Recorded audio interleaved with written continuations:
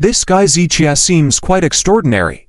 After snapping back to reality, the onlookers discussed with shock in their voices. Chen Raku also felt a bit relieved, as it seemed Jong Kai was unaware of Zichia being kicked out by the Liu family and still had some caution towards him. Are these your people? Zichia glanced at Jong Kai nonchalantly and asked. Yes, they are. They didn't recognize Mount Tai. I will certainly teach them a lesson. Jong Kai sweated on his forehead. He had already instructed his men not to provoke Zichia, the god of killers, no matter what. However, the First Line brothers by his side had accompanied him to the Black Tiger Entertainment City that day, and they had indeed seen the real Zichia, so they naturally recognized him. The outsiders they had recruited later had never seen Zichia, which had caused this big mess. Oh God!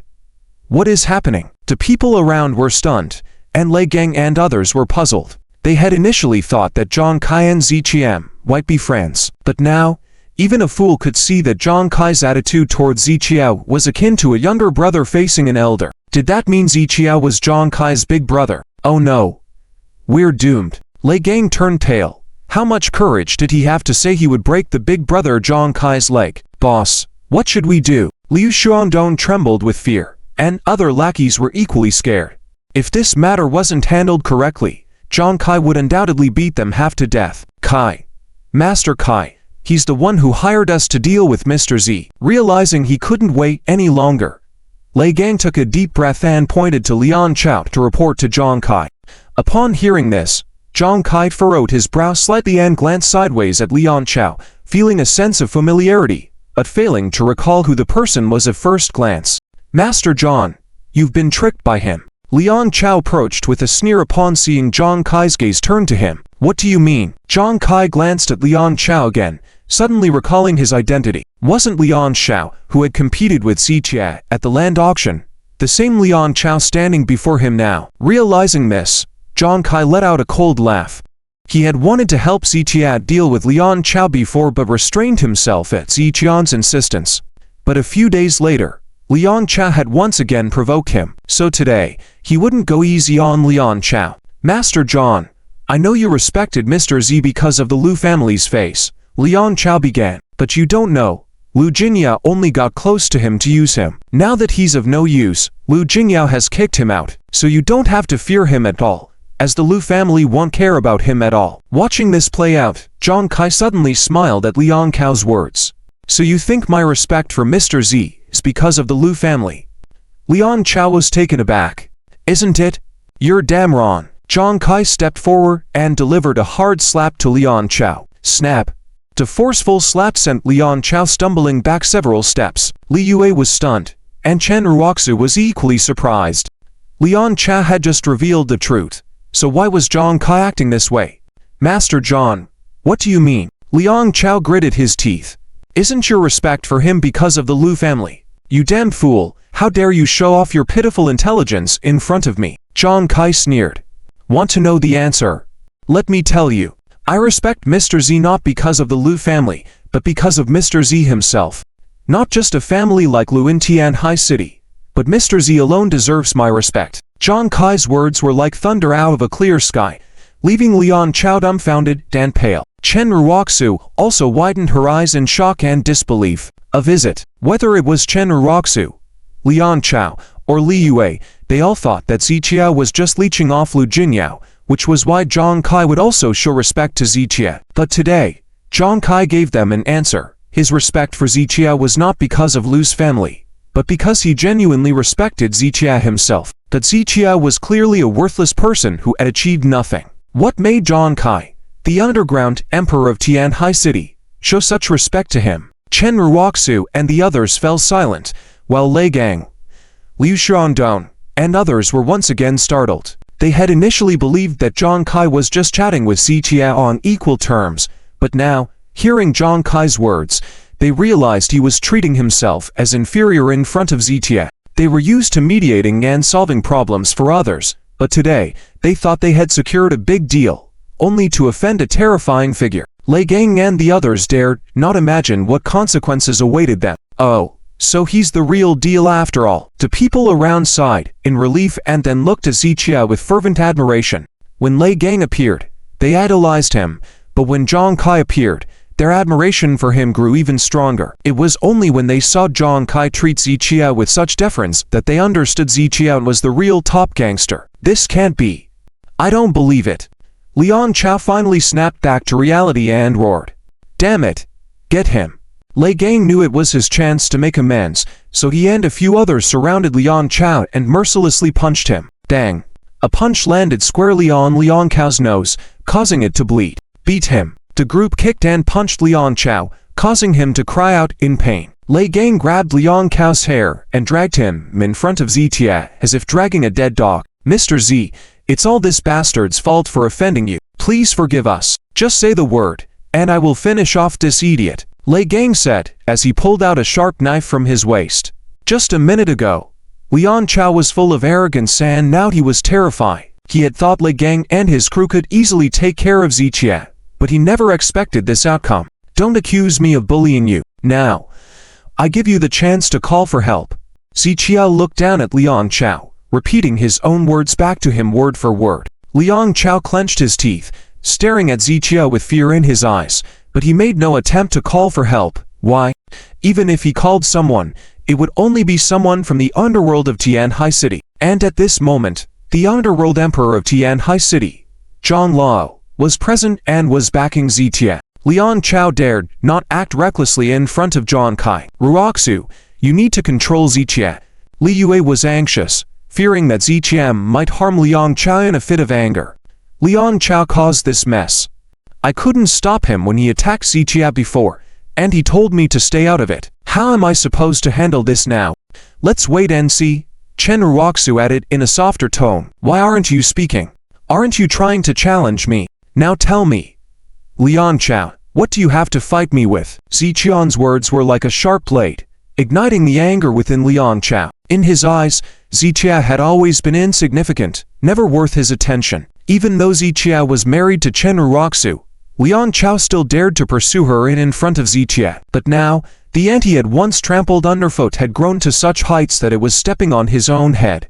How could he not be furious? But no matter how furious he was, it was futile. At least tonight, at the Blue Sky Bar, Zichia had firmly placed his foot on Liang Chow's head and even controlled his fate. Zichia, you better not give me a chance. Otherwise, I won't even give you a chance to beg for mercy on your knees. Liang Chow clenched his teeth, threatening Zichia. Damn it, say it again? A henchman went forward and kicked Liang Chow in the head. Mr. Z, let me cut his tendons and throw him into the river to fend for himself. Lei Gang eagerly waved the knife in his hand. Zichia, don't.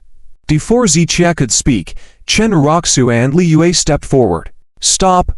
Liu Xiangdong immediately led people to block Chen Raku, not letting anyone get close to Zichia without his permission. Are you pleading for him? Zichian's face was expressionless, but inside, he was sneering. Liang Chow has helped my family a lot. Please, on my behalf, what face do you have? Before Chen Raku could finish, Zichia interrupted. Chen Raku was at a loss for words. Zichia shifted his gaze back to Liang Chow. Do you know how Black Tiger Society disappeared? This question made Liang Chow's eyes slowly widen. They provoked me 3 times, so they disappeared. And you? This is your second time sending people after me. Zichia paused for 2 seconds, then continued. I remember your father only has 1 son, right? Listen carefully. 3 strikes and you're out. If there's a next time, I'll wipe out your Liang family. With that, Zichia slowly rose and adjusted his collar. Hearing Zichian's words, Lei Gang's men slowly released Liang Chow. Seeing Zichian's decision, Jong Kai and Lei Gang had no objections. Each person had their own personality and style of doing things, so they followed Zichian's decision naturally. Thank you. Chen Raku bit her lip, thinking Zichia spared Liang Chow out of consideration for her. You're overthinking it. I'm not taking action against him because of you. I just don't want to dirty my hands with someone of his caliber. Zichian's tone was indifferent. He then kicked Liang Chow in the head and walked away. Let's go. Jong Kai waved his hand, and Lei Gang and hundreds of others followed Zichia. Mr. John, please wait a moment. Suddenly, Chen Raku hurried up to stop Jong Kai. Do you have a question, Miss Chen? Jong Kai knew about the relationship between Chen Raku and Zichia, so he treated her with kindness. I want to know why you respect him. What does he have that deserves your respect? Chen Raku, unable to get an explanation from Zichie, decided to ask Jong Kai directly. Miss Chen, are you not aware that the Black Tiger Society was eradicated by Mr. Z? Jong Kai took 2 steps forward, lowering his voice. What? Chen Raku was stunned. Initially, Mr. Z single-handedly overturned the entire Black Tiger Society in order to help you vent your anger. I owe my position today entirely to Mr. Z. Tell me, why shouldn't I respect him? These words from Jong Kai made Chen Raku's head buzz. The Black Tiger Society was actually destroyed by Zichie. In other words, that time Zichie was not lying. Instead, it was Liang Chow who deceived himself. Also, Liang Chow claimed that he found Caesar's boss, Jong Kai, and solved the Black Tiger Society. Now, judging Jong Kai's attitude towards Liang Chow, it was clear that Liang Chow was fabricating everything. And even if Jong Kai did take action, it was definitely to save face for Zichie. From start to finish, Jong Kai only respected Zichie and not the Lu family. In other words, Zichie achieved his current status on his own and not by piggybacking on the Lu family. Everything became clear. Chen Raku stood still, feeling a mix of emotions in her heart.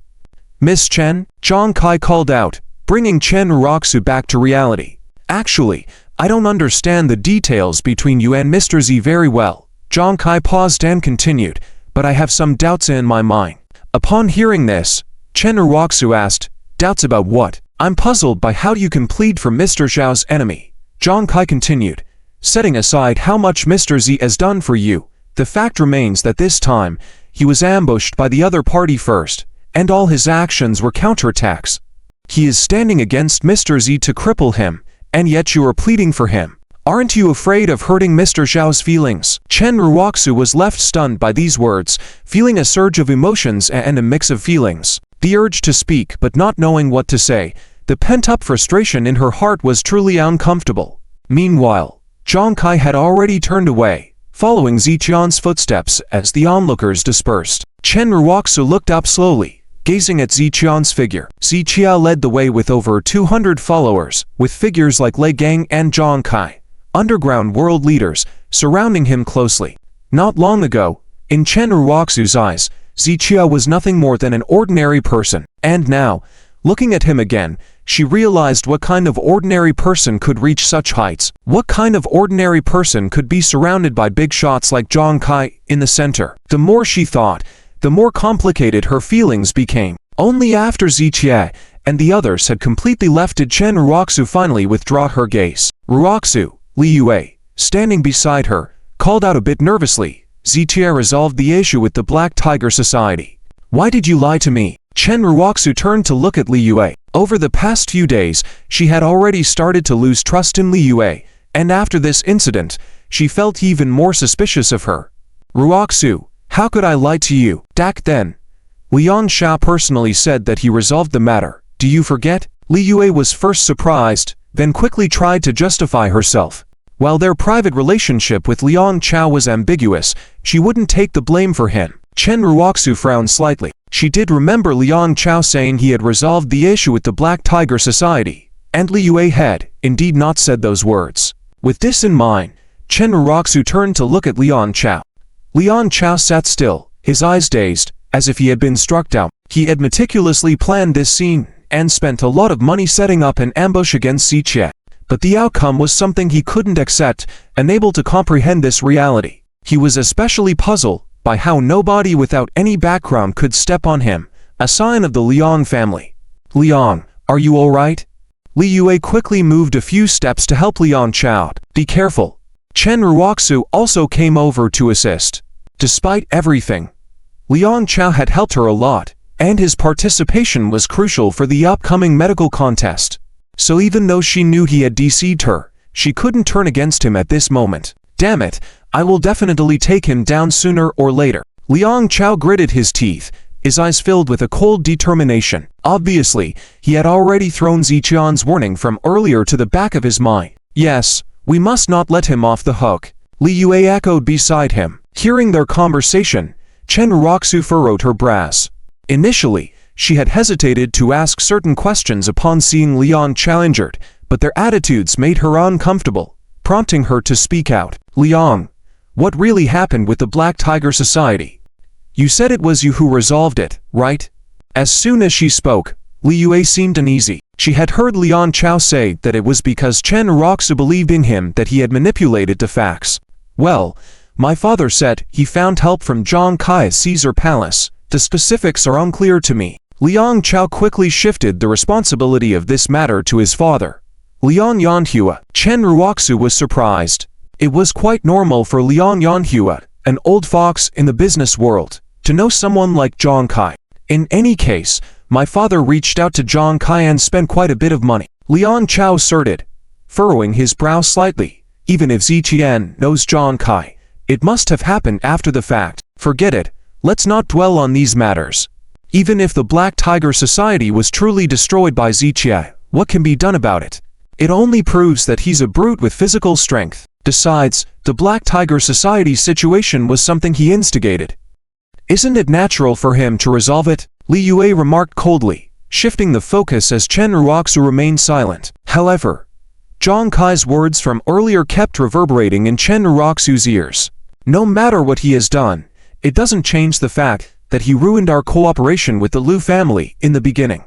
Li Yue first glanced at Liang Chao and then dropped a bomb on Chen Raku. Hearing this, Chen Raku instantly regained clarity. No matter what Ziqian had done, she could never forgive him for that incident. If Liang Chao hadn't intervened, the Chen family would have been completely out of the medical contest this time. With that in mind, Chen Raku took 2 deep breaths, calming her emotions a bit. Liang, let's go to the hospital first, Li Yue urged, and the 3 of them left the Blue Sky Bar. Meanwhile, Ziqian was at Lei Gang's company, casually sipping tea. Throughout the journey, Lei Gang kept apologizing profusely, and even after arriving there, he continued to express his apologies. Is that all? Ziqian furrowed his brow slightly, making Lei Gang shrink back, not even daring to breathe loudly. You can leave. I have something to discuss with Mr. Z. Be more attentive in the future with anything you handle. Jong Kai also furrowed his brows, signaling Lei Gang to leave the office. With only Ziqian and Jong Kai left in the room, Jong Kai personally poured tea for Ziqian. You found me for something. Ziqian recognized that Jong Kai had come to him for a reason. Otherwise, he wouldn't have made the trip. Mr. Z can discern everything. It's impressive. Jong Kai paused for a moment, then smiled and said, Indeed, there are some things I need to report to Mr. Z. It must be said that Jong Kai was quite clever. In front of Mr. Z, he always maintained respect, and using the word report indicated that he didn't dare to discuss things as equals with Mr. Z. Go on. Ziqian sipped his tea. Mr. Z, what I need to talk about is related to the Black Tiger Society. Jong Kai's words puzzled Ziqian. The Black Tiger Society had already disappeared, so what could they have to do with anything? What happened to them? Ziqian set down his teacup. He knew that on that night, there definitely or more members of the Black Tiger Society aside from those present. Considering this, Ziqian had informed Jong Kai in advance. He believed that someone like Jong Kai would surely handle the aftermath cleanly and take care of any remnants of the Black Tiger Society. This way, Ziqian could avoid a lot of unnecessary trouble. But hearing Jong Kai speak like this, did he not handle the subsequent matters properly? Mr. Z, you are not aware. Feng Jinhai has been able to hold power for so long not only because he has many underlings, but he also has some backing in the shadows. Upon hearing Jong Kai's words, Ziqian nodded slightly. This kind of situation was quite normal, not to mention in the underground world, but even in seemingly legitimate businesses, there were things that ordinary people couldn't see. Many companies could survive for a long time because they had some backing or protection, whether in high circles or even top figures in other fields. Definitely not ordinary people. So, have they caused trouble for you? Ziqian casually inquired. No. Nothing like that. Jong Kai quickly waved his hand. It's just that I heard some rumors. It seems that Feng Jinhai's backing might have some family relationship with him, so I'm a bit worried that they might come looking for us to avenge Feng Jinhai. Jong Kai's words made Ziqian realize, if Feng Jinhai's backing only had a simple business relationship with him, then when Feng Jinhai died, the relationship would end as their interests were only mutual. But if the other party had some familial ties with Feng Jinhai, then after his demise, they wouldn't simply let it go. Such influential figures could easily find out accurate information, and it was very likely they would trace it back to Ziqian. Mr. Z, I just wanted to inform you in advance so that you be aware. Jong Kai rose again and handed Zitia a fresh cup of hot tea. With that, the conversation on this topic concluded, as intelligent people often knew when to stop discussing further unnecessary details. The night passed without incident. The next day, at the lakeside villa, Zitia rubbed his chin, looking at the various medicinal herbs in front of him. During this period, more pharmacological knowledge had been gradually coming to Zitian's mind, layer by layer, much like peeling an onion. These signs indicated that his memory was slowly recovering, so Zitia procured many medicinal herbs, not only to verify his pharmacological knowledge but also hoping that through these familiar items, he could aid in recovering his memory faster. Due to the abundance of herbs in the villa, a faint herbal scent permeated the entire living room. Zitia closed his eyes, mixed up all the herbs in front of him, then casually picked up a herb and sniffed it at the tip of his nose. Bile grass, also known as waterlingi, cool in nature and bitter in taste, belongs to the lung, liver, and gallbladder meridians. Amidst the mixed scents of many herbs, Zitia accurately identified the scent of this herb at his nose, and the corresponding information about the herb surfaced in his mind. To recognize herb scent, one must possess information on thousands of herbs in one's mind, and be extremely familiar with each herb's characteristics. Prior to this, Zitia couldn't achieve this, so he often resorted to acupuncture to treat people. Mr. Z. At this moment, Lu Jinyao knocked on the door and entered the living room. Today, with her attire, Lu Jinyao carried a pure and innocent style, akin to a student. The light gray pleated skirt swayed gently with her steps, accentuating her slender legs. Despite her cute and innocent doll-like face, her body was exceptionally mature, especially her well-developed chest, which was truly stunning. Mr. Z, my grandfather would like to invite you to our home. Lu Jingyao smiled sweetly, looking cheerful. Zitia furrowed his brow upon hearing this. During yesterday's celebration banquet at the Lu family's residence, he had been invited, but he didn't wish to join the lively event. Surprisingly, Lu's grandfather was persistent and had even sent Lu Jinyao to invite him again. I won't be going. Zitia declined, waving his hand. Mr. Z, my grandfather said that if you don't come, he'll come find you personally. Just come for a visit, and check on my grandfather's health while you're at it. Since you treated him, there should be some aftercare service, right? You should also observe my grandfather's progress, shouldn't you? Lu Jinyao's tone was both playful and pleading. I have other matters to attend to. Zitia refused once more. While others would dream of tying relations with the Lu family, Zitia wasn't interested at all, not even in the entire Lu family. Except for Lu Jianlin and Lu Jinyao, he was indifferent to everyone else. Mr. Z, my grandfather heard that you are looking for medicinal herbs. He said today's invitation is to introduce you to an old friend. There might be something you need. Lu Jinyao's eyes sparkled. She knew Zitia could refuse anything, but when it came to the 3 medicinal herbs, he wouldn't decline. Indeed, upon hearing this, Zitia looked up and glanced at Lu Jinyao. If you dare deceive me, I won't spare you. Oh, how could I dare? Come on, come on. Lu Jinyao moved forward, took Zitian's arm, and led him outside. The Lu family mansion.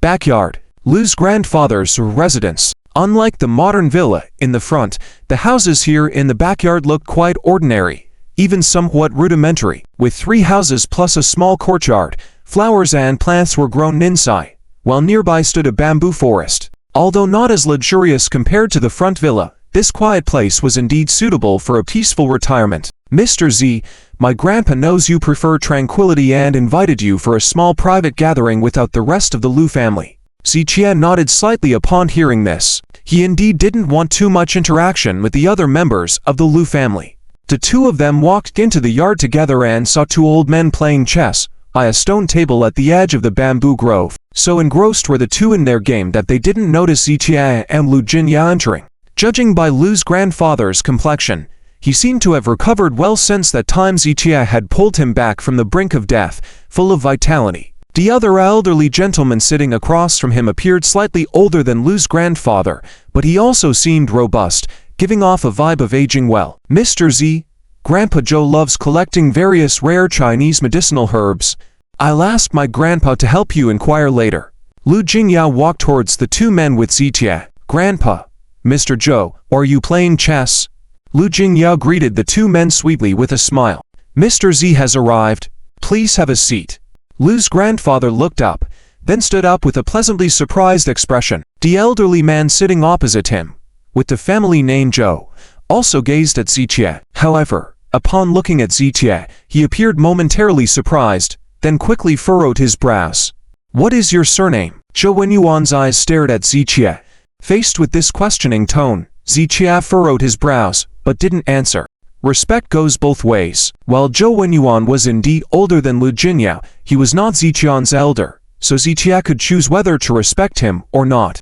I am asking you a question. Seeing Ziqian's lack of response, Joe Yuan's tone turned impatient. Grandfather Joe, Mr. Z, is a guest in our house, Lu Jingyao quickly explained, knowing Joe Yuan's irritable temperament. Z's surname? Where are you from? Joe Yuan continued to fix his gaze on Ziqie. Mr. Z should be a local in Tian High City.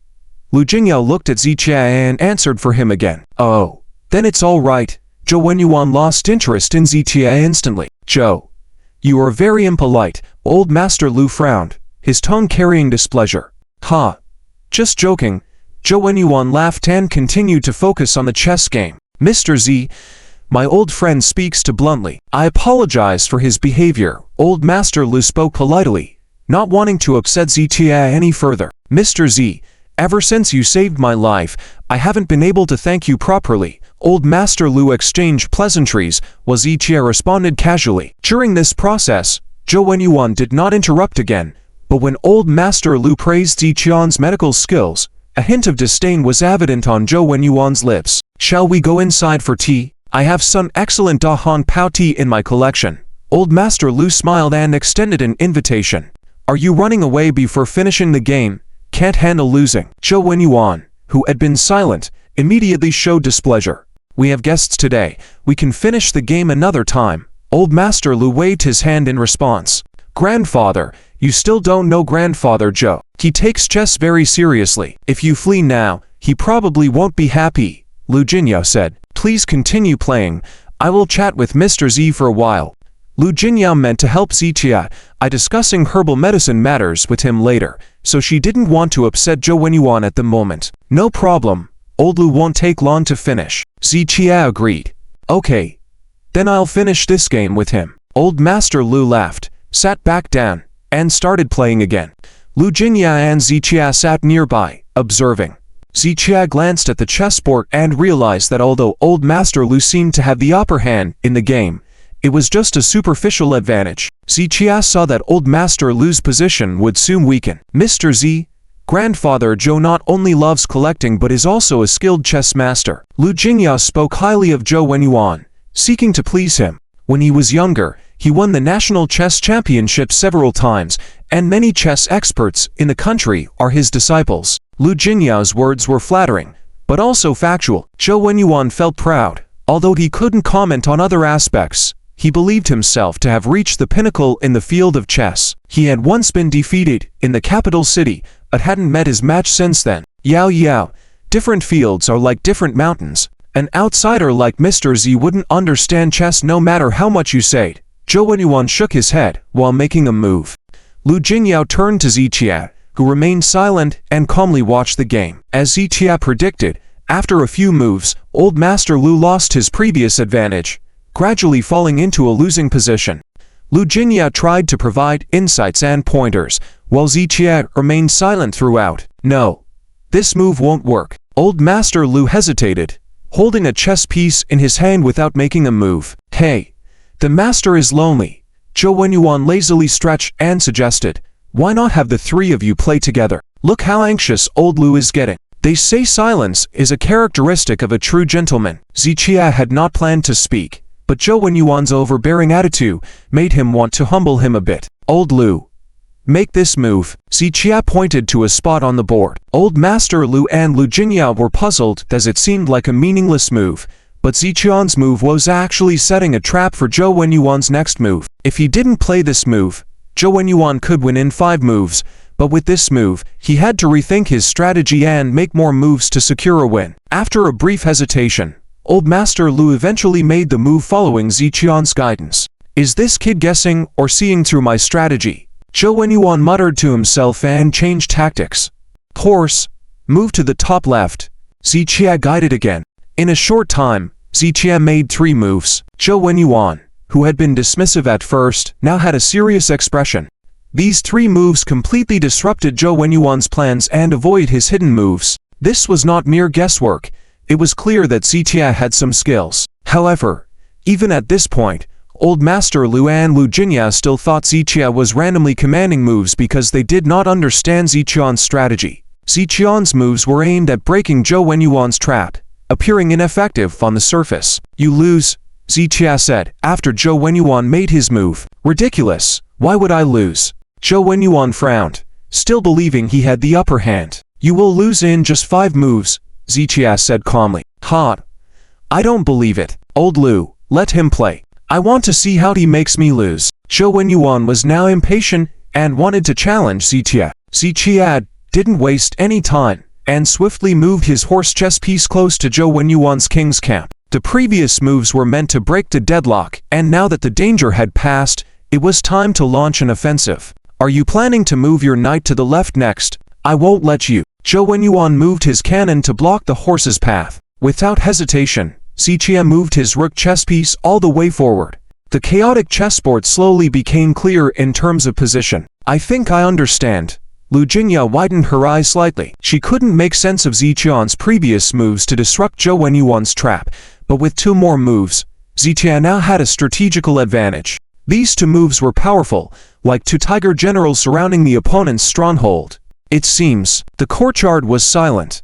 Only the sound of the wind rustling through the bamboo leaves could be heard inside the bamboo grove. Joe Yuan furrowed his brows tightly, his gaze fixed on the chessboard, contemplating his next move. Meanwhile, Mr. Luan Lujinya wore expressions of disbelief on their faces. They never expected that Zichia could defeat Joe Yuan. It was a surprise to them, considering Joe Yuan's reputation in the national chess circle, having won multiple national championships decades ago. Although he no longer competed, many renowned chess masters in the circle were his disciples. Joe Yuan's chess skills were unmatched in the entire Dianhai city. He had only been defeated once in Beijing and had remained undefeated since then. Yet today, he was defeated by Zichia. Zichia claimed to have only a basic knowledge of chess, but was this really just basic knowledge? Mr. Luan Lujinya were shocked, while Joe Yuan could not believe the outcome. After staring at the chessboard for nearly 5 minutes and considering numerous strategies, he reluctantly admitted his defeat. Joe Yuan slowly lifted his head, staring intently at Zichia. Unlike the astonishment of Joe Yuan and the others, Zichia remained calm and composed, showing no excitement over his victory, as if defeating Joe Yuan was simply a matter of course to him. Joe Yuan rubbed the chess pieces in his hand, his expression uncertain, and the atmosphere becoming increasingly awkward. I say, Lao Zhou, this won't do. You claim to have unparalleled chess skills and yet you couldn't defeat him, said Mr. Lu, seemingly mocking Joe Yuan but also trying to lighten the tension. How is it that Mr. Z, with only a bit of knowledge in chess, becomes an unbeatable opponent for you? Ha ha, added Lu Jinyao to help defuse the tension. Don't gloat here. I was just careless and underestimated him, or else how could he win? Joe Yuan's competitive spirit was strong, and he was not one to easily admit defeat. Lu Jinya blinked, a sly glint in her eyes, and said softly, Grandpa Joe, you seem quite unwilling to accept this defeat, don't you? Of course, I don't accept it. I was just careless. Old man, shall we play another round? Do you dare? Joe Yuan had already been considering another game, and Lu Jinyao's words pushed him over the edge. Grandpa Joe, that won't do. Mr. Z is busy today, said Lu Jinyao with an even more mischievous twinkle in her eyes. No. Another game. I don't believe it. Joe Yuan began to set up the pieces, determined. Well, if Grandpa Joe really wants another game, it's not impossible, but I think we should add a wager. What do you think? Zichia, though silent, was also somewhat amused by the situation. And yet, despite his advanced age, Joe Yuan's temper was still fiery. Unable to resist the challenge presented to him, he readily agreed. If you lose, you let Mr. Z choose 10 items from your treasure trove. How about that? Lu Jinya suggested, not waiting for Joe Yuan's response. Grandpa Joe, you wouldn't shy away from a gamble, would you? Who says I won't? You little girl, trying to provoke me. Huh? And what if he loses? Joe Yuan snorted, seeing through Lu Jinya's scheme but undeterred, as he was sure that with serious gameplay, he could defeat Zichia without leaving a single piece on the board. Grandpa Joe, Mr. Z took time out of his busy schedule today to play chess with you. What more do you want? Lu Jinya's teasing aside, Zichian's real purpose in visiting was to meet Joe Yuan in hopes that he could help find the medicinal herbs he needed. But, being relative strangers, just asking for help outright might not guarantee assistance. By placing a wager, however, Joe Yuan would have to fulfill his end of the bargain if Zichia won, even if reluctantly. Lu Jingyao didn't hold high hopes, which was why she deliberately provoked Joe Yuan. The game began, with Joe Yuan impatiently making the first move and Zichia calmly responding with a horse flank opening to border horse cannon formation. Late game horse 8 advancing for the butterfly formation. Well, without the support of the stone general, it's a wasted move. Allow me to dismantle your stone general first. Joe Yuan showcased his deep chess skills, deducing the subsequent moves from Zichian's first one. After the initial setup, the game quickly escalated into intense confrontation. Joe Yuan launched an aggressive offensive strategy, swiftly advancing with double cannons crossing the river, horse coordination, and a series of killer moves. Meanwhile, Zichia seemed to be playing disconnected and seemingly irrelevant moves, even sacrificing to major pieces. In just a minute, Joe Yuan had taken many of Zichian's pieces, while Zichia had lost none. Joe Yuan gave no chance for Zichia to counterattack, relentlessly pressing forward with lightning-fast assaults. Mr. Lu Jingyao couldn't help but marvel at Joe Yuan's superb chess skills, realizing that Zichia must have seized the opportunity of Joe Yuan's moment of negligence to win. Making so many wasted moves truly shows you're an amateur. Today, I will teach you a lesson, Joe Yuan remarked. I've been waiting for you. Zichia calmly smiled, making the horse leg move with the cannon. What? Joe Yuan was taken aback and leaned over to study the chessboard. Zichian's previously chaotic layout suddenly came together like a stroke of genius, connecting the disarrayed positions seamlessly. In just a moment, Joe Yuan realized that Zichia had set up 3 massive threats: cannon advancing to the side, pawns thrust, transitioning to a flying maneuver, pivotal positioning, seizing the corner. General, Zichia executed a precise move. Useless, Joe Yuan countered by retracting his piece. Cannon advances to 2-3. Pawns base cannon. Thunder from flat ground. General, Zichia calmly continued, moving the cannon and the general. Still futile, Joe Yuan, now sweating profusely on his forehead, refused to accept defeat. Crack, Zichia played a chariot, pouncing on the opponent's elephant. General, Zichian's simple declaration marked the end of the game. It was another 3-step checkmate. Joe Yuan stood up abruptly, stunned, his eyes wide with disbelief, fixated on the chessboard. After nearly half a minute passed, Joe Yuan gently sat down with both hands supporting the table. I have lost, he said. Upon hearing these words from Joe Yuan, Lao Yai and Lu Jinya widened their eyes again. Lao Yai had been good friends with Joe Yuan for many years, and he knew very well how exceptional Joe Yuan's chess skills were. Spending decades in the field of Chinese chess, playing thousands of games with opponents, losing just once was enough to prove many things. And today, he was unexpectedly defeated by Zichia. If the previous match was merely Joe Yuan's complacency and Zichian's good luck that led to his victory, then what about this time? Lao Yai was shocked, and Lu Jinya was even more incredulous. In fact, she had deliberately urged Joe Yuan and Zichia to play against each other earlier, not expecting Zichia to win. She just thought that if Zichia lost to Joe Yuan, and Joe Yuan won the game, he would be in a good mood, and that would be a good time to ask him to help find medicinal herbs. That she never expected Zichia to actually win. And Lu Jinya was well aware that Zichian's victory, this time, was not merely due to luck. She had observed the entire chess match closely, and it was clear that Zichian's style was evident, making seemingly meaningless moves in the early stages, then launching a sudden, killer move at a critical moment, not even allowing the opponent a chance to breathe. This was his approach to chess, just as it was when he dealt with the crisis with Jin Cheng before. I never expected that in my lifetime, I would encounter such a chess master, Joe Yuan said, looking at Zichia sitting across from him. Over 20 years ago, during a tournament in the capital, Joe Yuan had casually played chess with someone in a chess room. He had fought against 10 opponents in a row, defeating them all. The whole room was in awe, and as Joe Yuan was preparing to leave, a 7 or 8-year-old child set up the board and invited him to another match. More than 20 years later, Joe Yuan still remembered clearly that he had played 3 rounds against the child, losing all 3 games in a humiliating fashion. He had been thoroughly defeated 20 years ago, losing to a 7 or 8-year-old child, and now, he lost to a young man in his 20s. Joe Yuan felt a sense of bitterness in his heart. Zhou Lao's chess skills are profound, and I barely won, Ziqie replied with a slight nod. Joe Yuan was his senior, and Ziqie naturally wanted to show respect. All right, stop teasing me.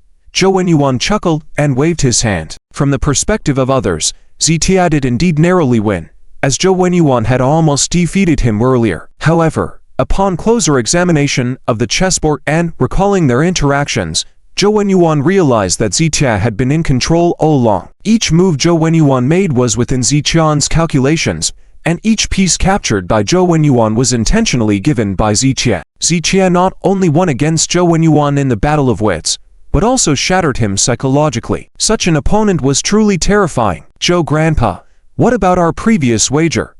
Lu Jinya was afraid that Joe Yuan would forget about it and brought it up. Since I dared to bet, I am naturally prepared to lose, Joe Yuan said. If you have nothing going on, you can come see me in the afternoon. Joe Yuan did not play tricks, but the thought of Ziqie taking away 10 of his cherished items made his heart ache. With his status and vision, not many treasures would catch his eye, and those he had collected were priceless. But now that he had lost, he had to accept the consequences. I just have one question, young man. Who was your mentor in chess? Joe Yuan was genuinely curious about this. However, Ziqie remained silent. Due to his amnesia, he didn't know when he had learned chess, but watching Lao Yai and the others play had triggered a sense of innate ability. When he touched the chess pieces, this feeling became even stronger. However, this was something he couldn't explain, as he preferred to keep his memory loss a secret. It's fine if it's inconvenient. Joe Yuan, being astute, didn't press further when Ziqie stayed quiet. Yao Yao, go make tea. Lao Yai smiled, smoothly changing the subject. The group sat around a small stone table, and Lu Jingyao, resembling a young maid, poured tea on the side. Zisheng, could you check my pulse again and see if there are any areas that need adjusting? Lao Yai extended his wrist with a smile, asking Ziqie to test his pulse. At that moment, Joe Yuan's mouth curled in a hint of disdain. Previously, when Lao Yai praised Ziqian's medical skills, Joe Yuan had already shown some contempt. Now, the disdain in his eyes deepened. Ziqie noticed Joe Yuan's contemptuous expression, but chose not to say much. There are no issues, everything is fine. Ziqie casually checked Lao Yi's pulse and brought a smile to the old man's face. Young friend, do you understand medicine? Joe Yuan proactively asked. Old Joe, how can you say that? How can you question him like that? Lao Yai immediately frowned, as he was astounded by Ziqian's medical skills, and Joe Yuan's skepticism seemed to be poking fun. Why can't I ask? If this young man truly understands medicine, why should he be afraid of my questions? Joe Yuan snorted. While he acknowledged Ziqian's chess skills, he didn't believe in Ziqian's medical ability. Lu Jinya chimed in. Grandpa Joe, Zisheng indeed saved Grandpa and treated my father before. Well, I don't believe it, Joe Yuan affirmed without giving a reason, choosing not to trust Ziqian's abilities. Lu Jingyao, feeling some dissatisfaction at Joe Yuan's attitude, asked, if you don't believe in Chinese medicine, why do you collect so many Chinese medicinal herbs? Perhaps I didn't explain clearly, Joe Yuan replied. I believe in Chinese medicine, but I do not believe in today's Chinese medicine. There were indeed many leaders in Chinese medicine in the past. But currently, look at how many can truly cure illnesses. Joe Yuan's tone carried a sense of disdain. Before meeting Ziqie, Lao Yai had praised Ziqian's medical skills, which Joe Yuan found disdainful. Now seeing how young Ziqie was, Joe Yuan's contempt deepened. Although age didn't always signify ability, traditional Chinese medicine required decades of dedication and study to excel. Even if Ziqie had learned Chinese medicine from birth, he would only have surface-level knowledge in his early 20s. It's up to you whether you believe or not, as I won't be treating you, Ziqie calmly remarked. Hey, do you want to treat me? I'm not sick, so why would you treat me? Joe Yuan chuckled and shook his head. Whether you're sick or not, you know it yourself. Ziqian's eyes showed a hint of playfulness. What do you mean? Are you saying I'm sick? Joe Yuan furrowed his brow and asked. Very sick, Ziqia replied, indifferently. You didn't ask about my health condition, nor did you take my pulse. On what basis are you saying such things? Joe Yuan furrowed his brow and asked again. Observation is enough. With just one glance, Ziqia replied. Upon hearing this, Joe Yuan couldn't help but laugh. Joke. Joe Yuan burst into laughter, saying, I didn't believe you understood medicine before, and now I believe even less. Honestly, I just had a full-body checkup yesterday, and the doctor said I'm very healthy, except for a bit of excessive internal heat. There are no other issues. Could it be that with just a few words, you are more accurate than those experts in big hospitals? Ziqia didn't respond to Joe Yuan's words. He wasn't interested in arguing with Joe Yuan. Mr. Lu and Yao Yao, do I look like a sick person to you? Joe Yuan turned to Mr. Lu Jin Yao and the other person. Both Mr. Lu and Yao Yao hesitated. Even though they didn't understand medical knowledge, seeing Joe Yuan looking robust and energetic, and speaking loudly with full vigor, there was no sign of illness in sight. Furthermore, having just undergone a full medical checkup yesterday, it further proved that Joe Yuan was perfectly healthy. Ziqia remained calm. In fact, Joe Yuan's physical condition was already very serious. His quick temper and irritability, combined with his complexion, were symptoms of liver chair rising chaotically. Yet, when he went to the hospital, he was diagnosed as having excessive internal heat, which was somewhat amusing. Joe Yuan was fortunate to meet Ziqia, which was a stroke of luck for him. However, Joe Yuan didn't believe in Ziqia at all, so naturally, Ziqia wouldn't intervene. The Buddha's teachings are vast, but they do not save those without affinity, just as the rain is wide but doesn't water plants without roots. Not to mention, if a patient doesn't seek treatment and is unwilling to be treated, Ziqia wouldn't waste his time. Young man, I acknowledge your high skills in chess, but traditional Chinese medicine, this profound medical culture, is not something a young fellow like you can fully grasp. Without waiting for Ziqia to respond, Joe Yuan turned to Mr. Lu and said with a smile, Mr. Lu, it seems you were truly deceived this time. Mr. Lu was taken aback. He believed in Ziqian's medical skills, but Joe Yuan's confident words left him somewhat uncertain. In 2 days, suddenly, Ziqia spoke in a calm tone. What do you mean? Joe Yuan furrowed his brow. Within 2 days, your illness will fully manifest. By then, the Western doctor you believe in won't be able to help you. Ziqian's calm tone carried an undeniable certainty. After a few moments of silence, Joe Yuan suddenly burst into laughter. I finally understand why Mr. Lu was taken in by you. Your skill in deception and boasting is quite impressive. I almost believed it myself. Joe Yuan's disdain for Ziqia grew, but Ziqia didn't respond much, quietly sipping his tea. Let's not discuss this topic any further.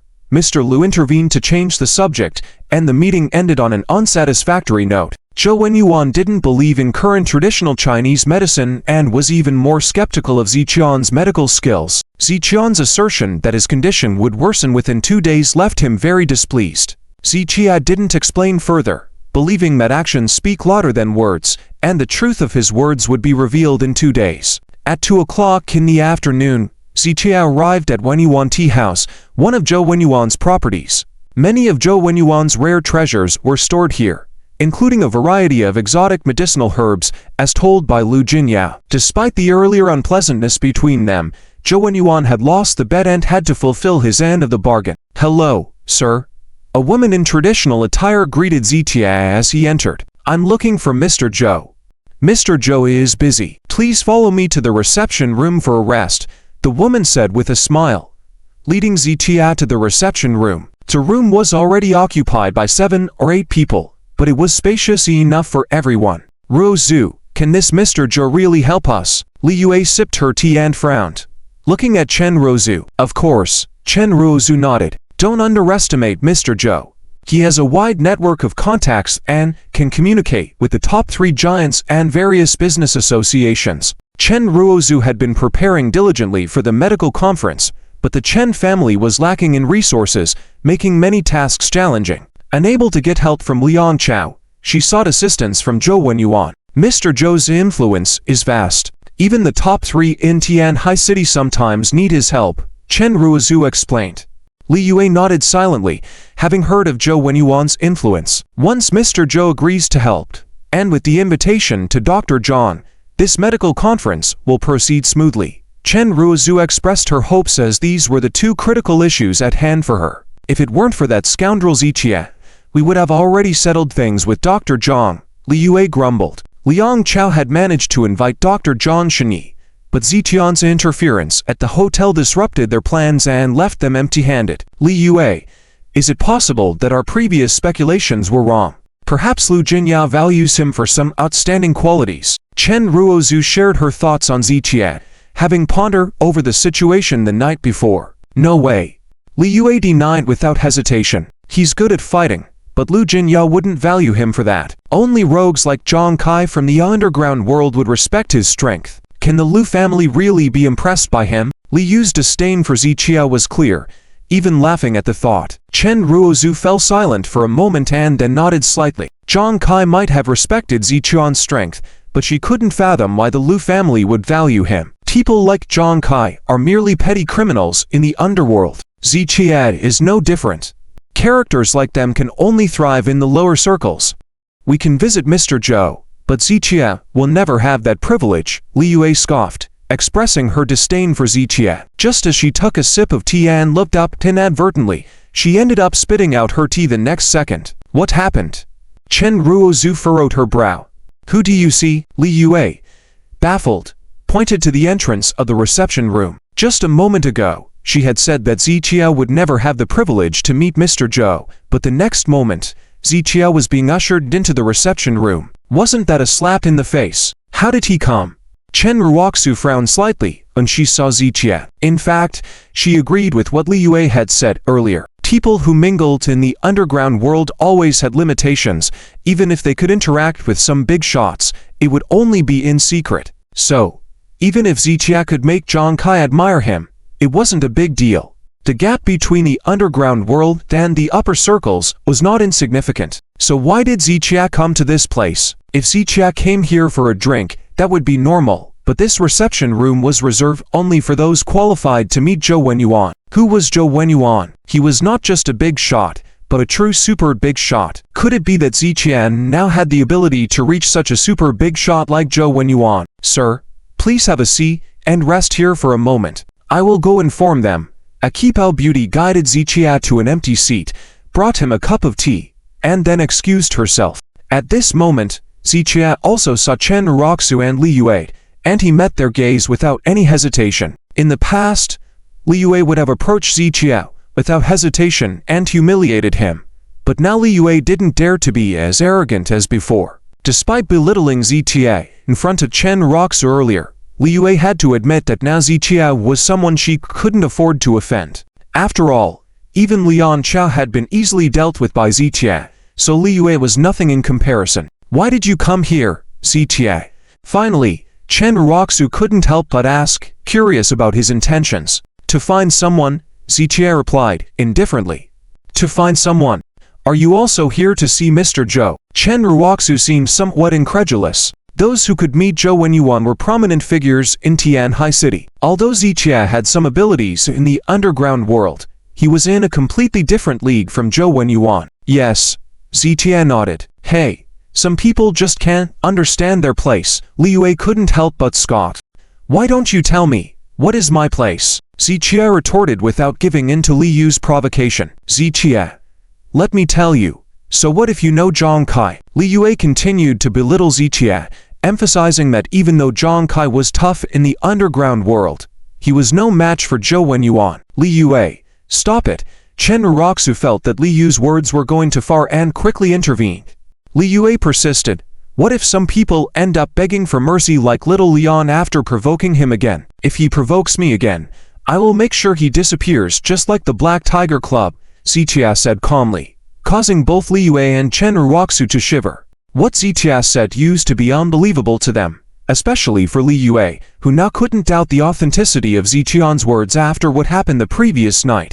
I just don't want to cause trouble. If we know people here, we might be driven out, Chen Raku shook her head helplessly and calmed down the situation. What do you need to do with Joe Law? Chen Raku shifted the conversation away from the confrontation. It's none of your business, Zichie replied calmly. Chen Raku paused before asking again, did you make an appointment? No, Zichie answered truthfully. Hey, truly a country bumpkin who can't even make an appointment to see Joe Law, Li Yue sneered with disdain. Even the chairman of the Tianhai City Chamber of Commerce needs to make an appointment to see Joe Law in advance. Who do you think you are? Li Yu's mockery intensified. She was sure that Zichie had no qualifications to see Joe Law, and coming here like this would only lead to disappointment.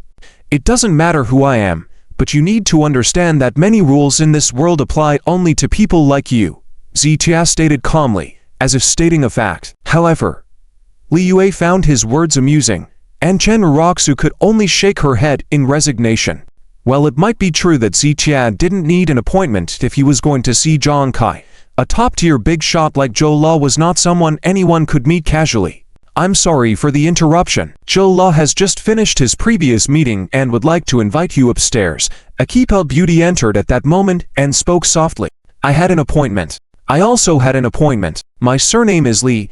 The people in the room stood up one by one, and Chen Raku and Li Yue also moved forward. Everyone's eyes were fixed on the Keepel beauty, their hearts filled with anticipation. Joe Law only selected 2 or 3 people to meet each day from the appointment list, so those who were not chosen would have to wait for the next day. At this moment, only Zichie remained seated in the reception room, while the others rushed forward, hoping to be the lucky one selected by Joe Law. I'm sorry, Mr. Z, may I know who you are? The Keepel beauty's gaze swept over everyone before asking softly, it's me. Zichie rose slowly at that moment. What? Both Chen Raku and Li Yue turned around in shock. Hello, Mr. Z. Joe Law is inviting you upstairs. The Keepel beauty bowed slightly, extending her hand in a gesture of invitation. What? Chen Raku and Li Yue were astonished. With so many people present, why did Joe Yuan only invite Zichie? How could this be? In terms of status, Zhaoshan cannot be compared to anyone in the reception room. Even in Li Yu's eyes, Zhaoshan, a person from the underground world, is just a dog meatball that can make it to the table. So why did Mr. Zhou Shou not choose to invite Zhaoshan upstairs, bypassing everyone present? Miss, are you mistaken? We already made a reservation, and we arrived earlier than him, Li Yue said disapprovingly, looking at the Cheongsam beauty. If you have any objections, you can explain the situation to Mr. Zhou when you meet him. As for now, Mr. Zhou only allows me to take Mr. Z upstairs. The Cheongsam beauty explained in a gentle tone with a smile that never faded. But he didn't even make a reservation. Li Yue remained unconvinced. Mr. Zhou said, Mr. Z can come without a reservation. With this statement from the Cheongsam beauty, Chen Raku and the others all turned to look at Zhaoshan. The rule of making reservations here under Mr. Joe Yuan's name is well known in the upper circles of Tianhai City. But Zhaoshan doesn't need a reservation. Suddenly, they remember what Zhaoshan had just said. Rules are meant to be followed by them, but Zhaoshan doesn't need to follow any rules. Previously, they thought Zhaoshan was just bragging, but now it seems Zhaoshan wasn't bragging at all. These rules are indeed ineffective for him. Mr. Z, please. The Cheongsam beauty bowed again. The rest of you please leave. Mr. Zhou will only meet Mr. Z today. Zhaoshan nodded slightly and walked towards the door, stopping slowly as he passed by Chen Raku and Li Yue. What? Aren't you going upstairs? Looks like you're not even as good as me. This dog meatball. Leaving these words behind, Zhaoshan followed the Cheongsam beauty and left. Meanwhile, Li Yu's face turned red with anger. She couldn't believe that Mr. Zhou, a top figure, would specially meet someone like Zhaoshan from the underground world. She couldn't understand it, couldn't figure it out. What's going on with him? Anyway, Chen Raku's mind was in chaos. She felt that the current Zhaoshan was very different from before. Since the day of the divorce, when she was taken away by Lu Jinyao's luxury car, to later becoming the chairman of Jin Cheng, and then producing a formula that countless people admired. Last night, she even witnessed Zhaoshan making powerful figures like Lei Gang and Jong Kai bow their heads. Looking at today, even a top figure like Mr. Joe Yuan went out of his way to meet Zhaoshan alone. What extraordinary qualities does he have that make so many important people treat him this way? Or is it true what Lu Jinyao said, that she couldn't see the true value of Zhaoshan? Raku, I heard Mr. Joe likes to collect various treasures. Do you think it's possible that he's interested in the formula Zhaoshan presented a few days ago? Li Yue pondered for a while before suddenly thinking of this. That's actually possible. Chen Raku immediately nodded. Besides that, she couldn't think of anything that would make Mr. Joe Yuan value Zhaoshan. This bastard is really lucky. Raku, it's all your fault. I told you to get the formula from him a long time ago, but you just couldn't swallow your pride. Li Yue was furious just mentioning this. The value of that formula was well known throughout the business circles in Tianhai City. If they could get that formula, the profits would be immense, and perhaps even lead to further development. Making a name for themselves and even expanding nationally wouldn't be difficult. I asked for it, but he wouldn't give it to me.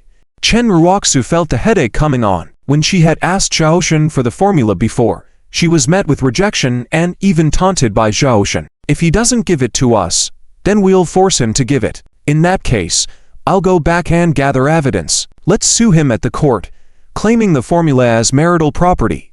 Li Yu's eyes sparkled with determination. She wanted that formula in her hands right now. No, we can't do that. Chen Raku frowned and refused. She knew that if she did that, there was a good chance they would win. But if she did that, even she felt it was too shameless. Raku, I know what you're thinking, but don't forget what you want the most.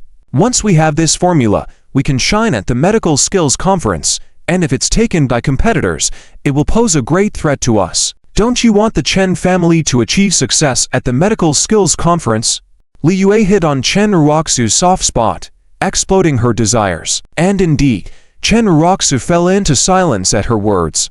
The medical skills conference was something she had dreamed of ever since, wanting to bring glory to the Chen family. I do want that formula very much, but I can't bring myself to confront him like that. After a moment of silence, Chen Raku shook her head, not willing to do it. Then how about this? Since he listens to old Master Chen so much, you have old Master Chen ask him for it. He'll definitely give it. Li Yu's eyes lit up with a new idea. Let's talk about it later. After 2 seconds of contemplation, Chen Raku walked away. At the same time, on the 5th floor of Wenyuan Tea House, Zhaoshan had already met with Joe Yuan and was led by him to a highly luxurious room next to it. The room was filled with a variety of antiques, clearly of great value. Everything's here. Take your pick, Joe Yuan gestured. Isn't it wrong? I heard Mr. Joe's collection is more than this. Did he forget? Zhaoshan glanced around before looking at Joe Yuan and asked lightly. Nonsense. Then where do you think my collection is? Joe Yuan wrinkled his brow. Zhaoshan glanced at the floor. Maybe it's down there. You. Joe Yuan was taken aback, then gritted his teeth and scolded. That little brat Jin Yao must have told you, right? Zhaoshan did not answer, just shook his head and smiled innocently. Fine. Let me show you. Joe Yuan felt quite frustrated. He had wanted to trick Zhaoshan quietly, as Zhaoshan didn't know how many treasures he had. But never did he expect Lu Jinyao to inform Zhaoshan in advance, so now Joe Yuan's plan to deceive couldn't proceed. Soon, Zhaoshan and Joe Yuan took the elevator down to the -2nd floor. Being qualified to enter the entire Tianhai City is a rare privilege, less than a handful, so consider yourself fortunate. Joe Yuan was annoyed inside, so he occasionally made biting remarks. But Zhaoshan didn't mind. His goal was simply to find the medicinal materials he needed, regardless of Joe Yuan's mood. Besides, he wasn't taking things for free but claiming his rightful spoils after winning the bet. Mr. Joe, do you have the... Zhaoshan opened his mouth to ask about the medicinal materials, but was interrupted by Joe Yuan's gesture. Don't ask me. I don't know. If you want something, go find it yourself later. Joe Yuan waved his hand to interrupt, then verified the fingerprint to unlock one after another iron gate. All of this is made with aloe. The entire basement is wrapped in 3 layers of aloe. Even bombs can't break through.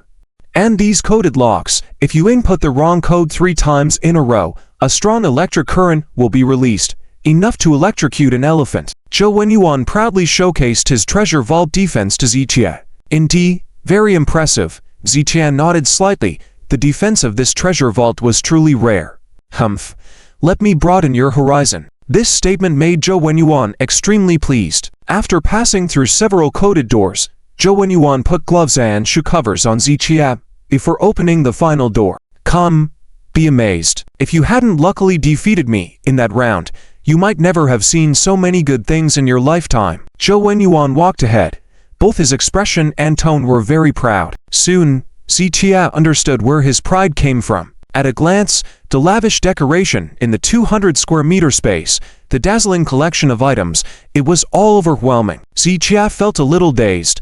A sense of familiarity surged in his heart, as if he had been in this kind of environment before. Have you seen this type of mayotai before?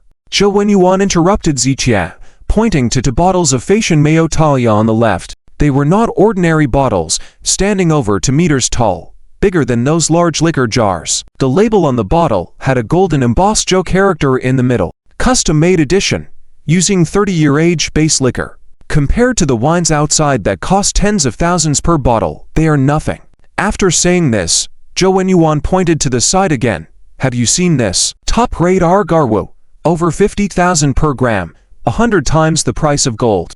And this, 100-year-old golden Nanmu, Hainan Huan Hollywood. Joe Yuan had collected countless treasures and cherished them as if his life depended on it, rarely ever showing them to others. Despite having such an impressive collection, he felt somewhat regretful that no one could share it with him. Today, seizing the opportunity, he couldn't help but show off to Zichia. However, Zichia remained calm and unaffected by these invaluable items, which left Joe Yuan somewhat dissatisfied. Child, truly ignorant. Let's go to the next storage area.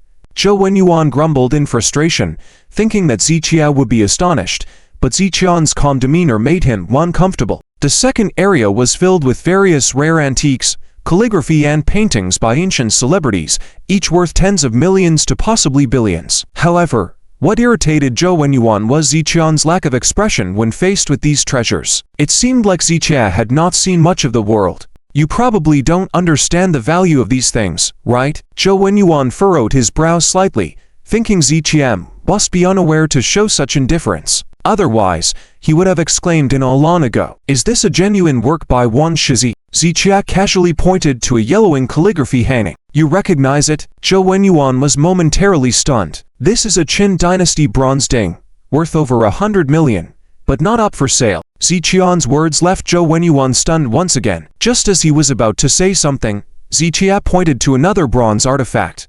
Shan Dynasty Sheep Face Zun, crafted by Fanfa, a masterpiece of exquisite workmanship, listed as one of the top 10 cultural relics passed down through the ages. It should be in the Lone Wo Museum, but yours looks authentic too, so it seems it's not unique. Joe Yuan blinked a few times after hearing Zichian's words, and after a few moments, he clapped his hands in amazement. A kindred spirit, you actually know so much. When I tell others, they say mine are fake. Truly a group of ignorant fools. In that moment, Joe Yuan's impression of Zichia improved significantly, but he was puzzled as to why Zichia, who seemed to understand the value of these things, remained so indifferent. Was he pretending, or had he truly seen the world and was unaffected by these objects? Joe Lao, where are your medicinal herbs stored? Zichia diverted his gaze and asked Joe Yuan. Kid, as per our bet, you can choose any 10 items from this area. So if you're not taking anything, or you planning to use all your slots for the herbs? Joe Yuan began to doubt whether Zichia was a fool. I'm not interested in these, just the herbs. Zichia shook his head slightly, showing no interest in these worldly possessions. Let me lead you there. Joe Yuan led the way, but internally he was muttering. Initially, he thought Zichia had tricked Lord Lu into curing his illness for monetary gain, but now it seemed like Zichia might be a skilled traditional Chinese doctor. Otherwise, why would he treat treasures and riches as trivial things? No, that's impossible. Joe Yuan quickly rejected that thought. He had met experienced traditional Chinese doctors, but none were as young as Zichia. He didn't believe that a young man in his 20s could have such profound knowledge of traditional Chinese medicine. And Zichia had also mentioned that he would fall ill within 2 days, which made it even less believable. The thought of Zichia falling ill again made Joe Yuan angry. We're here. Joe Yuan pointed to the area in front of them. The ventilation in this place was well done, with a faint herbal fragrance in the air. The medicinal herbs were meticulously arranged and the air was filled with the faint scent of various herbs.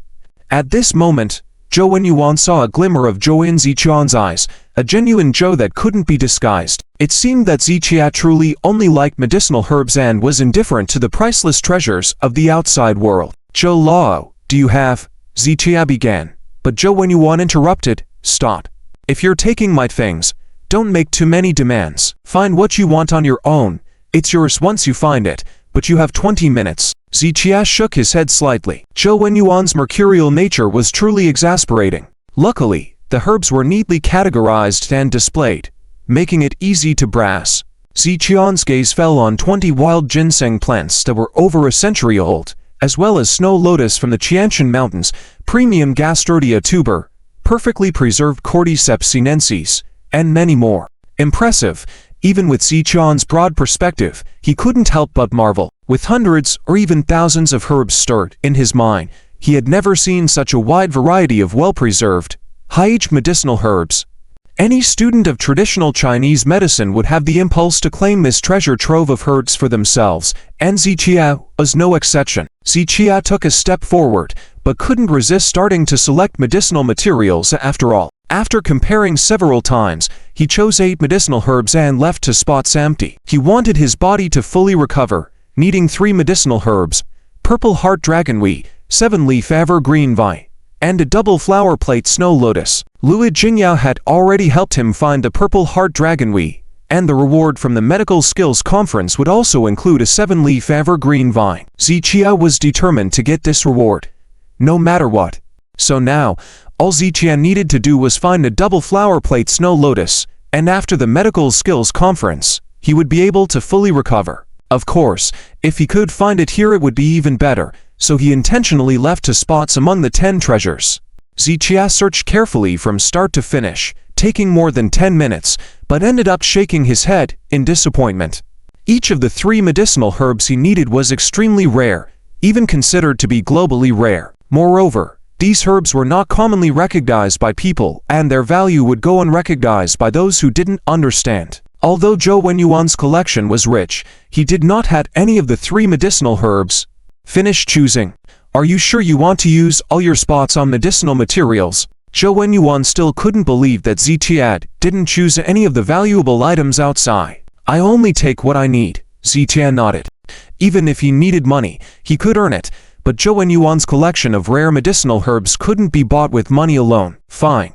That's for the best, Joe Yuan nodded. For him, the value of medicinal herbs wasn't as precious. After a brief pause, Zichia asked, Joe Lao, have you ever heard of the double flower plate snow lotus? I haven't. Joe Yuan shook his head without thinking twice. Could you please check with your friend?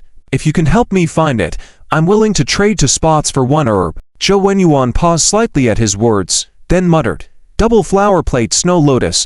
My friend seems to have mentioned something about a double flower snow lotus to me. I don't know if it's the one you're referring to. Is that true? Where is your friend? Can he introduce me? Zichia's eyes were full of anticipation, as only this matter could make him so eager. Why should I help you? Our deal was you choosing 10 items from my collection. All my collections are here now. You can choose as you like. Anyway, I've fulfilled the deal. Joe Yuan shrugged and replied, if you help me get what I need, I can cure all your diseases, and you won't suffer from any ailments. Except for old Master Chen. This was the first time Zichia was so eager to help someone else with their illness.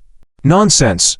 I have no illness. Zichia annoyed Joe Yuan even more by bringing it up. A healthy person like him claiming to be sick would naturally be irritating to anyone. Joe Lao, I never asked for help. If you don't agree to this matter, you may regret it. Zichia frowned slightly. Joe Yuan was a strange old man, but clearly wasn't easily swayed. How dare you threaten me? I won't regret it. All right.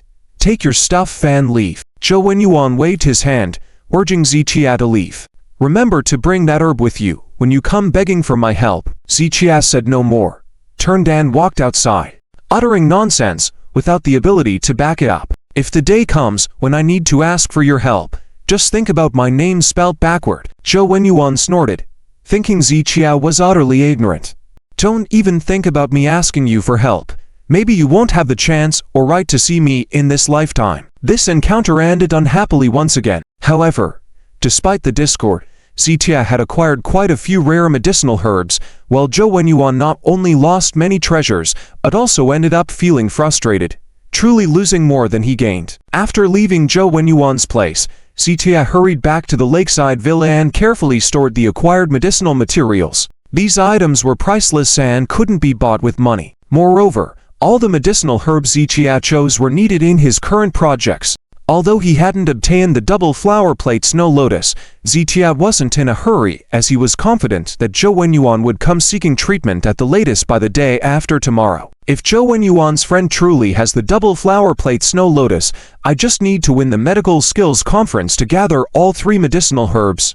Zitia pondered for a few seconds, glanced at the time, and prepared to head to Jingshuchuancheng. He wanted to smoothly participate in the medical skills conference, with Luo Jingyao being the key. Therefore, he needed to ensure that nothing unexpected happened before the conference so that Luo Jingyao could successfully recommend him for the competition.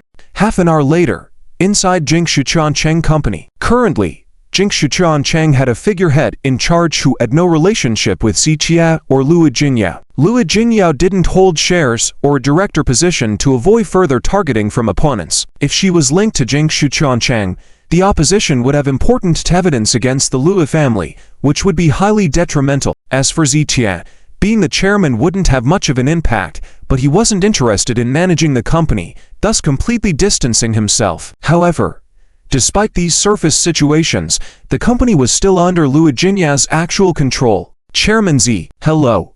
Chairman Z.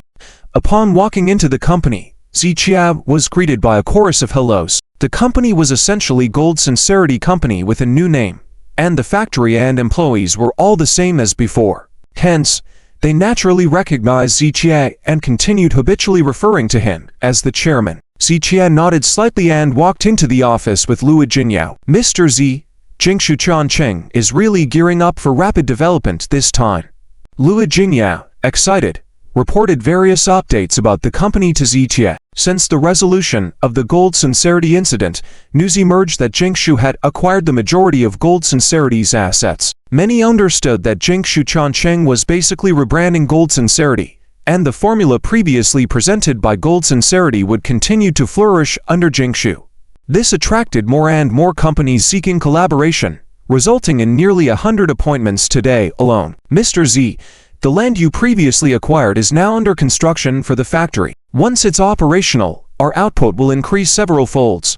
That's when we'll truly rake in the cash and gain recognition. Excited, Luo Jingyao was now sincerely admiring Zitia. Many matters were resolved single-handedly by Zitia, and what seemed useless before in Luo Jingyao's eyes was now proving to be of significant importance. For instance, her initial puzzlement at Zitia purchasing land was now clear. She realized Zitia had paved the way for Jingshu long ago. After listening to Luo Jingyao's detailed report, Zitia nodded with relief and cautioned, "Let's still be cautious not to get any leverage to the other party. At least until after the medical skills conference, I don't want any unexpected incidents. Mr. Z, you can rest assured." Luo Jingyao pledged confidently, "I guarantee nothing will go wrong to affect your participation in the medical skills conference." Good. Zitia nodded. "By the way, Mr. Z, there's something I'd like to discuss with you." Luo Jingyao was about to speak when the door was flung open. "Don't people knock?" Luo Jingyao frowned. Many department representatives have arrived and are with Manager Wang in his office. Hearing this, Luo Jingyao's brows furrowed sharply. Again, Zitia rose with a frown, heading towards the exit, and Luo Jingyao quickly followed suit. The immaculate background of Jingshuchuancheng, where all operations are in compliance with regulations. Yet, even under full compliance, relevant departments continue to show up, most likely due to the situation involving Jin Chen. Furthermore, it is highly likely that these are the individuals who previously targeted Jin Cheng, making a move once again. Zitia originally thought that after resolving the matter with Jin Cheng, the other party would remain silent for a period of time. Now, it seems that they are still adamant. "Mr. Z, is everything really okay?" Luo Jingyao was somewhat worried, unsure if Zitia had completely severed the relationship between Jingshu and Jin Cheng. If even a trace of evidence is found by the other party, it would be difficult to handle the situation. "It's fine. Don't worry." Zitia waved his hand slightly and entered the chairman's office with Luo Jingyao. "Wang Bo, the current chairman of Jingshu Chuancheng, was originally a member of the Jincheng Board of Directors. Here, he was pushed into the public eye as the responsible person. However, appointing him as chairman was just a temporary measure to distance Jingshu from Lu Jingyao, as the company's issues ultimately had to be resolved by Lu Jingyao. When Zitia and the others arrived, there were already many people inside and outside the room. At a glance, there were at least 15 individuals, all dressed in work uniforms. Lu Jingyao frowned slightly. Today, these departments came together for joint law enforcement, confirming Ziqian's suspicions that they were once again targeting Jin Cheng's mastermind, operating in the shadows. "What are you up to? Idle people, please step aside for now." When the two arrived at the door, they were intercepted by the person outside. "We are friends of General Wang. At the same time, we are employees of Jingshu Company." Lu Jingyao stepped forward, calmly responding, "We are in discussion with the person in charge of Jingshu. Please wait if you have any business. You can't enter now." The staff member blocking the way replied with a slight frown, "Stop using trivial matters as an excuse to obstruct us. If we have broken the law, let the police come with an arrest warrant. Until then, you have no right to restrict my freedom, especially in our own company. Move aside." Lu Jingyao wasn't intimidated, facing the enforcement officers without fear. "What's all the fuss about?" At that moment, a middle-aged man with short hair inside chastised. As he spoke, both inside and outside the room fell silent, indicating his high status among the group. Lu Jingyao also recognized him at a glance. He was Sun Dehai, a member of the Cosmetic Supervision Department who had previously investigated Jin Cheng. "Huh, isn't this Miss Lu? So, is Jingshu Chuancheng related to Miss Lu?" Sun Dehai smirked, pleased that he had inadvertently encountered Lu Jingyao, who had come forward. Seizing the opportunity, Lu Jingyao led Ziqia into the office. "Miss Lu, you haven't answered my question. Could it be that the owner of Jingshu Chuancheng is you?" Sun Dehai's smile was insinuating as Lu Jingyao remained silent. "Great, isn't it? So, you speculate the law enforcement process based solely on guesses? If you suspect something, present evidence, not baseless assumptions." Lu Jingyao retorted calmly. Sun Dehai remained composed. "If it has nothing to do with Miss Lu, why are you getting involved? I am an employee here. Is there a problem? Who decided that unless one is the company owner, they cannot intervene in company affairs?" Lu Jinyao's tone was sharp, causing Sun Dehai to touch his nose, ultimately refraining from further argument. After all, he came with a mission today, not to argue. "Mr. Sun, Lu Jingyao is a management consultant I hire, also the head of the company's legal department. So, if you had any questions, you can discuss them with her." Wang Bo, being smart, had already discerned the situation upon seeing Lu Jingyao and Ziqia. "Okay, then let's talk.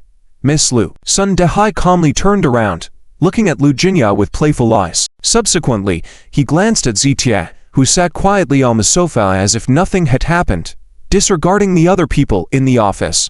After the incident with Jin Cheng, Sun Dehai already knew about Ziqian's presence and his astuteness. However, in the face of absolute power, all strategies and cunning would be futile. Today, Sun Dehai brought along his people, with Ziqia remaining silent. If he dared to interject, Sun Dehai would ensure that Ziqia faced consequences.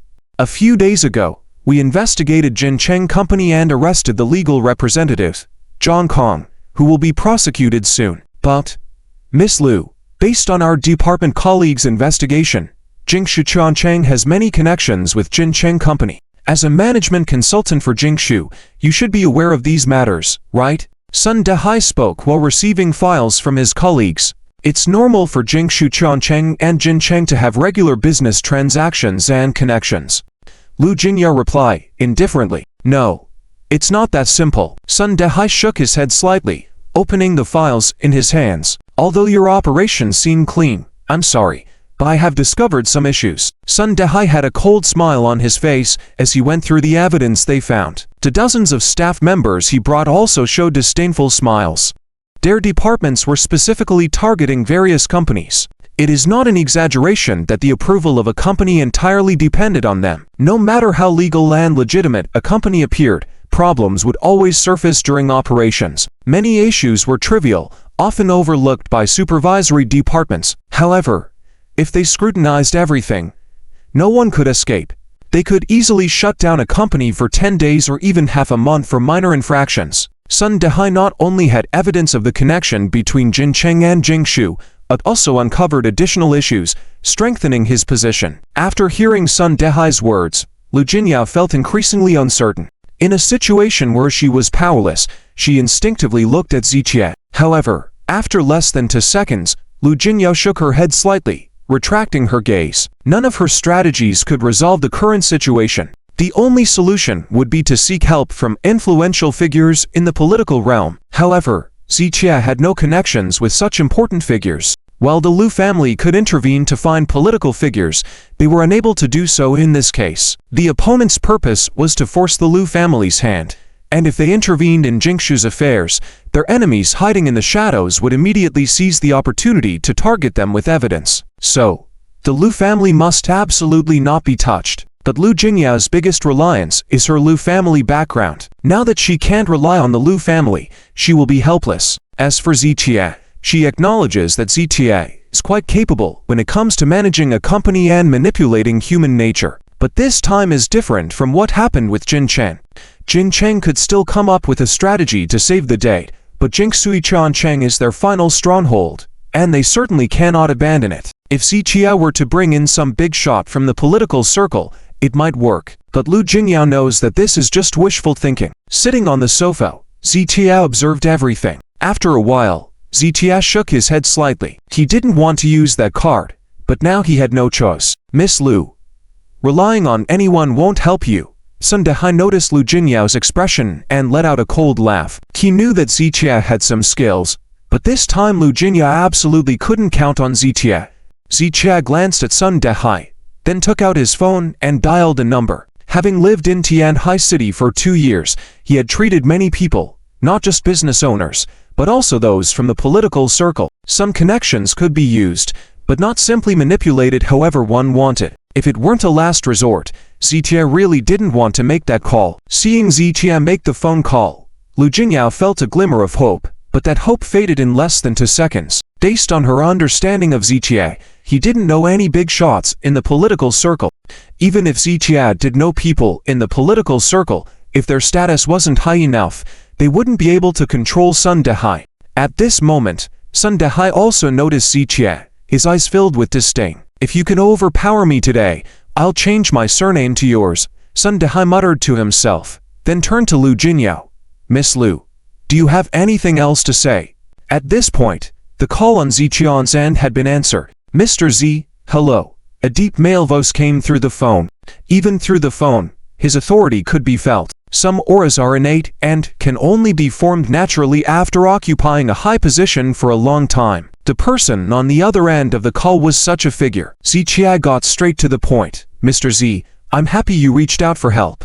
However, you should know my character. Ziqie fell silent for a moment. He didn't want to deal with the person on the other end not only because of their sensitive identity, but also because they were a difficult person. Ziqie had met many people during his 2 years in Tianhai City. From business tycoons to top government officials, he could face them all calmly. But the person on the phone always made him feel pressure.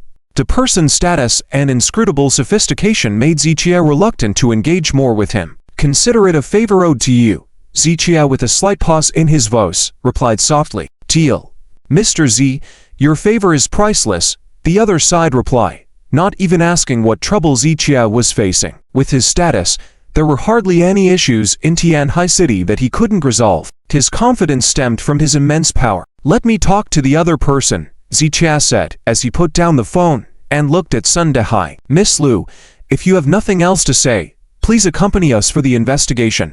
Oh, and Mr. Wang, please join us as well. Sun Dehai's face displayed a smile. He had said before that Lu Jinyao couldn't escape, especially after what happened at Jincheng. Today, he needed to take Lu Jinyao with him, and once she entered that place, it would be difficult for her to come out again. Wait, someone wants to speak with you. Ziqie stopped Sun Dehai and gently pushed his phone to move towards him. Sun Dehai first looked puzzled, then shook his head with a scornful laugh. It seemed that Ziqie had, indeed, found some reinforcement, but would that make Sun Dehai afraid? His department specifically monitored these businesses, and now, with one of the Tianhai 3 giants supporting him, Sun Dehai naturally felt confident. But who could Zichia, this negligible ant, bring in to help him? Sun Dehai wasn't the only one thinking this way. Even Lu Jingya believed that no matter who Zichia brought in, it wouldn't be useful. I'm not interested in answering anyone's call. Sun Dehai withdrew his gaze and was about to forcibly take Lu Jingya with him. I advise you to answer this call. Zichia leaned back on the sofa, his tone lazy yet firm. Are you trying to scare me? Sun Dehai furrowed his brows. You can try. Zichia remained calm. Seeing Zichian's composed demeanor, Sun Dehai hesitated slightly, feeling unsure. After much deliberation, Sun Dehai picked up the phone and glanced at it. Could it be that Zichia had truly brought in some big shot? No, it couldn't be. If Zichia had that much capability, wouldn't he have used it during the Jincheng incident? With these thoughts in mind, a cold smile appeared on Sun Dehai's face as he brought the phone to his ear. Hello, who are you? Sun Dehai scoffed, sounding somewhat disdainful. Gone something? Who are you? Before he could finish his sentence, his expression suddenly changed. Who are you? Sun Dehai swallowed hard, his voice trembling. The other person stated their name again, and upon hearing that familiar voice, Sun Dehai's face drained of color almost instantly. Please instruct me. Sun Dehai bowed slightly, sweating profusely on his forehead. I have no instructions. Just carry out your duties, as usual, the person replied calmly, without any reprimand or even mentioning Jing Sui. I just wanted to say hello since he mentioned you were here. The other person's tone remained calm, not uttering a word about Jing Sui throughout the call. Yes, I understand. Sun Dehai wiped his sweat with his sleeve, nodded repeatedly, then slowly hung up the call. At that moment, Lu Jinya, Mr. Wan, and the dozen law enforcement officials in the room were all staring at Sun Dehai. Sun Dehai's face shifted from red to pale, then filled with disbelief as he looked at Zichia. He never expected that Zichia could bring in such a prominent figure. While the other person didn't give any instructions, just addressing Z as Mr., it spoke volumes. His friend couldn't be moved by Sun Dehai at will. If Sun Dehai lacked this basic understanding, he wouldn't have reached his current position. Sir, here is your cell phone. Sun Dehai extended both hands and returned Zichian's cell phone. Lu Jinya and Wanbo widened their eyes at the same time. Just a minute ago, Sun Dehai was ordering them around and planning to take them all away for investigation. However, just a minute later, Sun Dehai was acting like a completely different person, no longer arrogant as before, but instead showing great politeness in front of Zichia. Lu Jingya sighed in her heart, wondering who Zichia had called. The other party must be someone influential in the political circle, with a status far higher than Sun Dehai's. Mr. Sun, if there are any questions, Jingshu will cooperate with the investigation. Zichia took the phone back calmly. No problem. Absolutely no problem. Jingshu Changcheng is a reasonable, legal, and compliant company, and also a benchmark enterprise in Tianhai City. For such outstanding companies, we in the regulatory departments should offer strong support and assistance. Sun Dehai's speech, which changed drastically from before, left everyone in the room confused. Director Sun, what is this? An assistant to Sun Dehai reminded softly.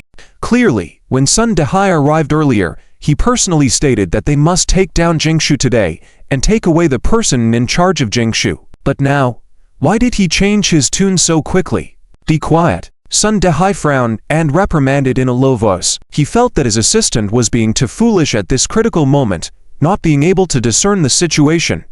Yes, a dozen or so staff members fell into silence. By this point, they understood that the person who had just spoken with Sun Dehai on the phone was definitely of great importance. Is there no need for us to cooperate with the investigation anymore? Zichia asked expressionlessly, with a hint of playfulness in his tone. No need. Absolutely no need. Our information gathering earlier was mistaken, which led to disturbing you all. We sincerely apologize for the disruption today. Sun Dehai shook his head repeatedly, then proceeded to explain to Zichia with great courtesy. That's good. Thank you, Mr. Sun, for enforcing the law impartially. With a mocking tone in his words, Zichian's remark made Sun Dehai flush red. Seeing that there was no hope of accomplishing anything, Sun Dehai quickly took his people and left. After Sun Dehai and the others had all left, Lu Jinya and Wan Chan finally regained their composure. Mr. Z, how did you do that? Lu Jinya grabbed Zichian's arm excitedly, shaking it constantly. If Wangbo hadn't been there, she might have hugged Zichia out of excitement. Director Z, You are truly amazing. Wang Bo raised his thumb in praise, feeling extremely admiring. After saying these words, Wang Bo very sensibly left the office, leaving Zitia and Le Jingyao alone. Now, Jingshu Chen is truly safe. Le Jingyao understood very well that if Sun Dehai's group had taken over, they would have been troubled frequently. But now, with Sun Dehai and the others completely frightened away, they would never dare to come back again. Jingshu Chen could now develop peacefully, securing a lasting peace. Zitia had helped Le Jingyao once again, giving her another surprise. Le Jingyao was now certain that Zitia had enlisted the help of a big shot from the political circle, something she had never imagined before. Mr. Z, how many secrets do you really have? Le Jingya's beautiful eyes were fixed on Zitia, realizing that the longer she interacted with Zitia, the more she couldn't figure him out. I don't think these are secrets. Zitia shook his head slightly and began to review the documents on the desk. Not secrets? Then why doesn't anyone around you know about them? Le Jingya paused, then continued, including Chen Raku.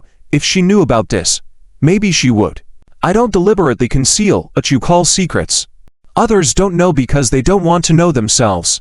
Just like everyone has many facets, but how many sides you can see of each other depends on yourself. Ziqian's words made Le Jingya fall into contemplation, and she nodded slightly after a long pause. 2 years ago, the Chen Group was just a small company, not even close to being a group. In just 2 years, it has rapidly grown, with its financial strength increasing nearly 100-fold. How much of this is related to you? Le Jingya blinked her eyes.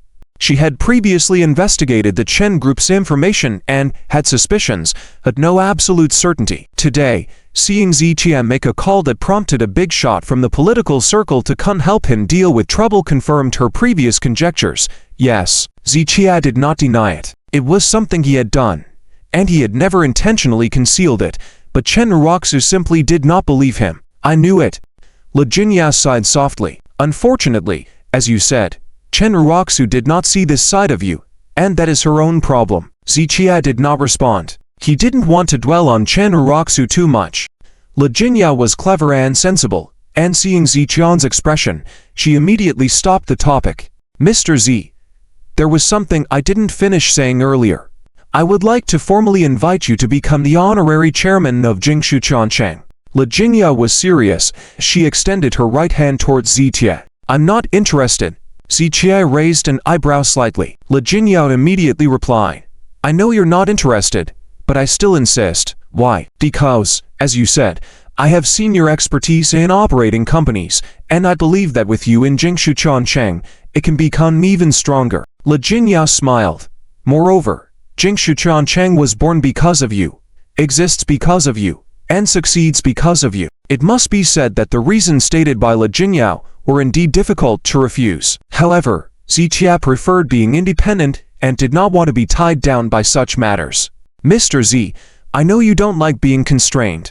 The position of honorary chairman is actually more like a figurehead, more of a company's chief consultant. You won't need to worry about daily matters at all. Only when the company encounters problems that cannot be resolved will we trouble you to step in. Le Jingya explained to Zitia with a smile, in a soft voice. In that case, I agree. After pondering for 2 seconds, Zitia nodded. He didn't want anything to happen to Jingshu, as it involved whether he could smoothly participate in the medical conference. Mr. Z, welcome to join us. Le Jingya once again extended her hand graciously, and Zitia shook it briefly before letting go. Subsequently, Le Jingya briefed Zitia on the recent changes in the company and the upcoming development plans. On the other side, Sun Dehai came in with a great momentum, but left in a sorry state. Sitting in his office, Sun Dehai drank 2 glasses of water, but still couldn't suppress his inner anxiety. At this moment, he wished he could slap himself twice hard for provoking Zitia. If he didn't handle this situation well, he would definitely lose his position. After all, the identity of the other party was terrifying beyond words, a presence that couldn't even be mentioned. Just then, Sun Dehai's phone rang. Mr. Sun, how did things go? If things went as expected, Le Jingya must have been locked up, right? The person on the phone had a slightly smug tone. Mr. Lin, unfortunately, I have to tell you, things did not go as planned. Sun Dehai gritted his teeth slightly. If it weren't for the other person's identity, he would really have exploded in anger. What difference does it make if things didn't go as expected? It still won't change their fate. The other person sneered, confident that since Sun Durhai was involved, he had gathered enough evidence. Mr. Lin, don't blame me for speaking harshly. You can choose to die, but don't involve me. I am not done living yet. Sun Durhai's words caught the other person off guard. He could tell Sun Durhai wasn't joking. What's going on? The other person asked with a furrowed brow. Don't bother asking about that. Given our relationship, I'll remind you not to mess with the Liu family. You can go after the other families, but you better not target them. Sun Durhai's words left the other person stunned. If the Liu family, one of the 3 giants in Tianhai City, could be targeted, then why couldn't a small company like Jingshu be touched? I don't understand. Just accept that you can't touch them. That's all I have to say. You're on your own. Even if you still want to proceed, I won't be involved. After Sun Durhai finished speaking, he hung up the phone. He could only say so much. As for the call Zhaoshan made today, Sun Durhai definitely wouldn't mention a single detail about the other person's identity. No. I have to go find the leader. Sun Durhai sat for a moment, then quickly got up and headed out. On the other end, Mr. Lin hung up the phone with a dark expression. Damn it. Mr. Lin slammed his phone to the ground. The phone shattered on impact, pieces flying everywhere. The incident with Jin Cheng earlier had almost made him spit blood. But lacking concrete evidence, and with Zhang Kong standing up to take the blame, he was left powerless. This time, however, he had enough evidence in hand and could definitely take down Jingshu Chongcheng. So, why couldn't Sun Durhai handle Jingshu under these circumstances? And why did Sun Durhai warn him not to touch Jingshu, even though he could go after the Liu family? The situation puzzled Mr. Lin. Jingshu was only a small company under the Liu family. Why couldn't he target it? Mr. Lin's first reaction was that the Liu family had intervened to help Jingshu resolve the trouble. But if that was the case, Sun Durhai wouldn't speak in such terms. Forget it. I'll have to see what's going on. Night fell. At the Liu Jingyao household, Liu Jingyao was sitting in the living room, briefing Liu Jianlin on the situation at Jingshu Company. Are you saying that just with a phone call, Mr. Z scared off Sun Durhai and the others? Liu Jianlin's hand trembled, almost losing grip of his teacup. Yes. Dad? Why are you reacting so strongly? Liu Jingyao knew this was quite surprising, but she thought Liu Jianlin shouldn't be so shocked. After all, he had faced many challenges and had dealings with top-tier figures due to the Liu family background. Even with today's events, if the Liu family intervened, a single phone call could resolve everything. The key was that the Liu family couldn't step in, making Mr. Zhao's involvement crucial. But regardless, Liu Jianlin's reaction still puzzled Liu Jingyao. My reaction ... Could it be that you've overlooked something? Liu Jianlin raised his head slowly, gazing seriously at Liu Jingyao. What? I'm not sure I follow. Liu Jingyao was a bit confused. Both the incident with Jin Cheng and today's situation with Jingshu were likely orchestrated by someone. Liu Jianlin gently reminded her. I know, we have no feud with Sun Durhai. Liu Jingyao nodded. He must have been ordered to go after Jingshu, and we speculated before that it might be the other 2 major families, right? Yes, it's no longer speculation. This afternoon, I received accurate information, and all of this was the doing of the Lin family. As one of the 3 giants in Tianhai City, the Lin family was on equal footing with the Liu family and had conflicts of interest with them. Exactly as I suspected. Liu Jingyao sneered. Mr. Z was right when he warned us. Only those with conflicting interests would target us. Now, have you figured it out? After Liu Jianlin finished speaking, Liu Jingyao blinked. Oh my god. A few seconds later, Liu Jingyao exclaimed. The Lin family, one of the 3 giants in Tianhai City, was an esteemed powerhouse nestled alongside the Liu family. Strictly speaking, the Lin family's overall strength surpassed that of the Liu family, holding an extremely prestigious position in Tianhai City. With a sudden realization, Liu Jingyao was equally stunned. Ironically, her second uncle, Liu Gang, had previously thought that Mr. Z was just riding the Liu family's coattails. Now, facing the facts, Liu Jianlin finally understood the absurdity of Liu Gang's notion. If Mr. Z were to take action, he could easily overshadow the 3 giants in Tianhai City. Mr. Z harbors many secrets. Liu Jingyao took a deep breath, murmuring to herself, Mr. Z is extraordinary, his future accomplishments are immeasurable, and even climbing to the peak of power and wealth in Tianhai City is no difficult task. Back then, When grandfather gave away the lakeside villa, I was slightly upset. Now, I see that grandfather truly had a far-sighted vision. Lu Jianlin sighed softly. Just as grandfather had said, once Mr. Z truly soared to great heights, there would be countless people trying to curry favor with him. What could a mere Lu family do against that? My judgment is also very accurate. Lu Jingya suddenly laughed. From the beginning when Zitia treated Mr. Lu's illness, to the various things that happened with Jin Cheng later on, she always trusted Zitia very much. Even though there were some doubts during the process at times, in the end, she would still firmly stand by Zitian's side. We must maintain a good relationship with Mr. Z. Getting to know Mr. Z is a fortune for our Lu family. If everything goes smoothly, perhaps our Lu family can take another step up with Mr. Xiao's help. Lu Jianlin said this, his eyes filled with anticipation. Don't worry, I will handle it. Even if Mr. Z is not that amazing, I will still maintain a good relationship with him.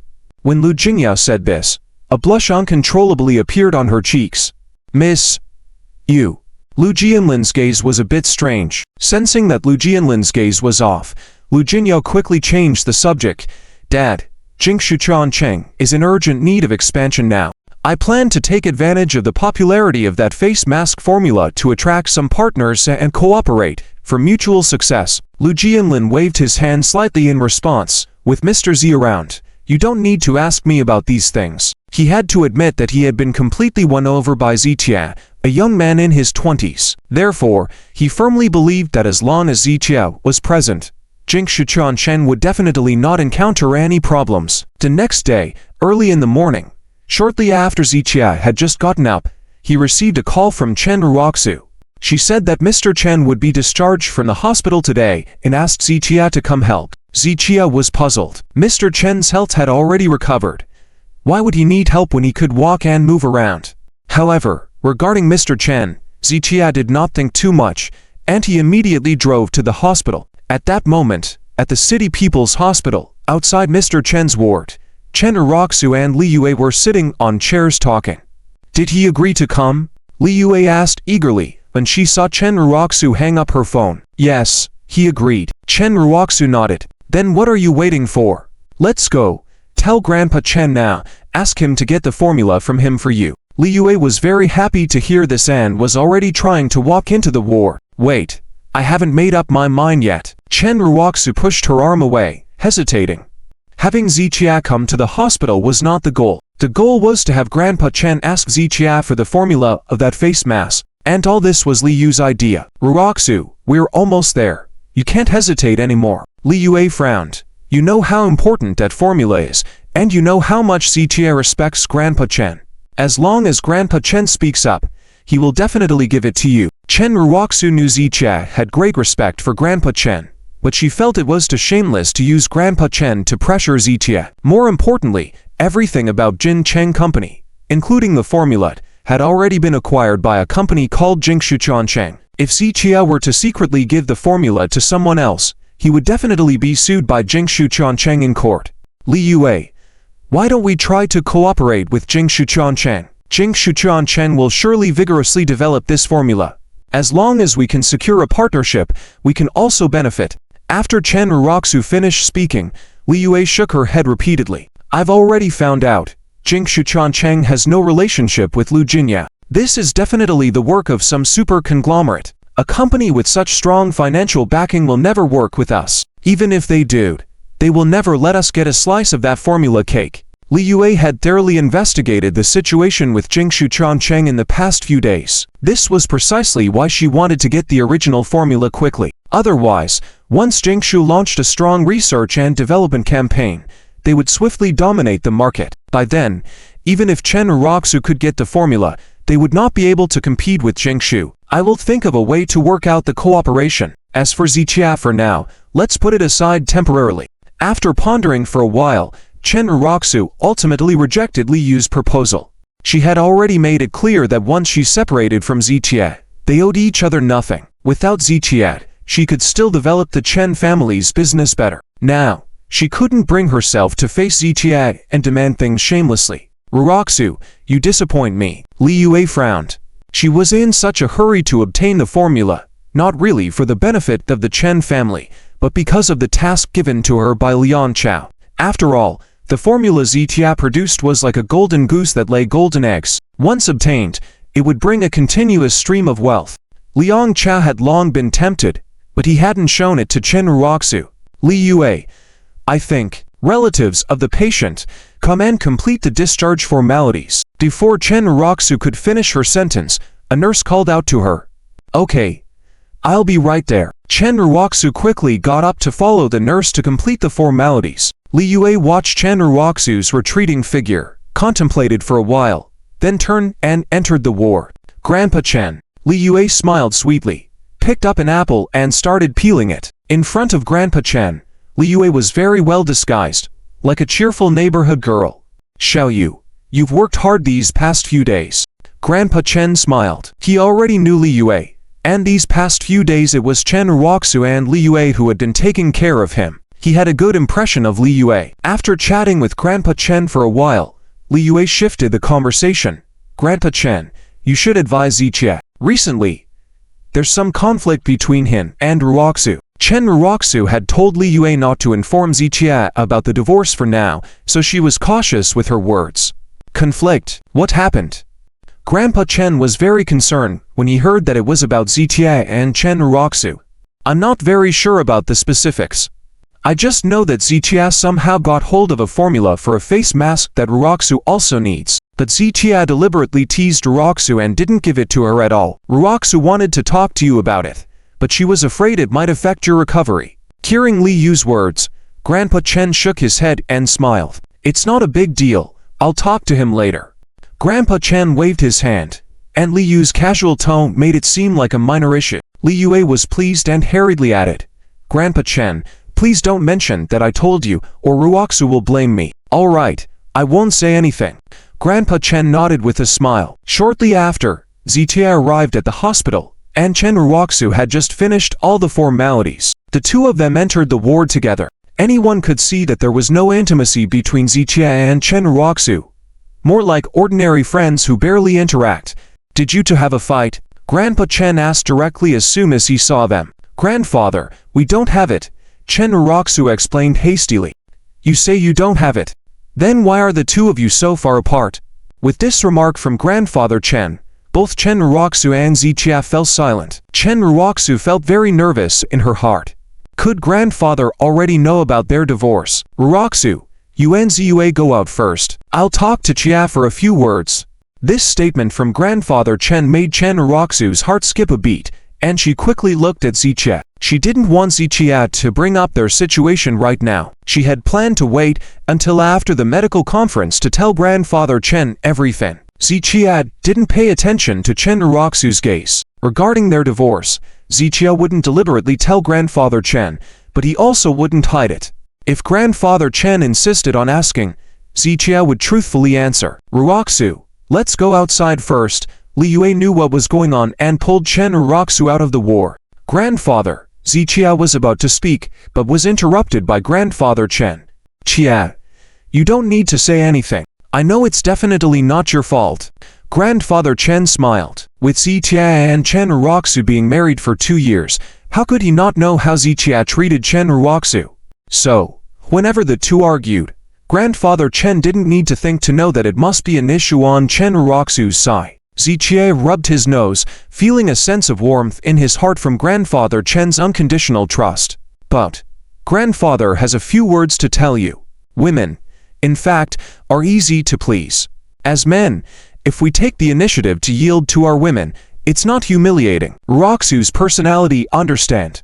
She doesn't hold grudges easily. Just temper her a little and everything will be fine. Grandfather Chen shared his experience with Zhijia, who could only nod in agreement. I heard you found a very nice recipe, and Raku needs it too. Grandfather Chen then shifted the conversation back to this matter. There's indeed such a thing. Zhijia didn't hide anything from Grandfather Chen.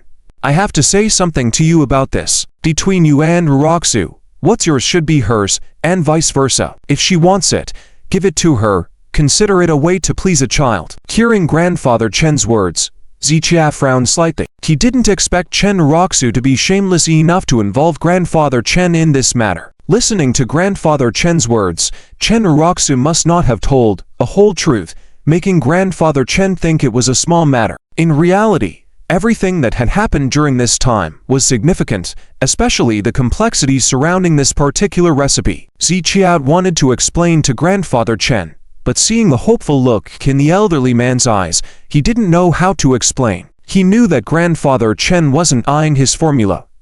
He just wanted to deepen the relationship between Ziqiao and Chen Raku for a harmonious life. What's wrong? Do you have difficulties? Grandfather Chen, noting Ziqiao's attitude, asked with some confusion. No. Ziqiao shook his head slightly. In fact, Ziqiao's demeanor was usually indifferent, but even the most indifferent person could have soft spots. Ziqiao used to have soft spots, but after divorcing Chen Raku, he was left with only grandfather Chen. So as long as grandfather Chen spoke, not to mention one formula, even 10 or 20, Ziqiao could give without hesitation. But the key was, even if Ziqiao was willing to give, he absolutely couldn't do it now. Chen Raku had high trust in Li Yue, whose relationship with Liang Chow was unclear. Ziqiao foresaw that if he gave the formula to Chen Raku, within half an hour, Liang Chow would also get hold of it. Despite having no qualms about giving the formula to Chen Raku for grandfather Chen's sake, if it fell into Liang Chow's hands, it would have a significant impact on Jingshuchan Cheng and might even affect Ziqiao's participation in the medical conference. Therefore, bringing out the formula at this time was definitely not a wise decision. Grandfather, it's a bit complicated inside. All right, let me arrange it, and I'll contact Raku later. After hesitating for a few seconds, Ziqiao didn't agree, but didn't outright refuse either. Okay, if you had any problems, find me. If Raku upsets you, tell me, I'll help you teach her a lesson. Grandfather Chen nodded with a smile. After discussing this matter, Ziqiao helped tidy up a bit and prepared to take grandfather Chen back. At this moment, Chen Raku arrived with the Chen family members. Seeing them, Ziqiao frowned slightly, then said goodbye to grandfather Chen, showing his indifference towards the Chen family members. When Ziqiao stood next to Chen Raku, he stopped and said, "You've got quite the strategy," before turning and leaving. Chen Raku looked puzzled and didn't understand what Ziqiao meant by that statement. "Raku's here to help," Wang Qufang shouted as Chen Raku quickly went to help tidy up. Ziqiao drove back to the lakeside villa, contemplating the situation on the way. The formula was his, and he had absolute control over it. If anyone in Tianhai City asked him for it, he would refuse without hesitation, except when it came to grandfather Chen. However, he didn't anticipate that after Chen Raku's failed attempt to obtain the formula last time, she would resort to bringing grandfather Chen to pressure him. No, that shouldn't be the case. Ziqiao shook his head slightly. Having lived with Chen Raku for 2 years, he didn't think she had such an shameless character. It's probably Li Yue. The thought of Li Yue sparked a hint of coldness in Ziqiao's eyes. If it was really Li Yue, then things were getting interesting. He didn't believe that Li Yue was so eager for the formula for the Chen family's benefit. Though he didn't know why Li Yue was getting close to Liang Chow, he was certain that these two had some sinister plan behind the scenes. It was even possible that their closeness to Chen Raku was for some undisclosed purpose. Thinking of this, Ziqiao picked up his phone and dialed Luo Jinyao's number. "Mr. Z." Luo Jinyao quickly answered the phone. "Please look into the information about Liang Group and their recent business activities in detail for me," Ziqiao said. And without questioning, Luo Jinyao readily agreed.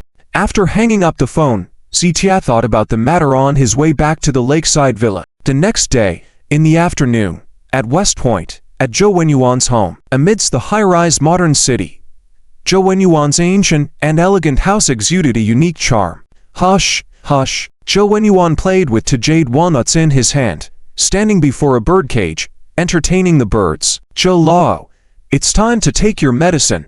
A servant holding medication and warm water approached. "What medicine should I take?" "I'm not sick," Joe Yuan said upon seeing the medicine, reminding him of the conversation with Ziqiao about him falling ill, which made him instantly annoyed. "That kid said I would get sick within 2 days. Isn't today the 2nd day? If you include that day, today is already the 3rd day, and yet here I am in good health." Joe Yuan sneered, feeling a bit uneasy in his heart these past 2 days. But now that 2 days have passed and he is still feeling well, It indicates that Zichia was indeed talking nonsense. Yes, Zhou Lao is healthy and not sick. The servant nodded, boosting Zhou Wenyuan's pride upon hearing those words. I'm going to call Lao Lu now, Zhou Wenyuan said, as he dialed Lao Lu's number on his phone. Zhou, are you not feeling well? Lao Lu's worried voice came through the phone. What do you mean? Do you really believe that kid's nonsense? Zhou Wenyuan frowned, feeling annoyed. Are you really okay? Lao Lu was skeptical. He held Ziqian's medical skills in high regard and didn't think Ziqia would fabricate lies. What could be wrong with me? It's been almost 3 days since he said I would fall ill.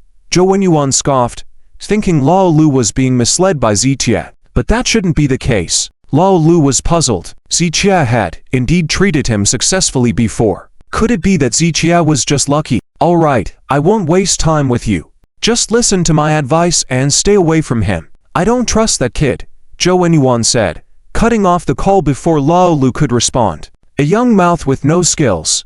Decides saying that he'll help me find herbs and cure me. Duping Lao Lu is one thing, but trying to deceive me, I can see through him. Apart from being good at deception, he's good for nothing. Putting down his phone, Zhou Wenyuan stood up to go play with his birds. However, as he rose, he suddenly felt a bit dizzy. He quickly grabbed the edge of the table to steady himself.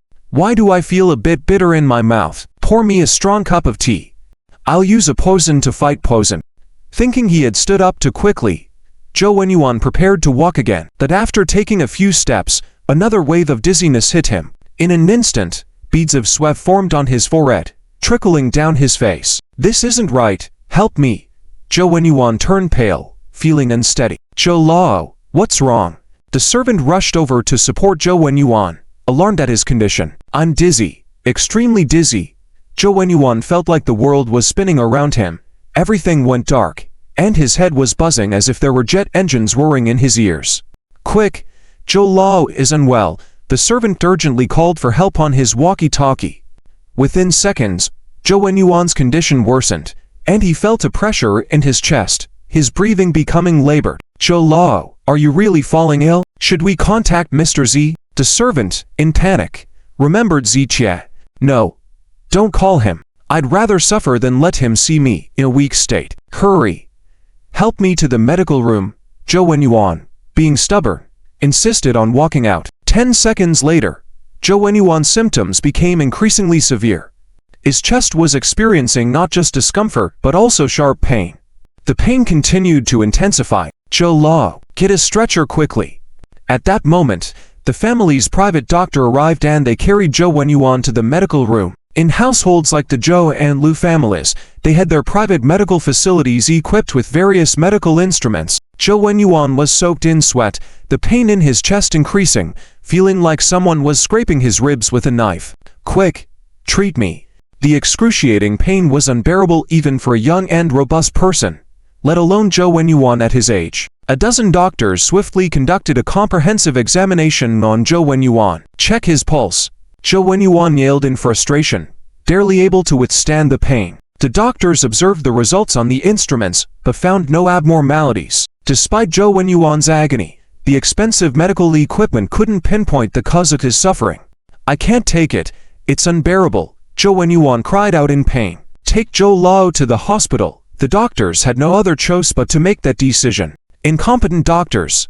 If I can't get to the hospital, I'm going to die from the pain. Zhou Lao, what if? The servant's voice trailed off, but Zhou Lao understood his implication. Grinding his teeth, Zhou Wenyuan didn't want to bow down to Ziqia, but the intensity of the pain made him reconsider. Quick, go bring Mr. Z. Tell him, I agree to any conditions. Zhou Wenyuan couldn't bear the pain any longer and shouted loudly. Understood. The servant picked up the phone. On the other end, at the Lu family residence, could it be that Mr. Z indeed made the correct judgment? Lao Lu murmured to himself after taking a sip of tea. Just then, the phone rang, showing it was Zhou Wenyuan calling. Lao Lu thought Zhou Wenyuan was mocking him again, so he answered, Zhou, are you asking for trouble? Aren't you better off without any issues? Lao Lu, Zhou Lao is falling ill, and the situation is critical. Please help by inviting Mr. Z over. The servant spoke urgently, his voice trembling even through the phone. What? Lao Lu stood up in shock. Zhou Wenyuan, actually falling ill? Did this mean Ziqian's judgment was accurate after all? Lao Lu, please save Zhou Lao. Our private doctor here couldn't do anything. You must get Mr. Z to come over. The servant's desperation grew as he spoke, tears evident in his voice. Okay. I'll contact Mr. Z right away. Lao Yilu answered the call immediately. His attendant nodded incessantly. Thank you, Lao Yilu. Please make it quick. It has to be fast. Lao Yilu hung up the phone and dialed Mr. Zhao's number. The phone rang for a long time before Ziqiao lazily answered. Lao, what's up? Mr. Z. Master Zhou is critically ill. His life is in danger. You must help. Lao Yilu spoke quickly and urgently, with a pleading tone. No need to rush. Ziqiao was not surprised at all, as if everything was within his expectations. Mr. Z, it is urgent. The doctors there are helpless. We are depending on you to save him now. Master Zhou said he agrees to any conditions from you, and I am here to assure you that within my abilities, I will make sure all his needs are met to your satisfaction. Lao Yilu took a deep breath and pleaded once again. I will do it. Ziqia agreed with a nod. Thank you, Mr. Z. Where are you? I will send someone to pick you up. Lao Yilu waved to a servant to prepare a car to pick up Ziqia. No need. I'm almost at Master Zhou's residence, Ziqia said before hanging up the phone. What? Lao Yilu was stunned for a couple of seconds before suddenly realizing what had happened. It turned out Ziqia had anticipated everything, even the timing of Master Zhou Yuan's illness, so he had rushed there in advance. Mr. Z. Truly a miraculous healer, Lao Yilu exclaimed sincerely after a long while. As soon as Ziqia got out of the car at Master Zhou Yuan's residence, the attendant hurried to greet him. Mr. Z, you must save Master Zhou. After confirming Ziqian's identity, the attendant led him inside. The two of them wasted no time, and quickly arrived at the medical room, where they could already hear Master Zhou Yuan's cries of pain before even entering. Just 2 days ago, Master Zhou Yuan was so stubborn, but now he was in great misery. The attendant was filled with anguish, while Ziqia remained calm, as if this was all within his expectations. Where is the doctor? Stop waiting for Ziqia. Aren't you going to find a miraculous healer? Where is he? Master Zhou Yuan, almost losing his sanity from the pain, yelled at the people inside the room. Ziqia had just entered the room and heard Master Zhou Yuan's words clearly. Trust me, or trust someone else? Ziqia asked, stepping forward to look at Master Zhou Yuan. If Master Zhou Yuan chose to trust someone else, Ziqia would not bother to intervene, as he did not want to end up unappreciated for his efforts. Kid, hurry up and cure me. I'm in excruciating pain. Let him treat me. Let him be the one to treat me. No need to invite any other doctors. Master Zhou Yuan's face at this moment was contorted with pain. Let's talk conditions. Ziqia remained calm and composed.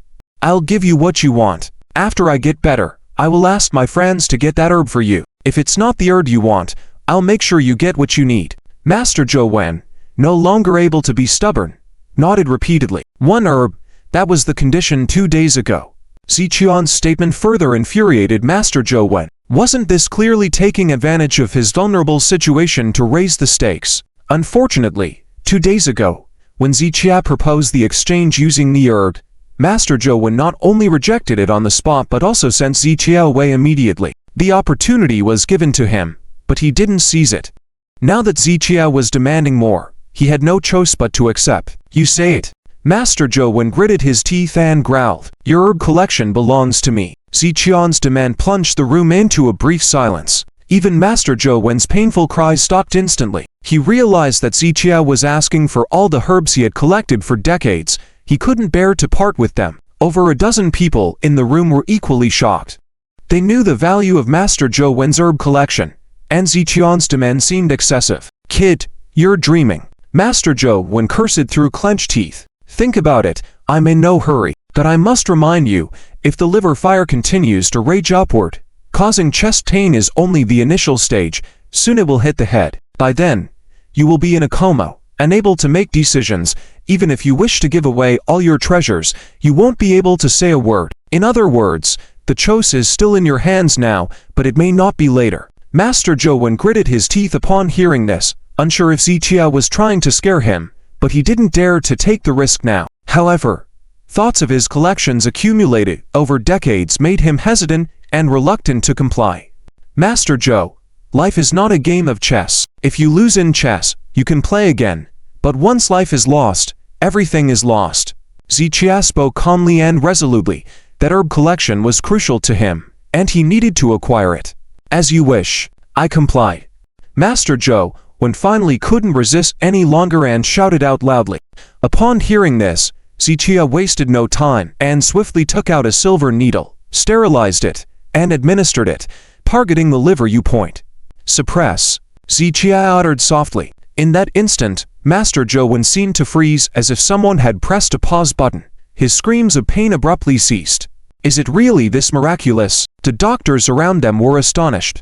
These Western medical professionals had minimal knowledge of traditional Chinese medicine. Witnessing Zichia alleviate Master Joe Yuan's pain with just a single needle left them baffled and intrigued. Zichia continued needling, targeting the Taikan, crossing Jian, Dadun, and Taixi points, 5 acupuncture points related to the liver. Some of the Western doctors had a basic understanding of Chinese medicine and recognized Zichia's needling technique. However, they remained skeptical that Zichia could cure Master Joe Yuan's illness with just a few silver needles. Given Master Joe Yuan's condition, if he were taken to a hospital, it would take over an hour to conduct various tests after drawing blood, followed by admission to the ICU for further treatment. Even after all these procedures, there was no guarantee of finding a precise diagnosis, and painkillers might be the only solution to mitigate Master Joe Yuan's pain. Zichia's attempt to cure Master Joe Yuan with just a few silver needles seemed like wishful thinking. However, they soon realized their judgment was inaccurate. After Zichia inserted the 5 silver needles, Master Joe Yuan immediately stopped crying out in pain. His trembling body gradually calmed down. Is traditional Chinese acupuncture really this magical? The doctors looked around in amazement. Sir, are you using the 7-star Taikan needle technique? A middle-aged doctor wearing glasses raised an eyebrow and asked. Zichia glanced at the middle-aged doctor and calmly replied, You seem to have some understanding, but not a whole lot. How dare you? The middle-aged doctor furrowed his brow upon hearing Zichia's response and sternly stated, I also have some knowledge of Chinese medicine. The technique you are using is indeed the 7-star Taikan needle technique, specifically designed for symptoms of liver fire hyperactivity. However, Master Joe's current condition is more complicated than just liver fire hyperactivity. Your 7-star Taikan technique may not be very effective. As the middle-aged doctor spoke, other doctors nodded in agreement. Despite their lack of expertise in acupuncture, they firmly believed that Zichia couldn't possibly cure the illness with just a few silver needles. Therefore, when the middle-aged doctor claimed that Zichia's needling was ineffective, they concurred. Then watch closely. Zichia took out 2 needles of different lengths once again. 7-star Taikan. The middle-aged doctor was momentarily puzzled. Without further explanation, Zichia flicked his finger and the long needle flew into the Shen Kang point. Swish! The long needle shimmered with silver light as it pierced the point precisely. Simultaneously, the short needle was equally accurate as it entered the head crossing point. The 7 stars Taikan acupuncture method is more effective than the 5-element needle method. In the world of traditional Chinese medicine, the only widely known acupuncture technique is the 5-element needle method. I've never heard of the 7 stars Taikan acupuncture method, but no matter what method it is, it's impossible to cure Joe Law. The middle-aged doctor who spoke just now adjusted his glasses with a firm tone. Even he, who had some knowledge of traditional Chinese medicine, had doubts. The other doctors who specialize in Western medicine were even more skeptical. Although some people outside think highly of traditional Chinese medicine, modern medical practices are what we focus on now, and traditional Chinese medicine is too backward. If Western medicine can cure an illness, there's no way traditional Chinese medicine can. Dozens of doctors chatted, not bothering to lower their voices, seemingly expressing their disdain for Zichia in this manner. Zichia paid no heed to their words, lightly pressing and then releasing the silver needle in the Taikan acupuncture point by half a centimeter. Thus, Zichia's movement was like pressing a certain activation button. Instantly, the 7 silver needles emitted a subtle vibration that was almost imperceptible. If one listened carefully, one could hear a buzzing sound like the fluttering of insect wings. The next second, Joe Yuan, who had just calmed down, suddenly began shivering again. Ah, it hurts so much. After shivering for a few seconds, Joe Yuan felt the pain all over his body intensify suddenly. The pain came so quickly that there was no time for him to react. It was bone-piercing pain. I can't bear it. I'm dying. It hurts so much. This soul-piercing pain made Joe Yuan tremble violently all over, almost passing out. What did you do to Mr. Joe? I said it wasn't going to work, but you all insisted on having him treated. The doctors were stunned and rushed over. Joe Yuan's attendant widened his eyes in disbelief. He had great hopes for Zichia, but now, seeing Joe Yuan's condition worsen, his heart was filled with worry. If something happened to Joe Yuan, he wouldn't let Zichia leave unharmed. Don't let him torture Mr. Joe. Let's hurry to the hospital. The doctors surrounded them, intending to take Joe Yuan to the hospital. If you don't want him to die, release him. Zichia glanced at everyone, his tone carrying a hint of coldness. If he hadn't intervened, they could do whatever they wanted, even if it meant operating on Joe Yuan. But now that he had intervened, this patient was his responsibility, and he would treat him in his own way. Young man, I'm telling you, if something happens to Mr. Joe, you won't be able to bear the consequences. You won't have enough lives to compensate. The doctors were furious at Zichia's attitude. Zichia ignored them and stood quietly by the bedside. Quick, look at the monitor. Mr. Joe's blood pressure is rising. His blood oxygen level is too low. Mr. Joe is in critical condition. Suddenly, a doctor pointed to the medical equipment beside them, and the readings were all showing dangerous red signals. Indeed, at this moment, Joe Yuan could not even speak, gasping for air heavily, struggling to breathe, his face turning pale, on the brink of losing consciousness. Mr. Z, let us take Mr. Joe to the hospital. Even the attendant was panicking at this point, no longer having any hope in Zichia. What nonsense! Was there no way to treat illnesses in Longguo before we had medical equipment? Just when everyone expected Zichia to agree, he chuckled coldly and forcefully tore off the medical devices attached to Joe Yuan, throwing them to the ground. You bastard! Are you trying to kill Mr. Joe? The doctors glared in anger, knowing the expensive price and importance of the medical monitoring devices. These devices could track any abnormality in Mr. Joe's body and display it on the screen instantly for accurate diagnosis of his condition. Now that Zichia had removed them, they had no way of knowing Mr. Joe's internal situation. If he lost vital signs, they wouldn't know. You quacks, shut up. Zichia couldn't be bothered with these people, finding their incessant chatter annoying. Mr. Joe, speak up. Let us take you to the hospital. The doctors had no choice but to consult Joe Yuan's wishes. If the patients spoke up, Zichia had no right to stop them. No. I don't want to go ... With his eyes tightly closed, Joe Yuan, almost unconscious, shook his head. He knew his body better than anyone else at this moment. Even if they went to the nearest hospital, it would take 20 minutes, and he couldn't endure that long. With no other options, he had to place all his hopes on Zichia. Joe Yuan spoke, and the doctors and attendants, though reluctant, had to obey. Ah, it hurts, ah. Joe Yuan's body was racked with increasing pain and cries of distress. Meanwhile, Zichia remained calm and composed, standing quietly by the bedside as if waiting for something to happen. Mr. Z, what's going on? Why did Mr. Joe's condition worsen after you intervened? Unable to contain his worrying, the attendant looked at Zichia and asked. Zichia explained, there are 3 stages of illness: pre-illness, illness, and severe illness. 2 days ago, Mr. Joe was in the illness stage, and the condition was treatable. Now that it has progressed to severe illness, we need to let the condition worsen first to eradicate the cause completely and prevent recurrence. Zichia's words were met with puzzled looks from the attendant and the doctors. However, Joe Yuan understood. If he had sought Zichia's treatment 2 days earlier, he wouldn't be suffering like this now. His current suffering was a consequence of his own actions. After about 2 minutes, Zichia made a sweeping motion over Joe Yuan's body, retrieving all 7 silver needles. Disperse. Zichia lightly tapped Mr. Joe's upper right abdomen. Joe Yuan shuddered violently once again, feeling a surge of heat spreading throughout his body from where Zichia tapped him. Suddenly, Joe Yuan began sweating profusely, as if he were in a sauna, with sweat pouring out of every pore. Comfortable. Even more comfortable than soaking in hot springs, Joe Yuan couldn't help but exclaim as sweat continued to pour out. With more than 10 people beside him, all staring at Joe Yuan's condition. At this moment, Joe Yuan had his eyes closed tight, clearly feeling waves of heat flowing erratically inside his body, followed by the previous internal heat and sweat being expelled from his body. Using his own experience, Joe Yuan vividly felt the magical wonders of traditional Chinese medicine. This situation lasted for 3 full minutes.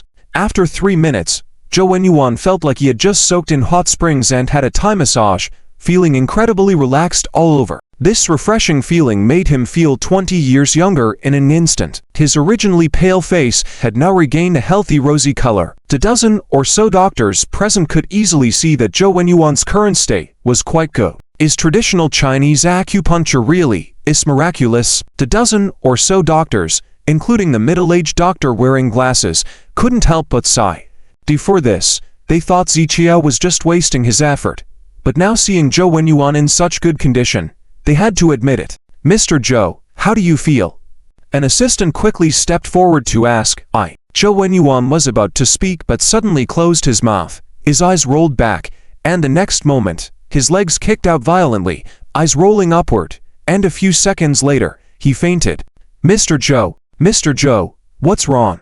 The assistant was shocked, repeatedly calling out to Joe Yuan. "It's over. Mr. Joe's condition just now is probably a temporary recovery before deteriorating," one doctor said. There was still hope, but now he's been ruined completely. The dozen or so doctors were stunned. Then all pointed fingers at Zichia. With the monitoring devices on Joe Yuan's body removed by Zichia, they couldn't assess Joe Yuan's condition. Zichia furrowed his brows. This situation shouldn't have happened. The illness that was supposed to occur just did. And now the root cause of Joe Yuan's sickness was eradicated completely. This kind of situation should not have arisen. "Mr. Z, come and take a look." The assistant was panicking. Zichia didn't say a word, reaching out to hold Joe Yuan's wrist, feeling his pulse. After a few seconds, Zichia shook his head helplessly. Then a hint of a playful smile appeared on his lips.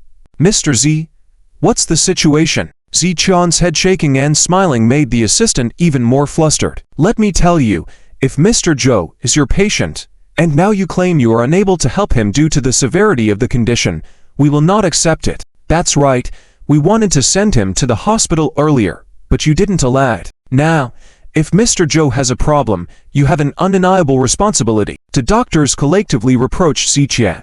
Zichia chose to ignore their words, shaking his head gently and saying, "Mr. Joe, don't pretend." Knowing Joe Yuan's stubborn and mischievous nature, Zichia was left with no choice. Pretend? The group was momentarily stunned by Zichia's words. Did Zichia imply that Joe Yuan was pretending to faint? Or was Zichia acting calm on purpose? "Regardless of whether you believe it or not, your illness has been cured by me," Zichia added firmly. "You also agreed to my conditions beforehand, and there's no turning back." Hearing this, the group looked at each other curiously. Could it be that Joe Yuan was pretending to be unwell afterwards, trying to challenge the situation and see Zichia's reaction? "All right, then I'll continue with the acupuncture. This needle will be more painful than before," Zichia said, taking out a silver needle over 10 centimeters long. "Stop. I won't pretend anymore. Let's be open about it." Joe Yuan squinted and, feeling a sudden shiver, quickly raised his arm to stop Zichia. Before the group could react, Joe Yuan jumped off the bed, distancing himself from Zichia. "Mr. Joe, you're fine now. You're truly fine. This is amazing." The assistant was overwhelmed, almost crying with relief. The doctors, on the other hand, were perplexed but ultimately nodded in disbelief. Having worked with Joe Yuan for years, they were familiar with his character and his unpredictable behavior. After shaking their heads, they were in complete awe of Zichia's medical skills. Despite having a dozen Western medical experts and expensive medical equipment, they couldn't even determine the cause of Joe Yuan's illness, but Zichia managed to heal him completely with just a few silver needles. This comparison left them feeling inadequate. "You indeed have some skills, but I don't feel completely recovered," Joe Yuan muttered stubbornly. "Mr. Joe, are you really trying to deceive us?" Zichia's tone was serious. The snowy lotus leaves mattered greatly to him, and he had to obtain them. Joe Yuan lightly coughed, not daring to question Zichia's words. "Let me go ask around for you." Joe Yuan spoke and headed towards the door. Watching him stride away confidently, a striking contrast to his earlier painful groans on the bed, the doctors couldn't help but marvel at Zichia's miraculous skills once again. Zichia turned slowly and followed Joe Yuan. If he didn't obtain what he needed today, he wouldn't leave easily. Inside the reception room, Zichia and Joe Yuan face each other as the assistant respectfully poured tea. Mr. Joe, do you now believe in traditional Chinese medicine? Zichia asked with a hint of playfulness in his tone. Let me tell you, my recovery has little to do with you, Joe Yuan retorted stubbornly. I'm still feeling a bit of pain. I could manage it with just 2 painkillers even, if you don't treat me. The assistant couldn't help but chuckle at the obvious reluctance to acknowledge the successful treatment. Zichia shook his head slightly, having already understood Joe Yuan's personality. Regardless of whether you believe it or not, you must stick to our agreement about the rewards, Zichia said firmly, leaving no room for negotiation. Humph. Joe Yuan snorted, looking at his phone. He had called a friend earlier, asking for a picture of the snowy lotus leaves to show Zichia. Just as he was about to put down his phone, the picture arrived. Take a look. Is this what you wanted? Joe Yuan pushed his phone towards Zichia. Zichia immediately picked up the phone to examine the screen. The picture clearly showed a flattened and dried medicinal herb with yellowing leaves and lightly yellowed petals in the center. Yes, it's the snowy lotus leaves, Zichia confirmed after a closer examination, realizing the herb was at least 30 years old, which made it perfect for him. Is this what you wanted? Joe Yuan raised an eyebrow and asked. Yes, where is it? I want it now. Zichia was usually composed, but he was feeling a bit impatient at the moment. After some hesitation, Joe Yuan reluctantly made a phone call. However, the other parties seemed to know the value of this medicinal herb and did not agree immediately. Stop talking nonsense. Of course, an O is valuable. If it was some cheap product, why would I come to you? After some bargaining, Joe Yuan's tone became a bit urgent. His assistant, who was usually calm, observed the situation quietly. After Zichia helped Joe Yuan recover from his illness, Joe Yuan's temper had improved a lot. You don't need to talk to me. I have already promised something to someone else. Do you want me to go back on my word? Fine. Pick whatever you want among my things, but you must deliver it to me now, or I will come to your door. After saying this, Joe Yuan hung up the phone. You really made me spend a lot this time. Joe Yuan put down his phone and looked at Zichia discontentedly. He had thought that the medicinal herb Zichia asked for was not worth much, but it turned out to be extremely valuable. He had offered several million, plus a painting by Tang Bao, but the other party still refused. This was typical of Joe Yuan. For anyone else in Tianhai City, it would have been impossible to get their hands on this medicinal herb. Thank you, Zichia said, giving Joe Yuan a nod. It's the first time I've seen you so polite. Joe Yuan scratched his head, feeling a bit uncomfortable. 10 minutes later, Joe Yuan received a call saying that the herb had arrived. Take care of our guest. I will go pick it up, Joe Yuan said to his assistant as he left. Zichia thought about following but decided to stay in the waiting room since he wasn't familiar with the other party. Mr. Z, thank you so much. If the young master knew, he would surely thank you. As the assistant poured tea for Zichia, he couldn't help expressing his gratitude again. No need for that. I helped Mr. Joe with his illness, and he avenged me in return. Zichia was clear-headed. He didn't seek thanks, just what he wanted. But I am puzzled. Mr. Joe collects so many rare Chinese herbs, indicating he believes in traditional Chinese medicine. Then why is he so resistant to Chinese medicine, even bearing some hatred? Zichia was confused. The first time he met Joe Yuan, they had a disagreement about Chinese medicine, and it was the same the second time. Joe Yuan seemed to be completely disappointed and even scornful of Chinese medicine. Just last month, he had dismissed all the Chinese medicine practitioners he had in his house and couldn't bear to hear the words Chinese medicine. Listening to the assistant, Zichia silently nodded. There was always a reason behind people's attitudes towards things. Joe Yuan's disdain for Chinese medicine had a background. The assistant paused for a moment, then continued. There is a patient in the Zhou family suffering from a complex and mysterious illness. Despite seeking renowned doctors nationwide, none could help, and some even worse in the condition. Every time a famous doctor was called in, the Zhou family would be filled with hope, only to be disappointed in the end. Over time, Joe became completely disillusioned with Chinese medicine, even getting a bit angry. Just last month, he kicked out all Chinese medicine practitioners in the house and refused to hear about Chinese medicine. This was something that the Zhou family never dared to bring up. If not for the respect for your medical skills, I would not have told you. Zichia withdrew his gaze. Qin Hemming, the Kingma medical saint, learned his medical skills from Ziqian's lineage, hence is hailed as a master in the field. Considering the complex illness Zhou's family was facing, even Chen Hemming was unable to provide a complete cure, leaving Ziqia with some curiosity. However, it was just curiosity, as Ziqia was not inclined to actively treat the Zhou family members. Despite being a healer, the world had countless patients, and treating one here and there wouldn't solve the issue. Ziqia, with his free-spirited nature, followed the path of accepting things as they are. Is this the item? Zhou Yuan approached, handing over a wooden box made from tong wood. Ziqia inspected it closely and nodded in silence. The person who had stored the herb was knowledgeable in the field. It is common for individuals to collect rare herbs and store them in boxes made of various expensive woods. However, for some herbs, common woods like tong and white oak are more suitable for storage, especially tongwo, which has a minimal fragrance, preventing the herb's original scent from being affected. Opening the wooden box revealed two specially crafted glass pieces compressing the herb between them, resembling botanical specimens. Ziqia carefully confirmed that the herb was indeed the double-flowered pen-leaf snow lotus and was well preserved with no damage. Great! Ziqia felt joy in his heart. With 2 out of the 3 medicinal herbs he needed found, only one remained, which he had a clue about in the medical skills conference's rewards. In other words, if Ziqia could successfully secure the conference's victory, he would have all 3 herbs to restore his health completely. At that point, his memories would also be fully recovered, and all the doubts in his mind would be cleared. This simple thing cost me a fortune. Do you have any idea? Zhou Yuan muttered, increasingly displeased as he thought about the price he had paid. I don't need to know, Ziqia replied. This is what I deserved. Closing the box, Ziqia appreciated Zhou Yuan's help but maintained a firm stance. Fine. Now it's yours. Take it and leave. Zhou Yuan waved his hand, unable to shake off the feeling of loss associated with the wooden box. I can't leave yet. You gave me one of the rewards, but there are 2. After seeing Zhou Yuan's herb collection, Ziqia had been pondering over it for a few days. He had no interest in Zhou Yuan's valuable antiques or paintings, but the countless rare herbs in his collection intrigued him.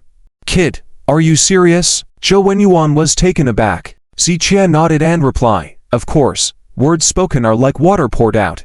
Impossible, absolutely impossible. Can you not see reality? You just casually stuck a few needles in me and now you want to take my entire medicinal herb collection. Are you dreaming? Zhou Yuan initially thought Zhaoshan was joking with him. The medicinal herb collection contained numerous rare herbs from around the world, each valuable in its own right and collectively priceless. In Zhou Yuan's heart, the herb collection was more important than his own life, so how could he easily give it away? I don't care about your reality. We agreed on the terms before I intervened, and you agreed on the spot. Now that I have cured your illness, you want to go back on your word, treating me like a fool. Ziqia squinted slightly. The agreed-upon conditions must be honored. Despite Zhou Yuan's powerful status, reneging on the agreement was out of the question. That's enough. These double snow lotus flowers have already cost me millions. Kid, you must know when to cut your losses. Zhou Yuan raised an eyebrow. The medicinal herb collection. I must have it. Ziqia remained expressionless, his tone firm and unwavering. Do you know the value of that herb collection? It could buy you 10 lives. Zhou Yuan frowned, his eyes fixed on Ziqia, a hint of threat creeping into his tone. If you have means, feel free to use them, but this herb collection belongs to me. When Ziqia mentioned the herb collection, his tone and gaze became even colder. The agreed-upon terms justified his claim to the collection. If Zhou Yuan refused to hand it over, Ziqia would not hesitate to use other methods. Zhou Yuan sneered. What? Are you trying to steal from the Zhou family? Why not? Even if you're the leader of Tianhai City, if you go back on your word, I'll dare to steal from you. Ziqian's attitude shocked Zhou Yuan. There were very few who would speak to Zhou Yuan in this manner in Tianhai City, and Ziqia was certainly the first. As Ziqia and Zhou Yuan locked eyes, the tension between them escalated. It seemed like a confrontation was imminent. Zhou Elder, a follower, took a deep breath and whispered something in Zhou Yuan's ear. Upon hearing the follower's words, Zhou Yuan hesitated briefly, then scrutinized Ziqia from head to toe. Just him. Zhou Yuan furrowed his brow. Mr. Z does indeed possess great medical skills. Perhaps we should give him a chance. The follower paused and whispered softly, after all, you know the current situation of the miss. After contemplating for a moment, Joe Yuan finally nodded. I will give you the herb collection, but you must promise me one thing. Joe Yuan looked at Zichia, preparing to make his request. I don't agree. Before Joe Yuan could say anything, Zichia immediately refused. The herb collection is my reward for treating you. It should belong to me. What conditions are you talking about now? Zichian's tone turned cold, his patience wearing thin. If Joe Yuan had been honest from the start and presented both rewards and a request politely, Zichia might have considered helping. But now, his impression of Joe Yuan was poor, and he wasn't interested in hearing any conditions. You know the value of the herb collection. It's only fair that we discuss terms. Joe Yuan knew he was in the wrong, but he still insisted stubbornly. No need for more pointless words. I'll ask you once, are you intending to go back on your word? Zichian's patience had worn thin, his tone icy. If you don't agree to my conditions, I won't give you the herb collection, not even in death. Joe Yuan continued to stand his ground. Fine. Remember what you've said today. 2 days ago, you still had a chance to regret it. But this time, I won't even give you that chance. With those words, Zichia stood up and walked towards the door. Joe Yuan suddenly remembered what Zichia had said about his illness 2 days ago. Back then, Joe Yuan thought Zichia was just spouting nonsense, but confirmation had come that Zichian's words were true. This realization left Joe Yuan feeling somewhat hesitant. Elder Joe, you've witnessed and experienced Mr. Zhao's medical skills firsthand. We must give him a chance. The follower, seeing the escalating tension between the two, interjected once more. Joe Yuan scolded, no need for this. He's not capable. The follower shook his head in resignation. But we should still give him a try. What if Mr. Z really does have the means? Joe Yuan hesitated even more upon hearing this and looked towards Zichia, who was about to reach the door. Wait. With a slight clench of his teeth, Joe Yuan finally called out to Zichia. In the current situation, he had no choice but to seek Zichian's help, hoping for a miracle. Let's talk. I have a family member who, if you can help me. Before Joe Yuan could finish, Zichia cut him off, saying, your family member's life has nothing to do with me. You. Joe Yuan was furious at the interruption, but the follower quickly intervened once again. After a few seconds, Joe Yuan sighed. Fine. I rarely ask for help, but this time, I'm asking you. If you can cure my granddaughter, I will hand over the herb collection. Additionally, in the future, if you need any herbs or other items, I will help you find them. Joe Yuan stepped forward, stating his conditions. Your words have no credibility. Zichian's tone remained cold. I swear, if you can heal my granddaughter, I, Joe Yuan, shall be struck down by the heavens if I go back on my word. Joe Yuan raised his right hand, swearing to the sky. Zichia pondered for a moment. The herb collection was valuable to him, and it could potentially play a crucial role in the upcoming medical competition. If negotiations were possible, Zichia was willing to discuss. I can take a look, but I cannot guarantee a cure. Let's be clear. Even if I failed to cure her, the herb collection will still belong to me. Zichia agreed cautiously, not revealing too much. Deal. After a moment of hesitation, Joe Yuan nodded in agreement. Where is the patient? Zichia asked. He was not one to make promises easily, but once he agreed to something, he naturally put in his whole effort. Judging by Joe Yuan's attitude, if Zichia didn't take action, it was likely that he would never bring out the medicinal materials. Zichia had other means to deal with the Zhou family, but he didn't have deep-seated grievances with them. If there was a more peaceful way, Zichia preferred not to resort to harsh measures. Mr. Z, I'll take you there. Joe Yuan addressed Zichia, transitioning from calling him a youngster to Mr. Z. After saying this, he immediately walked out. This place was the Zhou family's old mansion, serving as a retirement home. His children and other Zhou family members did not live here. Soon, several cars drove out from Joe Yuan's residence. Joe Yuan and Zichia sat in the back, preparing to discuss his granddaughter's illness first. At that moment, Joe Yuan's phone rang. Joe, the CEO of the Chen Group, Chen Raku, and the general manager of the Liang Group, Liang Chow, want to visit you. This is already their 5th appointment. What do you think? The call was answered, and the other person reported this to Joe Yuan. I'm not available. I don't have the time for that. Joe Yuan furrowed his brow and then hung up immediately. He then changed his expression and looked at Zichia. Mr. Z, I am willing to believe in your medical skills. I only ask that you heal my granddaughter." This change in attitude was like two different people. Zichia heard the voice on the other end of the phone call but showed no inclination to intervene.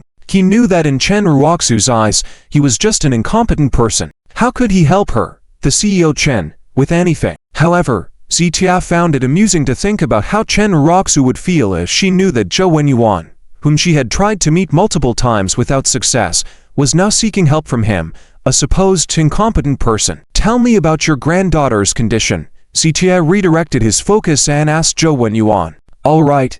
Joe Yuan nodded and proceeded to detail his granddaughter's condition. After about 10 minutes, Zichia had a general understanding of the situation. Amyotrophic lateral sclerosis, also known as Lou Gehrig's disease, or ALS. Once afflicted, all motor neurons in the body would gradually degenerate and die, causing the brain to cease transmitting signals to the muscles. This led to progressive muscle weakness and atrophy, eventually leading to complete paralysis. ALS itself wasn't terrifying, but the progression during the onset of the disease was harrowing. The patient's brain remained conscious while the muscles deteriorated rapidly from the bottom up.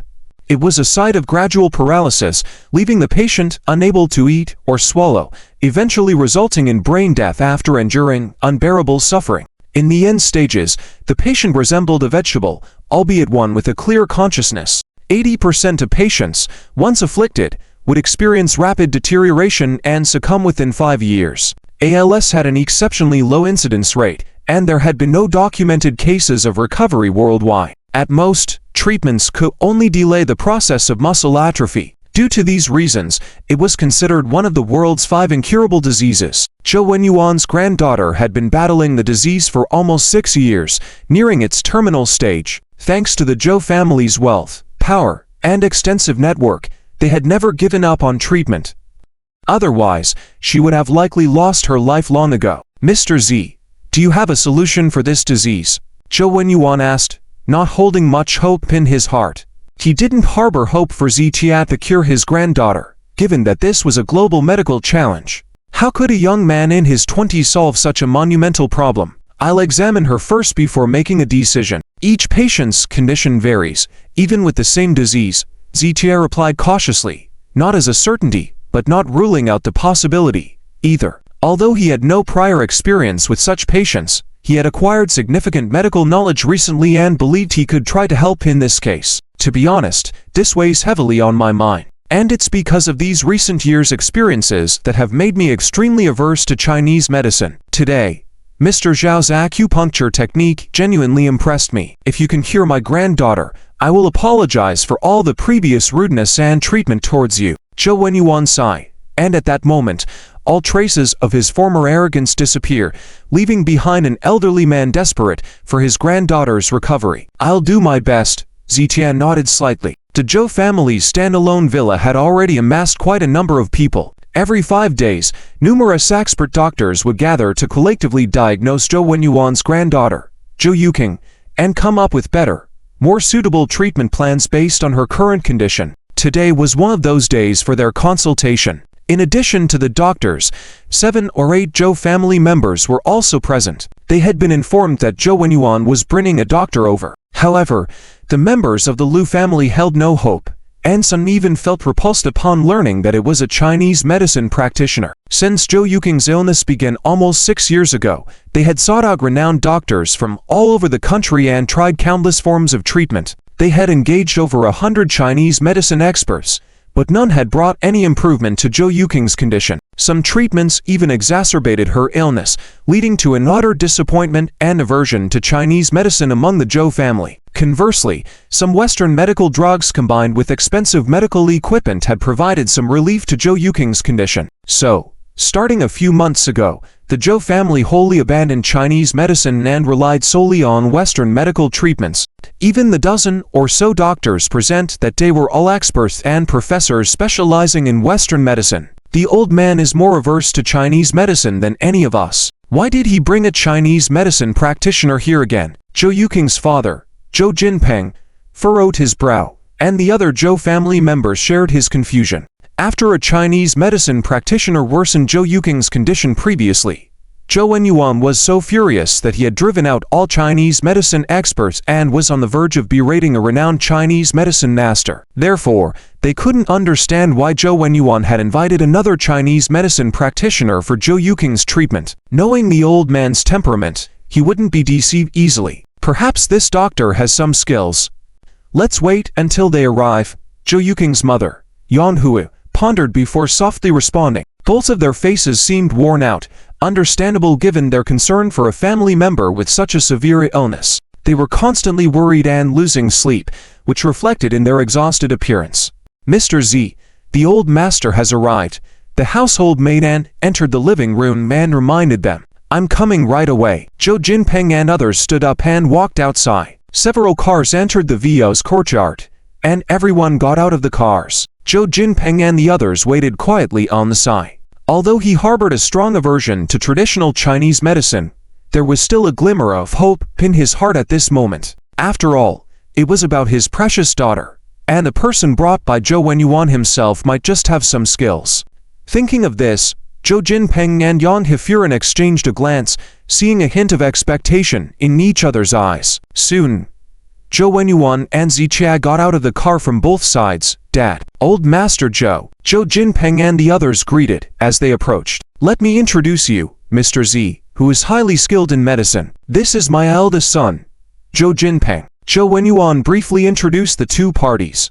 However, as soon as Joe Yuan finished introducing Zichia, Zhou Jinping immediately furrowed his brows, and the other Zhou family members were even more disappointed. Was this the doctor personally brought by Joe Yuan? Dad, is he the doctor you mentioned? Zhou Jinping pondered for 2 seconds before pointing at Zichia to ask. Yes. Joe Yuan nodded. Upon hearing this answer, everyone was puzzled and stunned. Although they knew that age often did not represent everything, Zichia seemed too young. In his 20s, he had probably just graduated from university. How could someone so young possess deep medical skills? Over the years, in their efforts to treat Joe Yuking, they had met numerous renowned Chinese medicine experts, all of whom were elderly figures with decades of experience in the field of traditional Chinese medicine. Most of them were white hair and exuded an aura of trustworthiness. However, this young man Zichia, in his early 20s, seemed inexperienced and unreliable. Even if he knew a bit about medicine, it wouldn't be much. What use could such a person be? Dad, are you being deceived? Zhou Jinping pulled Joe Yuan to the side and asked in a low voice. Can I joke about Yuking's health?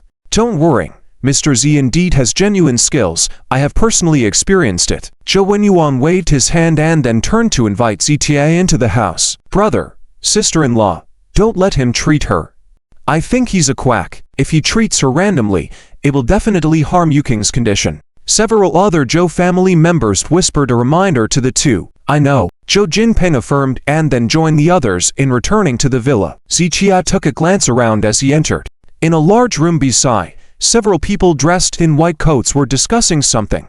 They had stethoscopes around their necks, and one person was explaining something based on X-ray images on the screen. It seemed quite professional. Zichia withdrew his gaze and asked Joe Yuan, where is your granddaughter? Jinping, where's Yuking? Joe Yuan immediately looked at Zhou Jinping. Dad, Professor Chen and the others are discussing the treatment plan. This statement by Zhou Jinping clearly indicated that he didn't want Zichia to intervene or even see Yuking. They are discussing their matters. Mr. Z will take a look at Yuking first, so that both sides won't affect each other. Joe Yuan gestured, understanding the thoughts of Zhou Jinping and the others.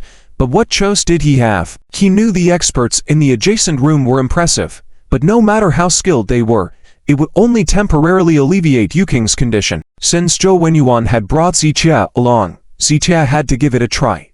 Dad, Zhou Jinping was about to say something but was stopped by Yan Hefuren. After all, the doctor invited by the old master should take a look. It won't hurt to have him assess the situation. After Yang finished, she looked at Joe Yuan and said, Old master, I'll bring Yuking out now. Okay.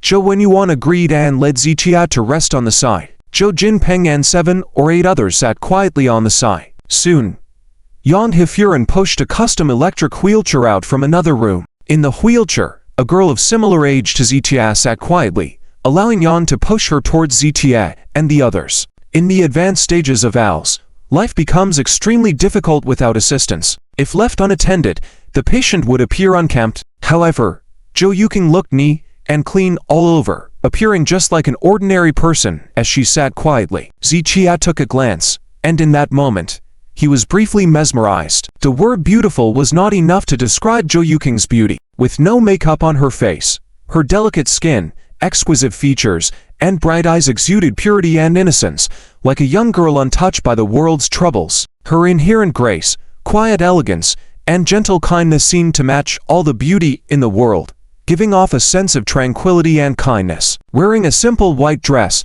she elevated this quiet and delicate beauty to a new level. Zichia had met many beautiful women, not to mention others, but for instance, Chen Raku and Lu Jinyao were both exceptional. Chen Raku possessed a dignified aura, akin to a cool and noble lady, while the somewhat mischievous Lu Jinyao was like a cute little girl. As for Joe Yuking, she fell somewhere between the two, and this kind of quiet grace made one want to protect her. Perhaps even the heavens envied her beauty, which was why such a beautiful girl was afflicted by such a cruel illness. Zichia couldn't help but lament her unfortunate plight in his heart. "Grandpa, Dad," Joe Yuking softly greeted, but her speech was somewhat slurred, and the smile on her face seemed forced. These signs indicated that her condition had reached an advanced stage, and her limbs were immobile. Even the muscles in her face were affected, and the disease was rapidly progressing. "Yuking, Grandpa has brought a talented doctor for you. Let him take a look." Joe Yuan spoke with love, addressing Joe Yuking gently. "Okay." Joe Yuking slowly uttered a word. Over the past few years, she had seen countless doctors and had grown accustomed to such situations. "Mr. Z, please." Joe Yuan then turned to Zichia, who approached and gently held Joe Yuking's delicate wrist. Zhou Jinpeng and the others frowned slightly again, but after a brief hesitation, they did not intervene. In any case, even if Zichia examined her, they would never allow him to treat her. Considering Joe Yuking's current condition, even if Zichia tried, he wouldn't be able to cure her. About half a minute later, Zichia picked up Joe Yuking's other wrist again. During this process, Joe Yuking just stared with wide eyes, like a silly and sweet young girl, looking fixedly at Zichia. There was no expectation or hope in her eyes, just a quiet gaze. She was used to being examined by people and to the doctor's shaking head after the examination. She had gone through this process countless times in recent years. "Your name is Joe Yuking." After a few seconds, Zichia withdrew his hand and suddenly asked this question. "Yes," Joe Yuking replied. "Nice name. This rain has been falling for years. It's time for it to clear up. I can cure your illness," Zichia said. And instantly the living room fell silent. Joe Yuking widened her eyes slightly. This was the first time in years that she had heard a different answer. After being treated by numerous doctors, even highly skilled physicians would at most say they can try. She had never heard a firm answer like Zichia's. In that moment, a twinkle appeared in Joe Yuking's previously somewhat vacant eyes, and a desire for life emerged in her heart. "What did you say?" Zhou Jinpeng suddenly stood up. Other people, including Joe Yuan, looked at Zichia with uncertainty. Zichia actually said he could cure Joe Yuking's illness. "No, it's impossible. They must have misheard. I said, Miss Joe's illness is in my hands." Zichia turned slightly. He now had a comprehensive understanding of Joe Yuking's condition. "I don't believe it." Zhou Jinpeng became agitated again and questioned Zichia. From beginning to end, they had no hope for this young man Zichia. If it hadn't been for the people brought by Joe Yuan, they wouldn't have let Zichia in at all. But now, Zichia confidently claimed he could cure Joe Yuking. How could that be possible? "Mr. Z, are you serious? Then, what do we need to do to cooperate?" Joe Yuan slapped his thighs in excitement and stood up. This is no joking matter. Our family has been teetering between hope and despair many times. We can't handle any emotional fluctuations anymore. Yang Hui also stood up, staring at Zichia with a serious tone. "When I say I can cure, that means I can. Of course, whether to cure or not depends on you. If you are not willing to be treated, I'll leave now." Zichia spoke calmly, yet gave off an extremely firm feeling. "You can't leave. We'll do it. Mr. Z, we'll do it." Joe Yuan took a step forward, his eyes pleading. Zichia suggested, "First step, acupuncture," and he took out a box of silver needles. "No way. Absolutely not." Unexpectedly, when the Zhou family saw Zichia take out the silver needles, they became extremely agitated. Joe Yuking's eyes showed a deep fear. Last time, after that quack doctor performed acupuncture on Yuking, her condition worsened. Her right arm, which could still be raised before the acupuncture, became completely immobile afterwards. This is unacceptable. I absolutely disagree. Zhou Jinpeng and his wife vehemently refused. If Xijia had suggested medication or something else, they would have been willing to try. But acupuncture therapy had become a nightmare for them, and they absolutely would not allow Xijia to use needles on Joe Yuking. Zhou Jinpeng and others stepped forward and shielded Joe Yuking. Don't mess around. Joe Yuan furrowed his brows. However, Zhou Jinpeng and his wife, who were usually very obedient, adamantly refused to let Xijia treat Yuking. Dad, I want him to treat me, a slow voice suddenly spoke. Everyone immediately turned their heads to look at Joe Yuking. They couldn't understand why Joe Yuking would say such a thing. Traditional Chinese acupuncture had become a nightmare for the Zhou family, and Joe Yuking, as the person directly involved, should have been even more afraid. But why did she now agree to let Xijia treat her? Joe Yuking's clear eyes were fixed on Xijia, and she didn't know why, but she felt that this man in front of her was worthy of her trust. Young lady, please don't play around, and don't be afraid of anyone. Your parents are here to protect you. No one will harm you in the slightest. Zhou Jinpeng and his wife gently advised. Joe Yuking wanted to speak, but she stopped halfway, shaking her head with a hint of urgency in her eyes. What's going on? Why is it so noisy?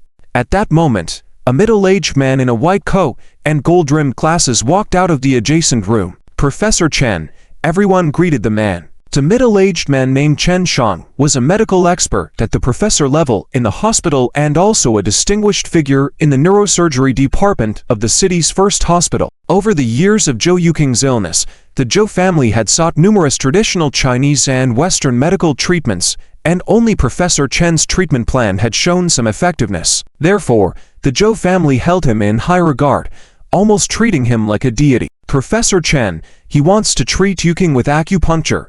Joe Yuking's mother yawned, who briefly explained the situation. Nonsense, Professor Chen frowned slightly. This is absolute nonsense. Acupuncture is completely useless. Several doctors next to Chen Shan immediately nodded in agreement. So young and already not learning well, pretending to be a master of traditional Chinese medicine and defrauding the Zhou family. Chen Shan glanced at Xijia. As a professor and expert in Western medicine, he also held a strong disdain for traditional Chinese medicine. If you can't cheat people, how can you cure them? Xijia replied expressionlessly. Cure? Ha ha. Chen Shan shook his head and sneered.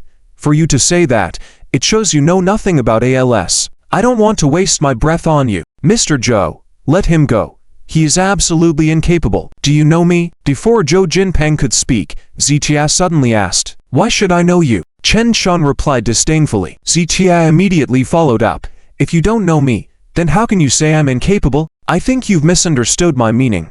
Chen Shan turned slightly disdainful. I'm not saying you're incapable. I'm saying all traditional Chinese medicine is ineffective, at least for a disease like ours. TCM is completely useless. It was evident that Chen Shan, the Western medicine expert, harbored strong animosity towards traditional Chinese medicine. Xijia calmly interjected. The goal of medicine is to alleviate pain, cure diseases, save lives, and help the wounded. This is the same for Western medicine and traditional Chinese medicine. Both Western and traditional Chinese medicine aim to treat diseases and save people. So why do you Western doctors have such a strong aversion towards traditional Chinese medicine? Xijia spoke calmly and smoothly, but his words made Chen Shan and the other doctors uncontrollably flush with embarrassment. This time, the members of the Zhou family remained silent. They also felt that Xijian's words were indeed reasonable. I want to ask, what are your goals? Are you looking to elevate Western medicine by denigrating traditional Chinese medicine,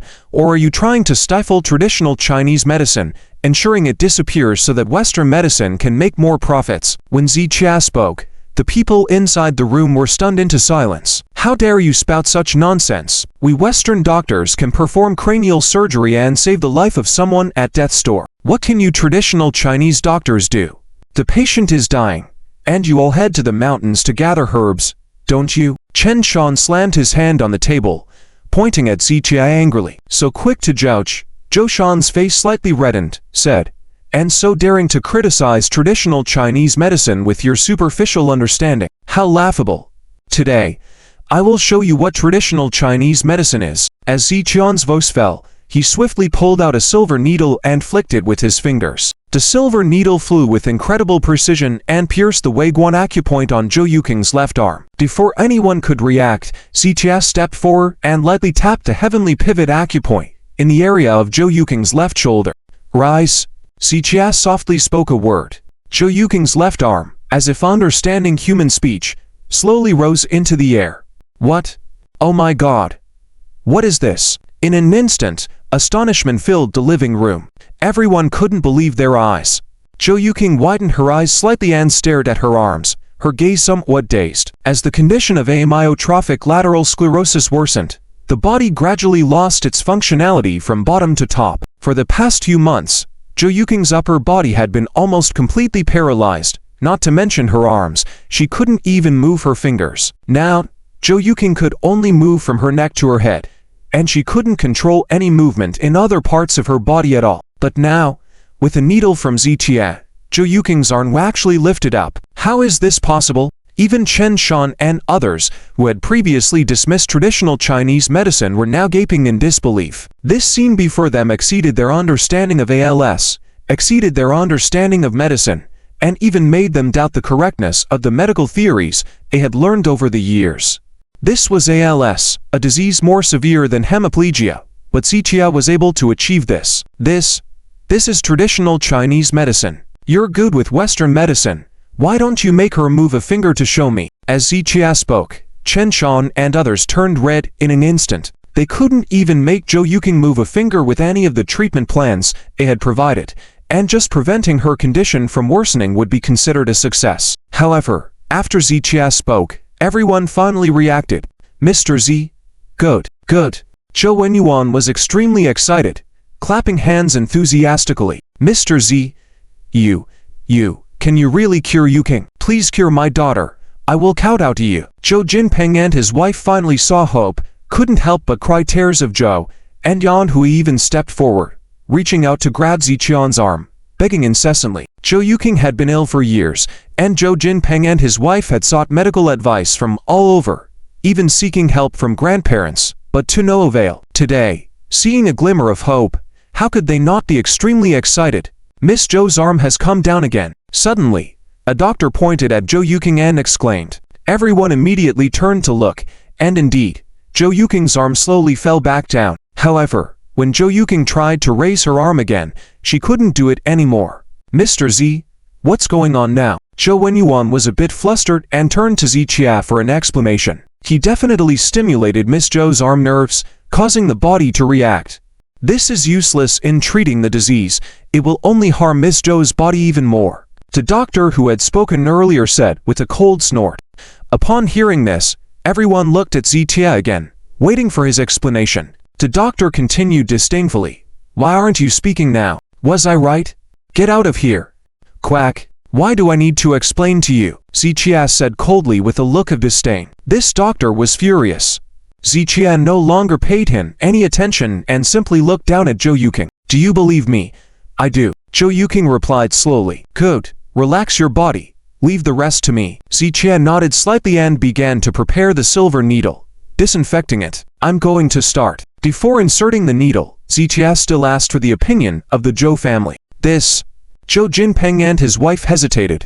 Although they had seen Joe Yuking lift her arm just now, it was only for a few seconds. If, as that doctor said, Ziqia had damaged Joe Yuking's sensitive nerves, letting him insert another set of needles might make things worse. But if they didn't let Ziqia intervene, they didn't have a better option now. Zhou Jinpeng was unsure for a moment. Dad, what do you think? Zhou Jinpeng turned to Joe Yuan. Do you have another choice? With these words from Joe Yuan, Zhou Jinpeng fell silent instantly. Indeed, they had no other choice now except to let Ziqia take action. No matter how bad Joe Yuking's condition was, it couldn't get any worse. Bluntly speaking, it was a desperate measure. Mr. Zhou, if you really want him to intervene, then I need to make something clear.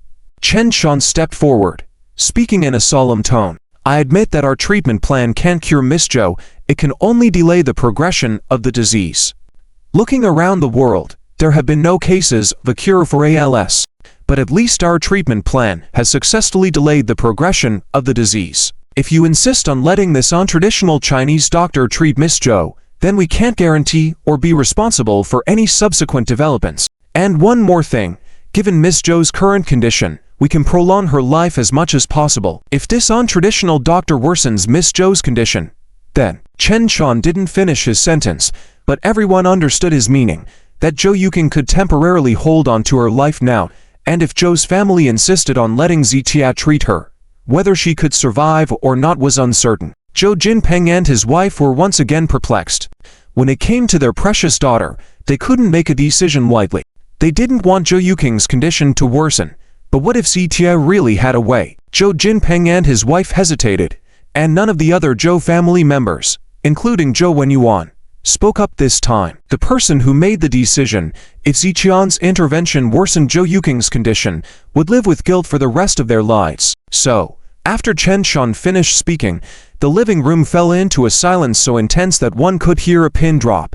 I believe him. After about 10 seconds, Joe Yuking spoke slowly, uttering 3 words. Everyone in the room, including Zitia, looked at Joe Yuking. I believe him. These 3 simple words filled Zitia with warmth. Then I won't disappoint you. Zitia nodded gently. This time he didn't ask for anyone else's opinion. Joe Yuking was the patient, and now that she had made her position clear, it was enough. Zitia adjusted his breathing, concentrated, and officially began to insert the needles. The Zhou family members held their breath, afraid to disturb the proceedings. Chen Shan and the other Western medical experts watched coldly, having said what needed to be said, and now waiting to see Zitia fail. Da Jui, Ku Qi, Yuji, Yang Lingquan, Su Sanli, Zhuguzia Zitia inserted one silver needle after another, slow and precise, into various acupuncture points all over Joe Yuking's body, from bottom to top, covering her entire body. After completing one set of needling, Zitia removed all the silver needles. Just as everyone thought Zitia had finished needling, he started another round, this time targeting different acupuncture points. Shaoxunli, Weiguan, Kunlun, Ganyu, Mingmen. Every 10 minutes after the second set of needling was completed, Zitia paused briefly before starting a third round. The Zhou family members were anxious, as they had seen traditional Chinese medicine acupuncture before, but they had never seen someone like Zitia perform 3 sets of needling in such a short time, covering dozens of acupuncture points. Hehe. Chen Shan sneered even more coldly. Although he didn't understand traditional Chinese medicine, he knew that acupoints in the human body should not be randomly manipulated. In the hospital where he previously worked, there was a traditional Chinese medicine practitioner who mistakenly pierced the wrong acupoint of a patient with back pain, causing the patient to become partially paralyzed. At this moment, Zitia had pierced dozens of acupoints on Joe Yuking in a short period of time. Was he not afraid of making a mistake? In Chen Shan's opinion, Zitia was just randomly needling. The Zhou family members were distressed to see silver needles scattered all over Joe Yuking's body. Yuking, how do you feel? Is there any discomfort? Yang Hui couldn't help but express her worrying and asked. Joe Yuking did not speak, carefully feeling the changes in her body. With the 3 sets of needling techniques used by Zitia, Joe Yuking indeed felt the changes in her body. As a patient with ALS, she could still perceive sensations. However, when Zitia was needling, she did not feel any pain but felt a warm sensation gathering in her legs, feet, waist, and arms. In addition to these points, her whole spine, from the tailbone to the neck, also emitted a gentle warmth. It works, Joe Yuking responded softly. Hearing this, the Zhou family members felt slightly relieved, although they still had no idea what the final outcome would be. 5 minutes later, Zitia removed all the silver needles. Find me a quiet room, huh? The Zhou family members were all puzzled. I am going to use traditional Chinese massage to assist in treatment, Zitia explained, and the family members then led Zitia to Joe Yuking's room. Please wait outside. Zitia stopped them at the door. Why? Are you afraid of being watched while treating a patient? Chen Shan sneered. The Zhou family members also looked at Zitia suspiciously, but Zitia had no intention of explaining. Do as I say, or I'll leave now. Zitian's simple and brusque response made the Zhou family members frown. According to Zitian's words, he wanted to be alone with Joe Yuking in the room. And Joe Yuking couldn't move her body at all now. If Zichia wanted to do anything to her, she would be at his mercy. Joe Jinpeng furrowed his brows. If he hadn't seen Joe Yuking move her arm just now, he would have immediately driven Zichia away. But now, having witnessed Zichian's skills, he struggled in his heart. It wasn't just him. All the Joe family members, including Joe Yuan, were indecisive. I trust him. Joe Yuking spoke softly again during the silence. Miss Yuking, I advise you not to trust him, Chen Shan said coldly. With my 20 years of experience in neurological surgery, I guarantee that he cannot cure your illness.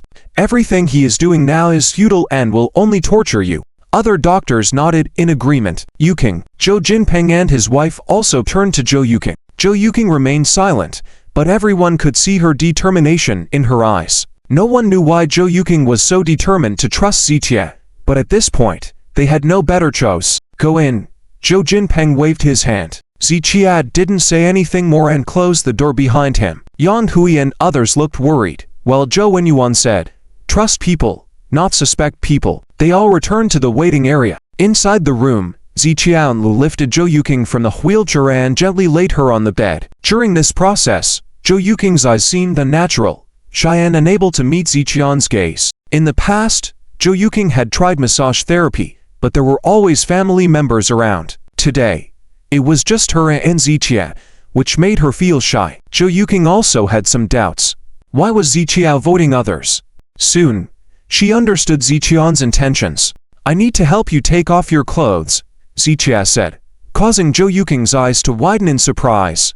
She was okay with being alone in a room with Zichia, but now he needed to undress her, which made her feel uneasy. Since their first meeting, until now, Joe Yuking had this feeling that Zichia was trustworthy and a very decent person. But now, she couldn't help but doubt her judgment. After all, she had tried traditional Chinese massage therapy before, which did not require undressing.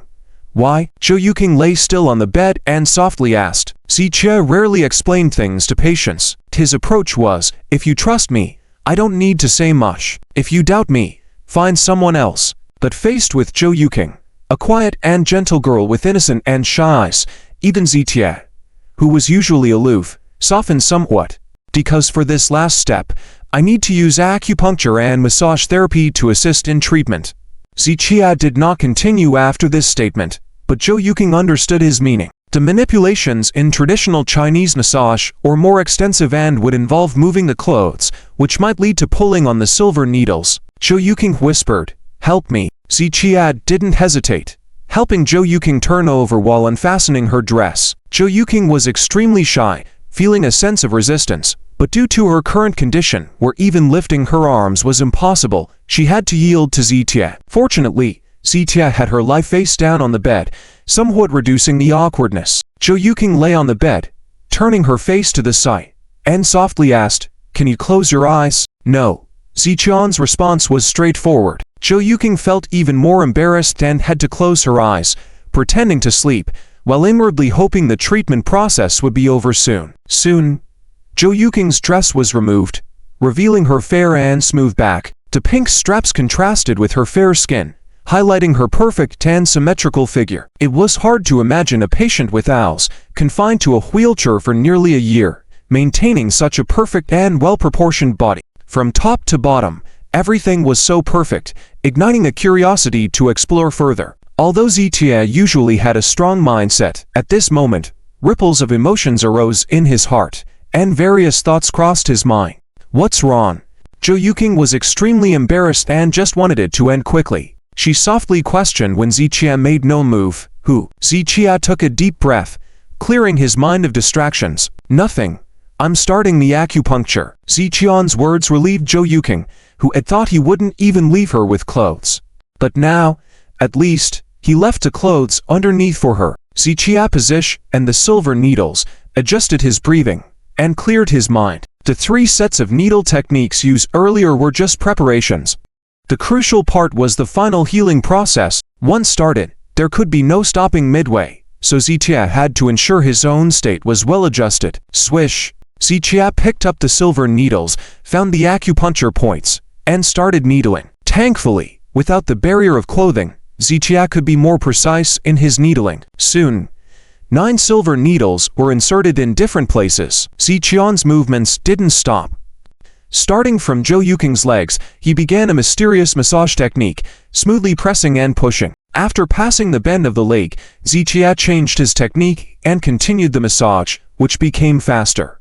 Joe Yuking, who had been preoccupied with embarrassment, soon found herself drawn to the changes in her body. After the 3 sets of needle techniques Zichia had used before, Joe Yuking felt a warm sensation gathering in various parts of her body, including along her spine. Now, as Zichia's massage began, the warmth spread slowly throughout her entire body. 10 minutes later, the warm sensation had reached every inch of her body. Although Joe Yuking's body remained immobile, her eyes showed signs of surprise.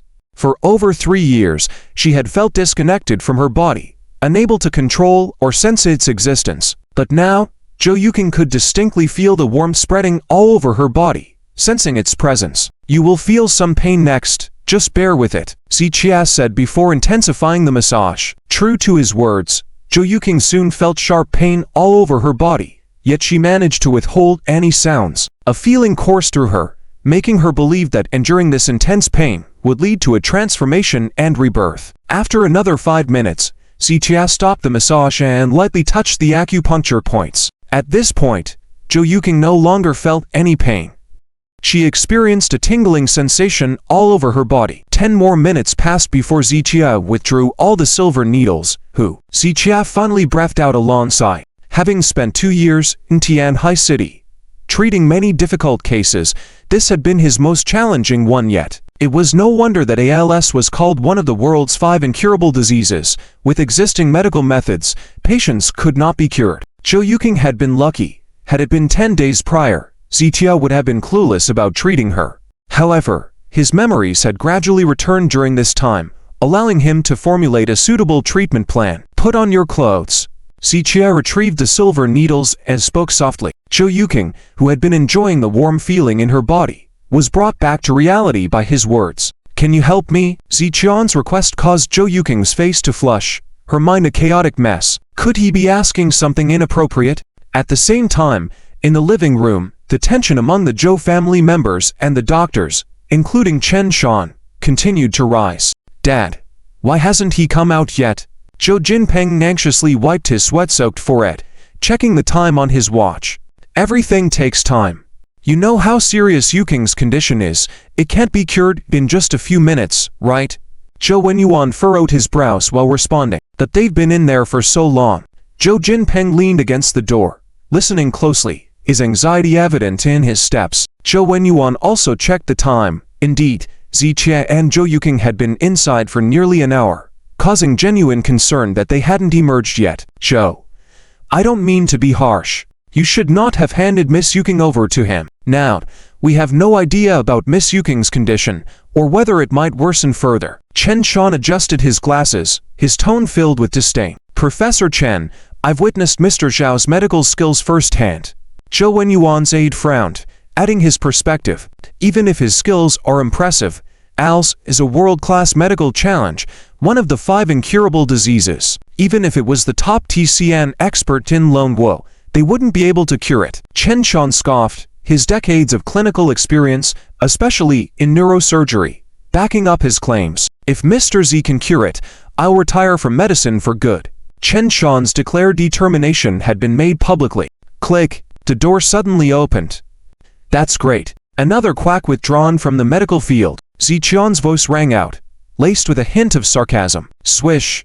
Everyone turned their heads abruptly. They saw Zichia opening the door, standing silently at the doorway. "Mr. Z." Joe Yuan and the others hurriedly got up and gathered around. The Joe family members all had hopeful looks in their eyes, eagerly watching Zichia. Sometimes, even though they knew the hope was slim, they still hoped for a miracle in their hearts. At this moment, the Joe family members were feeling this way, including Chen Shan and the others. They also had some doubts and uncertainties. Did Zichia really cure Joe Yuking as he implied? Under the gaze of everyone, Zichia slowly moved his body aside and then pushed the wheelchair out. Sitting on the wheelchair was Joe Yuking. Seeing this scene, the hope in the eyes of the Joe family members vanished instantly, replaced with immense disappointment. They had thought Joe Yuking would walk out, but now it seemed that Zitia hadn't cured the illness. I knew it, Zhou Jinpeng sighed bitterly. He knew that Joe Yuking's illness couldn't be cured. His previous hopeful anticipation now seemed foolish. Alas, Yang Hua let out a long sigh, slowly sitting on the sofa as if all her strength had been drained in an instant. Hey, arrogant and boastful. That's all he knows. Chen Shan and the others shook their heads and sneered, feeling extreme disdain. They had anticipated this outcome. Mr. Z. Who is this? Zhou Wenyuan stepped forward slowly and asked. He hoped Zitia would say that there had been some improvement, even if further treatment was needed. However, Zitia didn't say anything. He just glanced at Zhou Wenyuan before averting his gaze. Alas, Zhou Wenyuan sighed again, feeling a sense of despair settling in. Looking at Joe Yuking, who remained quiet, no one noticed the faint smile tugging at the corners of her mouth, as if she was trying hard to hold back her laughter. This Dr. Z, weren't you confident in curing Miss Yuking? Weren't you the one who said you would show us what traditional Chinese medicine is all about? Why, so tough when boasting earlier? What's with this situation now? So, this is the traditional Chinese medicine you wanted to show us, wasting everyone's time, making Yuking undergo dozens of needles for nothing. It seems that traditional Chinese medicine is just useless trash. Chen Shan and the others were now vocal, expressing their disdain towards Zitia. Their behavior was impolite, but no one in the room spoke up for Zitia. They all felt extremely disappointed. Sir, how do you explain this now? Chen Shan sneered at Zitia. Zitia glanced at Chen Shan, then calmly said, What are you, daring to demand an explanation from me? Fine. You don't need to explain to me, but Miss Yuking is the pride of the Zhou family, the daughter of Mr. Zhou Jinpeng. He entrusted Miss Yuking to you, and you tortured her for nothing. Now, shouldn't you give Mr. Zhou Jinpeng and the Zhou family an explanation? Chen Shan displayed a cunning mind, following Zichan's lead and involving the Zhou family. Hearing this, the Zhou family members all looked at Zitia immediately. Zitia met the gaze of Zhou Jinpeng and his wife for a few seconds before withdrawing his gaze and saying calmly, I, Zitia, don't need to explain my actions to anyone. You are too arrogant. Chen Shan and the others were fuming, and the Zhou family members were increasingly feeling resentful. Zitia did not care about others' feelings. He then turned to Zhou Wenyuan and asked, Senior Zhou, regarding our previous agreement, when will it be fulfilled? How dare you talk about agreement? Chen Shan and the others were laughing in anger. The resentment towards Zitia among the Zhou family members reached its peak. Mr. Z, what you did was a bit too much, wasn't it? Zhou Wenyuan's face was dark as water. Zitia failed to cure Joe Yuking, and now the entire Zhou family was filled with despair. Zitia seemed only concerned about his reward, which made Zhou Wenyuan extremely angry, even sparking a murderous intent towards Zitia. Before I came, I said, whether I succeed or not, the medicinal ingredients storage belongs to me. Zitia replied calmly without haste.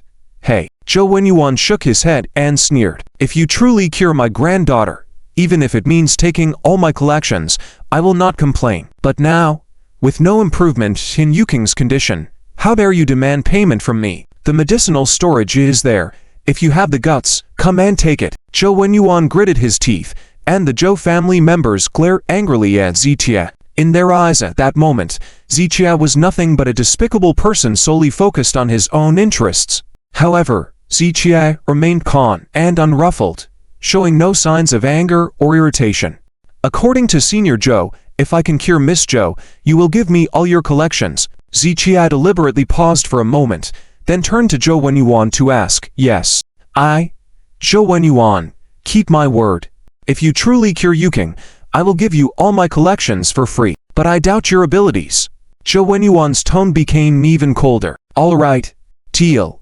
You stay true to your word. Zitia nodded with a smile. Yuking, show them what traditional Chinese medicine is all about.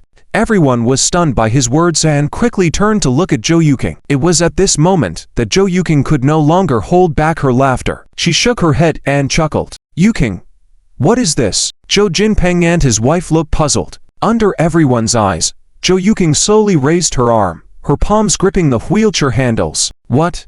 Chen Shan was astonished, and the Zhou family members widened their eyes. Joe Yuking exerted strength in her arms, lifting her body up. Oh my goodness! A Zhou family member covered their mouth in shock. Everyone else present had their hearts in their throats. All eyes were fixed on Joe Yuking, who slowly left the wheelchair and stood steadily on her own. The entire room fell into silence. The Joe family members were breathing heavily, their hearts pounding. Chen Shan and the other doctors were speechless, as if they had witnessed a miracle. Grandfather, Dad, Mom, Aunt, Uncle, I'm cured. My goodness, the sky has cleared up. Joe Yuking smiled gently and spoke softly. Miss. Joe Jinpeng and his wife stepped forward and embraced Joe Yuking. The family of three hugged each other, overwhelmed with joy and tears streaming down their faces. Oh my goodness, am I dreaming? Sir, Miss Yuking is cured. She really is. The Joe family members were ecstatic, and even Joe Yuan was shedding tears of joy. As for Chen Shan and the others, they stood there dumbfounded. A miracle. A medical miracle. No. No. No. The word medical miracle was inadequate to describe what had just happened. For the medical community worldwide, this was a mysterious and divine feat. It was no longer just a medical miracle, it was an extraordinary power only gods could possess. This. Chen Shan and the others were unwilling to believe this matter, but the reality was right in front of them, leaving them no choice but to believe. How is this possible? How can this be possible? Chen Shan widened his eyes, muttering to himself with a vacant gaze. At this moment, he suddenly felt that all the medical theories he had learned before and his decades of medical experience were all useless. Ziqian's actions this time completely overturned Chen Shan and the others' understanding and cognition of medicine, and truly made them realize what traditional Chinese medicine was. He had never imagined that a traditional Chinese medicine that was mocked and looked down upon by their Western medicine colleagues, an extremely outdated and rudimentary traditional Chinese medicine in their eyes, actually possessed such unbelievable magical means. Thinking back to the words he had said to Ziqia before, Chen Shan felt like a clown. Every word he had spoken seemed to have turned into a harsh slap in the face, relentlessly hitting him. Mr. Z, is my daughter completely fine now? She won't have a relapse in the future, right? Joe Jinpeng was more concerned about this issue. Don't worry, Ziqian nodded. I will prescribe some medicine for her to regulate her body later, and she will never have a relapse in the future. Mr. Z, thank you. Your great kindness, Joe Jinpeng, will never forget. The Joe Jinpeng couple, holding Joe Yuking together, knelt down to thank Ziqia, and everyone present nodded silently, feeling that such great kindness deserved this gesture of gratitude. Please get up. I told Mr. Joe the conditions earlier, as long as he fulfills his promise. Ziqia helped the Joe Jinpeng family up, then turned to Joe Yuan. It was only at this moment that Joe Yuan's face stiffened suddenly, as he suddenly realized something. Joe Yuking had already been healed before coming out, so why was she still in a wheelchair when she came out? What could be the reason? This must be a deliberate trap set by Ziqia. You tricked me, you brat. Joe Yuan slapped his thigh and roared in anger. Seeing Ziqian's playful smile, Joe Yuan became even more certain that his thoughts were correct. Yuking, did you conspire with him to deceive your grandfather? Joe Yuan turned to Joe Yuking, feeling extremely disappointed. Grandpa, I heard that Mr. Z treated you before, and you pretended not to have recovered, trying to deceive Mr. Z. Now that Mr. Z has retaliated, you guys are even. Hearing this, Joe Yuan felt even more disgruntled. Joe Yuking had just met Ziqia for the first time, and now her condition had significantly improved. How could this be possible? However, seeing Joe Yuking smile genuinely for the first time in years, and able to stand on her own with just her own strength, Joe Yuan felt nothing but happiness. Why would he still have any resentment? It's fine. It's fine. No amount of wealth can compare to my granddaughter's health. Here. I'm willing to give. I give with a happy and willing heart. Joe Yuan sighed deeply, then turned slowly, bowing deeply towards Ziqia. Mr. Z, I was blind before, and I spoke rudely to you. I apologize to you. From now on, you are the benefactor of my Joe family, and if there is anything my Joe family can do for you, we will do it without hesitation. Joe Yuan's tone was incredibly serious, and the other members of the Joe family nodded in agreement. If Ziqia hadn't intervened, Joe Yuking would have lost her life in a matter of months to half a year at most. Therefore, saying that Ziqia was Joe Yuking's life-saving benefactor was no exaggeration at all. Faced with such a debt of gratitude, the entire Joe family, from top to bottom, would remember it in their hearts. Ziqia nodded lightly, then glanced at Chen Shan and the others. Mr. Z, I apologize for my rudeness before and ask for your forgiveness. Chen Shan quickly stepped forward, going and apologizing to Ziqie. Today, Ziqie had completely conquered them with his incredible skills. However, Ziqie had no interest in conversing with Chen Shan at all. He merely glanced at him before retracting his gaze. Mr. Z, what methods did you use just now? If Mr. Z is willing, I would like to become your apprentice and study traditional Chinese medicine under your guidance. Chen Shan, seeing that Ziqie remained silent, bowed again and made his request. Become my disciple? Are you worthy? Ziqie shook his head disdainfully. Medical virtue is the foundation of being a good doctor, yet Chen Shan lacked any medical virtue, always arguing with a narrow-minded view. Ziqie would never accept someone like him. Mr. Z, please accept me as your disciple. ALS is a worldwide medical challenge, and if you teach me, I can bring relief to a large number of patients. Chen Shan spoke in a righteous manner, but Ziqie could see nothing but a desire for fame and fortune in his eyes. Ziqie couldn't be bothered with such a person. Li, see the guest out. Joe Yuan noticed Ziqian's impatience and immediately had his assistant escort the guests out. Professor Chen, please. The assistant stepped forward immediately. Joe, after treating Miss Yuking for so long, giving her relief, what happened next?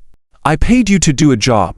Do I have to be grateful to you as well? Came back to slack off. Since you treated my granddaughter, have all of you gotten luxury cars and villas? Joe Yuan sneered. Did he really know nothing? Before, he had no other choice but to be taken advantage of. But now he no longer needed to save face for Chen Shan and the others. Indeed, as soon as they heard this, Chen Shan and the others turned red in embarrassment. They knew better than anyone how much money they had swindled from the Zhou family over the years. Soon, Chen Shan and the others left with flushed faces. Mr. Z, thank you for your great kindness. Besides the reward from the old master, we also want to show our gratitude. The Zhou Jinpeng couple once again expressed their thanks to Ziqie and handed him a gold card. No need. Ziqie waved his hand in refusal. Getting all of Joe Yuan's treasure unexpectedly was already a pleasant surprise, and Ziqie naturally understood when to stop. Seeing that Ziqie genuinely did not want it, Zhou Jinpeng did not insist further. They also knew that with Ziqian's extraordinary medical skills, if he wanted money, he could easily amass a fortune. Mr. Z, it's already late tonight. Tomorrow morning, go to Wenyuan tea house, and I'll give you the keys and the password to the basement. Joe Yuan told Ziqie, taking the initiative to offer this. Actually, Ziqie had wanted to get the keys today, but he thought it would be more appropriate to ask for them tomorrow since Joe Yuking had just recovered, and the family was coming together for a joyful reunion. All right, then I'll head back now. Ziqie nodded and prepared to say goodbye and leave. Mr. Z, please stay. Yuking's recovery is a great joke, and our Zhou family is hosting a family banquet tonight. As the benefactor of our Zhou family, you should attend. Joe Yuan stepped forward to invite Ziqie. I have something else to do. Another time then. Ziqie waved his hand slightly. He didn't enjoy nosy gatherings like this with many people. Then, it's fine. Joe Yuan didn't dare to insist further. Together, they escorted Ziqie outside, and Joe Yuan's assistant sent Ziqie back. Wait.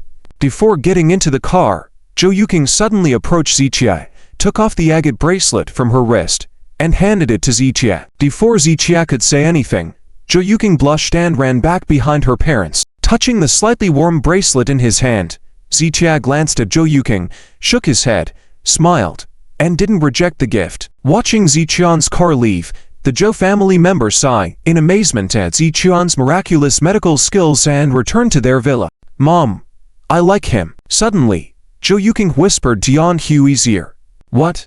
Yang Hui was taken aback. I said, I like him. Joe Yuking slowed down and distanced herself from Zhou Jinpeng and the others, leaving Yang Hui even more puzzled. She didn't expect Joe Yuking to say something like this. Over the past few years, when Joe Yuking was ill, no one mentioned it. Before Joe Yuking got sick, many wealthy and outstanding young men came to propose to her, but she never showed any interest.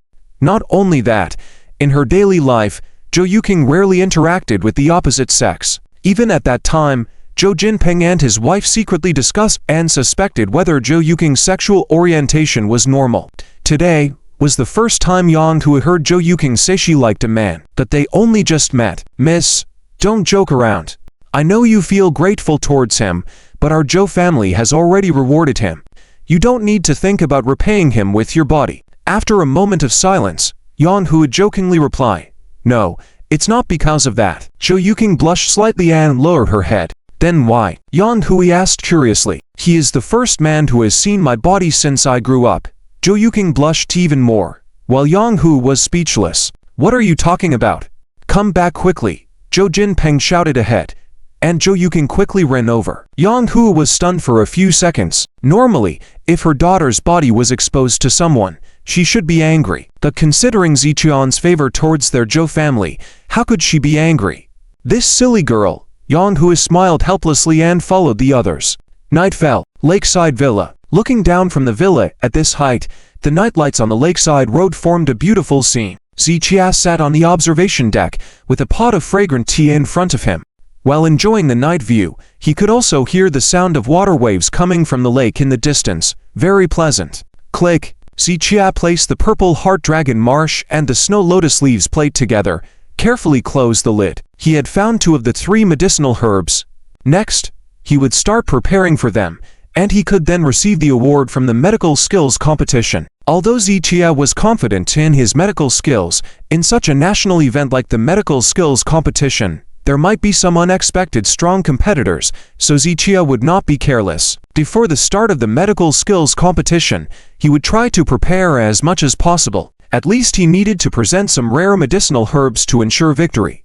However, those rare medicinal herbs had to be processed with rare ingredients, many of which were hard to come by. Even if he had the intention to prepare earlier, he couldn't start without these herbs.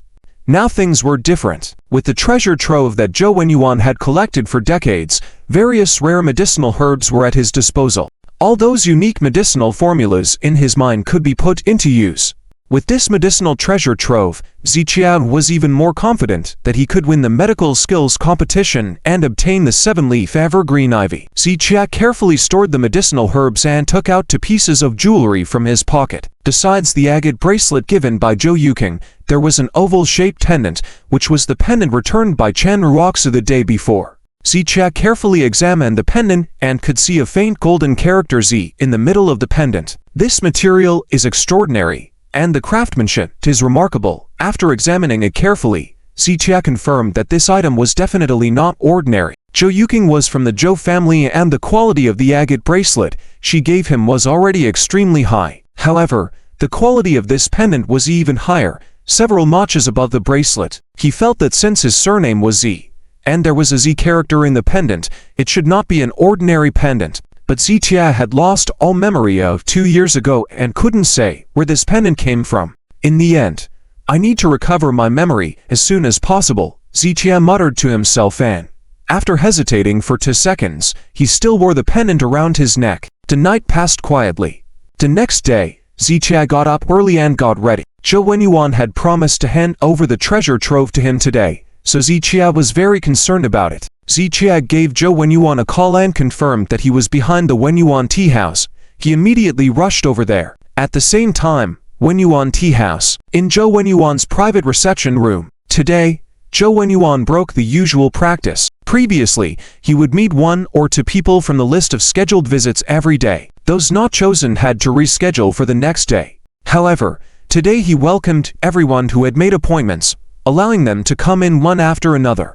Everyone could see that Joe Yuan must be in a good mood today, looking quite cheerful.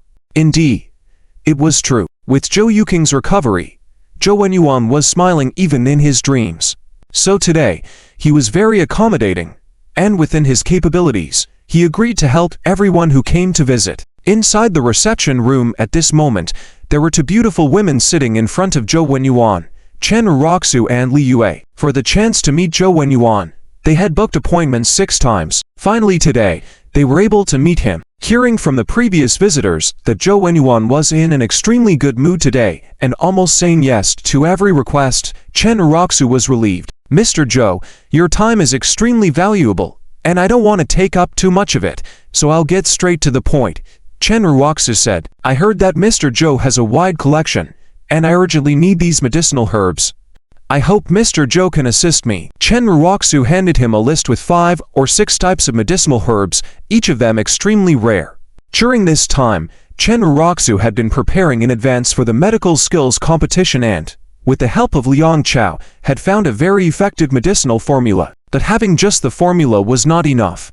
They had to produce the final product to show the effects at the competition to clinch victory. However, the medicinal herbs required to make this product were extremely rare, and no major herbal suppliers had them. Later, they heard that Joe Yuan had them, so Chen Raku had made several appointments in a row.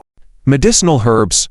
Joe Yuan was taken aback. He was in a good mood today, and he would have readily given a few medicinal herbs. But the key was that his medicinal herb storage had changed ownership. Not only the medicinal herb storage, but also other treasures had been handed over. How could he casually give out medicinal herbs now? Mr. Joe, we won't let you help us in vain. Besides cash rewards, we can discuss any other conditions. Seeing Joe Yuan hesitate, Liu quickly took over the conversation and pleaded. No, it's not about the money. Joe Yuan waved his hand. I know about the Chen group. I had some acquaintance with the late Mr. Chen, and now that his descendants have sought help from me, I will definitely help. However, for today, if it's anything else, I can agree, but on the matter of medicinal herbs, I cannot. Joe Yuan's reply left Chen Raku and Liu puzzled. Everything else was fine, but not the medicinal herbs. Had they been used up? But Joe Yuan didn't even look at the list of medicinal herbs Chen Raku presented. How could he reject it without even looking? Mr. Joe, why not? Chen Raku and Liu exchanged glances and asked softly. Joe Yuan turned the jade walnut in his hand and sighed. To be honest, I wanted to help you, but now my medicinal herb storage has changed hands, and even if I wanted to take out the herbs, I need the other party's consent to enter that room. What? Chen Raku and Liu were both stunned at the words. From what they understood, Joe Yuan's treasure trove was absolutely invaluable, with every item inside being highly sought after by countless people, especially his collection of medicinal herbs. The Chinese Medical Association of Tianhai City, as well as many renowned Chinese medicine practitioners, all coveted it greatly. Several top figures from the Chinese Medical Association, along with the Lin family, one of the top 3 giants in Tianhai City, had pooled together billions of dollars, as well as 10 villas in Tianhai City and 3 villas in Beijing. But even with such a huge price tag, they were unable to acquire that collection of medicinal herbs from Joe Yuan. Joe Yuan didn't lack money, and he held this collection of herbs in high regard. So Chen Raku couldn't fathom how he could bear to give it to someone else. Mr. Joe, please don't joke with us, Chen Raku said with disbelief, followed by a smile. I'm not joking, Joe Yuan replied. Yesterday it was still in my hands, and today has changed ownership.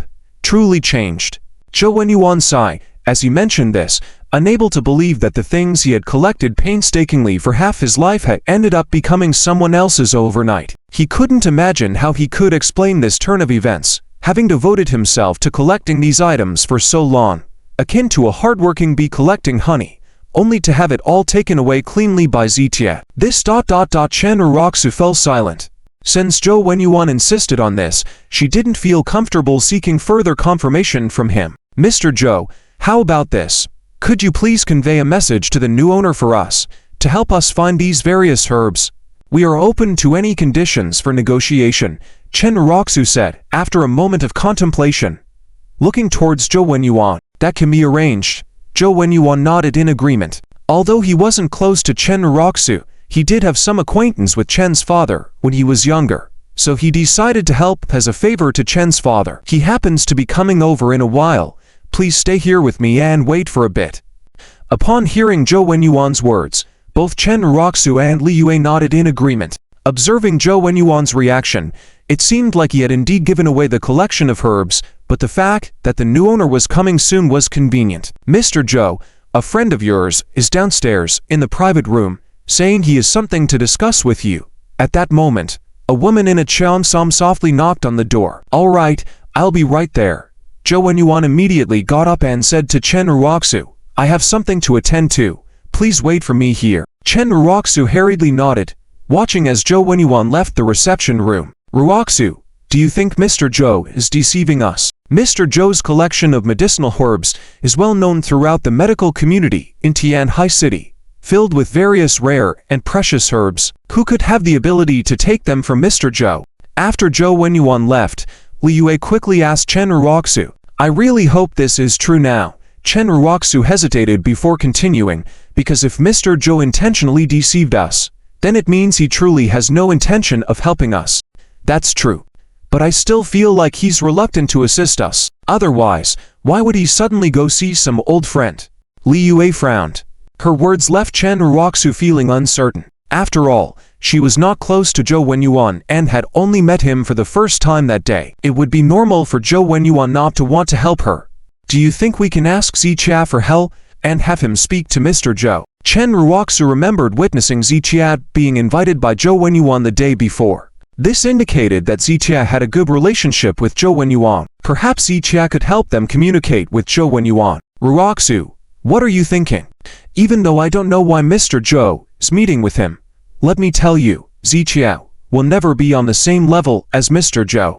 He's merely a social thug now. Zichia is not qualified to converse with Mr. Joe, no matter how successful he may become in the future. Some people's destinies are predetermined from birth. Li Yu's disdain and mockery were evident whenever she mentioned Zichia.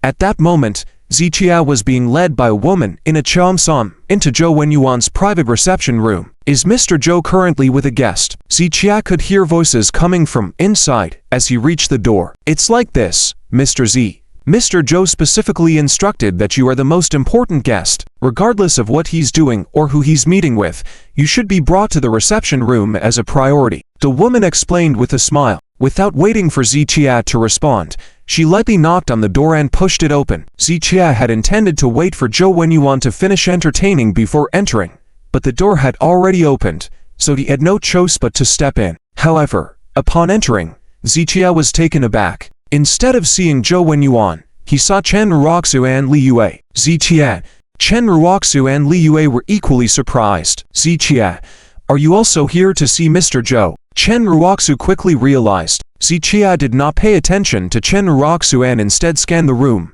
not seeing Joe Yuan. He then took out his phone to make a call. At that moment, Zichia happened to receive a message from Joe Yuan, stating that there was an urgent matter to attend to and asking Zichia to wait in the reception room. Reading the message, Zichia turned and approached an adjacent seat to sit down. He had nothing to hide, so he didn't feel the need to avoid Chen Raku. Zichia, how did you manage to deceive Mr. Joe? You fooled him once before, and now you're here again. Li Yue glanced at Zichia, her tone dripping with sarcasm. Get out. Zichia's response was straightforward. What did you say? Li Yue widened her eyes and shouted.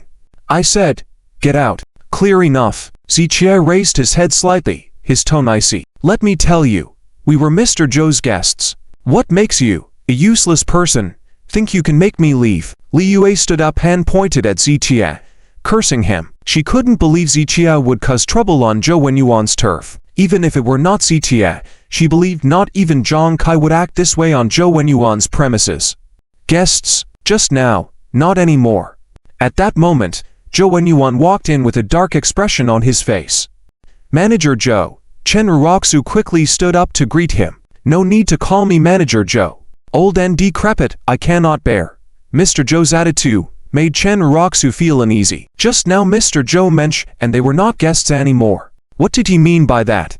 Manager Joe, you came just in time. Someone wants to cause trouble here. Li Yuking, a bit confused, stepped forward and shouted. Oh, causing trouble? Bring the troublemaker out, Mr. Joe ordered, and immediately 3 burly young men walked in. Their imposing demeanor made it clear they were ex-soldiers.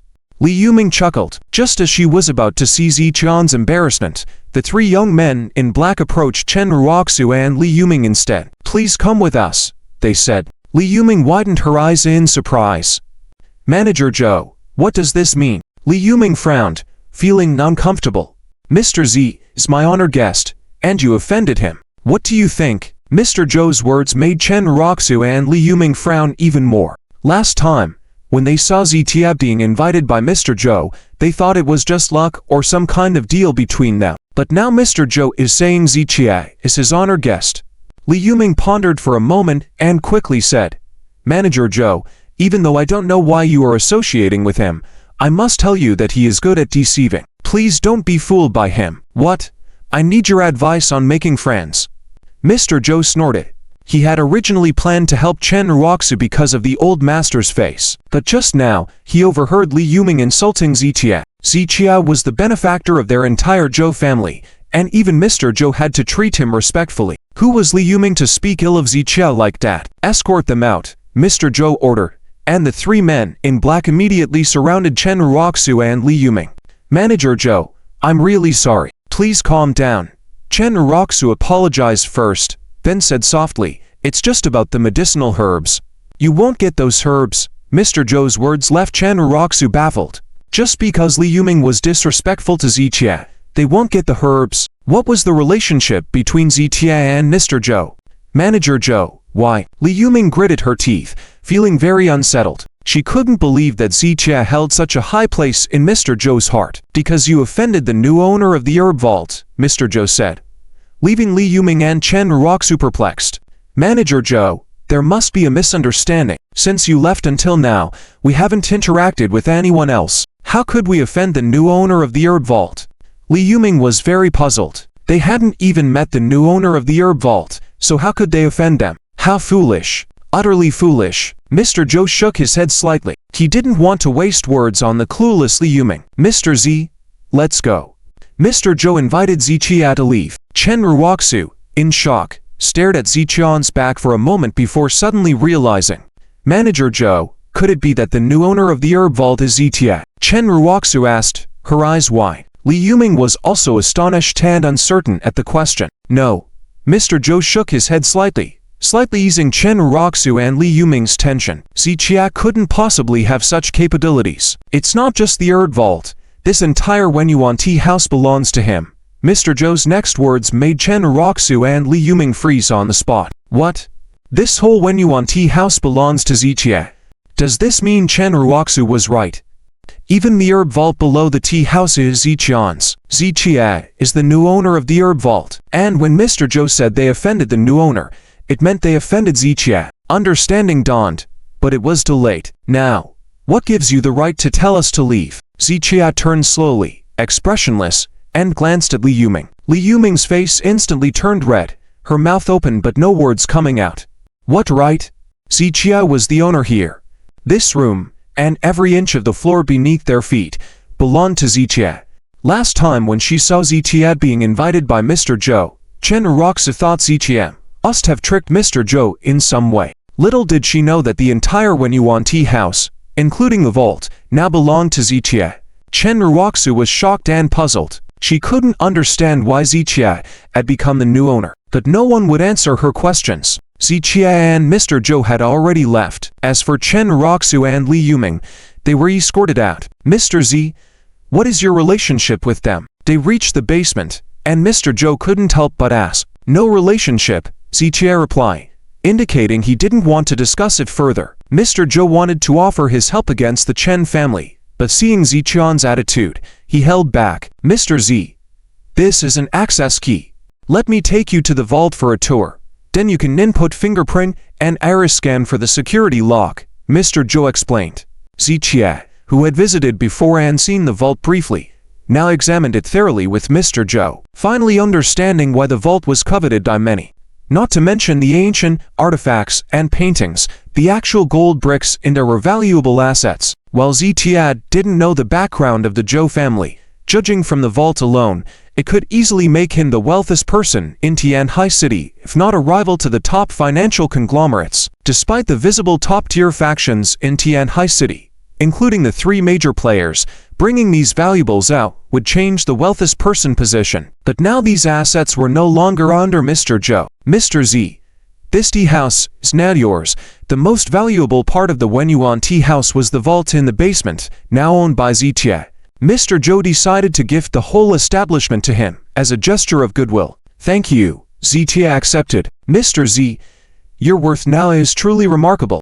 Mr. Joe remarked, feeling a bit reluctant. It was all for the sake of his beloved granddaughter. If it had been him falling ill instead of Zichia, he would never have handed over the tea house and the vault. Thank you, Manager Joe, Zichia thanked softly. Mr. Joe was taken aback, then shook his head in resignation. It's really something to hear you say thank you. Manager Joe, I have some doubts. Zichia furrowed his brows slightly. With such a priceless vault, aren't you worried about it being coveted while it's right here? Zichia couldn't be watching over it all the time, so security was crucial. Otherwise, it might be taken by someone before it even warms up. Although the defense of this treasure vault is very high, if it's really targeted by someone, there will always be a way to take it. After all, even the highly advanced defense vault of a bank can be destroyed by someone. Envy? There are plenty of envious people, but they just keep it in their hearts. With a faint smile, Joe Yuan said calmly, but his tone contained an extremely strong confidence. As long as the signboard of Wenyuan Tea House is still hanging above, no one dares to touch even a single tile here. This statement by Joe Yuan made Zichia understand that the Zhou family was definitely not just a simple business family. Perhaps their hidden background was even beyond the reach of the Liu family. However, no matter how dominant the Zhou family was, it had nothing to do with Zichia. He helped Joe Yuking treat her illness and, in return, received this treasure vault, which he rightfully deserved. So, after this tea house was given to Mr. Z, there is no need to change the signboard unless necessary. The word Wenyuan on this tea house can be compared to a security team of over 100 people. Following this, Joe Wenyuan laid Zichia to input Zichia's fingerprint and iris code locks, and in front of Zichia, deleted all his previous records. In other words, now only Zichia can open this treasure vault. If anyone else wants to enter without permission, they would have to resort to explosives to force their way in. After taking a tour around, Zichia was very satisfied. Mr. Z, I can tell that you are a man of character, Joe Yuan said, implying that there was more to come. Indeed, after a pause, Joe Yuan continued, these are treasures that I have been collecting for most of my life. Each piece has taken a lot of effort and countless expenses. I cherish them as my life. As Joe Yuan spoke, he sighed gently, occasionally stealing glances at Zichia. Zichia could not help but smile bitterly in his heart. Joe Yuan was somewhat reluctant to let go. In the future, if anyone from the Zhou family encounters any illness, I will offer medical treatment. With this statement, Joe Yuan was over Joe and quickly nodded, saying, deal. It must be a deal. After witnessing Zichia's incredible medical skills, Joe Yuan understood the weight of Zichia's promise. Money may have a price, but life is invaluable. Throughout history, countless top tycoons and dignitaries have willingly paid a steep price to seek life. No one can guarantee a lifetime free of illness and calamity. If one were to contract a fatal disease, even with a net worth of billions, one could only helplessly await death. Even with his vast wealth, Joe Yuan was helpless when faced with Joe Yuking's illness. However, with a top-notch divine doctor like Zichia safeguarding her, there would be no need to worrying about any ailments. Therefore, with Zichia's promise at that moment, Joe Yuan felt completely relieved, no longer clinging to the treasure vault. After chatting with Joe Yuan for a while, Zichia took some medicinal materials from the herbal storage room and prepared to bid farewell. Oh, wait a moment, I have something to give you, Joe Yuan said suddenly as they reached the door. Zichia, I've been waiting for you. At that moment, Chen Raku and Li Yue walked over. Waiting for me?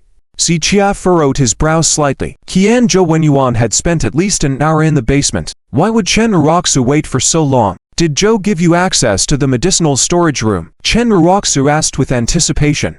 What's it to you? Zichia's response darkened Chen Raku's eyes, and after a few silent moments, she continued, I have something important to ask for your help. It's crucial to me, so. Before Chen Raku could finish, Zichia waved his hand to interrupt.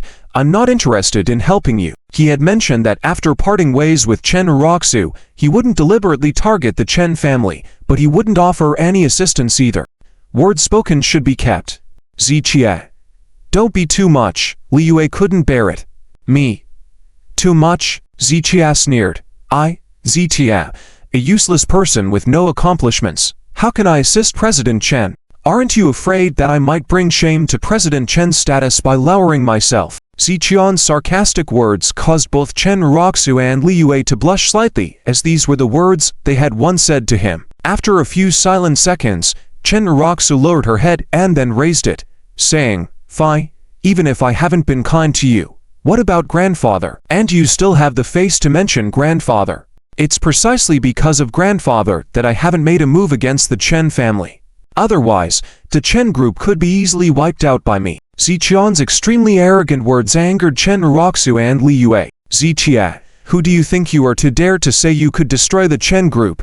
Would you dare say that in front of grandfather? Li Yue pointed at Ziqia, berating him angrily. Ziqian's expression turned somber at their words.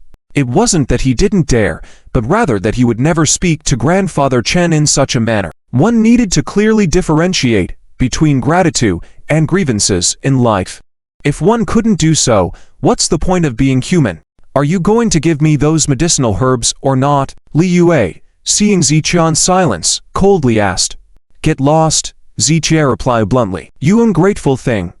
Living off the Chen family for 2 years, you have no sense of gratitude. Didn't you rely on Lu Jingyao to get to where you are today, to establish a connection with Elder Zhou? Li Yue challenged Ziqia as he remained silent, and then she tore off the facade and erupted into insults against him. Do you really think I'm only here today because of Lu Jingyao? Ziqia smirked.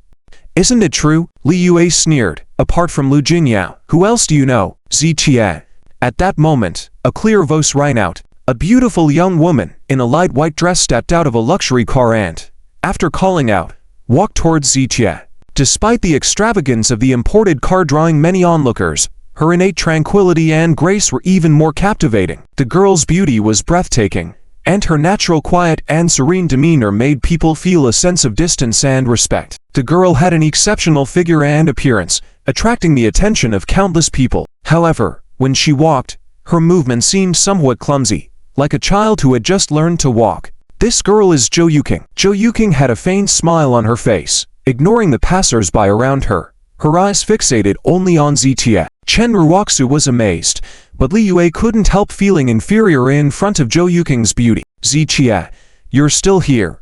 That's great. Joe Yuking approached Ziqia, smiling softly. She had just heard Zhou Jinping say that Ziqia was meeting Joe Yuan here, so she immediately had her driver rush her over. Even your grandfather calls me Mr. Zhou. Ziqia shook his head slightly. Apart from Chen Raku and a few others, he rarely allowed others to address him by his name. Joe Yuking's smile remained undiminished. I like calling you Ziqia. As you wish. Ziqia didn't mind. After all, it was just a title. Seeing the two standing so close, Chen Raku felt uncomfortable. Who is she? Chen Raku frowned and asked. Previously, Ziqia had a Li Jingyao by his side, which made Chen Raku a bit displeased. Up until now, Li Jingyao and Ziqian's relationship was still unclear, and now a beautiful girl who was no less than Li Jingyao suddenly appeared. Where did this girl come from? What business is it of yours? Ziqian's words left Chen Raku speechless. It indeed had nothing to do with her. However, since they parted ways, Ziqia seemed to constantly be surrounded by beautiful girls, all of whom came from well-off families and were exceptionally beautiful. Chen Raku couldn't understand why Ziqia had the charm to attract so many outstanding girls. You, Ziqia, are actually two-timing. If Li Jingyao finds out about this, you might as well prepare for trouble. Li Yue suddenly sneered, thinking she had caught Ziqia in a compromising position. However, Ziqia ignored Li Yu's words as if he hadn't heard them, instead softly inquiring about Joe Yuking's well-being. Did you know, this man is a parasite, specializing in deceiving girls. Since Ziqia remained silent, Li Yue turned her attention to Joe Yuking. Yet, Joe Yuking, like Ziqia, seemed to completely ignore Li Yu's words, not even glancing at her. Raku, look at this pair of cheaters. Li Yu's face turned dark as she whispered in Chen Raku's ear. Miss, do you like him? Chen Raku stepped forward and asked. I do. Joe Yuking replied without hesitation, nodding slightly. Ziqia was taken aback. He didn't expect the usually quiet Joe Yuking to be so bold in matters of love. This only made Chen Raku angrier. I advise you to stay away from him. Why? Joe Yuking looked puzzled. You don't truly understand him. He has other women besides you. He is not worth liking. As Chen Raku spoke, she cast a vindictive look towards Ziqia. She was upset to see other women around Ziqia and couldn't control him, so she decided to sabotage their relationship. I don't think so. Joe Yuking shook her head slowly. Huh. Chen Raku was stunned. I like him for who he is, not for anything else.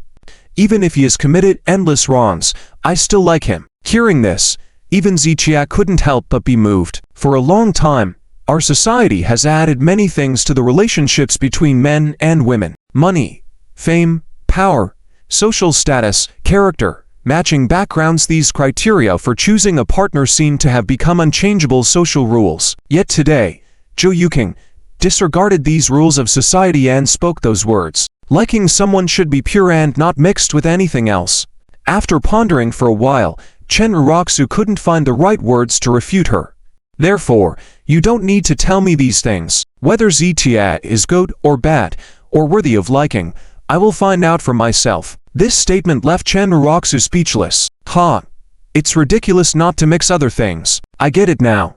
You know he has other women but still willing to be with him. I've seen someone who can talk about being a third party in such a fresh and refined way. Li Yue suddenly sneered, pointing at Joe Yuking and starting to berate her. Joe Yuking frowned slightly. She didn't know how to argue back because she didn't know how to insult people. She remained silent. Why aren't you speaking, mistress? Li Yue became more aggressive as Joe Yuking didn't respond. I'll tell my grandfather. Joe Yuking struggled to speak. She didn't know how to insult people, so it took her a few seconds to finally say those words. Who's your grandfather? A despicable creature like you is not related to any good person. Li Yue, smirking, said while hiding behind Chen Raku. Rubbish. Suddenly, a furious roar resounded in the tea house.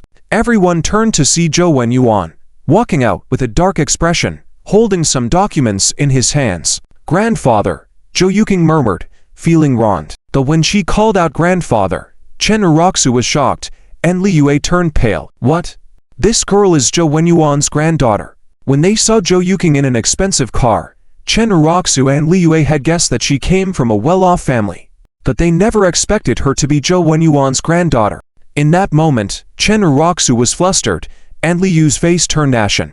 You talk nonsense. What right do you have to do this? Li Yue panicked. You can't hit me. There's a misunderstanding.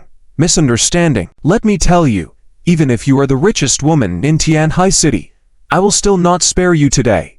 Give her a slap. Joe Yuan ordered angrily. Pa. A security guard in black raised his hand and delivered a slap across Li Yu's face. This extremely vicious slap caused Li Yu's body to recoil and continuously retreat. Pa. The other burly man in black next to him followed up with another slap. Over a dozen men formed a circle around Li Yue, seemingly having agreed in advance to take turns slapping her one after another, all aiming their palms at Li Yu's face. Joe Lao. I didn't know. Pa. I didn't know she was your. Pa.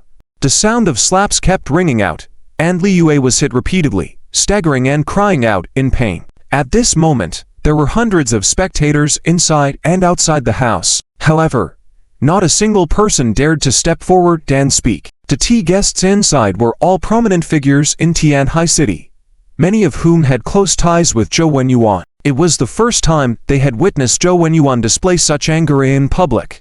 Not only did they not know Li Yue, but even if they did, they would never offend the furious Joe Yuan for her sake. I was wrong. I know I was wrong. Please stop. Li Yue initially tried to explain, but now she could only focus on apologizing and begging for mercy. Seeing this scene, Zichia felt a touch of emotion. Every time Li Yue had provoked Zichia before, she had Chen Raku backing her up, preventing Zichia from taking harsh measures against her.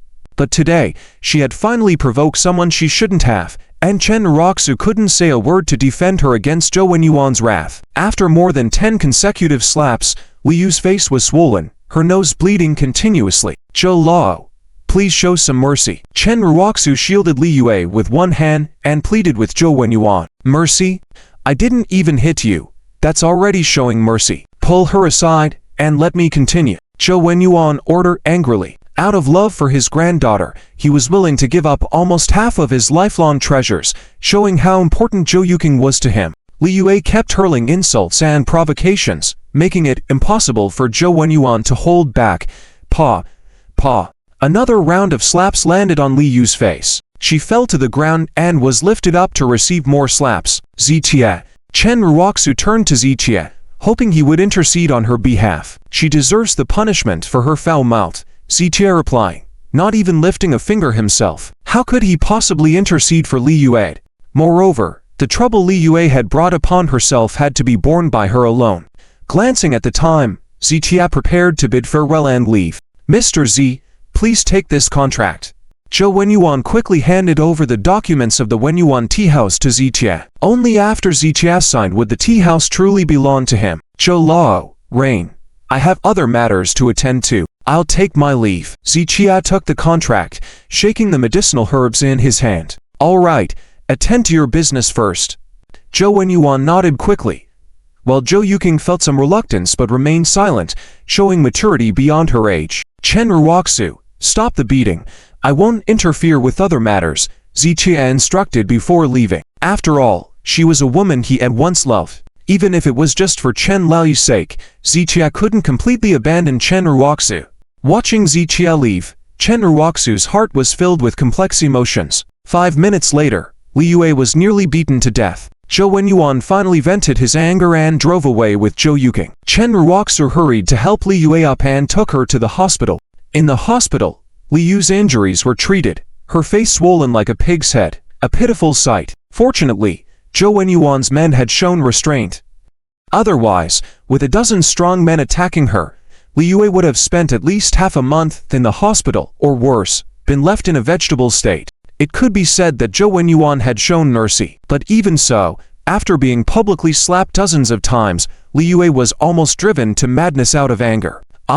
Chen Raku wanted to say something, but in the end, she just sighed. If anyone else had beaten Li Yue, they would have called the police immediately and not cared about anything else. At worst, a call to Liang Chow would have been enough. Liang Chow knew many people in the underground world and could surely help avenge Li Yue. However, facing Joe Yuan, with his extensive network and influence, they knew that nothing they did would work. They didn't even have the courage to confront Joe Yuan, and Li Yue understood this well. She was at a loss and blamed everything on Zitia. It's all that bastard Zitian's fault. Li Yue gritted her teeth in anger. She didn't dare provoke Joe Yuan, so she transferred her hatred to Zitia. How did he become so powerful now? Chen Raku thought about what had happened today, feeling increasingly conflicted. Can't you see it? Li Yue coldly snorted. Relying on Lu Jinyao isn't enough for him. Now he's relying on the Zhou family for a free ride as well. Suddenly, Chen Raku realized the connection between Joe Yuking, Joe Yuan's granddaughter, and Zitia, their close relationship, adding that Joe Yuking had openly confessed her affection for Zitia. Could it be, as Li Yue said, that Zitia had managed to get close to Joe Yuan's grandpa through Joe Yuking? No wonder Zhou Lao gave him the medicinal herb repository. There's this relationship between them. Liang Xiao was right. ZT, I didn't expect him to turn out like this. Chen Raku shook her head with a sigh. Humph, he was always like this, just used to putting on a show in front of you. I've always said, someone like him will never amount to anything in his lifetime. Even if he gains some benefits through deception, it's only temporary. Sooner or later, there will be consequences, Li Yue said, pausing briefly before continuing with a cold smile. When I find an opportunity, I will definitely expose this matter so that the Lu family and Master Zhou will know clearly. After hearing Li Yu's words, Chen Raku glanced at her, hesitated for 2 seconds, but ultimately remained silent. To avoid getting involved in trouble, if Zitia dares to act this way, he must bear the consequences for his wrongdoings. For now, let's not worry about Zitia. The main issue is that we need the medicinal herbs, and only Master Zhou in Tianhai City has them. What do we do now? Chen Raku couldn't help but feel a headache when bringing up this matter. Zitia definitely won't give her the medicinal herbs. We can't rely on that anymore. If Zitia doesn't harm you, that's already good enough. He definitely won't help you. Li Yue contemplated for a moment before saying, so we'll have to give up on that prescription. Zitia won't give us the formula he presented earlier. Now, the only option in front of us is the last resort. What's the last resort? Chen Raku quickly asked. Li Yue paused for a moment before saying, cooperate with Jingshu Chen. They have that miraculous mask formula. Originally, Li Yue had wanted Master Chen to intervene and ask Zitia for the formula. But after Master Chen spoke with Zitia, the latter still didn't reveal the formula. This indicated that Zitia didn't even give Master Chen face, forcing Li Yue to abandon that idea, to cooperate with Jingshu. Hearing this, Chen Raku nodded lightly. She had thought about this when Master Chen was discharged from the hospital. Now that the formula had been acquired by Jingshu, if the Chen family could cooperate with them, they could gain immense benefits from the formula. And more importantly, if they could establish a deep collaboration with Jingshu, they could potentially receive much more. Maybe even contribute significantly to the medical conference, at least as a backup plan. Ruoxu, I discussed this with Lian Xiao before. Jingshu Cheng was able to forcefully acquire Jincheng, indicating their abundant financial resources. Additionally, their background is very clean, with no trace of the people behind them, indicating not only substantial financial resources, but also deep connections. So Jingshu Cheng is by no means an ordinary company. They definitely have top-tier figures in Tianhai City backing them, at least at the level of the top 3 in Tianhai. If we can reach a cooperation agreement with them, it will bring us many benefits. They can easily elevate the Chen Group to new heights with just a little help. Agreeing with Li Yu's observations, Chen Raku nodded. It was an undeniable fact. Leaving aside Jingshu Tiancheng's background, their acquisition of Jincheng's formula, if developed vigorously, could not only bring huge immediate profits, but also potentially set the trend in the cosmetics market in the future. It could be said that Jingshu Tiancheng's potential was incredibly strong. Collaborating with them was undeniably a very wise decision. I understand what you're saying, but it's not going to be easy to collaborate with Jingshu.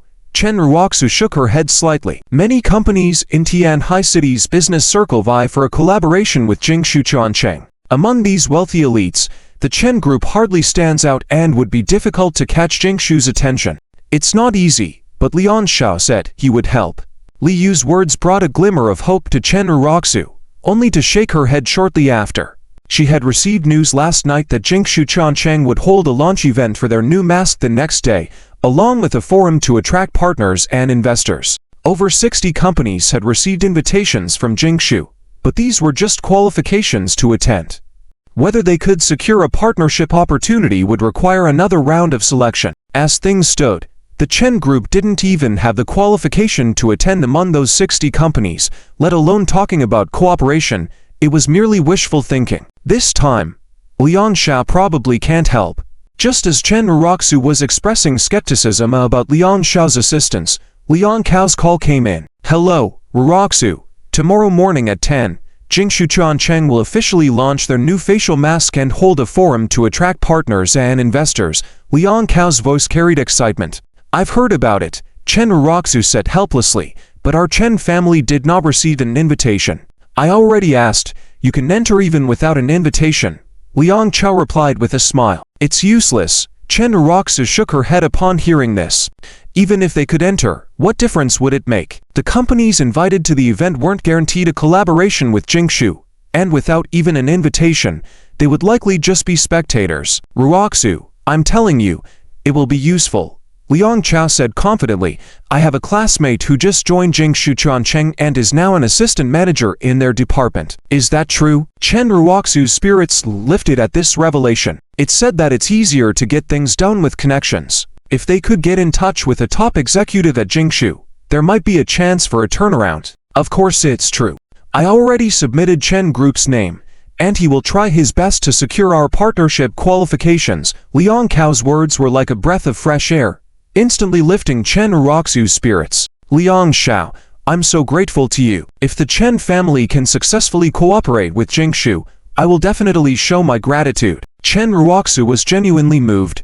Liang Chao had helped her with cooperation before with the Lu family, and now he was surprising her once again, making her deeply appreciative. Raku, you know I don't need your thanks. There will always be a place for you in my heart, Liang Chao said, causing Chen Raku to fall silent. She instinctively wanted to refuse, but when it came to her lips, she didn't know how to reject it. After all, Liang Chao had always been considerate of her, had helped her so much. If she rejected his offer, how could she accept his help?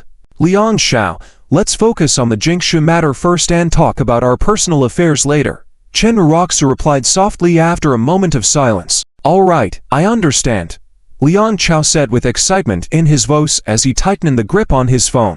Every time he brought up this matter with Chen Raku in the past, she would shake her head in refusal, showing that she wanted to focus on developing the Chen family. This time, however, Chen Raku's tone had loosened, indicating that their relationship had grown closer, and Liang Cao's plan could move forward. Like this, I will contact you again tomorrow. You wait for my notification. Liang Cao hung up the phone with a smile, satisfied with the conversation. Zhu, did you see that? It had to be Liang Xiao who took action.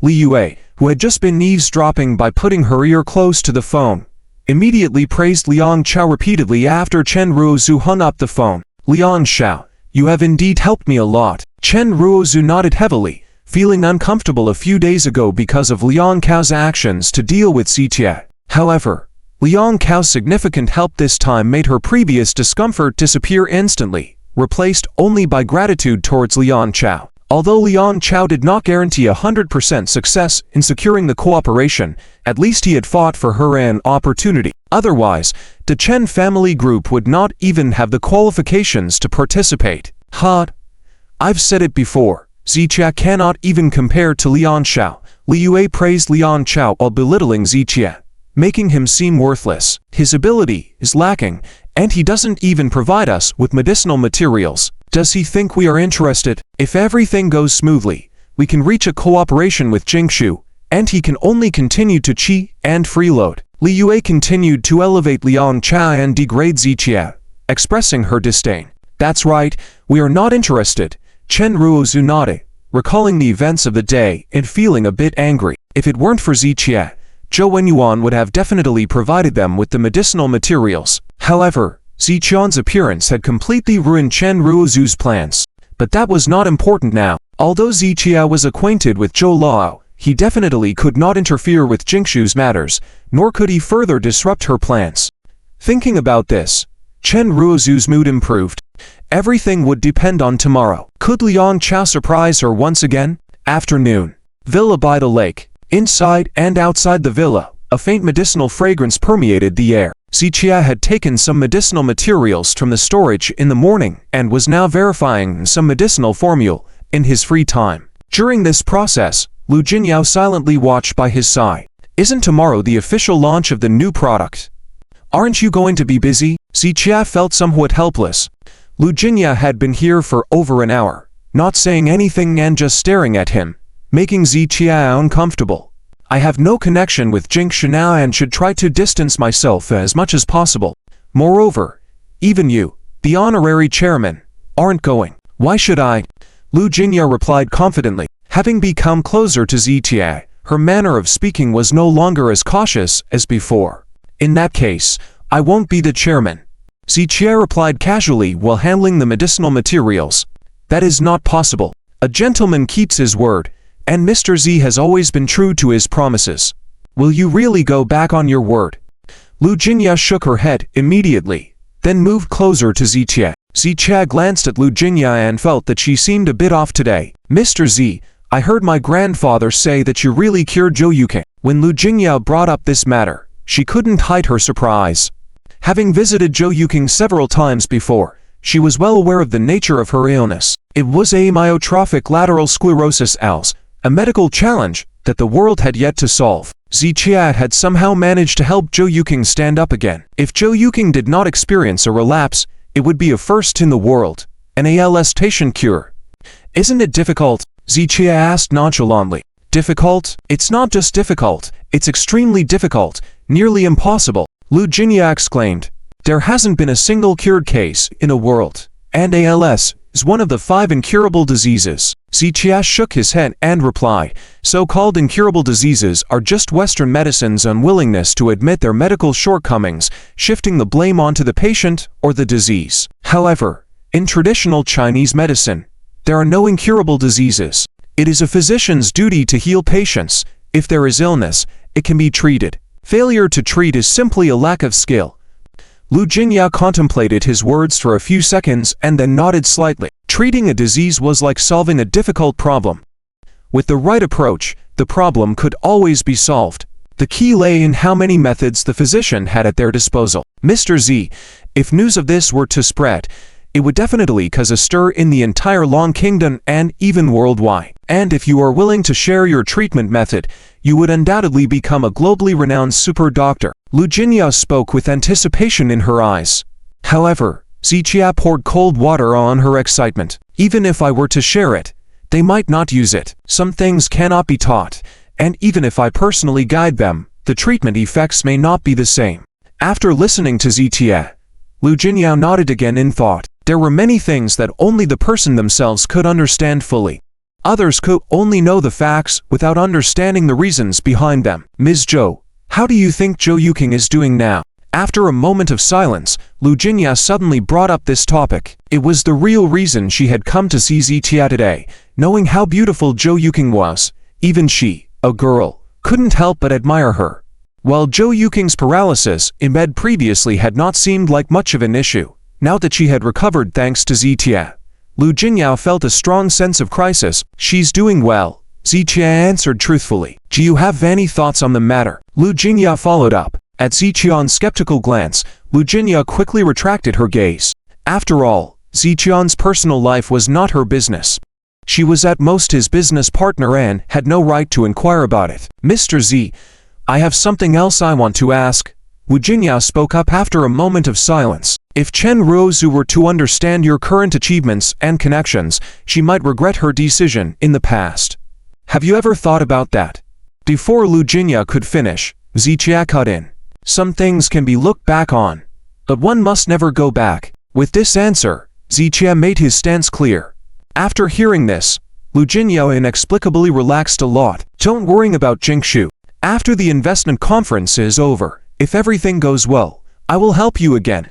Lu Jinyao was initially stunned but then nodded happily. Setting aside how Zitia would help her, just hearing him offer to assist made her extremely happy. Zitia, on the other hand, was not too concerned because in order to obtain the final medicinal material, he needed to attend the medical competition through Jingshu Changcheng. Therefore, helping Jingshu was also to his advantage. The next day, Vienna Regal View Hotel. Jingshu Tiancheng's relationship with Zitia and the fact that the Regal View Hotel belonged to Zitia made it natural for all the activities and business receptions of Jingshu to be held at his place. The investment meeting and the official launch of the face mask were both being held at the Regal View Hotel. Luxury hotels like Regal View usually had low foot traffic on regular days, unlike ordinary hotels that were bustling with visitors.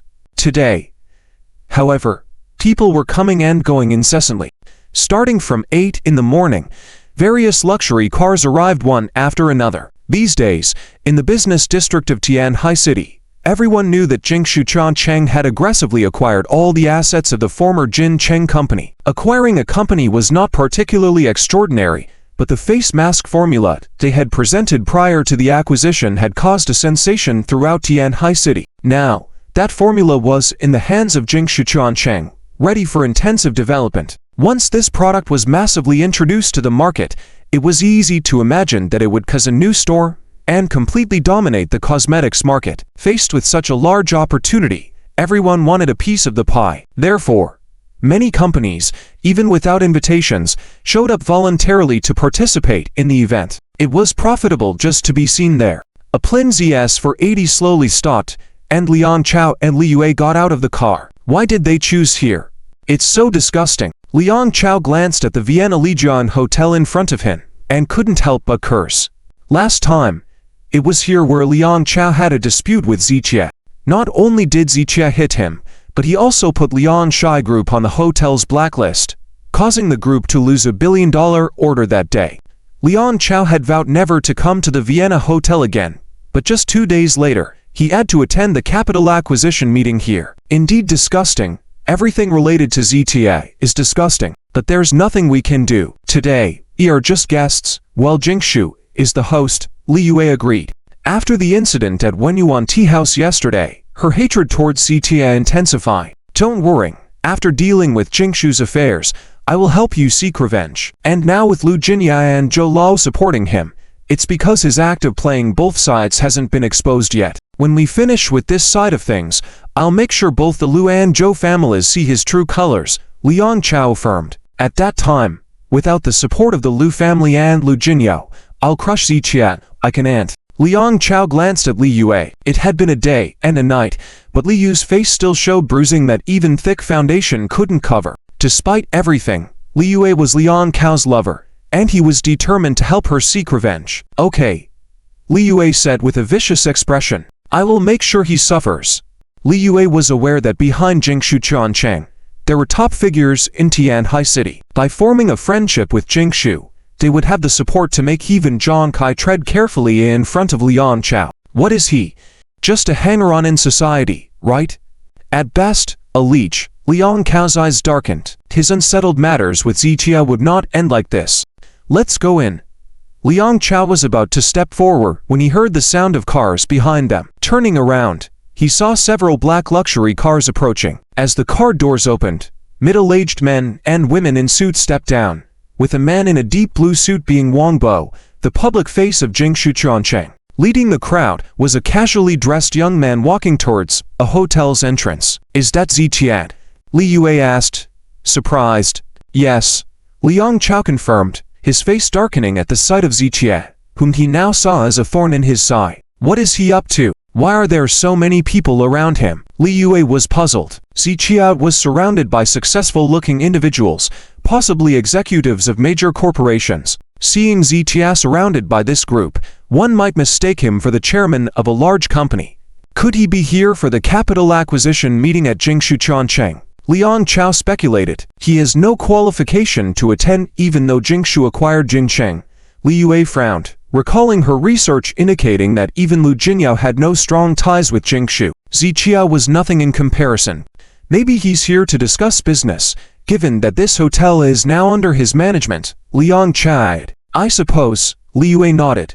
But still, he has no business being at such a high-end meeting. Watching Zitia and his group enter the hotel, Liang Chow sneered. He may seem grand now, but it won't last long. Once we're done here, I'll settle scores with him, old and new. Just then, Liang Chow's phone rang. It was Chen Raku calling. Liang Chow put on a confident tone as he assured her they were about to enter the venue, while his smirk grew more pronounced after the call. Why didn't you bring Chen Raku along? Li Yue asked, puzzled by Liang Chow's choice. Liang Chow explained that to avoid detection, they needed to use less conspicuous means, and it was simpler without Chen Raku's presence drawing attention. Liang Chao's goal was to show Chen Raku his efforts and dedication, regardless of the outcome. After Li Yue grasped the plan, she praised Liang Chao's intelligence. Liang Chow had a bigger plan in motion, and even if things didn't work out, Chen Raku would appreciate his efforts. Everyone has their strengths. But what does he have to compare with me in other aspects? Let's go inside, Liang Chow said, bringing Li Yue into the Vienna hotel. After completing the registration, they were escorted to the venue by the hosts. At this moment, in the presidential suite on the top floor of the Vienna hotel, Zitia sat at the desk, looking at the documents in front of him. Wang Bo and other company executives had already gone to prepare in advance, leaving only Lu Jinyao with Zitia. Mr. Z, I won't be attending later, Lu Jinyao whispered. Although Sun Dehai dares not target us now, the Lin family has not given up on dealing with us. I can't have too much involvement with Jingshuopoly.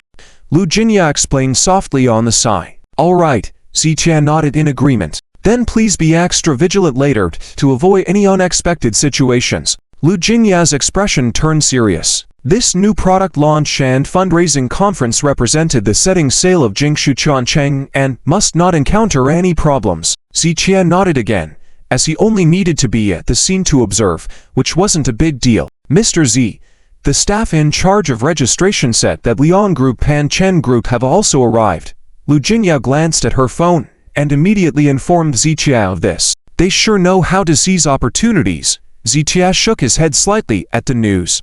Liang Chow and Chen Raku's information was quite well informed, as they were able to attend the fundraising conference without an invitation. Mr. Z, what do you think? Lu Jinyao sought Zitian's opinion. Please escort them out. Zitia made a decision without hesitation. All right, Lu Jinyao nodded and was about to take out her phone to make arrangements. However, at that moment, Zitian's phone rang. Seeing the incoming call display, Zitia raised an eyebrow slightly, then gestured to stop Lu Jinyao. Hello, Grandpa. Zitia answered the phone, and it was Chen's old man calling. Son, how are things between you and Raku? It's been several days. Haven't you made up yet? Chen's old man was very concerned about this matter, as he was the one who arranged this marriage in the first place and naturally wanted Zichia and Chen Raku to live a good life together. Zichia fell into silence upon hearing this. He truly wanted to tell old man Chen the truth, but hearing the old man's caring tone, he didn't know how to start. He had his own style of speaking and acting. He could disregard anyone else's emotions and thoughts, but he couldn't ignore old man Chen's feelings. Still haven't made up yet? Seeing Zichia's silence, old man Chen immediately understood the situation. Not yet, Zichia replied, after a pause. That little girl, I'll call her later to have a good talk.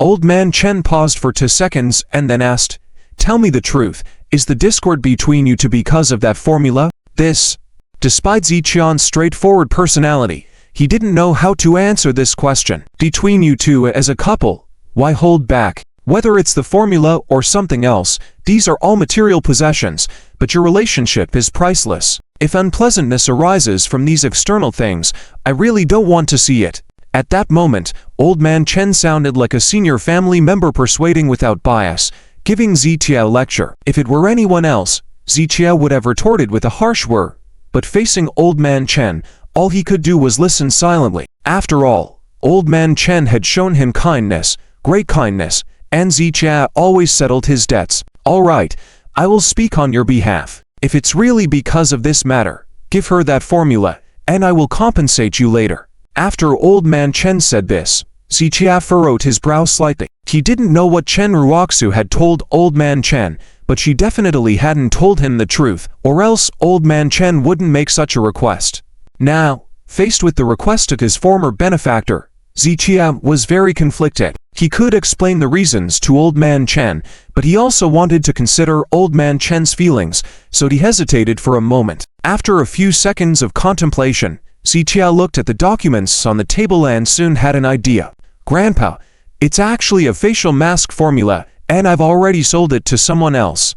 It's impossible to get it back, but since you brought it up, I can suggest to the other party to establish cooperation with the Chen group based on this facial mask formula. Zichia couldn't hand over the formula, but he also couldn't refuse old man Chen, so he came up with this compromise. Oh, so that's how it is. Old man Chen was taken aback by this information, as he had not heard from Li Yue that Zichia had already sold the formula to someone else. He then asked, is this cooperation acceptable? If it's too difficult, forget it, and I'll talk to Raku later. It's fine. It's a small matter, Grandpa, you can rest assured. Zichia replied softly. Good. That's good. You two should make up soon, otherwise, the crack in your relationship will only grow. After a few more words between old man Chen and Zichia, they hung up. Zichia put down his phone, feeling uncomfortable. He never expected Chen Raku to use old man Chen to pressure him. Earlier, Zichia was just extremely disappointed in Chen Raku, but now he was very resentful towards her. Mr. Z, what's wrong? Lu Jingyao noticed Zichia's changed expression and asked quickly. Nothing. Add the Chen group to the list of collaborators. Zichia leaned back in his chair, rubbing his temples. Okay. I'll follow your instructions. Lu Jingyao was initially surprised by Zichia's sudden change in attitude after the phone call, but she didn't dwell on it. All she needed to know was that Zichia must have his reasons for doing so, and her role was to support and trust him unconditionally. Zichia turned his head slowly towards the window. Chen Raku, for Grandpa's sake, I'll reward you with this cooperation. At 9:30 in the morning, in a spacious conference room on the second floor of the hotel, Jingshu Tiancheng's new product launch and fundraising conference was about to begin. The venue, which could accommodate over 600 people, was already half-filled. Originally, only 60 companies were invited, but more uninvited companies had shown up compared to the invited ones. Moreover, these companies didn't just send 1 or 2 representatives. They brought along many people, so even brought teams of over a dozen people to come and learn from Jingshu. Therefore, looking around the venue, there were nearly 500 people present. In front, there was a square stage, with a large digital screen behind it. At the top of the screen, a lawn banner was hung. Jingshu Tiancheng New Product Launch and Investment Conference. Many staff members were busily working. Some were adjusting the equipment on site, while others were guiding guests to their seats. The conference was about to start, and Zichia had also arrived at the scene. heading straight to the back row of seats. He doesn't need to socialize with anyone here, nor does he need to learn anything. His purpose in coming here is to ensure the smooth progress of this meeting, so naturally he needs to sit at the back to oversee the entire scene. When Zichia just walked to the back rows, he saw Li Yue and Liang Chow sitting close together, chatting non-stop. They had wanted to sit at the front, but those seats at the front were reserved for people with invitations. They had no choice but to sit obediently at the back. The two of them sat very closely, with very intimate gestures, clearly indicating their relationship was not simple. Zichia, seeing this scene, further confirmed his previous suspicions. These two indeed had problems.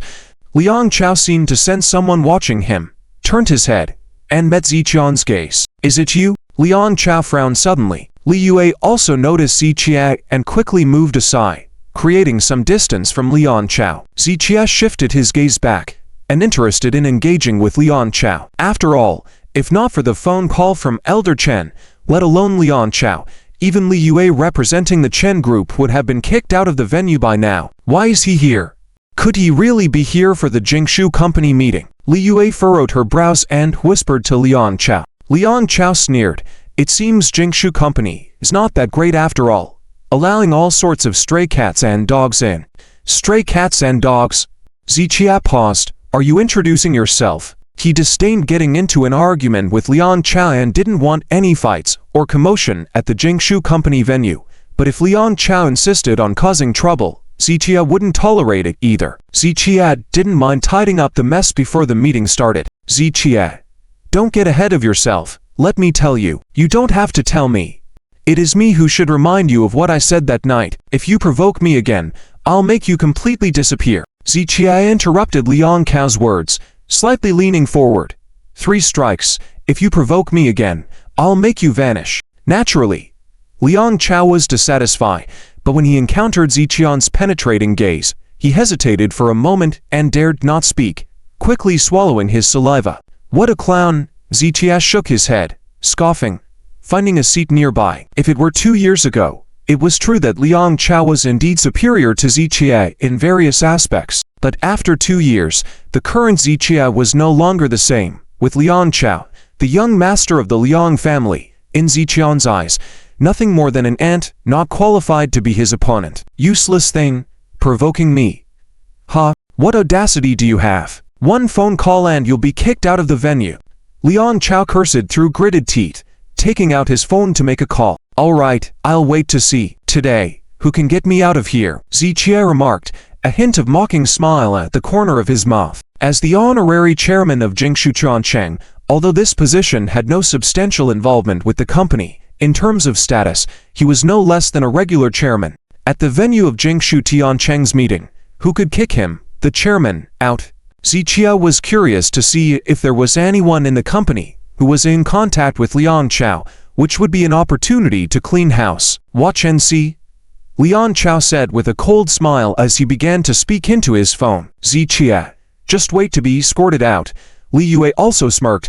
I admit you're good at fighting and good at freeloading, but this is not the Chen family or the Zhou family. This is Jingshu Changcheng. I also must let you know, Liang Chow's classmates are high-ranking executives in this company. If you offend Liang Chow here, you will indeed be foolish. Li Yue was extremely proud, but her words sounded ridiculous and Zichia had no interest in responding. In less than 3 minutes, a young man in a professional suit with gold-rimmed glasses took steps towards them. Deputy Manager Guo. Hello, Manager. Many employees of Jingshu greeted the young man. This person was the newly appointed deputy manager in a subordinate department of Jingshu Changcheng. Guo Fei. Over here. Liang Chow nodded arrogantly and greeted the young man. What's going on? Chow, why hurry to call me over? Guo Fei walked over and tapped Liang Chow's shoulder. The two seemed to have a good relationship. Help me deal with someone. Don't ask why. The answer is I don't like him. Liang Chow pointed towards Zichia, very arrogantly. What's going on? Guo Fei questioned as he glanced at Zichia. Jingshu Changcheng had been gaining popularity in the business district of Tianhai City recently. Guo Fei's ability to become a deputy department manager here demonstrated his excellence. At the same time, working in this company with huge potential had, indeed, made Guo Fei proud and conceited. Don't ask what's going on. Immediately get him out. All sorts of people have been allowed in. Liang Chow snorted coldly, his smile becoming more triumphant. I'll call security right away. Guo Fei didn't inquire further, took out his phone to make the call. You don't know who I am. Suddenly, Zichia spoke. Guo Fei was stunned for a moment, then sneered. I'm not supposed to know who you are. Ha ha. This waste thinks he's a celebrity in Tianhai City, as if everyone should know him. But you must admit, if there were a freeloading competition, he would definitely be the champion. Liang Chow and Li Yue couldn't help but burst into laughter, with a look of disdain. New here? Zichia asked again. So what? Who are you at all? Guo Fei was somewhat uncertain when he saw Zichia so composed. He had indeed just started yesterday. But what did Zichia mean by that? You'll find out who I am. After saying that, Zichia slowly withdrew his gaze. Hey. You're in the mood now. Do you even know where you are? You dare offend my friend here. Guo Fei got irritated and was about to call the security when the host, a woman in a professional suit, took steps onto the stage, declaring the start of the meeting. Wait until later when I deal with you. Guo Fei put down his phone hastily, did goodbye to Liang Chow, and left quickly. Whether he's just a deputy manager or even the chairman of the company, now that the meeting had started, he didn't dare disturb it. You got lucky. Liang Chow snorted. If the meeting hadn't started, he would have surely had Zichia escorted out. Liang, let him sit here for a while. Some people may never have a chance to attend such occasions in their lifetime. Li Yue felt more confident after seeing Guo Fei on their side. To the sneers and mocking remarks from the two, Zichia seemed unaffected, maintaining his silence. After all, how could a lion care about the squeaking of a mouse? However, everything had its limits. If the mouse was too annoying, it couldn't escape the fate of being slapped to death. Next, allow me to introduce our dazzling flagship product, the Tianjin Anti-Aging Face Mask. As the female host on stage finished her words, two security guards in black immediately carried a tray covered with red cloth up. The hundreds of people below immediately quieted down. After all, they had come here today just for this mask. Tianjin? Zichia shook his head helplessly. The name given by Lu Jinyao was indeed somewhat awkward. However, despite the casual name, the new packaging of the mask was well designed. The glass bottle resembling a crystal, with the colors of the outer bottle complementing the color of the ointment inside, was very eye-catching. Zichia didn't understand cosmetics, but he could tell from the eyes of the women around him that this packaging design had captured their hearts. The effect of this anti-aging face mask is truly miraculous, and it has no side effects, as confirmed by authoritative testing reports. In addition to these written data, our product has been tested on the market recently and has received a 100% positive feedback rate, which I believe everyone here has witnessed. The hosting skills of this woman were very professional, and the hundreds of people in the audience were listening attentively. Most of the attendees at the conference today were already familiar with the products from Jingshu, which originated from the formula of Jin Cheng's mask. Considering how popular Jin Cheng's products had been recently, everyone could see the undeniable effectiveness of this new product. However, since this was an investment cooperation meeting, it was necessary to go through the required procedures. After all, you had to first show the other party that your product indeed had great potential to secure closer cooperation. Of course, for other companies, they needed to constantly praise their products in order to attract investment cooperation from other companies. However, Jingshu Cheng didn't need to do that at all. Numerous companies would be seeking to collaborate with them, but even if Jingshu Cheng grew bigger, they couldn't establish partnerships with every company, so they would have to select and eliminate after screening. For now, no one knew if their company would be chosen, so they were all eagerly awaiting the results. Alright, the product introduction is completed, and I believe everyone now has a comprehensive understanding of this product. If any bosses have questions, please feel free to ask, and I will answer them. The female host smiled and looked around the room for inquiries. No questions. The product is excellent. The crowd enthusiastically applauded and praised. Well then, since no one has questions, let's move on to the next segment. The female host deliberately paused with a mysterious expression, while the audience below was filled with anticipation, eager like cats waiting to scratch. Next, let's give our applause to the honorary chairman of Jingshu Cheng will come on stage to announce the final cooperation list. The female host finished speaking with a smile, then tapped lightly on the microphone. Wow. Finally, the anticipated moment arrived, and thunderous applause filled the venue. Honorary chairman? Liang Chow furrowed his brows upon hearing this, and Li Yue was also surprised. According to the information they had previously gathered, the current chairman of Jingshuchuancheng was named Wang Bo, so who was this honorary chairman? Liang. Could this honorary chairman be the big shot behind Jingshuchuancheng? Li Yue asked in a puzzled tone. It was widely known that the current chairman of Jingshuchuancheng, Wang Bo, was merely a figurehead. The actual controlling shareholder of Jingshuchuancheng must be someone with a powerful background. The position of honorary chairman, although it may sound honorary, is usually held by the founder of the company, the former chairman, or a highly respected major shareholder. Jingshuchuancheng already has an honorary chairman since its establishment, so this person is likely the actual controlling shareholder of Jingshuchuancheng.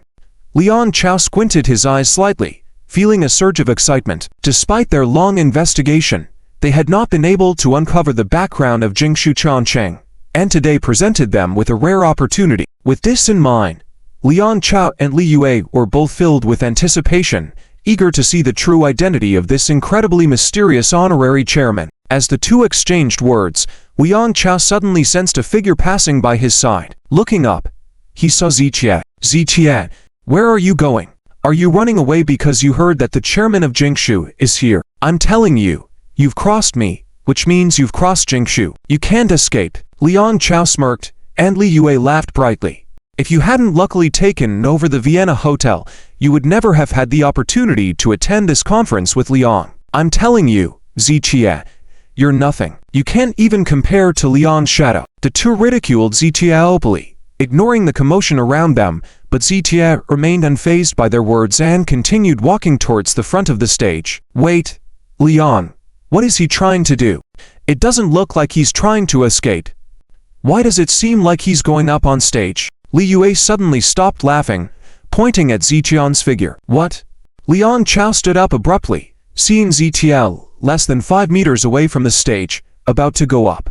Ha ha ha, this idiot, this clown, ha ha. Liang Chow burst into laughter, finding the situation amusing. I'm telling you, it's your business if you have a feud with Liang, but if you dare to cause trouble here, I will make sure you can't leave with your head held high. Guo Fei, a friend of Liang Chow, also noticed Ziqie at this moment and hurriedly brought over a few security guards to intercept him. What's going on? Everyone present was momentarily stunned. Ha ha ha, this idiot, this clown, ha ha ha. Liang Chow laughed heartily, finding the scene humorous. I'm telling you, you've messed with Jingshu. Who are you to fight against Jingshu? Liang Chow and Li Yue were eager to see Ziqie right now. Asshole, beat him up, beat this trash. Liang Chow was about to give orders to the security guards. Bastard, get him. Guo Fei, enraged, was about to command the guards to attack. You bloody asshole. Ziqian's tone remained calm. Why should I recognize you? Get lost, can you hear me? Guo Fei lost all his patience in an instant and reached out to grab Ziqian's neck. You.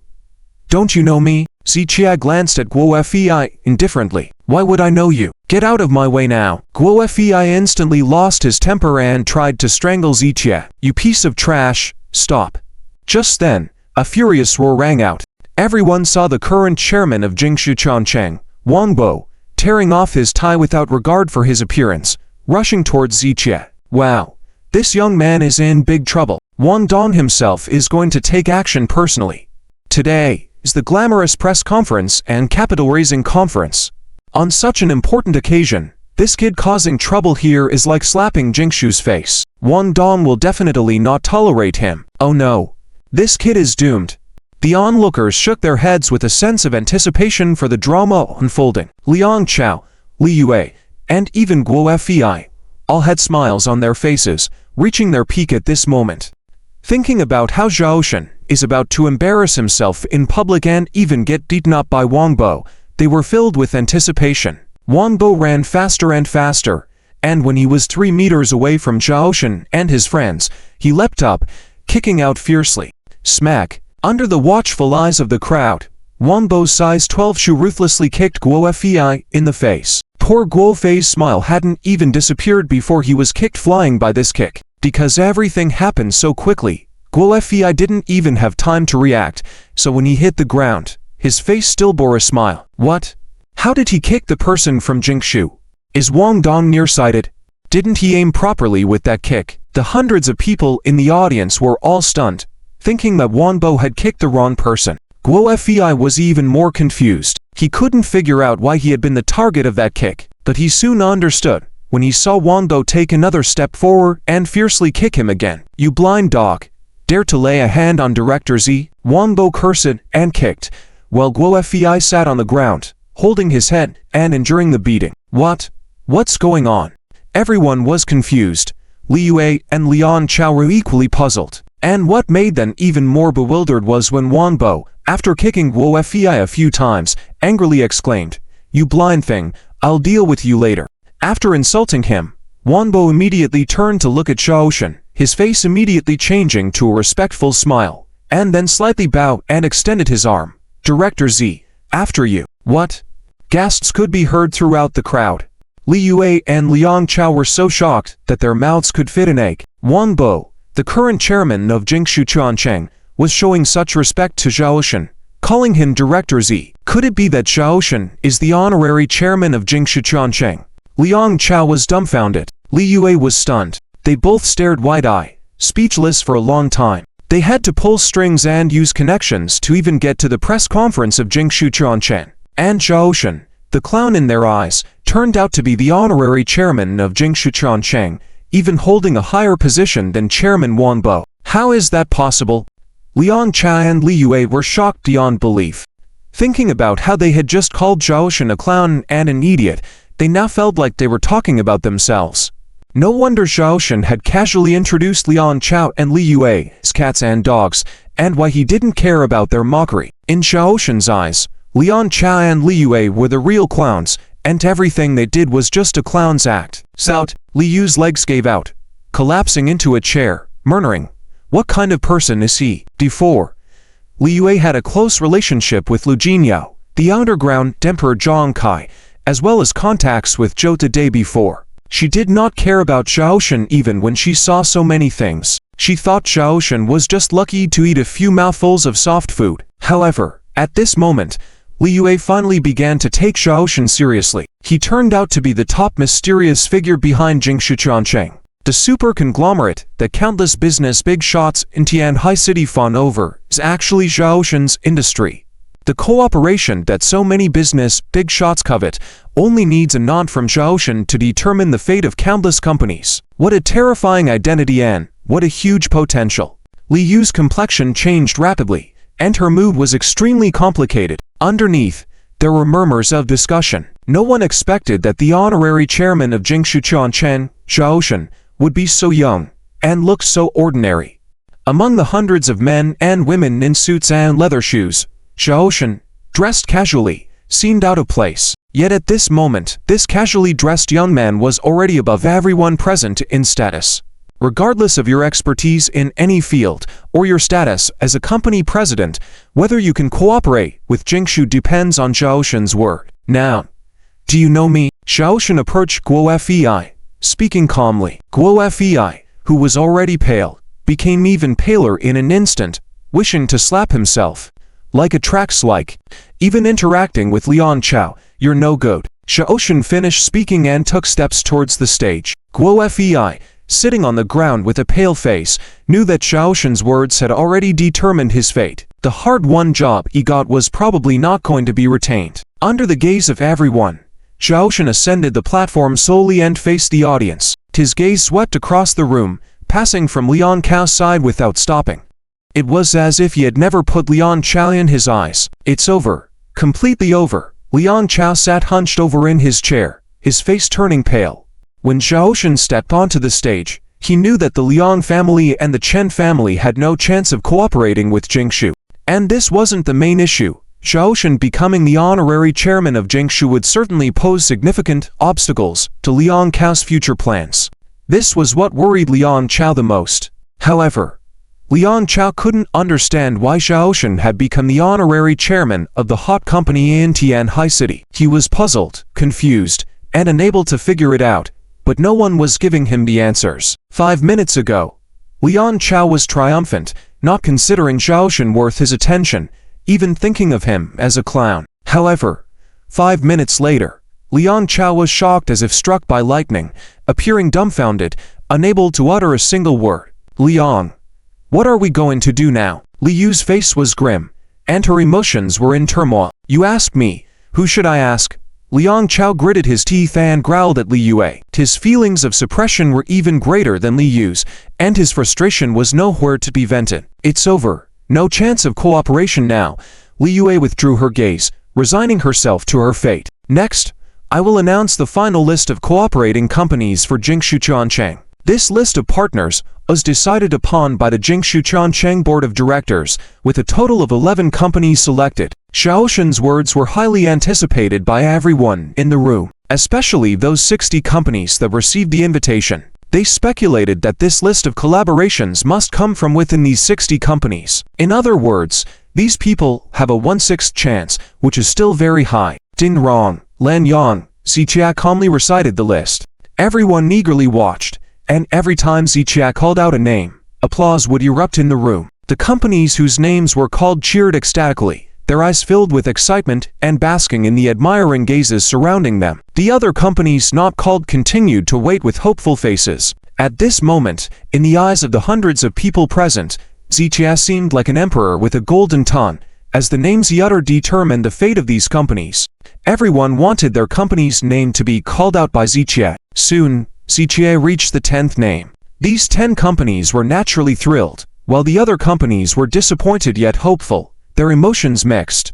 These remaining people were all wondering if their company's name would be the final one called. 11th, Tian Hai Chen Family, Chen Group, Zichia calmly announced, calling out the last name. What? Chen Group? Aren't they mainly in the makeup industry? How did they get selected? Not sure. This list was finalized by Jingshu. They naturally have the final say. Hearing this last name, many people familiar with Chen Group were very surprised. Though whether they were surprised or puzzled, Jingshu Changcheng had chosen the collaborating companies and did not need to explain to anyone. They were free to choose whoever they wanted. Being selected was indeed their good fortune. At this moment, as Li Yue was lost in thought, she suddenly furrowed her brows and listened intently. Did she hear the name Chen Group just now? No. She must have misheard. How could Zichia possibly include Chen Group in the collaboration list? Alright, Director Z. Thank you for your hard work. Let us once again congratulate Din Rong, Len Yan, Chen Group and these 11 companies. At this moment, the female host approached with a faint smile and repeated the collaboration list. This time, Li Yue listened clearly and found that Chen Group was indeed on the collaboration list. Liang Xiao. Li Yue suddenly turned to Liang Xiao, only to find him looking bewildered as well. It seemed that she did not mishear, and Liang Xiao also heard the name Chen Group. That this shouldn't be happening. Why would Zichia actively choose to extend the collaboration to Chen Group?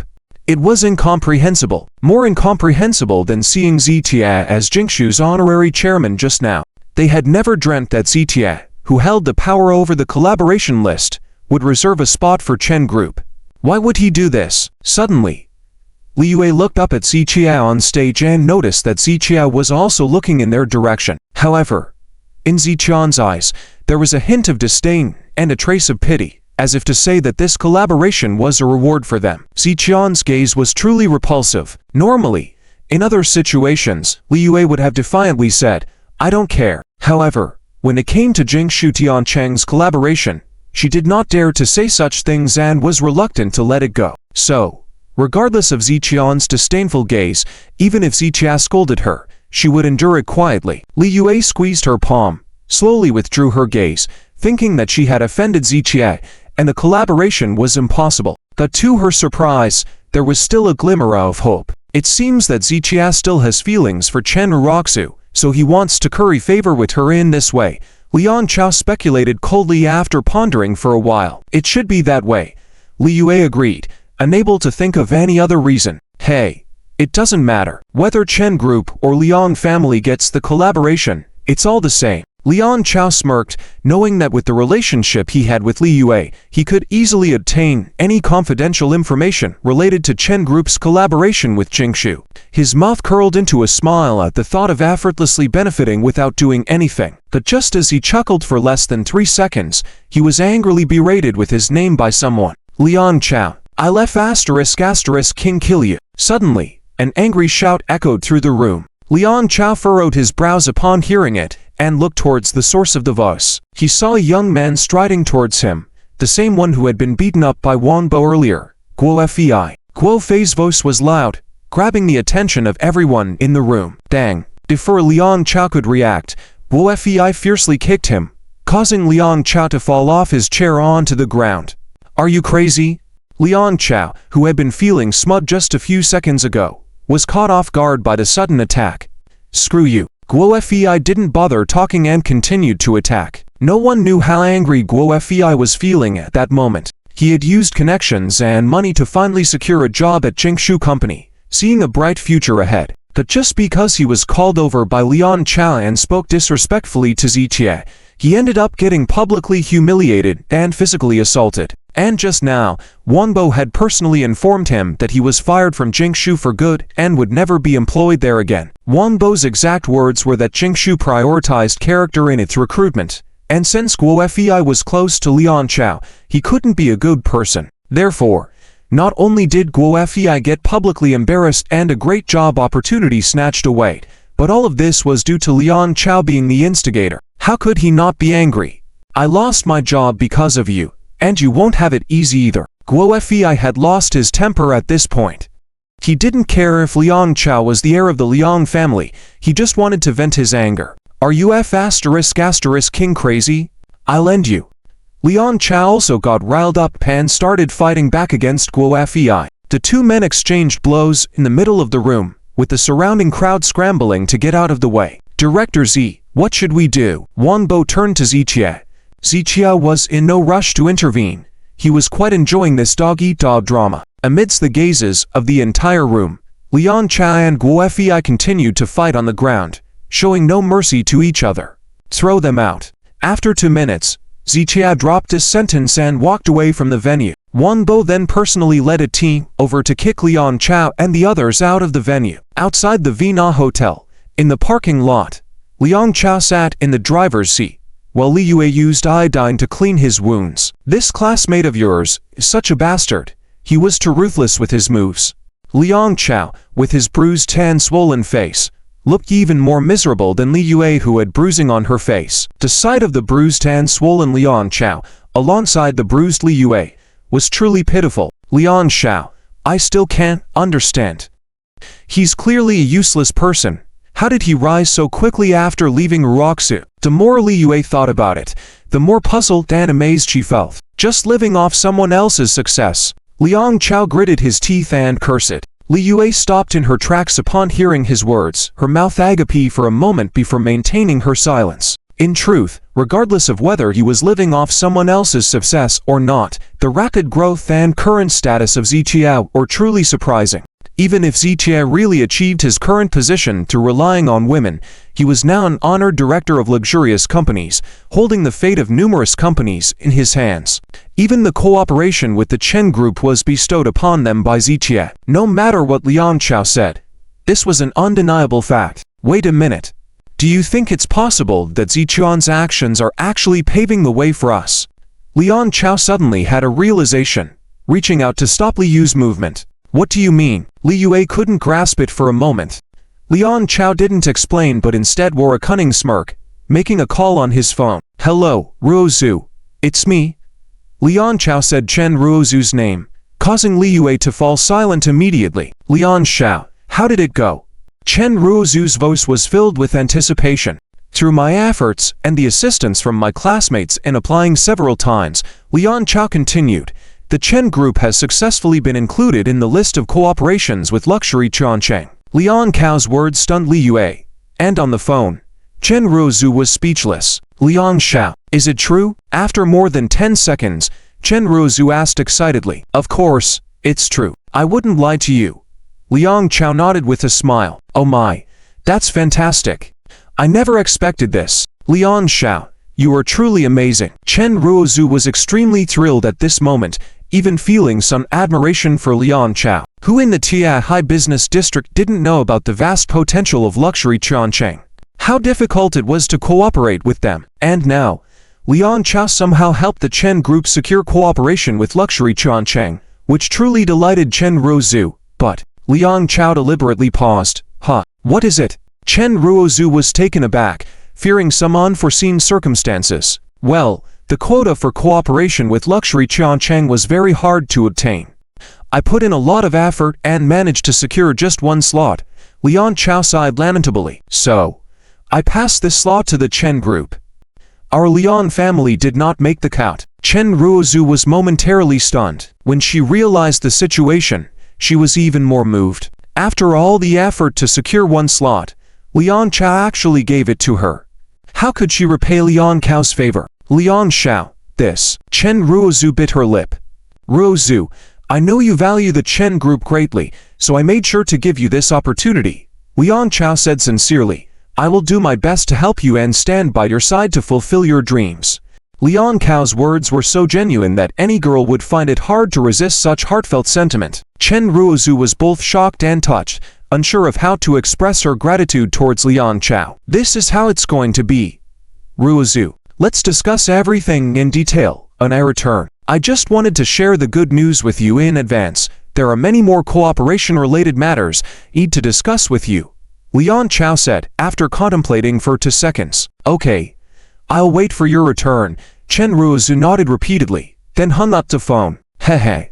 Liang Xiao gently put down his phone, a cold smile playing on his lips. Liang Xiao, you are really clever. Li Yue finally understood why Liang Xiao mentioned earlier that Zichia was paving the way for them. It had to be acknowledged that Liang Xiao's mind was indeed quick. Initially, he thought it was impossible to secure this cooperation, which was why he deliberately didn't bring Chen Raku. Unexpectedly, Zichia made the move to offer cooperation, a credit Liang Xiao wouldn't pass up. Since Chen Raku wasn't present, she had no idea about what was happening here, so whatever Liang Xiao and Li Yue said was unquestionable to her. I'll say it again, no matter how capable Zichia is at living off others, treating him is just like stomping on a dog.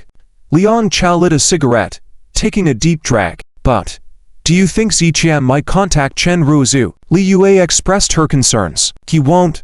Liang Xiao shook his head. If he contacts Chen Raku, wouldn't she seek cooperation with him instead of us? Liang Xiao's words reminded Li Yue that if Chen Raku knew Zichia wanted to cooperate with them, she wouldn't put her hopes on Liang Xiao. The current situation was that Chen Raku didn't know Zichia was an honored director of luxury Chongqing. Even after Li Yue and Liang Xiao had investigated for so long, she still only found out today. Chen Raku had no chance to learn about these things. Chen Raku doesn't know about this, Li Yue pointed out. And with Zichian's personality, he won't proactively tell Chen Raku. Even if he does, Chen Raku might not believe him. As long as we coordinate seamlessly, whatever Zichia does will only benefit us. Liang Xiao took another drag of his cigarette, his face growing more smug. Liang Xiao, do you mean that from now on, we shouldn't tell Chen Raku anything about Zichia? Li Yue understood Liang Xiao's intentions. Yes, we shouldn't tell her, including not disclosing Zichian's status as an honored director of luxury Chongqing. If Chen Raku truly learns how successful Zichia is now, there's a chance for old feelings to resurface between them. Then, I won't stand a chance, and our future plans will be compromised. Liang Xiao revealed his ruthless aspects. But even if we can hide things for a while, we can't keep it hidden for too long. Sooner or later, Chen Raku will know about all of this. Li Yue frowned. It's okay. It won't be long. Liang Xiao reassured her. I will expedite the plan. When we fully implement the plan, even if Chen Raku learns the truth, what can she do? Whether it's Chen Raku or Zichia, they will be in the palm of my hand. Liang Xiao laughed heartily. Li Yue nodded lightly as she understood Liang Xiao's plan. Liang Xiao felt triumphant, not realizing that Li Yu's mentality had subtly changed at this moment. Before, in Li Yu's mind, Zichia was a complete waste of space, not even worth the dust on Liang Xiao's shoes. However, now, as she glanced at Liang Xiao beside her, she suddenly realized that Ziqian's capabilities weren't necessarily inferior to Liang Ca's. After all, Liang Cha had the support of the Liang group, while Ziqia had no background. After signing the divorce agreement with Chen Raku, Li Yue even witnessed Ziqia leaving with nothing.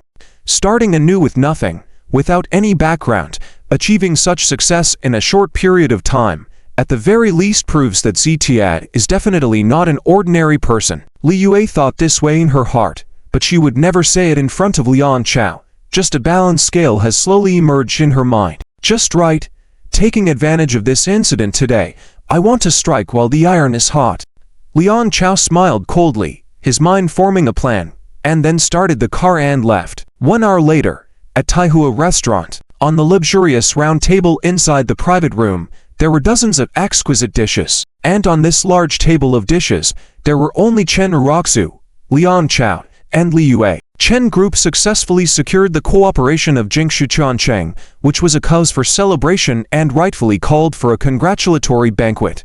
At the same time, this can also be considered as a thank you banquet from Chen Raku to Liang Chow. Just now, the manager of the department responsible for external cooperation of Jingshu Changcheng had called Chen Raku, informing her to make time to sign the cooperation agreement with Jingshu Changcheng as soon as possible. This indicates that what Liang Chow said was true. He indeed helped Chen Group secure this cooperation, and without Liang Chow, this cooperation would never have been successful, because Chen Raku couldn't even get in touch with any executive of Jingshu Changcheng. What's more important is that Liang Chow, for her sake, actually gave up the opportunity for the rapid development of the Liang Group, and instead allocated the only cooperation opportunity to Chen Group, which deeply touched Chen Raku. Liang Chow, let me propose a toast to you again. Chen Raku, who usually refrains from drinking, took the initiative to pour wine today, and had already toasted Liang Chow twice. Raku, please drink less. Liang Chow pretended to care. Yes, Raku, both of you should drink less. Liang Chow is still wounded. Li Yue interjected. Hearing this, Chen Raku looked at Liang Chow's injuries and couldn't help asking again. Li Yue, what happened to Liang Chow's injuries? She had asked about this as soon as she saw Liang Chow. When she saw Liang Chow this morning, he was fine, but after attending an investment meeting, he came back looking like this, which puzzled Chen Raku. However, no matter how Chen Raku asked, Liang Chow wouldn't say anything, as if there were some unspeakable secrets. Raku, stop asking. I'm fine. I don't mind enduring a little pain as long as I can help you secure the cooperation. Liang Chow waved his hand, but the more he said that, the more Chen Raku felt that Liang Chow had been injured because of her, making her even more curious. Liang Chow, why not just tell Raku? Following the plan she had discussed with Liang Chow earlier, Li Yue deliberately frowned. I can't say. Liang Chow quickly obstructed her. If you don't tell us, I'll really get angry. Chen Raku frowned even more. Liang Chow, if you don't say it, I will. Li Yue huffed. It's all because of that useless Ziqiat who dared to hit Liang Chow. This was their plan to not only take credit from Ziqiat, but also to belittle him in front of Chen Raku, making her dislike Ziqiat even more. What? Ziqiat hit him. Why would he hit Liang Chow? Chen Raku was stunned and then furrowed her brows. Liang Chow pretended not to care and waved his hand. Ah, it's nothing. I don't want to mention him, man. Spoil our meal. He's gone too far. I'm going to call him right now. Chen Raku was so angry she immediately picked up the phone to contact Ziqiat. Raku, don't. Liang Chow and Li Yue were stunned at first, then spoke out in unison to stop her. Don't stop me. I want to ask him why he hit Liang Chow. No. Li Yue snatched the phone, hung up quickly. If that call had gone through, and Chen Raku asked a few questions, wouldn't Liang Chow and the others be exposed? So, they absolutely could not let Chen Raku ask. Even if she did, she had to wait until they finished defaming Ziqiat. By then, Chen Raku would have made up her mind, and no matter how Ziqiat explained, she wouldn't believe him. Why not let her ask? Chen Raku furrowed her brows. Raku, we just reached a cooperation with Jingshu at this time, so it's best not to cause any trouble. Ziqiat has a high skill in living off others.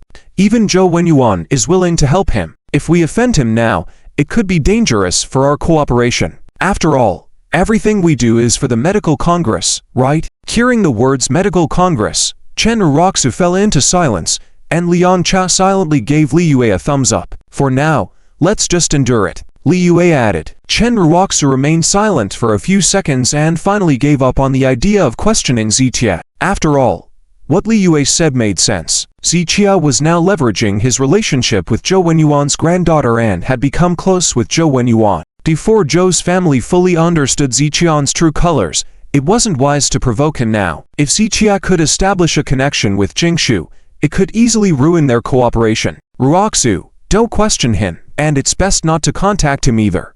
Given that he now has Joe Yuan on his side, we better not confront him directly. Otherwise, he might deliberately sabotage our cooperation. After all, this isn't the first time. He already ruined the cooperation with the Liu family, didn't he? Li Yu's words made sense, and Chen Raku nodded along. He's truly making me more and more disgusted. Chen Raku shook her head. Just a few days ago, her impression of Zitia had slightly changed.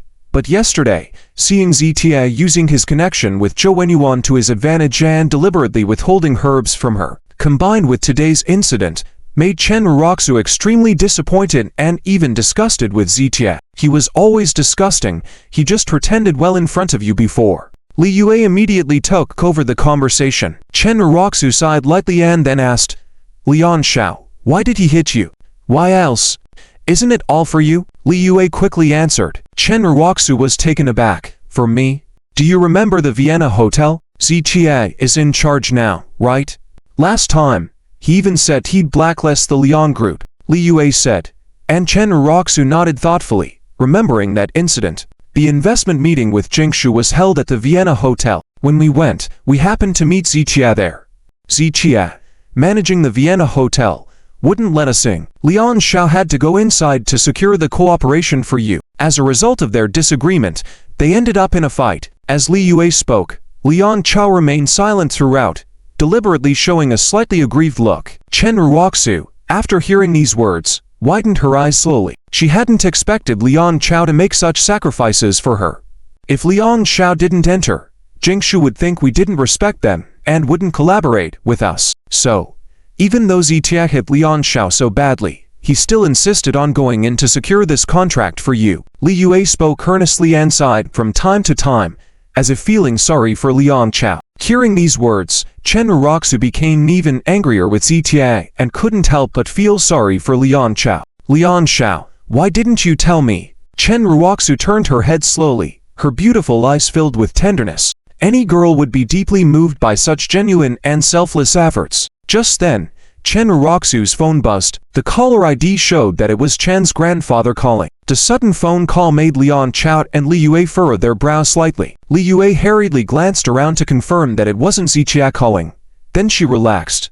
If Zitia had called at this moment, Li Yue would definitely not let Chen Raku answer it, or else it would tip Zitia off. Chen Raku hesitated for a moment, picked up her phone and glanced at Liang Chow and Li Yue, then reached out and hung up the call. After all, the atmosphere in the room at the moment was not suitable for answering the phone. She now considered Liang Chow a very important person, and it would be somewhat impolite to take a call in front of someone important. Liang Shao, I didn't expect Zitia to do this. Sigh. Chen Raku sighed lightly, feeling a bit guilty. Liang Shao didn't want me to tell you earlier because he didn't want you to feel uncomfortable, Li Yue explained.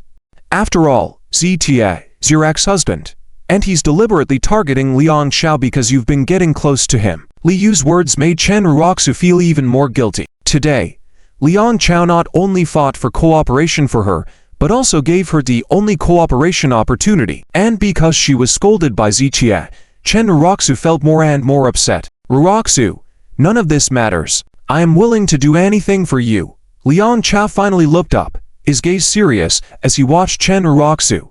Thank you. Chen Raku had many words in her heart, all condensed into that one thank you. Raku, you know I don't need you to thank me, Liang Chow said. Actually, I think you should understand my feelings for you over this past year. Liang Chow's tone and expression were very serious, his eyes filled with deep affection. At that moment, Chen Raku's heart was in turmoil, and she couldn't even meet Liang Chow's gaze. Raku, let me take care of you from now on, protect you, okay? Liang Chow's tone became even gentler. The atmosphere in the room slowly began to change, and Chen Raku blushed instantly.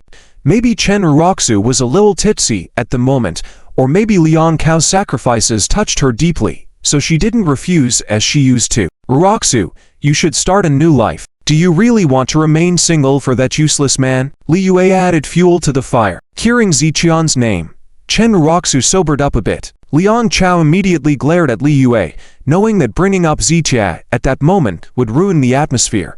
Liang Chao snapped his fingers, and the door of the private room opened. Two hotel attendants entered slowly, carrying a huge bouquet of red roses. The bright red roses bloomed, their fragrance filling the air, combined with the flash of the camera lights, creating a lavish and romantic scene. Any girl who saw this would find it irresistible. Chen Raku covered her mouth slowly as she watched. She had been married to Ziqia for 2 years, but he had never given her a bouquet of flowers. Raku, let's be together, okay? Liang Chao stood up and approached Chen Raku, offering her his hand with a gentle tone. At that moment, Chen Raku blushed even more, her mind in chaos. She had not expected Liang Chao to confess to her here. In the past, Chen Raku would have rejected him without hesitation, as she had always seen Liang Chao as a business partner and nothing more. However, considering all that Liang Chao had done for her recently, she was deeply moved and felt guilty. Facing a man who genuinely cared for her like this, she found it hard to refuse. Liang Cao's eyes flashed a wicked smile, and he confidently took out a red ring box from the bouquet of roses. The ring box opened with a click, revealing a sparkling diamond ring. Chen Raku, like any girl, was captivated by the dazzling shine of the diamond, and once again covered her mouth in surprise. She had initially thought Liang Chao was just confessing to her, but now it seemed like a proposal. Liang Chao stood by Chen Raku's side, the diamond ring in his hand, speaking softly. Raku, I've been waiting for you for 2 years. I've never mentioned how much I've done for you in these 2 years, but you should know my intentions. I hope you can give me a chance to take care of you, to protect you. Liang Chao raised his hand with the ring, making a solemn vow in the air. Raku, please say yes, please. Li Yue, though feeling jealous, continued to urge softly for her own plan's sake. Chen Raku's face turned red, her mind in turmoil as she looked at the sparkling ring in Liang Cao's hand, hesitating for a moment before reaching out her hand inexplicably. Liang Cao's heart beat faster at that moment. If he could put the ring on Chen Raku's finger, it would mean they were truly together, and it would accelerate his plan. They were so close. Their hands were almost touching. Suddenly, Chen Raku's phone rang again, breaking the moment. That ringtone seemed to jolt Chen Raku awake, causing her to retract her hand as if shocked. Liang Chao frowned slightly, his hand awkwardly hovering in midair as he mentally cursed the caller. Chen Raku picked up her phone to see it was a call from her grandfather. Sorry, I need to take this call. Chen Raku thought her grandfather must have an urgent matter to call twice in a row. Hello, Grandpa, what's up? Chen Raku answered the call. Where are you, Raku? Her grandfather's cheerful tone suggested he was in a good mood. I'm having dinner outside. Grandpa, what's the matter? Chen Raku asked softly. Haha, nothing much. I just wanted to ask when you and Tiana will make up, her grandfather said. Chen Raku was puzzled by his words. Grandpa, what do you mean? She asked with widened eyes. Oh, come on.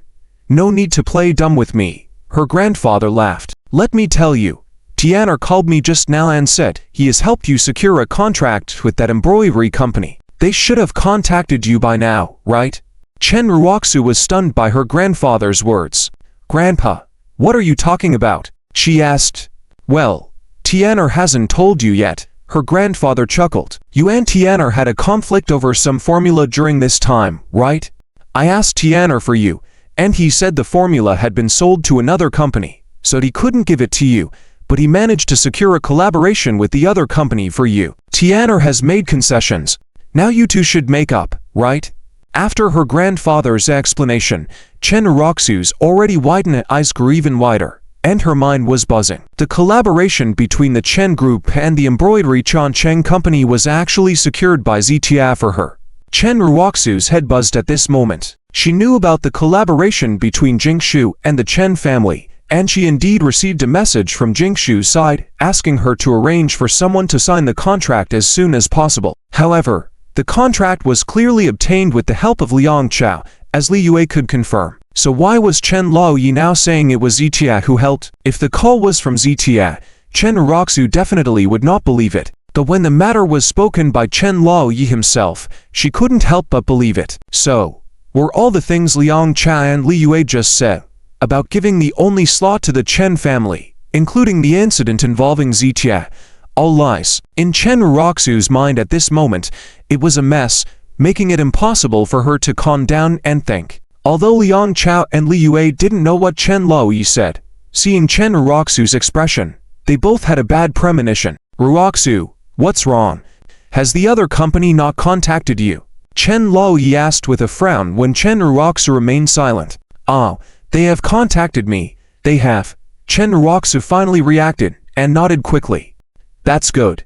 Since the matter is resolved, you and Tian'er shouldn't be at odds, you should make up quickly. And also, I have to point out to you, I have seen it all these 2 years, I am very dissatisfied with your attitude towards Tian'er. Husband and wife relationships cannot be too forceful. Seeing that Chen Laoyi was about to start a long lecture, Chen Raku quickly found an excuse and hung up the phone. Chen Raku slowly put down her phone, her expression changing for a moment, making the atmosphere in the compartment also become somewhat awkwardly silent. Raku, what did Grandpa Chen say? Li Yue pondered for a few seconds before asking. Beside her, Liang Cha also furrowed his brows, waiting.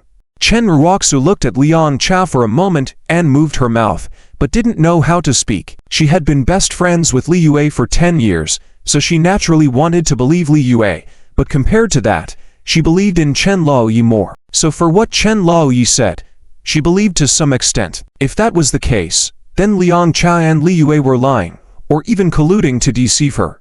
Raku, are you going to say something? Li Yue, feeling uncertain because Chen Raku remained silent. Chen Raku didn't want to speak at first, but after hesitating for a few seconds, she felt it would be best to clarify things face to face. Grandpa said that Jingshu's collaboration was helped by Zitia, Chen Raku said, causing a dramatic change in expressions for both Liang Cha and Li Yue. They hadn't expected Chen Laoyi to know about this matter. When they designed to deceive Chen Raku, they had only considered if Zitia would tell her, without thinking about Chen Laoyi. Now that Chen Laoyi had called, it completely disrupted Liang Cao's plan. Nonsense! How can Grandpa Chen make up such nonsense? Li Yue, reacting quickly, angrily exclaimed. I know.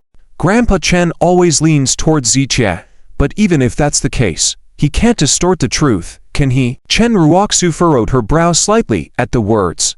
She knew Chen Laoyi favored Zitia, but she also knew he wouldn't fabricate things out of thin air. Grandpa never lies, Chen Raku said firmly. Li Yu's eyes shifted, quickly adding, that means Zitia must have lied and deceived Grandpa Chen. Chen Raku didn't respond, but after a few seconds of eye contact with Li Yue, she turned to look at Liang Cha. Liang Cha, what's the real story behind this collaboration?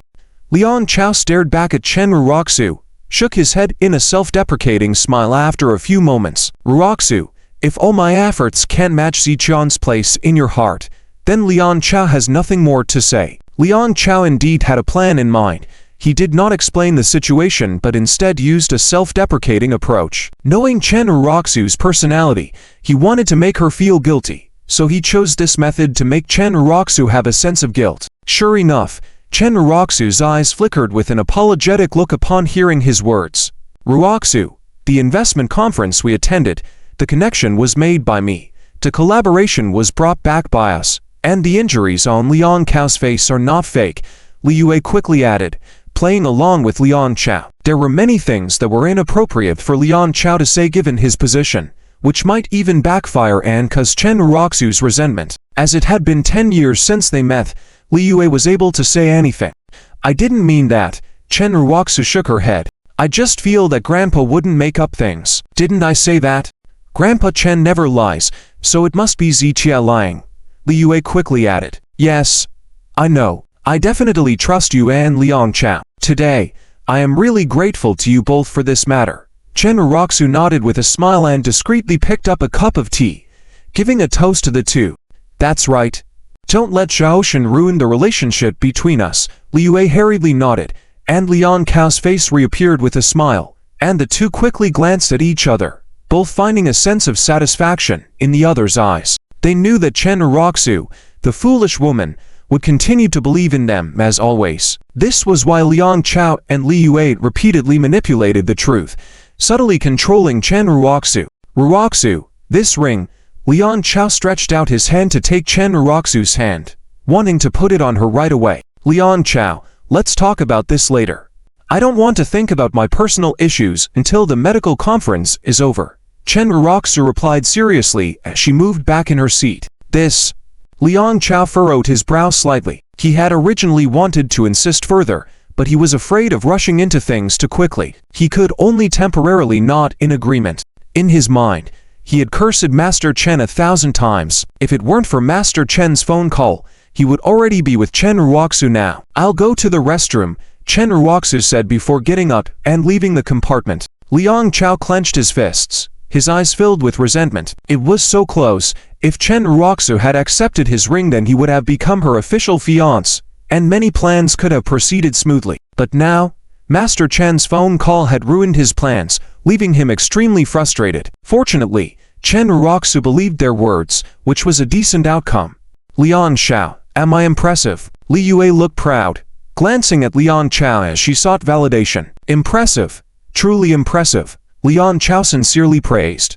If it weren't for Li Yu's assistance, Chen Raku would not have easily believed in him. After all, Chen Raku had known Li Yue for 10 years, and over time, she had developed great trust in her. It was through Li Yu's help that Liang Chow gradually gained Chen Raku's trust, leading them to work together to manipulate Chen Raku's mind and successfully drive Ziqi out of the Chen family. It's not that I'm impressive, she's just naive. Li Yue taunted Chen Raku, choosing to believe in her best friend instead of her own partner.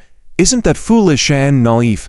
I sometimes feel sorry for her. She's been brainwashed by us into a fool who can't distinguish right from wrong. Li Yue smirked mockingly at Chen Raku.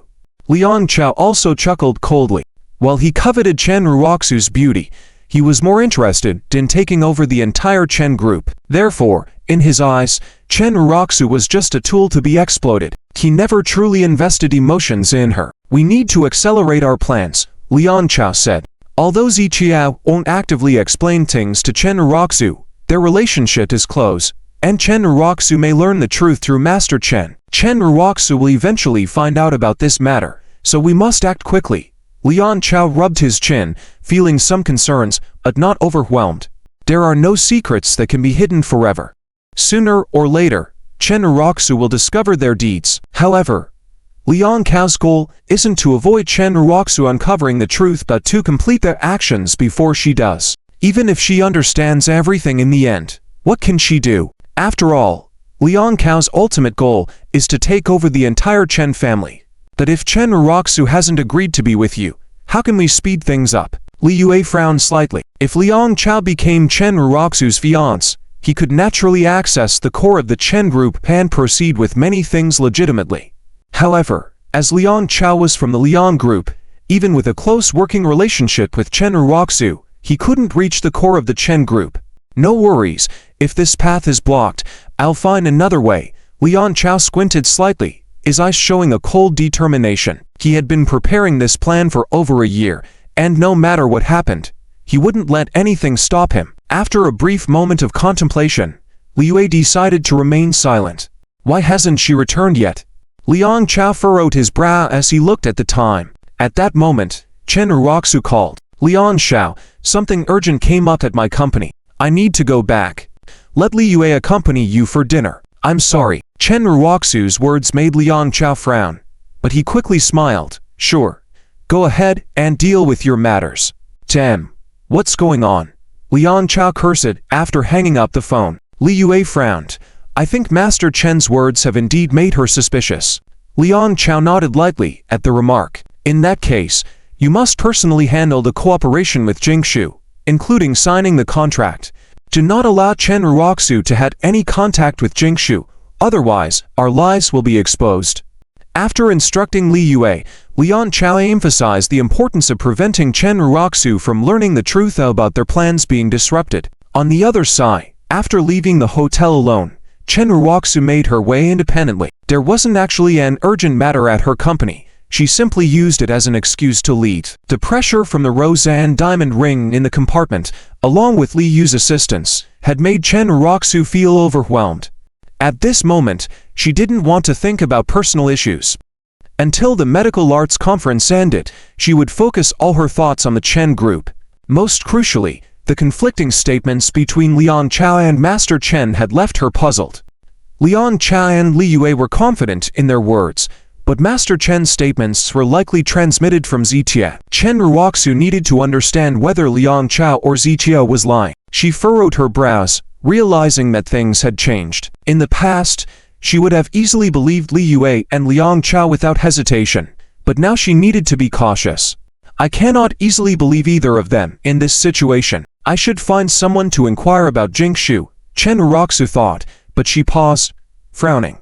She had suddenly realized that, despite being the head of the Chen group, she currently had no one trustworthy to rely on. Li Yue had handled everything for her, and in the past year she had practically kept Chen Raku isolated from the group's activities. Chen Raku now felt like a figurehead with no real power. As she pondered over the past year, she understood that everything was orchestrated by Li Yue. She felt trapped in a circle controlled by her. No matter what Chen Raku wanted to know or who she wanted to meet, she had to go through Li Yue. Chen Raku's frown deepened as she realized she had been effectively marginalized. She did this. Is it really to help me share my worries and solve problems? Or is there another motive? Chen Raku muttered to herself.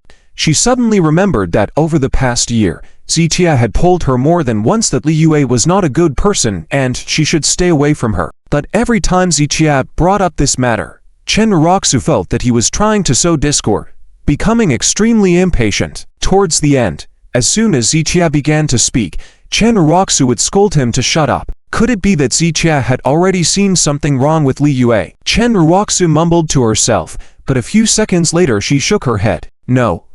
I believe Li Yue is not the kind of person. I have only known Zitia for 2 years, but I have been best friends with Li Yue for 10 years. She wouldn't harm me. Chen Raku said this, but she couldn't help but plant a seed of doubt in her heart. Afternoon.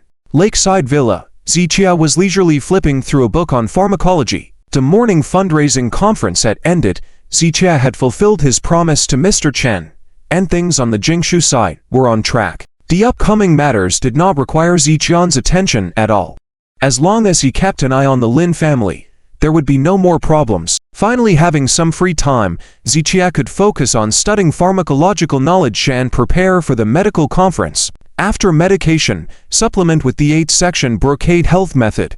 Zitia read a sentence from the book, suddenly recalling some information about the 8-section brocade in his mind. Qigong exercises, regular practice can strengthen the body, maintain health. That the widely circulated 8-section brocade and 18 arhats method are not complete, only having health benefits. Zitia murmured softly, I seem to know a more effective fitness technique. Thinking this, Zitia set down the book, slowly got up, and began to do the fitness routine in the order he had in mind. As he stretched each joint, Xiaoshen's body made popping sounds like beans exploding. During this period, Zitia could clearly feel that his body had undergone many changes, and his strength was continuously increasing. It was because of this that he could easily deal with the attacks of over 100 people from the Black Tiger Society and the Wolf-Tooth Gang. However, even though his strength had increased, he still occasionally felt a sense of fatigue in his body. After practicing this fitness routine, he found that the fatigue was rapidly dissipating. He could even sense that his strength seemed to have increased. Indeed effective. Zitian's heart stirred, and he practiced even more seriously. 3:30 p.m. Chen Group CEO office.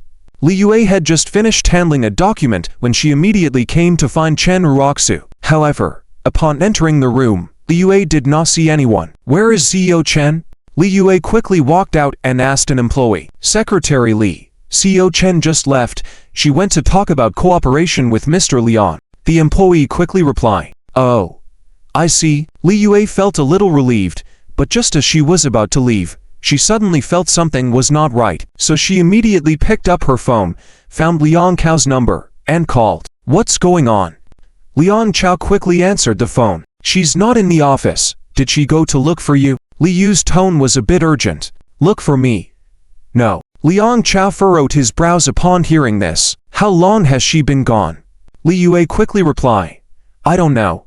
She asked me to handle a document, and I spent about 20 minutes on it. Oh no. Didn't I tell you to keep an eye on her? Liang Chow gritted his teeth. He was preparing for the next step of their plan, but he had to keep the truth about the Jingshu cooperation hidden for now. That's why he instructed Li Yue to keep an eye on Chen Raku. Now that Chen Raku was missing, how could Liang Chow not be anxious? Li Yue knew she was at fault and could only remain silent. Where could she have gone? Did Jingshu Cheng call to inform you to sign the contract? Isn't this your responsibility? Have you ever contacted Jingshu on your own? Liang Chow's mind quickly turned, then frowned, and asked. No contact. Li Yue pursed her lips. She didn't have the ability to initiate contact with Jingshu. Let me tell you, if things go south, I will definitely blame you. What are you still standing there for? Go find her. Call her. Liang Chow shouted and hung up the phone. Li Yue became increasingly unhappy and also felt some resentment towards Liang Chow. However, for the sake of their plan, Li Yue suppressed her emotions and called Chen Raku. At the same time, Jingshu Cheng Company building. Chen Raku had already arrived alone. Shortly after noon, Chen Raku left the hotel, and Li Yue returned to the company. Chen Raku noticed that Li Yue's behavior was somewhat strange. She seemed to be constantly observing what Chen Raku was doing, intentionally or unintentionally. Especially when Chen Raku answered the phone, Li Yue would find a reason to walk into the office to find a document, listening in on Chen Raku's phone conversations. All of this made Chen Raku feel very uneasy. It was because of Li Yue's abnormal behavior that Chen Raku did not bring her along to sign the contract with Jingshu Cheng. In fact, Chen Raku had a thought in her mind. She wanted to personally confirm the cooperation between Jingshu and the Chen family. Since Liang Chow and Zichia said it was their arrangement for the cooperation, Chen Raku wanted to come find Jingshu, the party involved, to get to the bottom of the truth. Just as she was about to get out of her car, Liang Chow called. This time, Chen Raku set her phone to silent mode, and then confidently stepped out of the car and walked towards the entrance of the Jingshu company. I'm sorry, Chen Raku muttered to herself as she walked. She knew that by doing this, she was showing a lack of trust in Liang Chow and Li Yue. If Liang Chow and Li Yue found out, they would definitely feel uncomfortable. But Chen Raku had to do it. Wait for me to find out the truth. If it turns out that Zichia was lying, I will apologize to you both and from then on, trust you unconditionally. After saying this, Chen Raku's eyes became more determined. As she saw the Jingshu company building getting closer and closer, she suddenly felt a surge of emotion in her heart. She was well aware that the reason Jingshu had risen so rapidly was because of the formula from Jin Cheng Company. She had told Zichia back then that Jin Cheng was doomed to fail. But Zichia didn't listen and even vowed to revive Jin Cheng. In the end, Zichia failed to save Jin Cheng, and now Jin Cheng had been acquired by Jingshu. So in a way, Chen Raku had won their bet. I said Jin Cheng would fail, you insisted otherwise, and now that Jin Cheng has indeed collapsed and you haven't been seized, you are very lucky. Chen Raku shook her head slightly and was about to step up the stairs. Just then, a young girl with a baby face hurried out from the main entrance and came face to face with Chen Raku. It's you. Chen Raku was surprised to see Lu Jinya there. Lu Jinya stood at the top, looking down at Chen Raku on the stairs. After staring for a few seconds, she didn't say a word, withdrew her gaze, and continued walking. Do you also have a collaboration with Jingshu? Chen Raku furrowed her brows and asked again, but Lu Jinya seemed as if she hadn't heard her at all and didn't even look at her. However, as she walked past Chen Raku, Lu Jinya slowed down her pace. Chen Raku, sometimes I really feel sorry for Zichia. This statement made Chen Raku furrow her brows even tighter. What do you mean? How many times has Zichia helped you? Helped the Chen family? Don't you know that in your heart? And you're asking me what I mean. Lu Jinya didn't want to involve herself in the matters between Zichia and Chen Raku, but sometimes she couldn't help feeling indignant for Zichia and feeling a sense of justice. He did indeed help the Chen family and me at first, Chen Raku said lightly. But when we parted ways, I did offer him compensation, cash, a car, anything, but he refused. Hey. Then let me tell you today why he refused. Lu Jinya chuckled, then shook her head. Let's not talk about whether Mr. Z cares about these things or whether feelings can be measured with money. Let me ask you one thing. When you were about to die of thirst in the desert and someone gave you a bottle of water, you survived because of that water. When you returned to society, and you gave back the same bottle of water to that person, are you now even? Hearing this, Chen Raku bit her red lips slightly. You think material exchange means there's no debt owed, but you forget that the value of that bottle of water in the desert wasn't just water, it saved your life. 2 years ago, Zichuan's help to the Chen family may not be valuable now, but if it weren't for his help back then, how would the Chen group be where it is today? Lu Jingyao's words were emphatic, each word like a thunderbolt on a clear day, ringing in Chen Raku's ears, making her face flush and her ears ache. Chen Raku, keeping silent, still remained silent. Now, do you know why he refused? Because you burned your bridges, you were ungrateful. And now, how can you have the face to ask me what I mean? Lu Jingyao saw Chen Raku's silence, sneer, and questioned her again. He is his life, and I have mine. Chen Raku remained silent for a while before replying. Lu Jingyao laughed in anger and asked, so your choice is to seek personal gain, to climb the social ladder, to push Ziqiao away. It's like the saying, the first thing a blind person does upon regaining their sight is to discard the crutch, even though that crutch helped them a lot. Lu Jinyao's tone was full of sarcasm. Say whatever you want about me, but no matter what, I will make the Chen family flourish in my hands, so my partner must help me achieve that, or at least grow with me. Separating from Ziqiao was something I carefully considered, and now that I have done it, I will never regret it. Chen Raku's gaze was firm, knowing that divorcing Ziqiao was indeed something she felt sorry for, but because of her determination, she was willing to endure any criticism. You won't regret it. Hey, if you had not divorced Ziqiao, you might have had a chance to make the Chen group great, but you pushed him away, and in doing so, you ruined the chance for the Chen family to truly succeed. So, I look forward to the day you regret it. Lu Jinyao shook her head slightly, then spoke and left without saying anything else to Chen Raku, not interested in further conversation with her. You overestimate him.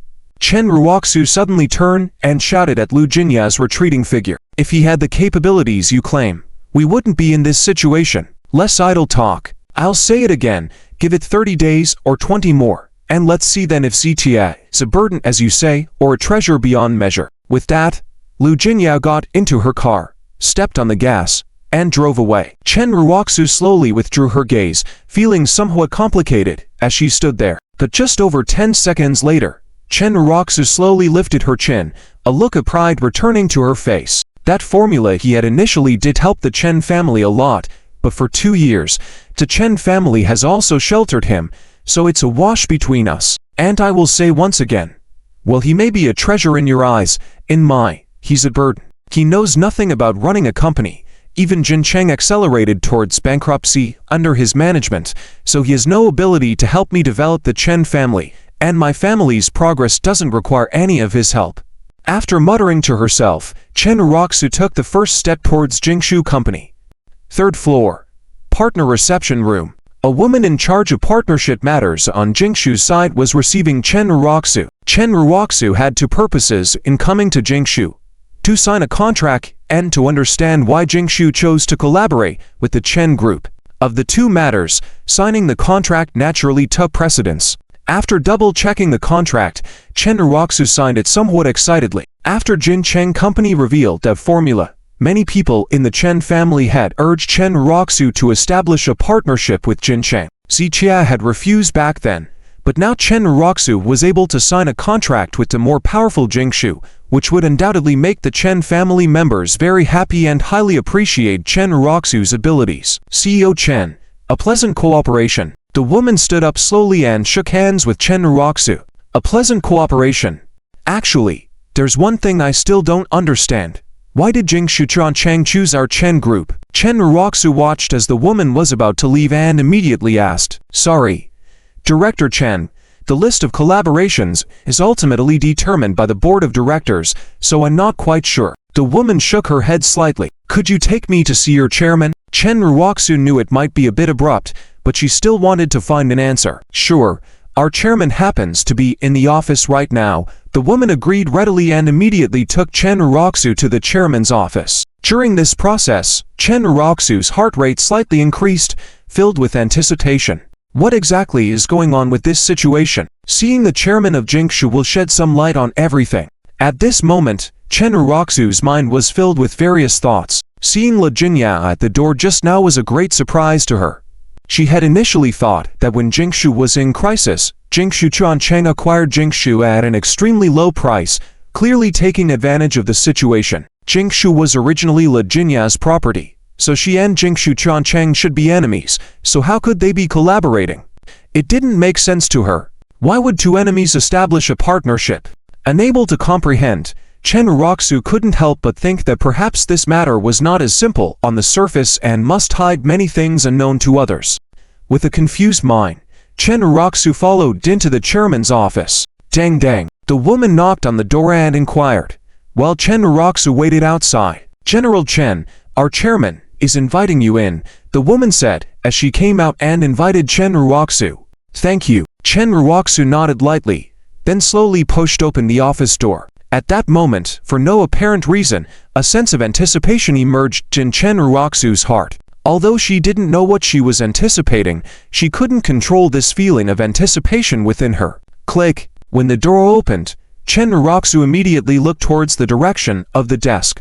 Upon first seeing a young man in his 30s, a hint of disappointment flickered in Chen Raku's eyes. Just in that moment, an idea popped into Chen Raku's mind. She saw Le Jingya here, signifying that the relationship between Jingshu and Jingshu Changcheng was not that of enemies. So if this collaboration was really something Zitia helped with, could this chairman be Zitia? Her recent anticipation stemmed from this thought. However, now that she saw Wangbo, Chen Raku shook her head slightly, thinking about her earlier idea, and couldn't help but self-deprecatingly smile. How could that be possible? Jingshu Changcheng had huge potential and, although newly established, it was foreseeable that it would become a prominent conglomerate in the commercial district of Tianhai City in the near future. How could Zitia, a poor bo without any status or background, achieve such success? Even if he worked hard all his life, he could never reach such heights. General Chen, Wangbo, seeing Chen Raku standing at the door and not coming in,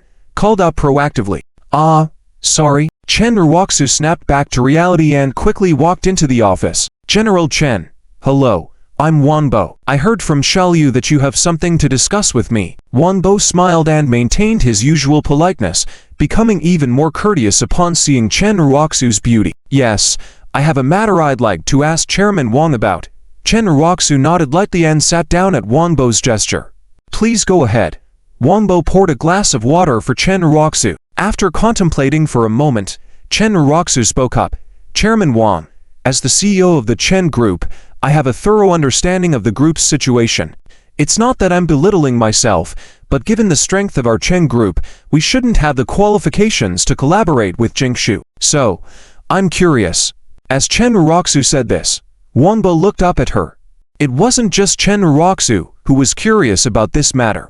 The entire management of Jingshu Company was puzzled. The original list of collaborations had 10 companies, finalized last night with all relevant documentation ready. However, this morning, just before the capital raise meeting was set to begin, Zitia suddenly requested the addition of a company, an unexpected entry from the Chen Group.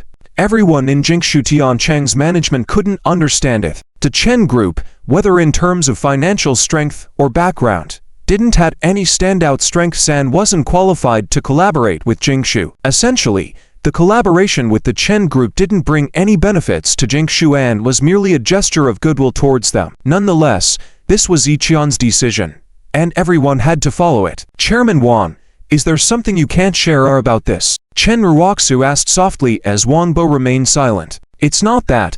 Wangbo shook his head. "It's just that I can't answer your question because, including me, all the top executives in the company are perplexed about collaborating with the Chen Group." "What do you mean?" Chen Raku was puzzled by Wangbo's statement. After all, Wangbo was the chairman of Jingshu Changcheng. Collaboration with other companies surely had to go through him. Now, Wangbo was saying that he and the other executives were all in the dark about collaborating with the Chen Group. What did that mean? "Chairman Wang, are you kidding with me?" Chen Raku paused, then asked again. "CEO Chen, I'm being serious. Initially, we didn't consider the Chen Group at all," Wangbo explained. "It's just before the meeting started, Our honorary chairman personally insisted on including the Chen Group in the collaboration list, but we don't know the reason and dare not ask, so I truly can't answer your question. Understanding dawned on Chen Raku as Wanbo's words sank in. It turned out that Wanbo wasn't the ultimate decision-maker at Jingshu. There was a higher boss above him, and the collaboration of the Chen Group was also decided by this higher boss. Then, may I ask, who is your honorary chairman? Chen Raku inquired, causing Wanbo to look at her with some confusion. The collaboration Zichia offered the Chen Group was a huge favor, and the company management suspected that Chen Raku must have a close relationship with Zichia. Even Wanbo assumed that Chen Raku probably knew Zichia. So, when Chen Raku asked this question, it surprised him. General Chen, you don't know our director Z? Wanbo asked, looking puzzled. After he asked, Chen Raku shook her head slightly. Even if you don't know him personally, didn't you see him at the capital raise meeting? Wanbo furrowed his brows slightly, feeling that Chen Raku might be a bit problematic. Chen Raku responded truthfully, Chairman Wang, I didn't attend the capital raise meeting. Our company sent a representative. Upon hearing this, Wanbo became even more convinced that something was off with Chen Raku. The capital raise meeting of Jingshu Changcheng was sought after by countless companies, and Chen Raku had the opportunity to attend but chose not to. Wasn't this a sign of a problem? All right. There's no need for further questions. Wanbo waved his hand, indicating the end of their conversation. Since our director Z approved the collaboration with you, there must be a reason for it. Our shareholders have no objections, so as long as your company fulfills the contract properly, it's all good. Chen Raku sensed Wanbo's impatience and could only nod slightly before turning to leave. Wait. As Chen Raku took a few steps, a flash of insight crossed her mind, so she quickly turned around and asked, Chairman Wang, did you just say, your director Z? Yes, we're talking about Mr. Z. What's going on? Wanbo frowned. Chen Raku widened her eyes slightly, took a deep breath, and asked again, Mr. Z, what is his full name? After asking this question, Chen Raku's heart couldn't help but beat faster. Mr. Zhao's full name is Zichia. Didn't the representative from your company tell you when they returned? Wanbo's words were like a bomb exploding on flat ground, buzzing in Chen Raku's head, with the name Zichia echoing incessantly in her ears. Zichia, the honored chairman of Jingshu Changcheng, was actually Zichia. And from Wanbo's words, it could be heard that Zichia had a very high reputation within Jingshu company. When he made a decision, neither Wanbo nor the other executives dared to object. Zichia is the honored director of Jingshu, and he was the one who brought Chen Group into the cooperation. It turns out that old Mr. Chen was not lying, nor did Zichia deceive old Mr. Chen. Chen Raku stared with wide eyes, her gaze vacant, frozen in place as if struck by lightning, unable to speak for a long time. Miss Chen, are you okay? Wanbo furrowed his brow slightly, reaching out to wave in front of Chen Raku. I'm okay. Mr. Wang, are what you said all true? Zichia, the honored chairman of Jingshu, was the one who brought Chen Group into the cooperation list, right? Chen Raku took a deep breath, slowly turned her head to look at Mr. Wang and asked, yes. What's wrong?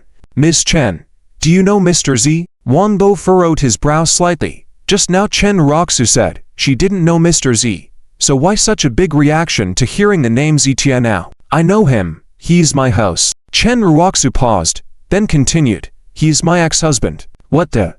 Wanbo was stunned at the words, then quickly reacted. No wonder Zichia was so helpful to Chen Group. There was actually another layer of relationship between them. Miss Chen, so you are Mr. Zhao's. Oh, I beg your pardon. Please sit.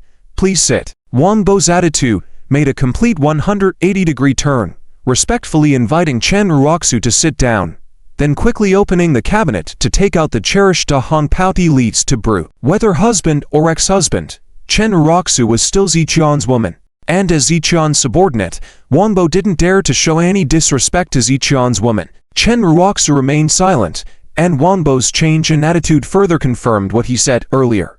Zichia was indeed the honored director of Jingshu, and the actual controlling shareholder of Jingshu Changcheng. Otherwise, Wanbo, the current chairman, would never have treated her so politely after hearing that Zichia was his ex-husband. Changcheng, Chen Raku murmured softly, was it because of you, Zichia, that this company was prosperous?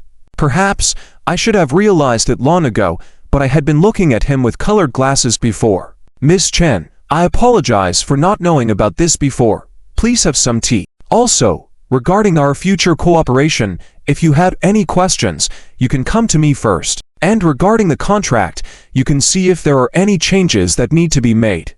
We will fully cooperate. Wang Bo's attitude was respectful and polite, but Chen Raku didn't listen to a single word at this moment. The blow of this matter was too great for her to accept. Mr. Wan, you're busy. I'm leaving. I'll see you off. No need. Chen Raku shook her head slightly. She didn't even know how she walked out of Jingshu. Sitting back in the car, she was still very dazed. Looking through the car window at Jingshu's building, she suddenly remembered what Lu Jinya had said to her before entering Jingshu. Zichia, you have sacrificed so much for him, but he doesn't appreciate it. Your Chen group had the opportunity to rise to power, but by pushing Zichia away, you have ruined that chance yourself. Before meeting Wang Bo, Chen Raku didn't take what Lu Jinya said to heart at all, even thinking that Lu Jinya was just talking nonsense. But now, thinking back on those words, she couldn't find a single word to refute them. I will call him.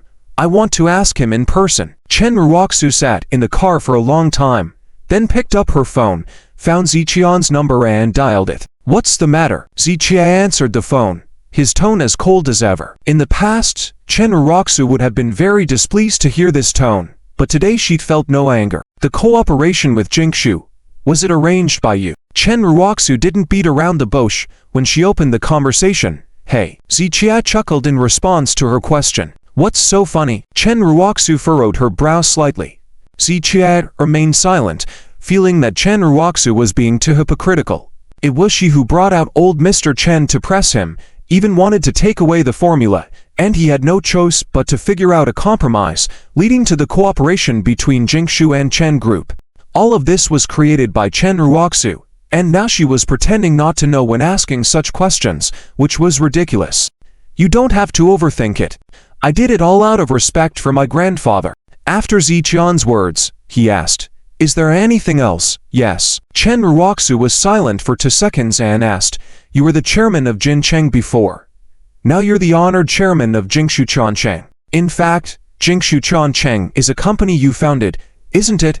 I have no interest in answering your questions. Ziqia replied, indifferently. But at this point, Chen Raku actually already knew the truth. Whether Ziqia answered or not, she already understood everything.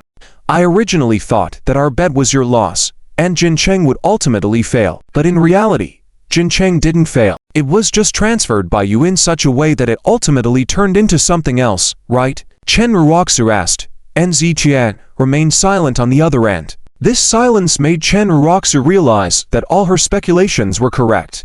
However, after personally confirming this matter, Chen Raku's feelings became even more complicated. Initially, she didn't believe Ziqia when he said he would help Jincheng come back from the brink, and she even said Jincheng would definitely fail. But now, Jincheng not only didn't fail, but also had enormous potential under a new name. Back then, she said Ziqia had no business acumen, didn't understand the operational logic of a company, let alone any business tactics.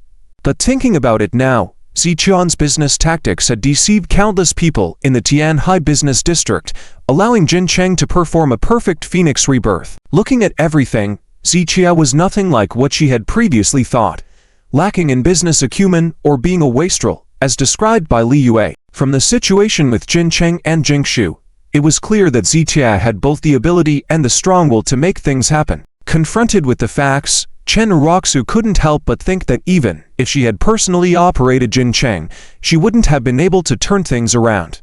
Yet Ziqia had achieved such a perfect transformation. Now she understood everything. Do you have anything else to say? Ziqia asked again. Chen Raku took a deep breath and replied softly. Liang Chow and Li Yue said they were coming for cooperation, and they also said you hit them. I'm not interested in explaining anything to you, but there's something I want to remind you, Ziqia said, indifferently. When you come into contact with trash too much, you will also become trash. Ziqian's tone was indifferent, and after saying this, he immediately hung up the phone. Chen Raku slowly put down her phone, understanding that Ziqian and Li Yue and Liang Chow, the trash, didn't speak a word of truth. Now, Chen Raku's visit to Jingshu Chang personally confirmed that Li Yue and Liang Chow had lied to her. Chen Raku glanced at her phone, which had many missed calls, all from Li Yue and Liang Chow. Now that Chen Raku had figured out all the truths, she was going back to ask Liang Chow and Li Yue why they had deceived her. She wanted to know how much they had hidden from her from the beginning until now. Chen Raku started her car and left quickly. She was impatient to go back and ask Li Yue for a clear explanation. Unbeknownst to her, there were two pairs of eyes watching her from a car parked on the roadside. Inside the car were Liang Chow and Li Yue. They couldn't find Chen Raku earlier and couldn't reach her on the phone, so they immediately thought that Chen Raku might be at Jingshu. They rushed over here, intending to go in and find Chen Raku, but they were stopped by the Jingshu company's people. Helpless, they had to wait by the roadside to confirm. Now seeing Chen Raku coming out of Jingshu had already confirmed their suspicions. Damn it! Liang Chow punched the steering wheel. Liang, there's no need to rush. Li Yue opened her mouth to speak, but Liang Chow didn't give her a chance to talk and immediately slapped her. Snap! The fear slap shut Li Yue's mouth instantly. Though Li Yue covered her face and didn't speak, a hint of coldness appeared in her eyes. How dare you speak to me like that? I told you to watch her closely, never let her contact Zitia, including handling the cooperation with Jingshu. You promised me, and now this is the outcome. You disregarded my words. Liang Chow became angrier as he continued speaking and delivered another slap. Snap! With another slap, the coldness in Li Yu's eyes intensified, and hatred began to rise in her heart. Over the past year, she had unreservedly committed herself to Liang Chow's plans, even sacrificing her body. However, after more than a year passed, Li Yue didn't gain any benefits. Instead, she was treated as a mere tool by Liang Chow, facing his insults and abuse. How could Li Yue not feel angry? What are you staring at me for? Let me tell you, if you continue to provoke me, I'll kick you, and you'll be nothing. Liang Chow grabbed Li Yu's hair and pulled her close, scolding angrily. Li Yue remained silent, staring coldly at Liang Chow. She had been hoping for success in Liang Chow's plan so she could bring Chen Raku down and become a prominent woman in Tianhai City. But upon hearing Liang Chow's words, she suddenly realized the unrealistic nature of her hopes. If Liang Chow's plan succeeded, and he became even wealthier and more influential, where would that leave her? Li Yue. In his eyes, such thoughts sparked a desire in Li Yue to break free from Liang Chow's control. Tell me, what do we do now? Liang Chow scolded. Chen Raku must have learned the truth from the other party when she came to sign the contract. She might have even met Zitia. It's your negligence that allowed Chen Raku to come here. Now our lies are exposed. You tell me, how should we handle this? Li Yue listened, her eyes slightly shimmering. She acknowledged her undeniable responsibility in this situation, yet she had no idea how to proceed. Liang Chow lit a cigarette and contemplated a plan with a furrowed brow. Just then, Li Yu's phone rang. It was a call from Chen Raku. Both their brows furrowed even more as they saw the incoming call. The moment of truth had arrived. Should I answer? Li Yue asked for Liang Chow's opinion. Immediately, Liang Chow angrily replied, Answer it. If you don't, it just shows your guilt, doesn't it? Li Yue shifted her gaze and answered the call. Hello, Raku, where are you? Keeping her tone as normal as possible, Li Yue spoke over the phone.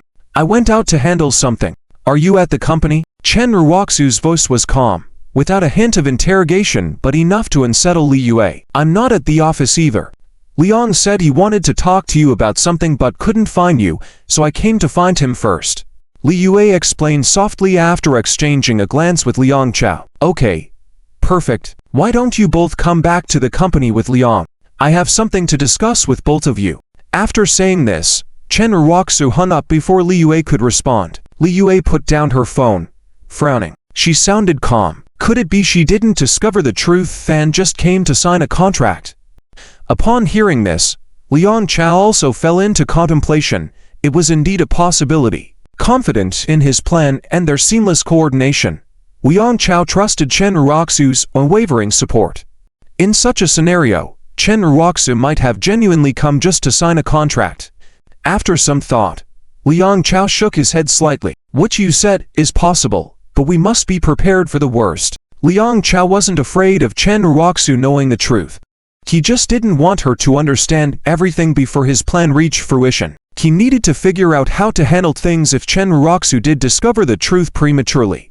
I'll inform my father. Liang Chow picked up his phone and dialed Liang Yonghua's number. The plan to acquire the Chen group wasn't solely Liang Chao's idea.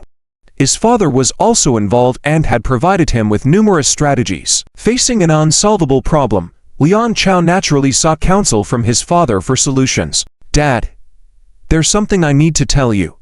Liang Chow quickly recounted the situation. Why bother thinking? Chen Raku must have already found out. How have you been handling things? Upon listening, Liang Yonghua scolded Liang Chow harshly. Liang Chow remained silent throughout, and during the scolding silently. Now that everything has come to light, we need to find a solution. Go see Chen Raku first. I'll look into this Jingshu matter. I'll give you an update later. After this, Liang Yonghua hung up, and Liang Chow didn't linger any longer but drove to the Chen Group. 20 minutes later, Chen Group, CEO's office. Li Yue knocked on the door and entered the office with Liang Chow. At that moment, Chen Raku stood with her back to them, quietly standing in front of the French windows. Raku, Leon is here. Trying to keep her tone normal, Li Yue spoke as if everything was usual. Take a seat. Chen Raku still hadn't turned around. Seeing her attitude, Liang Chow and Li Yue frowned slightly, feeling a sense of unease. Suddenly, Chen Raku asked, Li Yue, how long have we known each other? For over 9 years, nearly 10. Li Yue replied softly. I'm in my 20s now. 10 years have taken up half of my life. Chen Raku paused briefly, then turned around, her gaze fixed on Li Yue with intense pressure. But I'm not sure if there will be another 10 years between us. Raku, what do you mean by that? Li Yue pretended to stay composed. I want to know the truth, all of it. Chen Raku uttered each word distinctly, her eyes bearing a profound sense of oppression. The office was silent. Li Yue was silent, and Liang Chow was also silent. The more silent they were, the more certain Chen Raku became that they were hiding many things from her. Speak up, Chen Raku questioned again. Raku, there is a misunderstanding. Liang Chow was about to speak, but was interrupted by Chen Raku waving her hand. Liang, this is a private matter between Li Yue and me. Please do not interfere, Chen Raku said without expression, turning away. She had never treated Liang Chow with such cold eyes before. The reason was that Chen Raku was truly furious at this moment.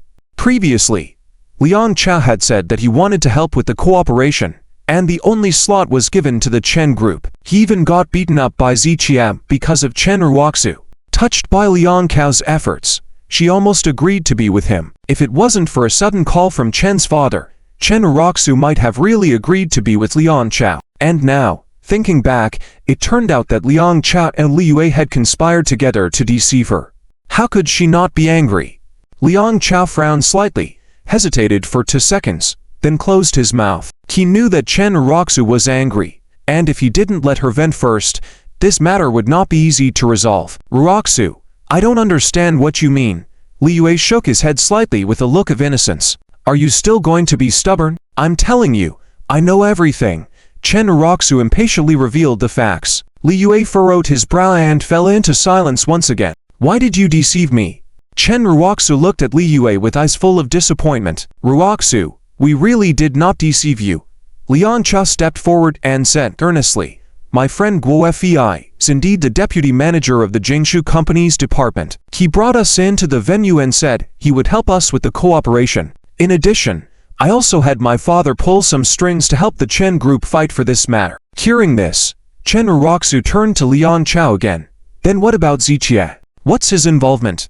I don't know if Ziqian helped, but I did pull some strings, Liang Chow explained. These are my chat records with Guo Fei and his moments. Liang Chow took out his phone and showed the chat records, clearly indicating that he had asked Guo Fei for help, and there was a photo of Guo Fei's work, ID at Jingshu. Seeing this, Chen Raku furrowed her brow slightly, realizing that these things seemed to be true. Raku, that's the truth. I don't know what Ziqian did, but I really am trying my best to help you. Liang Chow continued. Chen Raku thought for a moment and asked again, then what about Ziqian hitting you? How did that happen? He is the honorary chairman of Jingshu. How could he possibly hit someone in public at the event? And you said he hit you because of me. Ziqian didn't personally hit me. Liang Chow shook his head slightly, but he knew Guo Fei was helping me, so he instructed Guo Fei to do it and threatened to fire him if he didn't. That's why Guo Fei hit me at the fundraising event. If you don't believe me, you can ask anyone present at the event. Liang Chow spoke seriously and honestly. Many people saw Guo Fei hitting him at the event, although not many knew why. Liang Chow was not afraid of Chen Raku asking around. Liang Yue took the opportunity to speak.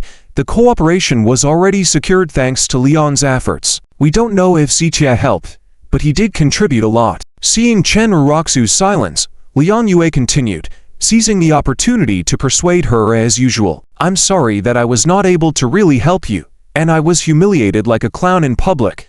Liang Chow apologized, then sighed and smiled bitterly as he shook his head. Liang, don't say that. I appreciate all the help you've given me. I really do, Chen Raku quickly explained. Liang Chow and Li Yu's superb acting skills once again successfully persuaded Chen Raku. Raku, we really did not deceive you, Li Yue added. This statement reminded Chen Raku, did you not deceive me? Why didn't you tell me about Ziqie, the honorary chairman of Jingshu? Raku, this is my fault. I was too concerned about you, so I was jealous and intentionally didn't tell you, Liang Chow admitted. I didn't want you to know because I was afraid that if you saw his status rise, it might change your thoughts and you would be deceived again. I just didn't want to lose you. Liang Chow's performance reached its peak at that moment, filled with repentance and a bit of grievance, leaving Chen Raku speechless. After all, doing things by any means for someone you like is not a big mistake. Raku, Liang cares about you, which is why he felt jealous, Li Yue added. Chen Raku did not dwell on this topic but instead asked, Liang cares for me, but what about you? What are you doing all this for? This question caught Li Yue off guard. He did not expect this to come up, and he didn't know how to respond. After all, he couldn't say that he was working with Liang Chow to take over the Chen group, stepping over Chen Raku. Answer me. What are you doing this for? When Li Yue remained silent, Chen Raku frowned and asked again. Li Yue, of course, is for our sake. Liang Chow, in a moment of crisis, came up with a response for Li Yue. For us? Chen Raku turned her head slightly. Yes. Liang Chow nodded. She knows that I truly care for you, and that she can help you. That's why she wished to match the two of us together. I had talked to her before, asking for her help to pursue you. Liang Chow decided to lay his cards on the table with Chen Raku today. After all, the situation had been exposed. If he didn't reveal some facts to Chen Raku, he wouldn't be able to earn her trust. When Liang Chow spoke these words, Chen Raku pondered for a moment and then nodded. Over the past year, Li Yue had, indeed, been trying to match them together at every turn, which Chen Raku had noticed. 10 years ago, when we were still in school, you mentioned that Grandpa Chen wanted to see the Chen family grow and expand, which had been your dream this whole time. I want to help you fulfill this dream, but I don't have a strong family background. I felt that Liang Chow could help you achieve your dream. That's why I tried to match you both. Li Yue understood Liang Chow's intention and continued following his lead.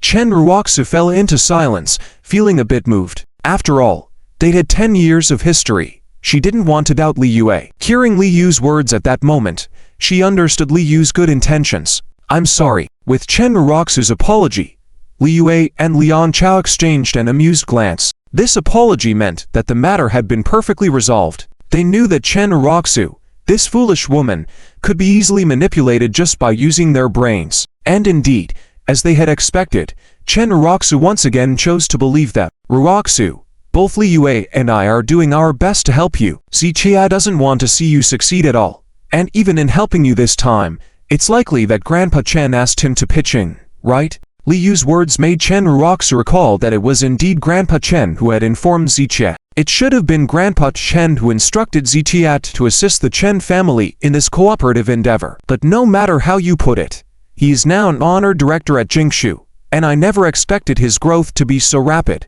Chen Raku's eyes showed a hint of complexity.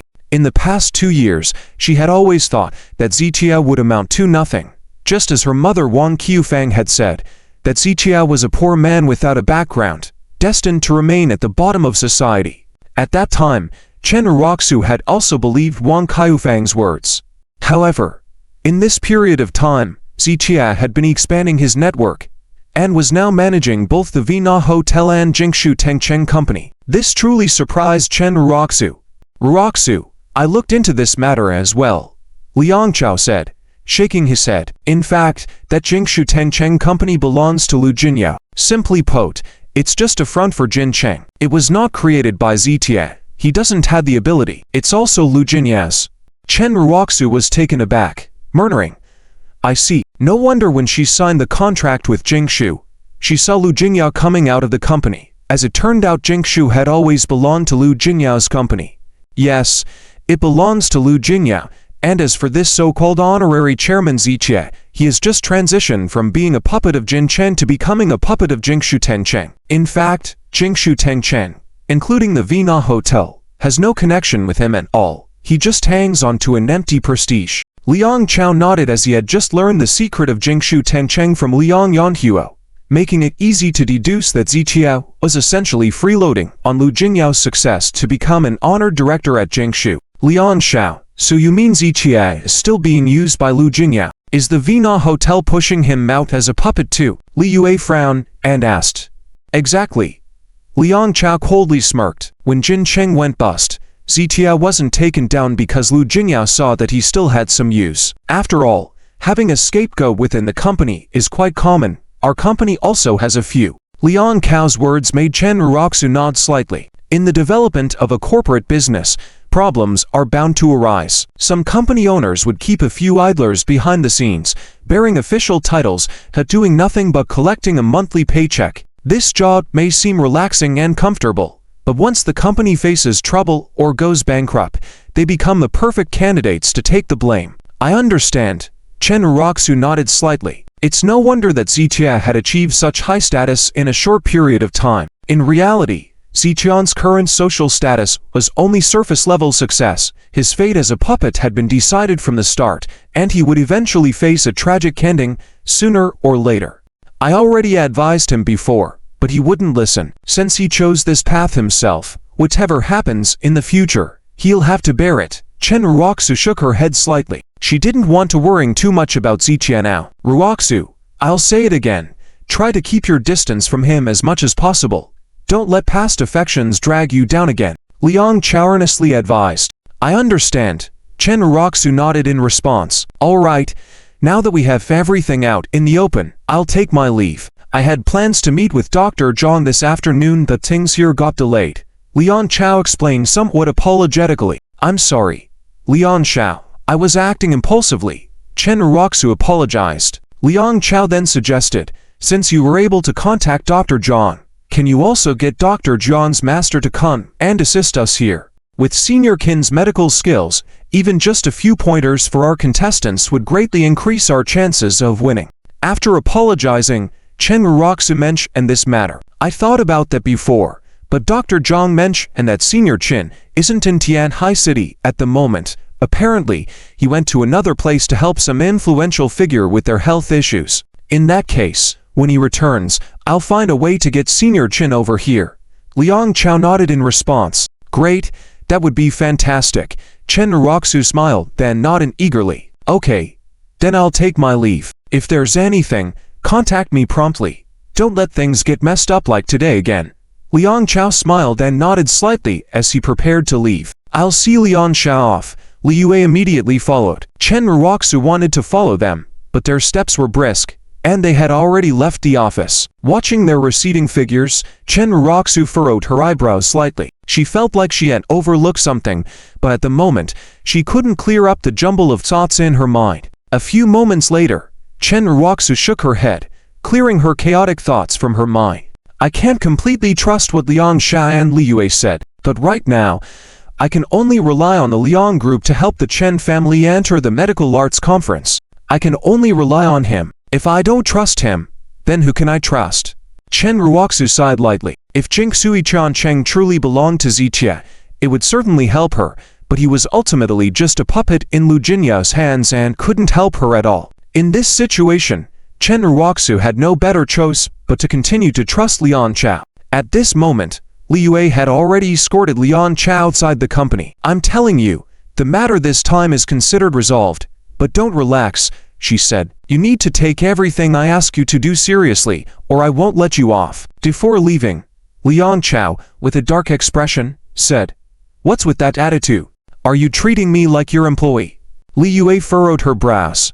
Hey. Liang Chow sneered and grabbed Li Yu's hair, pulling her close, saying coldly, It doesn't matter what you think, but you must treat my words as orders.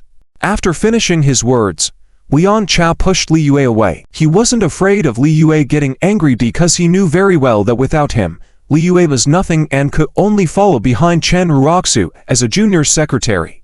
Watching Liang Chow's car drive away, Li Yue gritted her teeth slightly, a hint of coldness flickering in her eyes. After the events of today, Li Yu's disappointment in Liang Chow had deepened, and she couldn't help but wonder whether cooperating with him was right or wrong. Time passed quickly. In the blink of an eye, it was already 8 o'clock in the evening. Night fell, and the nightlife of the people in Tianhai City was just beginning. For Zitia, who lived in a lakeside villa and preferred peace over noise, the bustling nightlife had nothing to do with him. Now that the Jingsui Chan Cheng matter had been resolved and was on the right track, Lu Jinya relied on the confidence given by Jingsui to firmly establish herself in the Lu family. With significant influence in the Lu family, Lu Jinya easily secured a spot for Zitia to participate in the medical arts conference. In short, Zitian's participation in the conference was now firmly settled.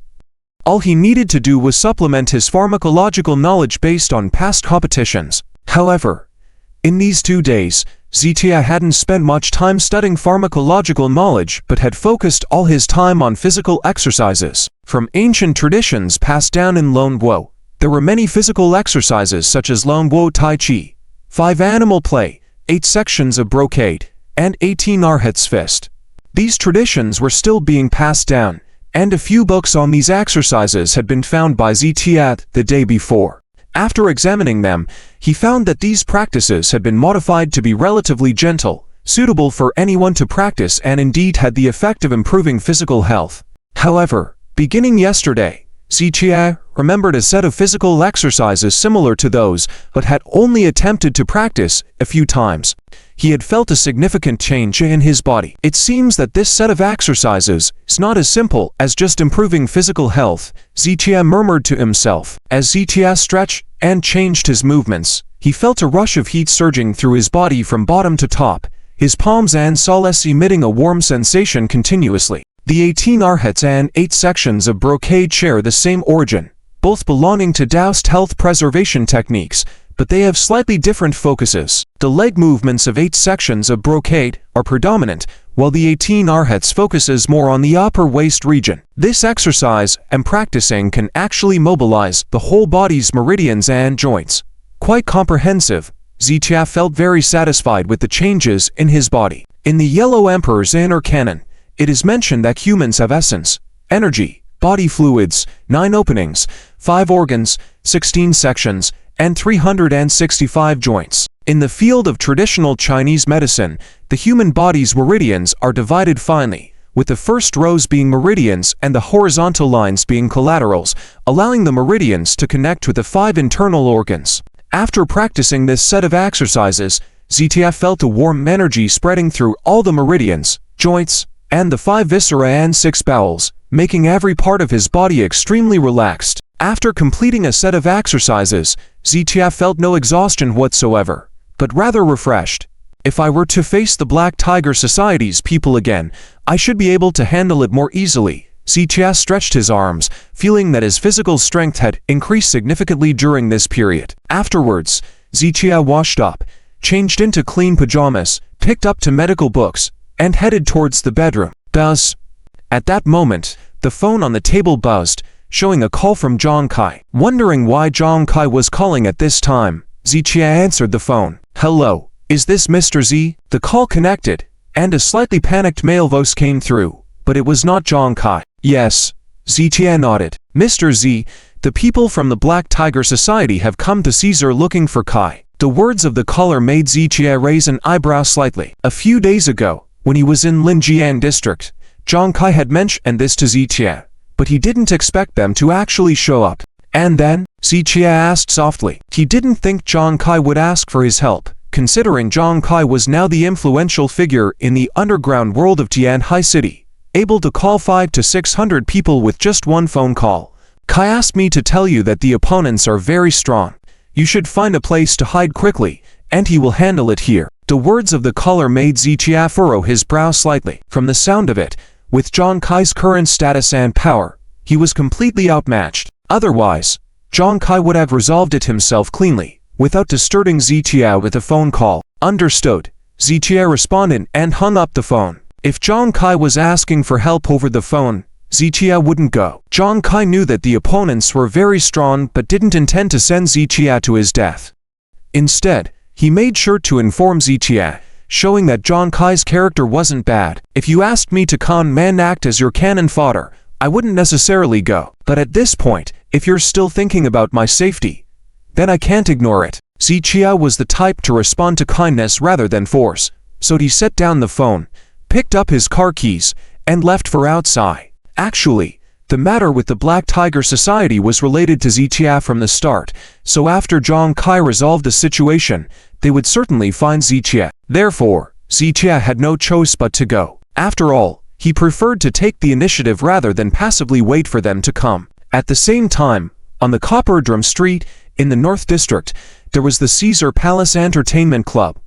Ever since the Black Tiger Club was eradicated, Caesar Palace had dominated this street, bustling with business every night. Normally, the DJ music from Caesar Palace could be heard from over 100 meters away, but tonight, the massive entertainment club was eerily quiet. The neon lights on the exterior wall still shone brightly, but not a sound could be heard from inside the club.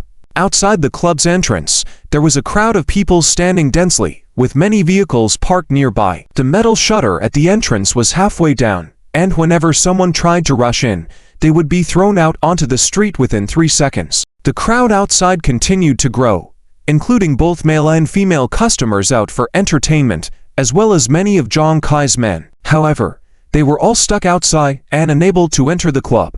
Inside the club, in the first-floor dance hall, two burly and fierce-looking men stood guard at the entrance, not allowing anyone to enter or exit. In one corner of the dance floor, hundreds of young men and women dressed in stylish attire were squatting silently, not daring to make a sound. These young men and women were all customers visiting Caesar Palace, but at this moment, they all wore scared expressions and maintained their silence. You, didn't you say it was safe here, and no one would dare make trouble? A girl asked nervously, looking towards another woman beside her. And that woman was Li Yue. Earlier in the day, Li Yue had been in a very bad mood due to something that happened during the day, and she harbored some resentment towards Liang Chow, so she had called a few friends to go to the bar to drown her sorrows. She had never expected such an incident to occur. Just 10 minutes ago, more than a dozen burly men had burst into Caesar Palace, causing chaos and violence wherever they went. When Caesar's staff tried to stop them, they were met with brutal attacks. Caesar's response had been swift, calling in hundreds of people. Just when everyone thought that these dozen men who had dared to cause trouble at Caesar's would be beaten to death on the spot, these men were ruthless and managed to overpower everyone within a short period of time. The first-floor dance hall now looked like a scene of chaos, with over 100 of Jong Kai's men lying scattered on the ground. However, the group of men who had barged in seemed unscathed, not a scratch on them. It's okay. They are here to settle a score with Jong Kai. It has nothing to do with us, Li Yue said softly, looking towards the raised platform at the center of the dance floor that was over a meter high. Sitting on that platform was a young man with a crew-cut hairstyle. He was sleeveless, showing off his muscular biceps, with arms so thick that they rivaled some girls' thighs. The young man sat confidently on the platform, with 10 similarly muscular men standing behind him. It was these men who had easily taken down over 100 members of Caesar within moments. Behind Jong Kai, there were also hundreds of his men, glaring at the young man. I thought you, Jong Kai, wouldn't give up so easily, the young man sitting on the platform said, sharpening his nails slowly with a sharp dagger in his hand. John Peng, what do you want to do? Just state your terms. Jong Kai tried to sound tough, but a hint of fear flashed in his eyes. The young man sitting on the stage was named Jong Pen, a true master of martial arts and boxing. Before Jong Kai had founded Caesar, the underground world of Tianhai City was even more chaotic, filled with various underground gambling dens and illicit fighting rings. In these illegal fights, There were no rules, and once a fight started, it was a fight to the death, with the winner surviving and the loser dying. Each contestant was a ruthless fugitive. Among them, John Peng was outstanding, having fought in hundreds of matches without a single defeat.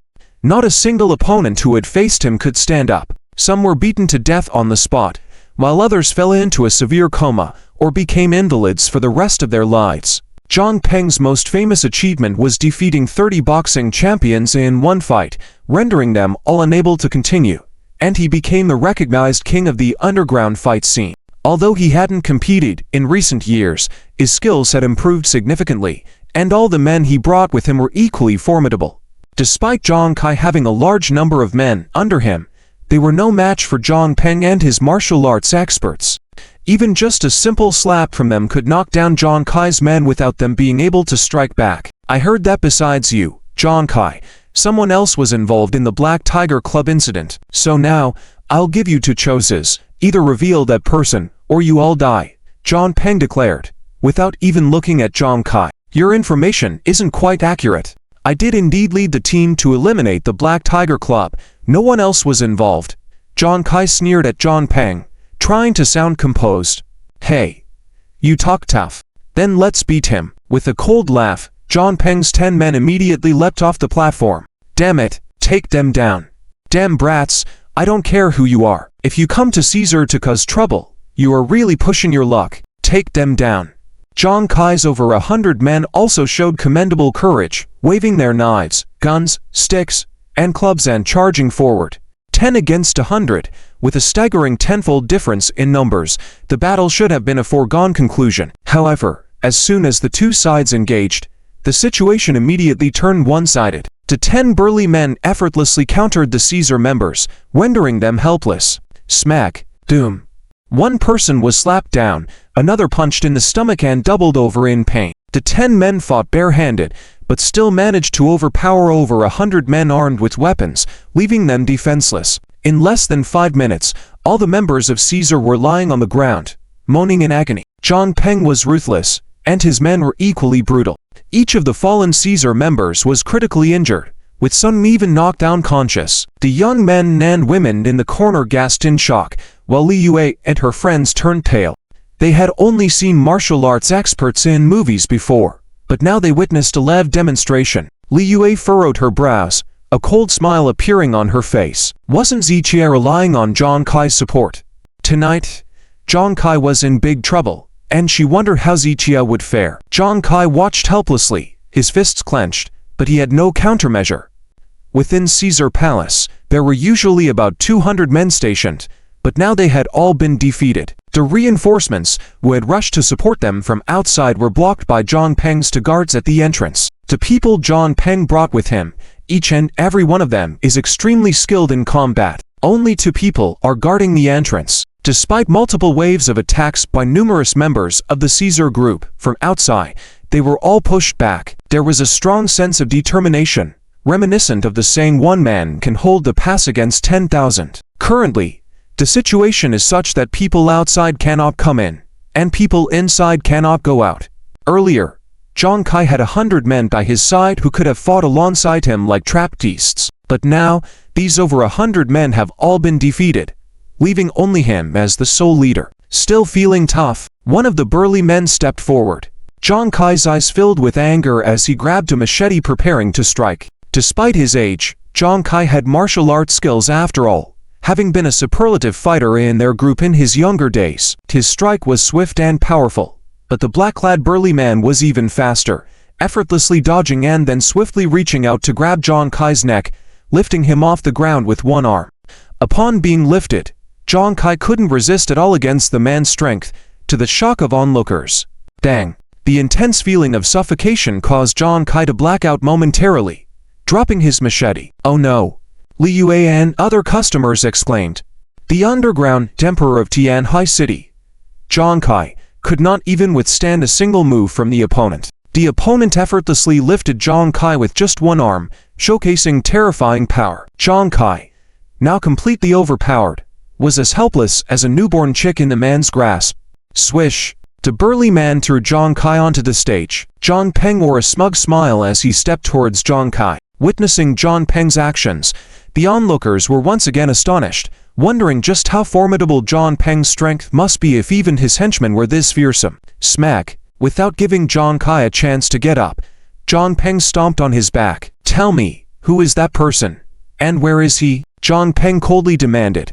"Screw off." Zhang Kai spat fiercely, his eyes filled with malice. "I destroyed the Black Tiger Society and killed Feng Jinhai. If you're capable, finish me off." Zhang Kai showed his fierce glare and spat venomously. "Ending you won't be difficult." Zhang Peng coldly smiled. "I'll deal with you first, then find that person. Let's see how skillful he really is." With those words, Zhang Peng aimed at Zhang Kai's neck, slowly raising his right foot. "Speak, or not?" Zhang Peng asked finally. "Screw you." Upon hearing Zhang Kai's curse, Zhang Peng's gaze turned icy as he was about to attack. Doom! Suddenly, a deafening noise resounded. Everyone turned to see that the shutter gate at the main entrance had been violently struck, distorting and deforming on impact. Before anyone could react, another loud crash followed. The shutter gate was forcefully smashed down. Clang! The heavy gate contorted and flew into the air before crashing down loudly, catching the attention of everyone present. All eyes turned to the gate, and the two burly men guarding it seemed bewildered. They had intentionally lowered the shutter gate halfway to prevent Zhang Kai's men from entering all at once, making it easier for them to handle. But they certainly did not expect their gate to be dismantled by the unknown force. As everyone stood in shock, a young man in pajamas emerged at the gate. Silently and like a ghost, he appeared in the dimly lit nightclub, his sharp features capturing everyone's attention. If not for his loose-fitting pajamas, he would have been mistaken for a ruthless night assassin due to his imposing aura. "Ziqian," Li Yue whispered softly upon seeing him. She knew Ziqian was acquainted with Jong Kai, but never expected him to show up. In her impression, Ziqian was a useless coward who ran away from adversaries, so why would he dare to come here? But now, the reality was that Ziqian had indeed arrived. "Mr. Z." Zhang Kai noticed Ziqian and called out loudly. Touched by Ziqian's arrival, Zhang Kai never expected him to show up. He had his men call Ziqian to forewarn him, giving him a chance to hide and prepare himself mentally. But now, Ziqian not only didn't leave but took steps towards the main hall. "Looks like the main character has arrived." Zhang Peng smirked, walking towards the edge of the stage. Judging from Zhang Kai and his men's reactions, Zhang Peng deduced that Ziqian must be the mastermind behind the Black Tiger Society incident. At this moment, the two burly men at the entrance finally reacted, shouting curses as they reached out to grab Ziqian. "Wait a minute." Zhang Peng raised his hand to stop them and said with a smile, "I like courageous people, let him in." Upon hearing Zhang Peng's words, the two burly men immediately nodded and moved aside, respectfully standing by the entrance. Meanwhile, Ziqian continued walking non-stop towards the hall. Very soon, hundreds of members of the Caesar group outside followed Ziqian's footsteps. The two men at the door turned to look at Zhang Peng, seeking his approval. "It's okay, let them all in." Zhang Peng smiled, completely unconcerned about how many people were on Zhang Kai's side. To him, these people were no match for them. However, the sight of Ziqian, a man who appeared younger than himself, piqued his interest. Under the gaze of everyone present, Ziqian, followed by hundreds of others, entered the hall. The two burly men took a couple of steps forward and crossed their arms in front of their chests, blocking the doorway, making it clear that once inside, they wouldn't be allowed to leave easily. "Mr. Z, are you sure you want to proceed?" Zhang Kai's voice was filled with frustration. Ziqian glanced at Zhang Kai briefly before shifting his gaze to Zhang Peng. At that moment, Zhang Peng stood on a high platform, looking down at Ziqian with playful eyes. "Are you involved in the affairs of the Black Tiger Society?" Zhang Peng asked. "Yes," Ziqian replied calmly. "Good. That's straightforward." Zhang Peng nodded with a smile. "Let me also be clear with you. Someone is offering money to have your legs broken." Zhang Peng's tone was casual, as if breaking Ziqian's legs were as simple as eating and drinking. Ziqian remained silent and casually scanned the room, focusing on Zhang Peng's men, observing their body language and skills. It was evident that Zhang Peng's men were trained fighters with real skills, even stronger in combat than some of the Special Forces soldiers. "Are you deaf?" One of Zhang Peng's men barked at Ziqian when he didn't respond. Zhang Peng scolded his men and then coldly said, "Mr. Z, it is said that if you kill someone, you must pay the debt. So, How do you plan to resolve the matter with the Black Tiger Society? Zichia, unperturbed, looked around the room and then asked calmly, and how do you suggest resolving it? My suggestion is simple, John Peng said, pointing to a half-filled cup of wine on the table. One of his men promptly handed the cup to him. John Peng cleared his throat loudly and then spat a thick glob of phlegm into the cup. Holding the cup, he moved closer to Zichia and then smashed it on the ground, causing the wine to spill. You can pick it up from the floor with your mouth. Then maybe I'll consider sparing one of your legs, John Peng announced mockingly. His statement was met with laughter from his men. The customers in the corner frowned, as this act was a severe insult. Li Yue, on the other hand, was amused by Ziqian's humiliation. That's it. To kill him and humiliate him. Li Yue was delighted at the prospect of Ziqia being disabled. After you're crippled, I will immediately inform Lian Xiao about this great news, Li Yue said with a cold smile, eagerly anticipating Ziqian's humiliation and defeat. You've got guts. I initially just wanted to break your legs. Zhang Peng's expression turned cold as he spoke but was suddenly interrupted by Ziqian's swift action. Enough of your nonsense, Ziqia said, cutting him off. What? Zhang Peng furrowed his brow. You talk too much, Ziqia said, as he suddenly stepped forward and landed a slap on Zhang Peng's face. The force of the slap caused Zhang Peng to stagger back. The onlookers were shocked by Ziqian's bold move. Oh my god, this guy is too arrogant. He's really fearless. Li Yue and the other customers commented on the unfolding scene. Jong Kai, however, felt the pang of worrying. While he knew Ziqia was strong, he also understood that dealing with Zhang Peng's men was on a different level compared to the Black Tiger Society members Ziqia had dealt with before. Kill him, Zhang Peng shouted angrily, pointing at Ziqia. 10 black-clad men rushed towards Ziqia, surrounding him. Jong Kai felt a deep sense of concern, knowing that Ziqian's strength might not be enough against the formidable opponents he faced now. Give me his life. Is this how it ends? The customers in the corner discussed nervously, fearing the worst for Ziqia. Li Yue, on the other hand, smirked at the unfolding spectacle, hoping to see Ziqia on his knees begging for mercy. Great, he's brave. I only wanted to break your legs. Zhang Peng's face darkened as he spoke but was abruptly cut off by Ziqian's actions. What? Zhang Peng asked with a furrowed brow. You talk too much, Ziqia said calmly as he swiftly moved forward and delivered a slap to Zhang Peng's face. The slap was so powerful that Zhang Peng staggered backward. Smack! The sound of the slap reverberated in the space, pushing Zhang Peng back. Damn!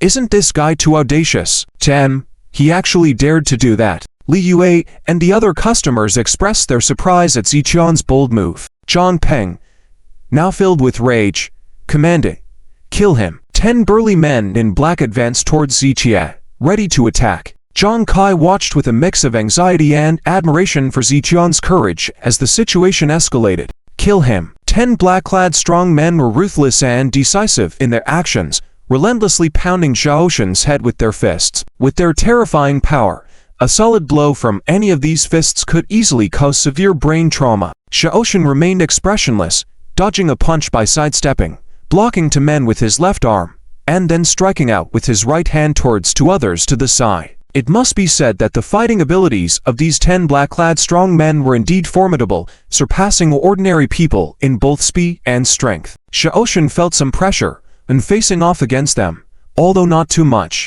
If it were 10 days ago, Xiaoshen might not have been able to match these people. However, during this time, Xiaoshen had been studying medical skills and pharmacology daily, and had been honing his combat skills to strengthen himself. Compared to 10 days ago, his fighting abilities had more than doubled. Especially in these past 2 days, Xiaoshen had just learned a new martial art technique, further enhancing his strength. He was looking for someone to spar with, and Zhang Peng and his group stumbled right into his path. It was truly a case of finding trouble and dozing off. Xiaoshen moved as quickly as lightning, grabbing a black-clad strong man and forcefully throwing him away. Bang! Whoosh! The strong man's body flew several meters, shattering a crystal tabletop into countless pieces. Before the others could react, Xiaoshen swiftly turned, flipping another strong man measuring 1.8 meters tall onto the ground with a slap. Under the gaze of everyone in the room, Xiaoshen faced off against 10 opponents, but didn't falter, seemingly surrounded but actually unstoppable. Each strike either knocked someone down or sent them flying. During the intense battle, Tables and chairs in the hall, as well as various bottles and glasses, were knocked over and scattered on the ground, creating a chaotic scene. "Wow, he's so strong," exclaimed the customers in the corner. The smirk on Li Yu's face gradually turned into shock, and looking at Zhang Peng, who had thought Xiaoshan wouldn't last 10 seconds against them but now had 8 of his men down, while Xiaoshan remained unscathed. Zhang Peng's face grew dark. Xiaoshan didn't have time to care about their feelings. He effortlessly dealt with another person with 1 strike, leaving only the last one standing. This outcome was completely unexpected. Usually, they were invincible, and no one could stand against them. But today, Xiaoshan, this young man in his 20s, facing a group of 10, effortlessly defeated them one by one. The last strong man was now about 7 to 8 meters away from Xiaoshan. In a moment of desperation, he grabbed a sharp machete from the ground and pointed it towards Xiaoshan. Xiaoshan glanced at him, then took quick steps closer, gradually picking up speed until he was practically jogging towards him. "I'll kill you." The strong man grit his teeth and swung the machete forcefully. Meanwhile, Xiaoshan, unfazed, took brisk steps, leapt onto a nearby table after a couple of strides, and then jumped up, grabbing a crystal chandelier with one hand in midair. He then vigorously pulled on the chandelier, causing it to break free and crashing to the ground. The strong man with the machete widened his eyes, unable to react in time before the chandelier came crashing down on him. "Oh my God!" Cries rang out throughout the room. Bang! Whoosh! The crystal chandelier shattered into countless pieces, with the sharp fragments piercing into the strong man's body, causing him intense pain. Meanwhile, Xiaoshan's feet landed steadily on the table, utterly unscathed, calm, and composed. After the fierce battle, not a single piece of his pajamas had been touched. Wow! After a moment of shock, countless people couldn't help but gasp in awe. Terrifying! It was truly terrifying. Xiaoshan's strength exceeded many people's expectations, especially for the young men and women customers who had been sitting in a corner. They had previously thought that Zhang Peng and his men were strong, but Xiaoshan's combat abilities were even more formidable. Li Yue was extremely shocked. She had to admit that she had underestimated Xiaoshan's strength. By now, all 10 strong men were defeated and could hardly stand up. Seeing this scene, Jong Kai and the others were extremely moved. "Mr. Z is amazing. I'm impressed. Completely impressed." Hundreds of members of the Caesar organization present were cheering loudly. Jong Kai and his group, along with Jong Kai himself, were all overwhelmingly excited. Originally faced with Zhang Peng's fierce men, they had feared that Caesar might be expelled from Tianhai City that very night. But Xiaoshan's strength ended up dominating over Zhang Peng's group. Last time, when Xiaoshan had taken down the Black Tiger Society, they hadn't witnessed it firsthand, but this time they saw with their own eyes the terrifying strength of Xiaoshan. They were in awe, such awe. At this moment, Zhang Kai and his people were in awe. The customers were shocked, and Zhang Peng's face had turned extremely unpleasant. In fact, even before Xiaoshan entered, Zhang Peng had sensed from Xiaoshan's gait and aura that he was also a skilled fighter, but he hadn't taken it seriously. He had brought a dozen men, each with a wealth of combat experience, to surround and assault Xiaoshan. He had thought it would be an easy victory, but the current outcome left Zhang Peng dumbfounded. "Peng, bro." The 2 henchmen guarding the door walked over. "You guys don't need to move. I'll take care of him myself." Zhang Peng slowly walked to the edge of the platform, where Xiaoshan was now standing on a table at the same height, their eyes meeting. Zhang Kai and his group felt a surge of worrying again, knowing that Zhang Peng's strength was far from ordinary. Xiaoshan might have been able to defeat Zhang Peng's men, but whether he could defeat Zhang Peng himself remained uncertain. "I estimate that this guy surnamed Z is done for." Indeed, Zhang Peng was the undisputed underground boxing champion a few years ago, renowned as the Supreme Black Fist Master, and it's said that in recent years, he's even learned from a Thai boxing master, making him even stronger than before. Zhang Peng's men are nothing compared to Zhang Peng. Though he could take down Zhang Peng's men, he definitely can't beat Zhang Peng himself. Some customers in the corner who knew Zhang Peng were discussing the situation. "It's an honor for you to face me personally," Zhang Peng said, squinting slightly with a chilling tone. Zichia did not answer. His gaze remained calm. "Are you an ancient martial arts master?" Zhang Peng coldly spoke and looked at Zichia, asking again. "Too much nonsense." Zichia shook his head. Zhang Peng's anger flared up instantly. "Just die." Zhang Peng's eyes turned cold. He kicked off the edge of the platform, leaping into the air. The speed was incredibly fast, like a nimble cheetah, charging towards Zichia. Wow, so fast.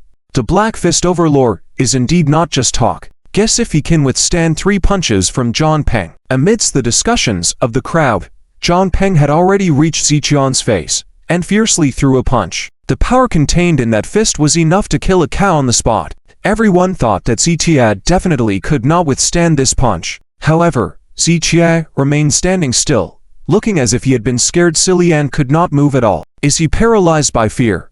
Definitely, he's so scared he forgot to dodge. People were increasingly convinced that in front of Zhang Peng, Ziqia lacked even the courage to evade. Just as Zhang Peng's fist was about to hit Ziqian's face, Ziqia moved his right foot half a step to the side, slightly shifting his body. His movements seemed slow, yet it perfectly avoided Zhang Peng's punch. With Zhang Peng's punch missing and his body still charging forward, Ziqian's eyes suddenly turned cold.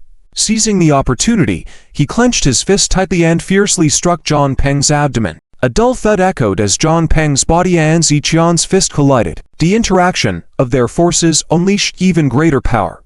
Zhang Peng let out a muffled groan, curled up in pain, and was thrown back. With a single punch, the entire scene fell into a deathly silence. The expressions on everyone's faces were truly captivating. Prior to Ziqia taking action, many had imagined countless scenarios, speculating on how many times Ziqia could withstand Zhang Peng's attacks. But none had considered that the underground Black Fist Overlord, Zhang Peng, would be completely defeated by Ziqia with a single punch. The followers of Jong Kai, Zhang Peng's men, and the spectators in the corner, including Li Yue and her friends, all stared wide-eyed in disbelief. Just one punch, and the underground Black Fist Overlord Zhang Peng was unable to stand up. What terrifying power! How astonishing the fighting prowess! Some exclaimed in shock, finally bringing everyone back to reality. After regaining their senses, the place filled with gasps and astonishment. Those who had previously claimed Ziqia couldn't even block a punch were now blushing and lowering their heads in embarrassment. How powerful was Zhang Peng, really? Ziqia had demonstrated that there is always someone stronger, and indeed, Ziqia was stronger. Zhang Peng, coughing violently, struggled to stand up, feeling the intense pain in his internal organs and his strength rapidly depleting. He knew that Ziqian's ruthless punch had certainly harmed his organs. Even if he managed to stand, he had already lost the qualification to contend with Ziqia. Brother Peng, two strong men at the door called out. Though they knew they were no match for Ziqia, they rushed forward, only to be swiftly knocked down by Ziqia. Do you surrender? Ziqia asked, hands behind his back, eyes coldly scornful towards Zhang Peng. Zhang Peng, holding his abdomen, stared back venomously, unwilling to admit defeat. Straightening his pajama collar, Ziqia took a step towards Zhang Peng. Zhang Peng stared intently, clenching his fists and preparing to strike with all his might. As Ziqia approached, Zhang Peng unleashed a powerful punch. However, Ziqia calmly reached out his hand to block, swiftly wrapping his left hand around Zhang Peng's fist and twisting it. The sound of bones snapping, accompanied by Zhang Peng's screams, filled the air. Do you surrender? Ziqia asked again. This time, Zhang Peng no longer had any defiance in him. In terms of speed, strength, and physical resilience, Ziqia easily outshone him. Zhang Peng had no choice but to surrender. With a sinister glint in his eyes, and after a few seconds, Zhang Peng lowered his head slightly and said, I surrender. This declaration sent the crowd into another round of astonishment.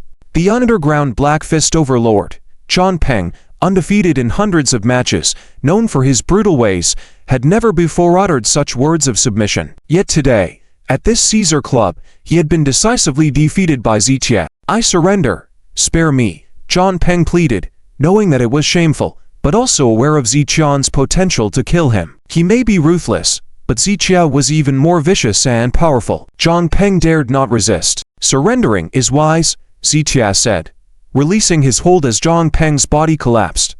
Restrain him, Jong Kai ordered, and immediately dozens of henchmen rushed over, surrounding Zhang Peng firmly. Despite his attempts to resist, Zhang Peng's weakened state made it impossible to break free from these ordinary men. Behave yourself, the henchmen brandished knives, ready to strike if ordered by Ziqia. Zhang Peng's heartless exterior could not prevent his accelerating heartbeat as he nervously swallowed. After all, multiple sharp knives were hanging above his head, and even the most ruthless person couldn't remain calm under such circumstances. "Don't kill me," Zhang Peng pleaded again, clenching his teeth. "I won't kill you, but you must face the consequences you set for yourself," Zichia stated. Hearing this, Zhang Peng's expression changed as he instinctively looked toward the edge of the stage. Just moments ago, he had spat into a cup and ordered Zichia to kneel down and lick it clean to be deemed forgiven. Now the tables had turned, and he had to follow through on his previous ultimatum. "Are you fucking deaf? Why aren't you going to lick it?" One of the members of Caesar turned back and used the back of the knife to hit Zhang Peng's head. Zhang Peng understood in his heart that if he couldn't satisfy Zichia today, things would definitely not end well for him. Not to mention how ruthless Zichia was. Just the group of underground thugs like Jong Kai would never let Zhang Peng leave unscathed. So, in order to stay alive, he had no choice but to do as told. "If I do this, you won't kill me?" Zhang Peng looked up at Zichia. Zichia replied, "Of course, I always keep my word." "Good." Zhang Peng gritted his teeth, then steeled himself and used both hands and feet to crawl to the alcohol stall. Everyone in the room stared in shock, while Zhang Peng hesitated in front of the alcohol. Originally, this stall of thick phlegm alcohol was prepared by him for Zichia, but he didn't expect that now he would have to lick it clean himself. "What the hell are you standing there for? If you don't lick it clean soon, I'll chop you up immediately." The Caesar member behind him kicked him fiercely. With determination, Zhang Peng closed his eyes, opened his mouth, and licked the floor. "Gross. Damn. It's really disgusting." Many people in the venue were vomiting. Watching Zhang Peng licking the floor, it was truly a pitiful sight. However, no one sympathized with Zhang Peng. After all, everything that happened was his own doing. More people had complex feelings, as they had never expected the former Black Fist boss to end up on the ground licking alcohol under Zichian's oppression. Liu's emotions were even more complicated than others. It was at this moment that she suddenly had a thought. Was it really a correct decision to go against Zichia? Could she and Liang Chow really stand a chance against someone as terrifyingly powerful as Zichia, even if they worked together? "I'm done licking," Zhang Peng said as he tremulously stood up and looked at Zichia. Although he tried to hide it well, Zichia could see the malice in his eyes. Zhang Peng quickly averted his gaze and with his henchmen, prepared to leave when Zichia coldly interrupted. "Wait." The Caesar members surrounded Zhang Peng again when Zichia declared, "I said I wouldn't kill you, but I never said you wouldn't get hurt." This statement made Zhang Peng widen his eyes in shock. The Caesar members wasted no time and began beating Zhang Peng mercilessly. As the raining blows fell on Zhang Peng, the sound of heavy hits, his agonizing cries, and bones cracking echoed in the hall. The customers crouched in the corner were pale with fear and dare not look any longer. This brutal scene was truly terrifying. Even Liu couldn't help but feel her heart racing at the sight. She had always thought of Zichia as a failure, weak and easily bullied. But today, she had to reassess Zichia. His ruthlessness and decisiveness left her in awe. Soon, Zhang Peng was on the brink of collapse, lying on the ground with his eyes tightly shut. According to his previous statement, he had not only licked the alcohol clean, but also had to crawl through from under the table. Seeing Zhang Peng in this state, it was clear he couldn't make it. "You said you wouldn't kill me. You're going back on your word." Zhang Peng lay on the ground, murmuring weakly. "You come here," Zichia said, glancing at Jong Kai before heading towards the stairs. The situation was resolved, but there were other matters Zichia needed to discuss with Jong Kai. Jong Kai quickly motioned for his men to grab Zhang Peng and the others, preparing to follow Zichia upstairs. At this moment, the hundreds of young men and women in the corner were all watching Zichia with admiration. When Zichia had climbed a few steps, he seemed to feel the intense gaze upon him and stopped his footsteps. "I apologize for surprising everyone tonight. Tonight, all expenses will be on me." This unexpected announcement left the young men and women in disbelief. They had never expected the ruthless Zichia to be so generous. Additionally, 2 bottles of royal fireworks will be gifted to each table. Zichia paused briefly before adding, "I'll be damned. Mr. Z is truly mighty." "Don't call him Mr. Z. Big Boss Z is mighty and charismatic. Drinking free royal fireworks at Caesar tonight. I can brag about this for 3 years. Incredible. Big Boss Z is absolutely amazing." The atmosphere in the venue erupted, with cheers and praises filling the air. The young men and women were thrilled. Hundreds of voices praised him simultaneously, excited by Ziqian's grand gesture. Jong Kai was also extremely pleased to see the atmosphere reigniting. The nightclub thrived on such energy, and Ziqia had inadvertently saved him from a difficult situation. Although Caesar would suffer some losses temporarily, this move would ultimately pay off. Ziqia retracted his gaze and proceeded up the stairs. The young men and women in the venue looked at him with admiration, their eyes following him as he left. He's so handsome. Li Yu's friend beside her was already infatuated. What's so handsome about him? Li Yue frowned slightly. He's handsome in every way. Handsome when fighting, handsome when surrounded by people, and so handsome for paying the bill for everyone just now. Her female friends were filled with admiration. Don't you think he's handsome, domineering, and manly?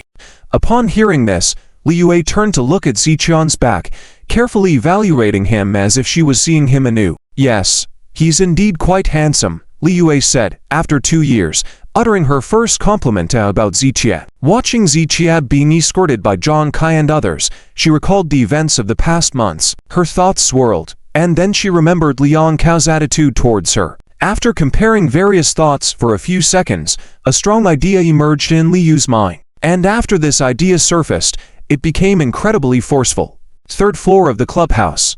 Ziqia sat on a chair drinking tea, while Jong Kai was in the bathroom treating a wound. 2 minutes later, Jong Kai emerged from the bathroom and walked straight to Ziqia. Before Ziqia could speak, Jong Kai suddenly took 2 steps back, and with a thud, he knelt on both knees before him. Mr. Z, from now on, Jong Kai is willing to follow you. I will never go against your wishes. If I betray you, may heaven strike me down with thunder. Jong Kai knelt down and swore solemnly. Previously, Jong Kai regarded Ziqia as a friend, at most a friend worthy of respect. But after today's incident, Jong Kai willingly became Ziqian's subordinate. Get up, Ziqia waved his hand slightly. Mr. Z, I know you may not want to deal with people like us, but rest assured, I will never use your name for my own gain. But both I, Jong Kai, and all my brothers see you as our leader. We are all at your command. Jong Kai maintained his kneeling position, expressing his loyalty to Ziqia. In fact, for those truly involved in the underworld, most of them value loyalty and righteousness. Early on, many underworld figures worshipped Guana Yi, and it was Guana Yi's loyalty and righteousness that earned respect. Jong Kai could be considered a man of loyalty and righteousness. Ziqia saved him in a time of danger, so he naturally saw Ziqia as his benefactor. Mr. Z, please accept me. Jong Kai is willing to be a slave for Mr. Z, without any reservations. Jong Kai pledged again, then slowly straightened up and bowed his head to the floor. Fine, you may rise. After contemplating for a few seconds, Ziqia nodded in agreement. Sometimes, certain matters do require someone like Jong Kai to handle them. Thank you, Mr. Z. Jong Kai rose, then respectfully poured tea for Ziqia. I heard people saying in Linjiang district that Li Gang seems to have firearms, he said. As your subordinate, does he have such weapons, and not you? Ziqia casually asked while taking the teacup. He was simply curious. If Jong Kai were to produce firearms today, what would be the point of Zhang Peng standing over him? No matter how powerful Zhang Peng might be, in front of firearms, everyone is equal. With a single bullet, all would have to submit. Mr. Z, I really don't have that. Jong Kai scratched his head awkwardly and quickly added, but if you need it, I can arrange it immediately.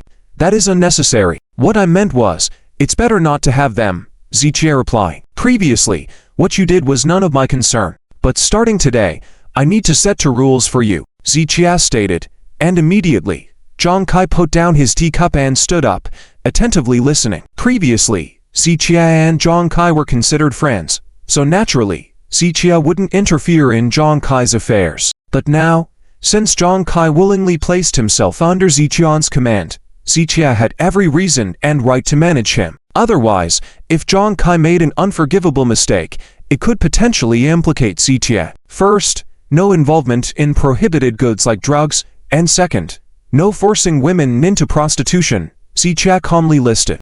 While he did not consider himself a good man or a philanthropist, he did have his limits. People in the underworld might engage in shady deals to earn money, but what Ziqia mentioned were truly heinous acts that would destroy families and lives. This was Ziqian's line in the sand, and Jong Kai, by becoming his subordinate, must abide by it. Mr. Z, your words will be engraved in my heart. Jong Kai earnestly nodded, keeping Ziqian's words in mind. He understood that the underworld characters like them were closely monitored by the authorities above. If they crossed certain lines, they wouldn't survive for long. Now that Ziqia had spoken, Jong Kai was even more cautious. I'll say it once. If I discover such activities... Ziqia paused slightly. I can raise another Caesar with a snap of my fingers. Likewise, I can crush another Fungjin Hai just as easily, Ziqia said with a calm tone loaded with immense pressure. Mr. Z, your words are commands, decrees for all of us under Caesar, Jong Kai solemnly affirmed. Myself and my brothers will remember and never dare to disobey. Jong Kai nodded earnestly, knowing he couldn't deceive Ziqia. That's best, Ziqia acknowledged. Kai. Mr. Z. Just then, a member entered the room. Remember, in situations where both Mr. Z and I are present, you must greet Mr. Z first, Jong Kai instructed sternly. Yes, Mr. Z, Kai. The member quickly greeted them, understanding that from now on, regardless of Jong Kai's status, he could never consider himself equal to Ziqia. With a nod, Jong Kai inquired, Did you get any information? No. John Peng and the others remained tight-lipped. The member shook his head.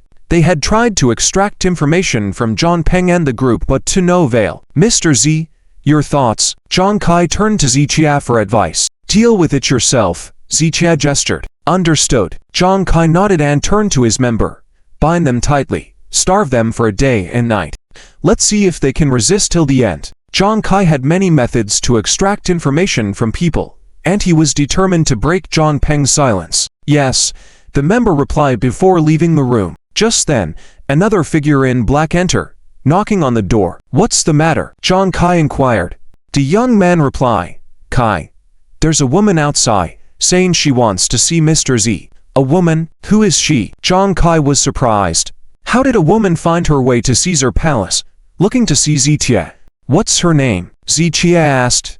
It seems her name is Li Yue. She claims to know Mr. Z and it's urgent, the young man reported. Hearing the name, Ziqia was puzzled. How did Li Yue know he was here, and why did she urgently need to see him? Let her in, Ziqia decided after a moment. Yes. The young man left to bring Li Yue in. Mr. Z, I won't disturb your meeting with a friend. Call me if you need anything, Jong Kai said politely, promptly leaving the room. Soon after, Li Yue entered the room and closed the door behind her. Li Yue was dressed in nightclub attire, accentuating her curvaceous figure. Under the super short skirt, to slender legs wrapped in black stockings, to deep V-neck and low-cut straps on the upper body perfectly displayed the deep cleavage at the front. Li Yue walked with confident strides, her upper body swaying in rhythm with her steps. Even Ziqia had to admit that, ignoring her character and only looking at her appearance, Li Yu's figure and beauty were flawless, unmatched even by those internet goddesses with millions of fans. But Ziqia understood that beneath Li Yu's glamorous exterior lay a heart with extremely corrupt morals. Let's get to the point, Ziqia said, in a detached tone. I saw you confronting John Peng earlier. Upon hearing this, Ziqian's doubts were cleared. No wonder Li Yue had found her way here. She had been drinking downstairs earlier. And then, Ziqia asked nonchalantly. I want to talk to you, Li Yue replied. About what? Not enough royal salute for you. If it's for Chen Raku's sake, I can send you another bottle. Ziqian's tone was mocking. You. Li Yue gritted her teeth slightly. I'm not joking. I want to have a serious conversation with you. Ziqia remained indifferent. What is there to talk about between us? Let's talk about Chen Raku. Li Yue thought mentioning Chen Raku would pique Ziqian's interest. However, to her surprise, upon hearing Chen Raku's name, Ziqia showed no interest but rather a hint of impatience. I have no interest in her affairs. Ziqia waved his hand dismissively, about to dismiss her. Why? Li Yue was puzzled. Over the past 2 years, she had observed Ziqian's feelings towards Chen Raku. It was not an exaggeration to say that Ziqia had once acted like a licking dog towards Chen Raku, so she was certain that Ziqia must have deeply loved Chen Raku, and she could not believe he had moved on so quickly. As a man of 7 feet tall, I can lift and let go. Ziqian's statement left Li Yue momentarily stunned. This wasn't the first time he had said this. At the Londi's business banquet, Ziqia had uttered these words. At that time, both Chen Raku and Li Yue, regardless of what they thought, saw Ziqia as arrogant. But now, looking back, it seemed Zichia had followed through, gradually letting go of Chen Raku. Are you sure you can let go? Li Yue challenged. What if I tell you that Liang Chow proposed to Chen Raku yesterday? Li Yu's face carried a cold smile, doubtful that Zichia could remain unfazed by this news. Indeed, upon hearing this revelation, Zichia turned his head immediately, his gaze complex and filled with emotions from deep within. The fundamental difference between humans and animals is our emotions and desires. After 2 years of a marital relationship, it was impossible for anyone to genuinely let go in a short period of time. Zichia was not a saint devoid of desires. He could not help but show some concern when hearing that Chen Raku, who had once been his woman, was proposed to by another. Now, can you still say that you can let go? Li Yue observed Zichian's reaction, shaking her head with a smile. I can. After a few seconds, Zichia spoke slowly, uttering just 2 words. What did you say? Li Yu's eyes widened in surprise at Zichian's response. We are done between us. Her affairs have nothing to do with me. Zichia lifted his teacup, taking a sip gently. Li Yue continued, are you putting on a front? Chen Raku did not accept the proposal because of you. Li Yu's words unconsciously relieved Zichia, showing a hint of relief in his heart. Perhaps possessiveness was a characteristic of every man. Who wanted their former lover to fall into someone else's arms? But she didn't say yes because of you either. Li Yue continued, offering insight. She plans to accept after the medical congress, Li Yue added, as if she could see through Zichian's thoughts, her proximity to him increasing. Zichia remained silent for a moment before responding, you are right. It's impossible between you, and both of you should start a new life. As Li Yue spoke, she approached Zichia and placed her hand on his shoulder. Zichia frowned slightly, looking up at Li Yue. The attraction of Li Yu's figure was evident, especially the extremely full cleavage visible from Zichian's perspective. Li Yu's gaze held a suggestion of something deeper. What do you mean? Zichia asked casually. What I mean is, Chen Raku can start a new life, and you can too. Li Yue spoke softly, both hands now on Zichian's shoulders, one lightly caressing his chest.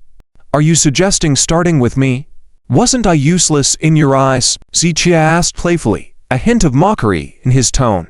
Li Yue responded sincerely, that was then. People change, you change, I change. Li Yu's words were heartfelt, reflecting the significant changes in both of them over time. Considering the recent turn of events with Jingshu and Liang Cao's mistreatment, Li Yu's animosity was heightened. Observing Zichian's dominance and strength once again, Li Yue made a decision. Initially associating with Liang Chow to gain benefits and social status, Li Yue now realized that Zichian's resources and connections were as valuable as Liang Cao's, and his emotional stability surpassed Liang Cao's. Thus, Li Yue wondered why she should not make a better choice. She understood that she had nothing particularly valuable to offer Zichia except her proud body. In terms of appearance, I believe I match Chen Raku. What she could offer you, I can offer. And what she cannot give, I can provide. Li Yue spoke hopefully and provocatively, not hiding her intentions. Unaware of Zichian's amusement, Li Yue sought to seduce him, confident that no man could resist her charm unless he was abnormal. However, Zichia did not reject her immediately. He wanted to see what Li Yue was up to. So, you want to be with me? Zichia feigned interest, deliberately maintaining his gaze on Li Yu's voluptuous cleavage. Li Yue was convinced that no man could resist her allure, except for someone abnormal. Zichian's response left Li Yue feeling assured of her victory. Not bad. I want to follow you. Chen Raku doesn't like you. But I do. Why would you give up a vast forest for that arrogant woman? Li Yue said, as her hand wandered on Zichian's body. However, as Li Yue spoke these explicit and cheesy words, all Zichia could think of in his mind were the sharp and caustic words and expressions Li Yue had shown over the past 2 years. Clearly just Chen Raku's best friend, Li Yue insisted on acting like Chen Raku's senior, meddling in Chen Raku's affairs, even intervening in her marriage. Initially, the relationship between Zichia and Chen Raku was fine, but it couldn't withstand the constant whispering in their ears from Li Yue. Not only did she sow discord between Zichia and Chen Raku, but she also blatantly tried to matchmake between Chen Raku and Liang Chow in front of Zichia multiple times. It could be said that Li Yue played a significant role in driving Zichia and Chen Raku to the point of divorce, And over these 2 years, the various sarcastic remarks, insults, and disdain from Li Yue did not go unnoticed by Zitia. Even when Chen Raku was disappointed in Zitia, she rarely communicated with him, causing their relationship to become increasingly estranged, but she never uttered any insulting words to Zitia. On the other hand, Li Yue had said every cruel word imaginable to Zitia, mocking, berating, and looking down on him countless times. Zitia has always been clear about grievances and gratitude, making sure to repay both. Did Li Yue really think that by seducing Zitia, she could erase everything that had happened before? However, Li Yue was oblivious to Zitian's true feelings as she continuously approached Zitia, with her neckline subtly moving along Zitian's arm. If you want to be with me, be more proactive. Zitia glanced at the bandage on Li Yue's body. Li Yue was taken aback but then flashed a coquettish smile. In the end, Zitia couldn't resist her charm. Swipe. Li Yue decisively removed the bandage, revealing a small piece of clothing underneath. Zitia, with a teasing look, admired her fair skin and hot figure. Truly exquisite. Subbed Li. She was just a broken shoe. What do you call Liang Chow in private? Ziqian's eyes flickered mischievously. Can you call me something too? Oh. Li Yue pretended to be shy, but inwardly she was sneering. So, Ziqia was just another man swayed by lust. Didn't she have him right where she wanted him? Darling, husband. Li Yu's face blushed slightly as she reached out towards Ziqian's arms. At this moment, Li Yu's heart was filled with desire as her hand reached for Ziqian's lower body. Suddenly, Ziqian's smile vanished, his gaze turned cold, and with lightning speed, he smacked her hard. Slap. The ruthless slap landed on Li Yu's face. The forceful impact sent Li Yue plopping on the ground, dazed. Look at you. Worthless. Ziqian's face was full of scorn as he sat above Li Yue, looking down at her. His eyes held mockery, disdain, and a deep sense of aversion. Li Yue was dumbfounded. She had thought she had Zitia under her control, ready to have her way with him. But the unexpected slap left her reeling. She had never encountered such an incredulous man before. A stunning beauty offering herself only to be rebuffed so disdainfully. It was a massive humiliation. And Li Yue hadn't anticipated that there existed a man who wouldn't stray. Zitia, you'll regret this. Li Yue gritted her teeth after getting dressed. Regret? What would I regret? Even if I wanted to start over with a woman, wouldn't Lu Jinya be 100 times better than you? Ziqian's sarcastic remark stabbed Li Yu's heart once more. It was piercing, truly piercing. Li Yue seethed with anger, but found herself unable to retort. Comparing her looks and background to Lu Jinya, it was clear she had no standing. I fear it's wishful thinking on your part, and Lu Jinya is just using you as a pawn. Li Yue retorted coldly. Well, that's your problem, get lost. Ziqia waved her off, disdainful of further argument. However, Li Yue showed no sign of leaving. Are you still here? Ziqia grew impatient. I want to discuss a partnership with you. Li Yue adjusted her clothes, realizing that seducing Ziqia was just part of her plan. But now that Ziqia didn't fall for it, she had to get down to business. With me? Do you really think you are worthy? Ziqia shook his head, amused by Li Yu's unwarranted confidence. I suggest you hear my terms first, Li Yue said confidently, clearly believing Ziqia would be interested in what she had to say. Go on. Ziqia looked up slowly.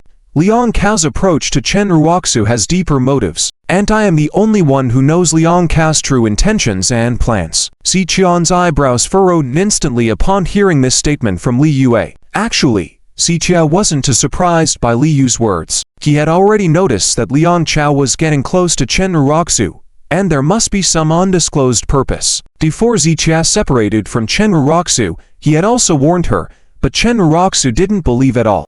At this moment, Li Yu's words did stir some interest in Ziqia. He did want to know what schemes and plans Liang Cao had. However, in order not to be manipulated by Li Yue, he remained calm, and casually asked, what is his purpose? Hehe. Seeing Ziqia taking the bait, Li Yue didn't rush to speak. Instead, she sat down on the sofa with a faint smile. State your conditions, Ziqia said, after a moment of contemplation. Deal with me.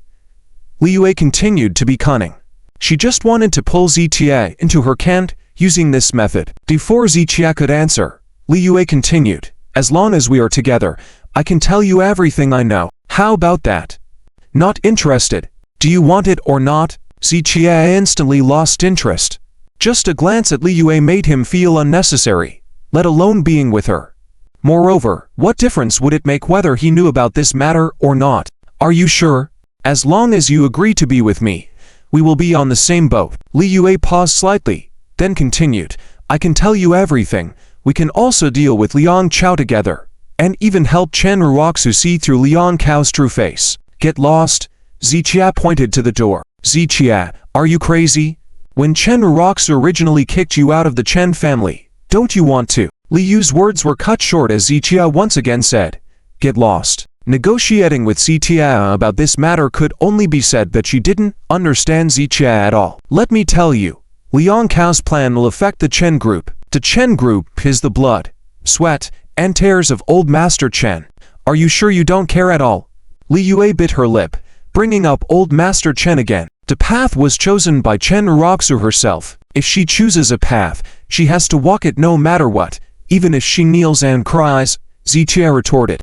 Whether the Chen group is good or bad, whatever the outcome, it's her own doing. I don't care at all. So, you think using this incident to blackmail me is a bit naive, don't you? Zichian's tone was playful, but Li Yue could sense a huge threat from his calm demeanor. HMPH, let's wait and see. With a cold snort, Li Yue slammed the table and left heavily. Zichia slowly withdrew his gaze, pondering over many thoughts. Zichia had warned Chen Raku long ago that Liang Chow and Li Yue were not good people, especially Liang Chow, who likely had ulterior motives for getting close to Chen Raku. At that time, Zichia was just guessing, but today's conversation with Li Yue confirmed his suspicions, and based on Li Yu's implications, Liang Chao's target was likely the entire Chen group. Could it be that he wants to approach Chen Raku as her prospective son-in-law to gain access to the core of the company and then swallow up the entire Chen group? Zichia muttered to himself.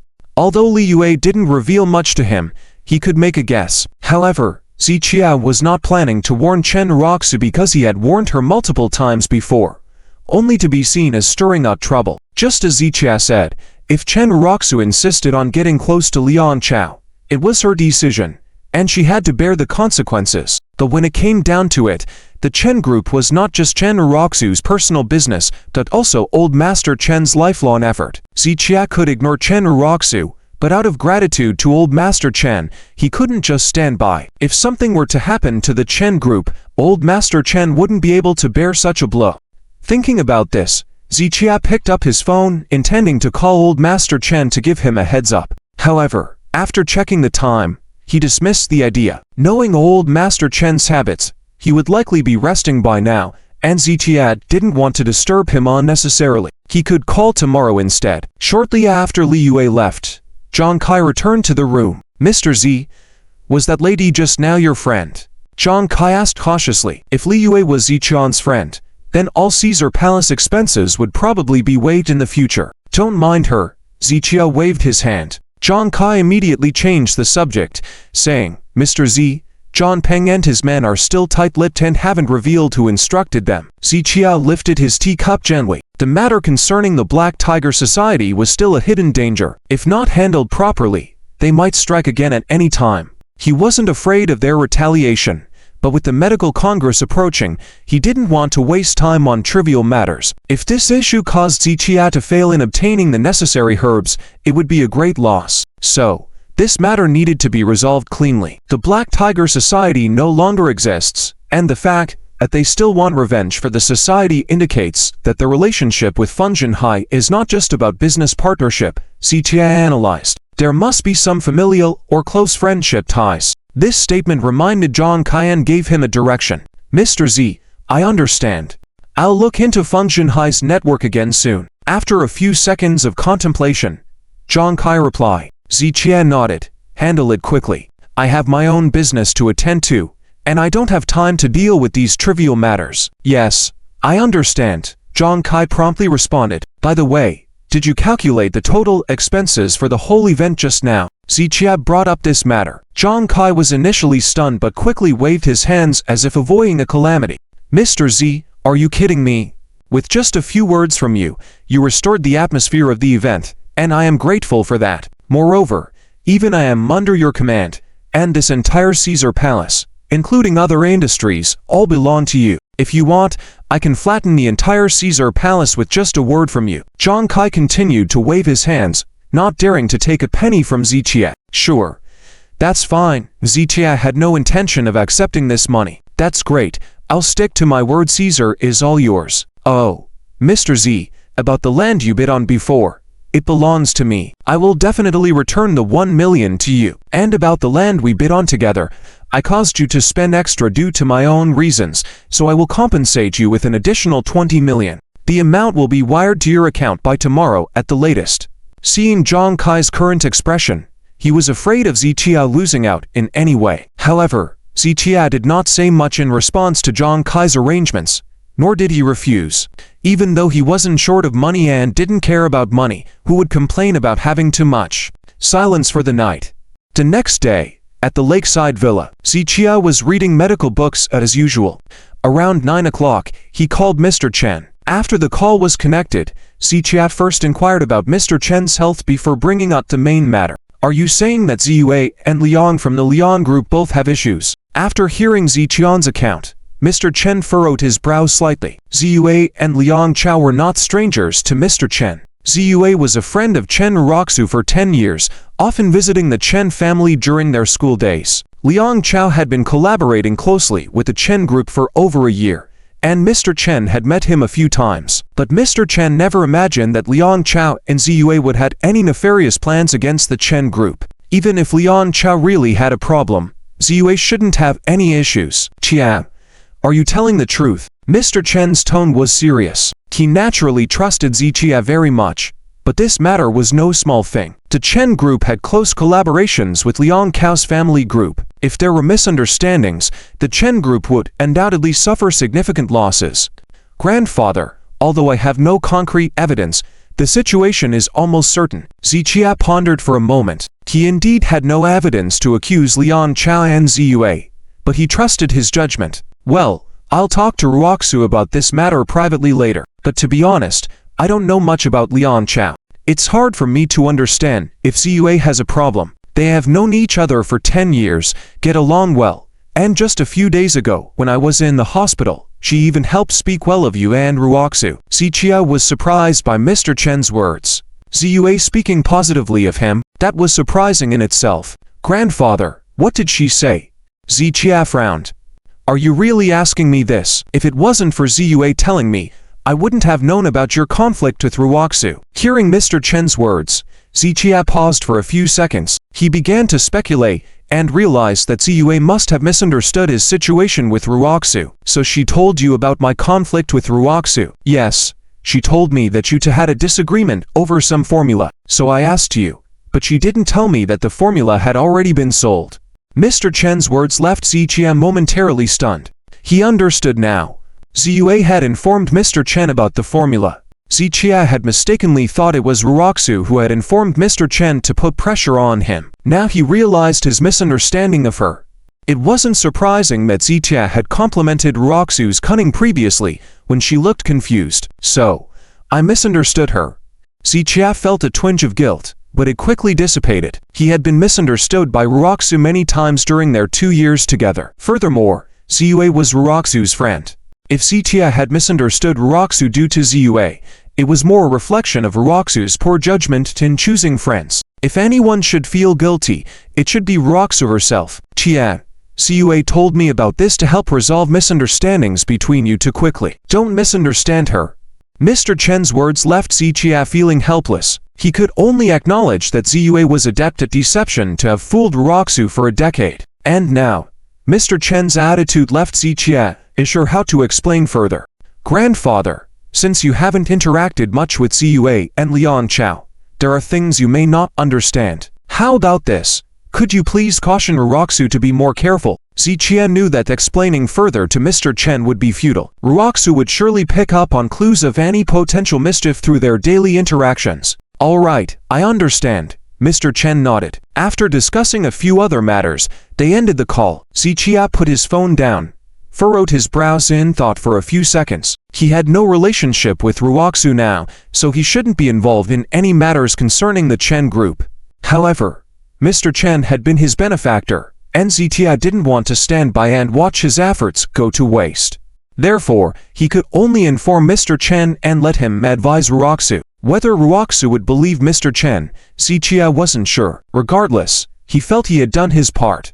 Zitia decided not to dwell on these matters anymore and picked up his medical book to continue reading. "Mr. Z, I'm here," a cheerful voice came from outside. Zitia raised his head and saw Lu Jinya entering through the villa gate and walking quickly towards the living room. Lu Jinya appeared in good spirits today, with a smile on her face. Zitia put down his book and went to the living room. "Mr. Z." Lu Jinya had some fruits in her hand, which she gently placed on the table. "Are you not busy today?" Zitia poured a glass of water for Lu Jinya. "I'm not busy. I just came from the Lu family. We held a family meeting." Lu Jinya nodded with a smile. Zitia paused and asked, "Is the medical conference about to be held?" "How did you know? I haven't even mentioned it, and you guessed it already." Lu Jinya was startled by Zitian's response. She realized that she couldn't hide anything from Zitia, as he seemed to see right through her. "When?" Zitia asked softly. "The Wei family in the capital and representatives from various regions are almost ready. It will be fully convened within 10 days, and if things go quickly, it could be within a week." Lu Jinya explained the situation truthfully. Just a while ago, the Wei family in the capital had sent out notifications, prompting the Lu family to hold the meeting. "That's quite soon." Zitia nodded and asked, "Has my name been submitted?" "It has been submitted. Originally, there was only one slot left, and I took it from my cousin." Lu Jinya recounted the event with a proud expression. In wealthy and influential families, most people are flourishing. With a large number of people, naturally, there will be intense competition, and the Lu family is no exception. Old Master Lu is very fond of Lu Jinya, but he cannot show too much favoritism. In order to have a voice within the family, she must first demonstrate exceptional abilities. So initially, Lu Jinya did not receive any special treatment, and even the company she eventually got her hands on was what other family members had passed over.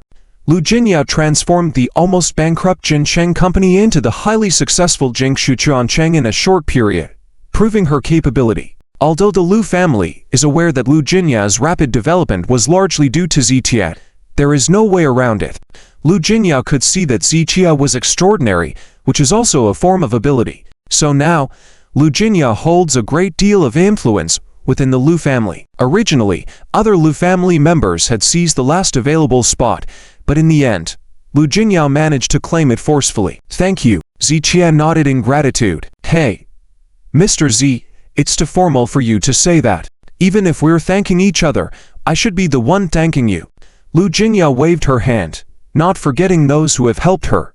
She is very aware that her influence within the Lu family was largely secured by Zitia. "By the way, Mr. Z, I confirmed again that in the rewards for this time's Dian High City event, there is indeed a 7-leaf evergreen vine, with an extremely high age, surely able to help you." Upon hearing Lu Jinya's words, Zitia felt a glimmer of anticipation. With the acquisition of the Purple Heart Dragon Lily and the Double Blossom Plate Leaf Snow Lotus, he only needed one more 7-leaf evergreen vine to complete the trio of medicinal herbs. Once his body fully recovered, and his memories came back, all his questions would be resolved, including his origins, why he appeared in Tian High City, whether his injuries were inflicted by enemies, and whether he had any family or friends in this world. Lu Jinya extended her hands in front of Zitia. "What are you thinking, Mr. Z?" "Nothing," Zitia snapped back. "Mr. Z, actually, there is something else."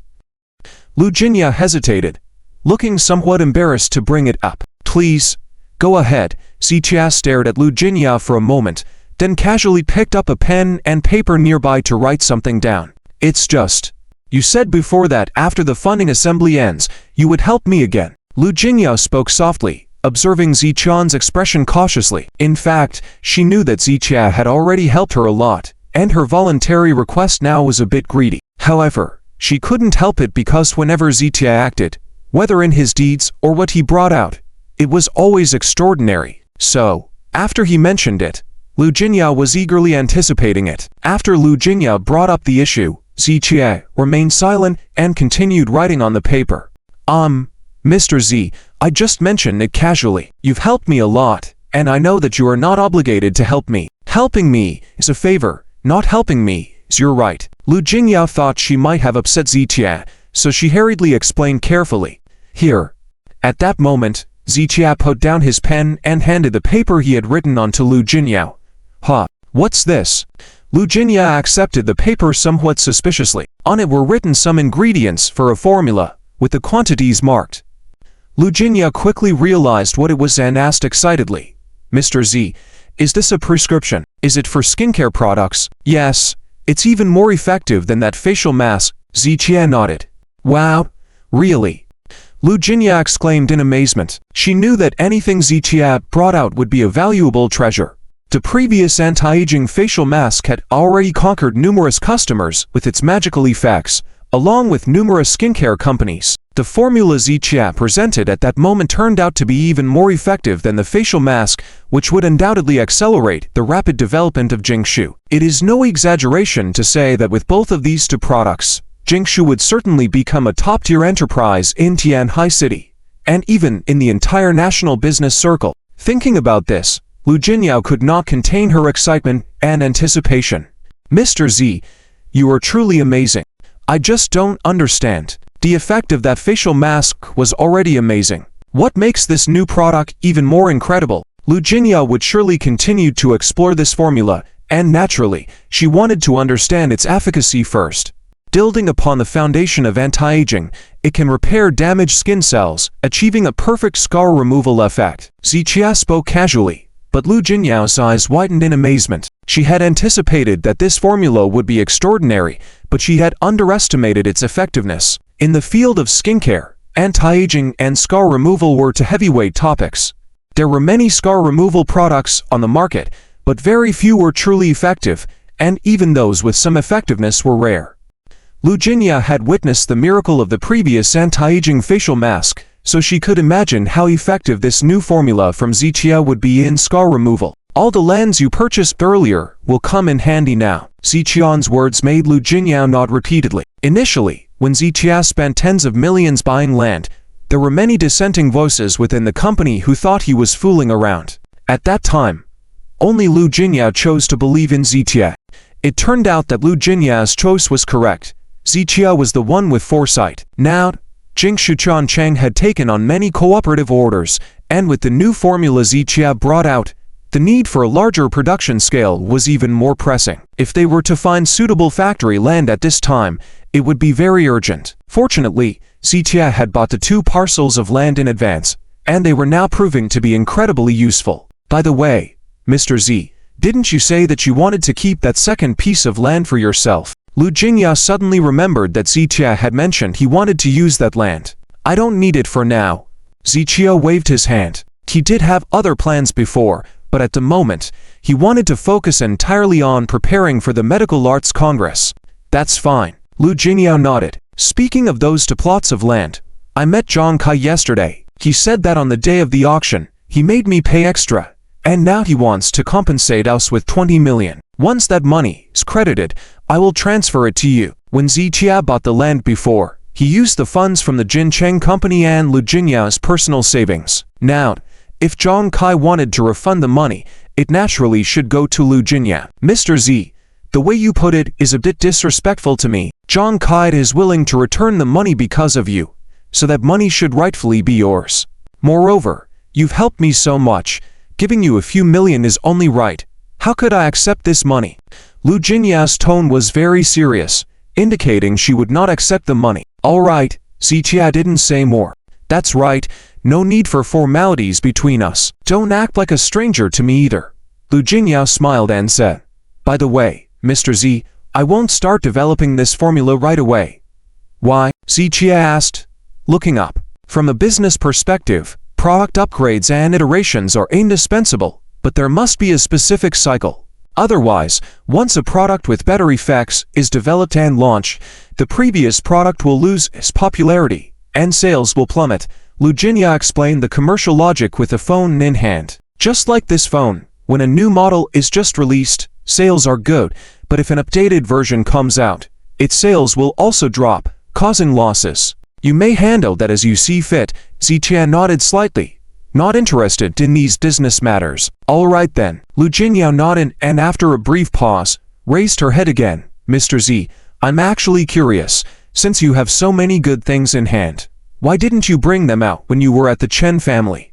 Lu Jingyao knew that the Chen group had been developing well over the past 2 years. If Zitia had given these formulas to the Chen group, their strength would have increased many times over. Zitia shook his head slightly. He had been in a state of amnesia before, and had no recollection of these things. As for the formulas he had given to Lu Jingyao recently, it was only after Zitia had begun to recover some memories related to medical skills that he could produce them. However, Zitia didn't want too many people to know about his amnesia, including Lu Jingyao, whom he didn't want to tell. Mr. Z, I won't ask further. Lu Jingyao saw Zitia silence and tactfully changed the topic.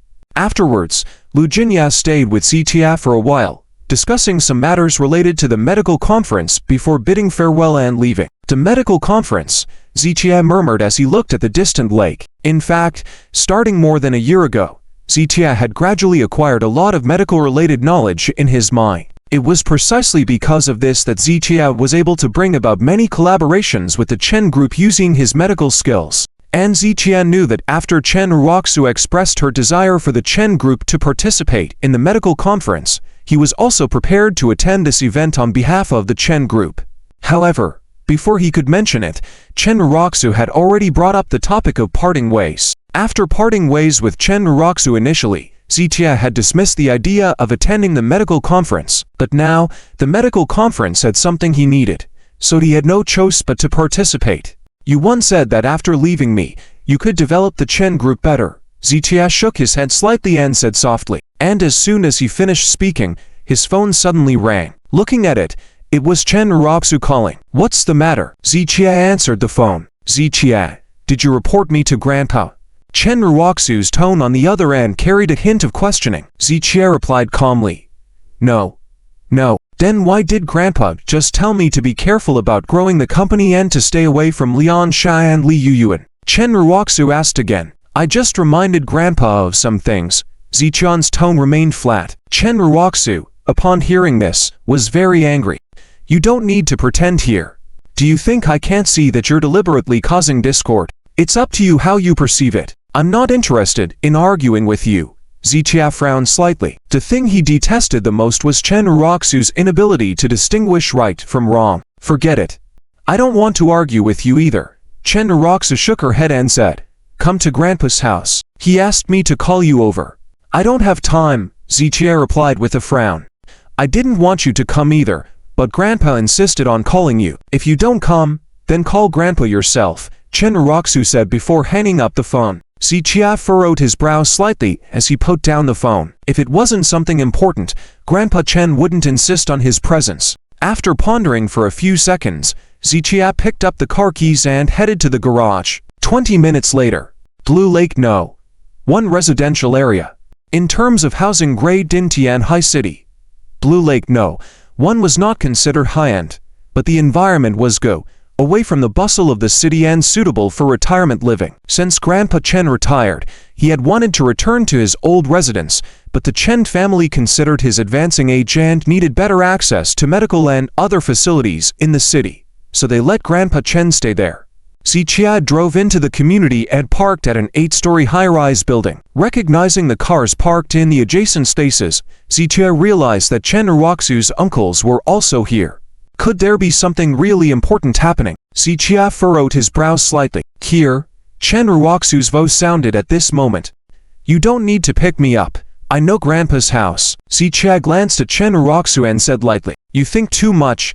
I just don't want to listen to my uncle's chatter inside. Chen Raku explained, casting a glance at the Bentley Mulsanne that Zitia arrived in. Although she wasn't particularly interested in cars, she naturally recognized the Bentley worth millions. Isn't Lu Jingyao kind to you, giving you such a good car? Chen Raku's tone sounded a bit sour. Zitia didn't respond, as he had never cared about houses or cars, and even in the garage of the lakeside villa, this Bentley wasn't the top of the line. He just drove whichever was convenient. Zitia, I found out that the embroidery company belongs to Lu Jingyao, so you're still living off Lu Jingyao, Chen Raku said. But let me tell you, living off someone isn't sustainable in the long run. Chen Raku shook her head. You may seem to manage Vienna Hotel and embroidery, But do you really hold actual power? Of course, Zichia replied, indifferently. Chen Raku shook her head upon hearing this. That's just what you think. Let me ask you, do you have control over the company's finances? As the president of the Chen family, I can casually withdraw 5 million. How much can you take out from the accounts of embroidery? With just one phone call, I can take out as much as is in the account, Zichia replied calmly. You are too naive, Chen Raku said dismissively, losing interest in further conversation with Zichia. The Lu family and the Lu Jinyao aren't fools. They may make Zichia a puppet, but they would never allow him to truly wield power, especially not financial power. So from Chen Raku's perspective, Zichia's words were just empty blustering. You don't need to concern yourself with my affairs. If you have the time, you'd better take care of yourself, Zichia said, as he walked towards the building in front of him. What do you mean? Chen Raku snorted. I don't have anything to manage. If you didn't report me to Grandpa, I wouldn't have any trouble. Do you know that Li Yue came to see me yesterday? Zichia's tone carried a hint of jest. What?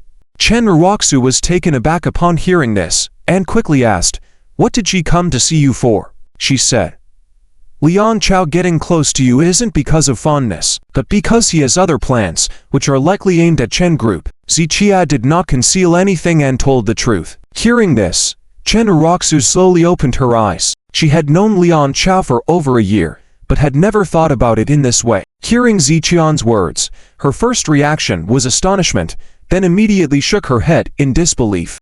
It's not possible, absolutely impossible. Over the past year, Liang Chow had helped Chen Group secure many collaborations and enabled the group to develop rapidly. Chen Raku had appreciated Liang Chow's assistance to Chen Group and questioned why he would put in such effort if he wanted to target Chen Group, believe it or not. Zichia lightly shook his head, knowing this would be Chen Raku's attitude. Therefore, Zichia was too lazy to explain many things because explanations would just be a waste of words. If Liang wanted to target Chen Group, he has had many opportunities in the past year, but he never has. Instead, he has helped me develop Chen Group numerous times. Chen Raku paused slightly, then looked at Zichia. In fact, she didn't continue to say that Liang Chow had never targeted Chen Group, but it was Zichia who had deliberately hindered Chen Group's cooperation opportunities. Ridiculous. I wonder how foolish you can be. Zichia furrowed his brows and ignored Chen Raku. You're just trying to sow discord. Are these Li Yu's words, right? Otherwise, I'll call Li Yue over now, and let's confront her face to face. Chen Raku snorted and took out her phone to make a call. Zichia slightly shook his head.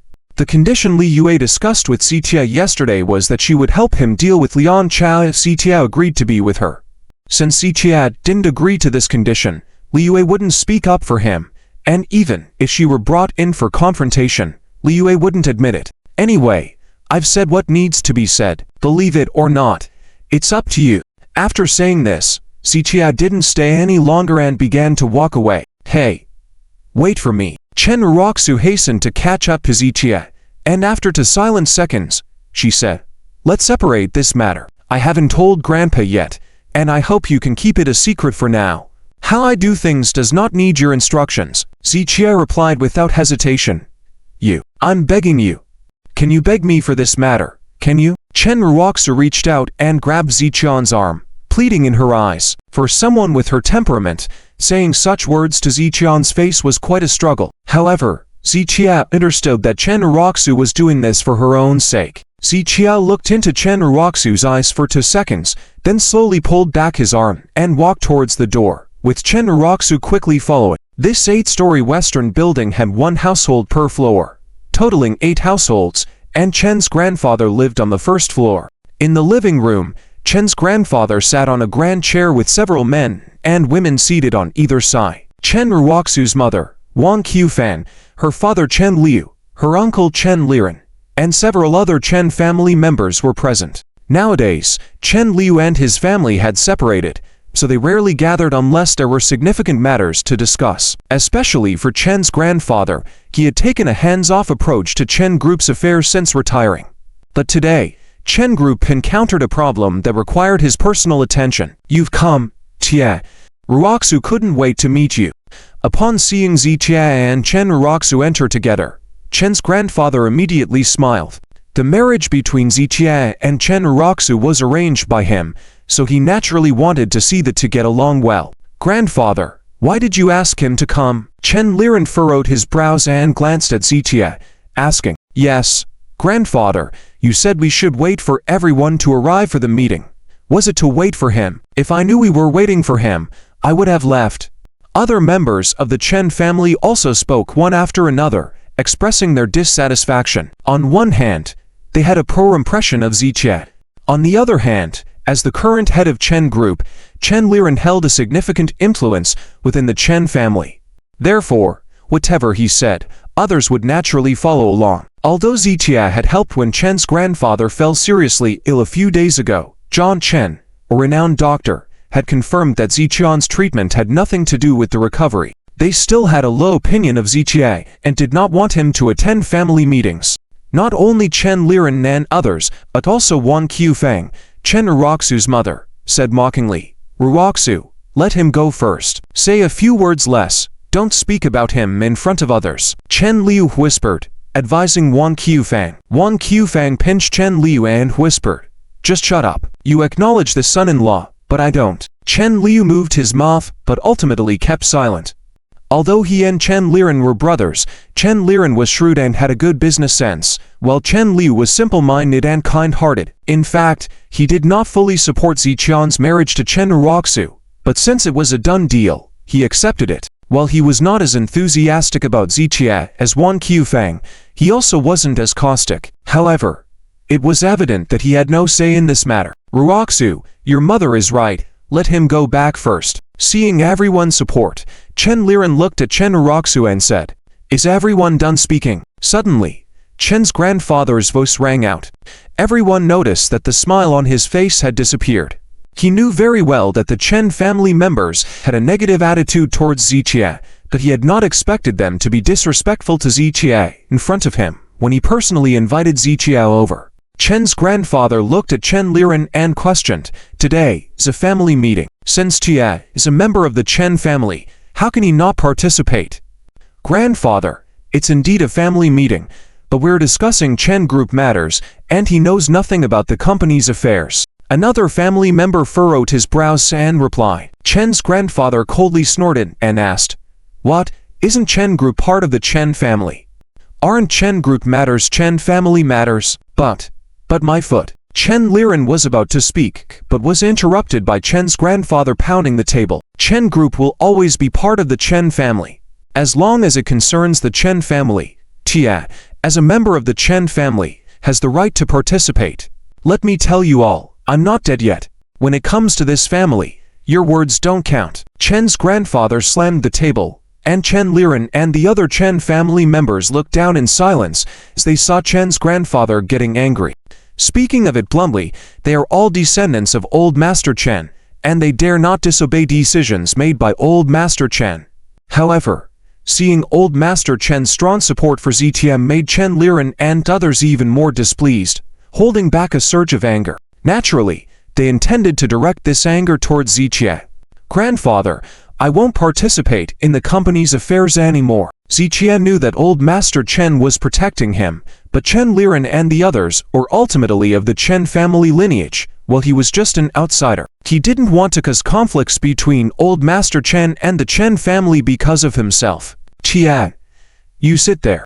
Let's see who dares to chase you away. If they dare to chase you away, it means they're chasing me away. I'll leave with that old man. Old Master Chen said this, and Ziqie felt it inappropriate to say more. The other members of the Chen family remained silent, at most, cursing Ziqie in their hearts. However, they couldn't understand why Old Master Chen treated Ziqie in such a way. Qian, you sit, Old Master Chen said again. Ziqie could only find a chair and sit down. However, despite sitting down, he was not prepared to participate in the Chen family's meeting content. Any other matters? If not, let's begin. Old Master Chen's gaze swept across the faces of the Chen family members. None. Chen Liren and the others replied quietly. Then let's begin. Raku, please speak. Old Master Chen nodded and picked up his teacup to take a drink. Chen Raku took slow steps forward, greeted everyone in turn, and then proceeded to talk about the current situation of the Chen group.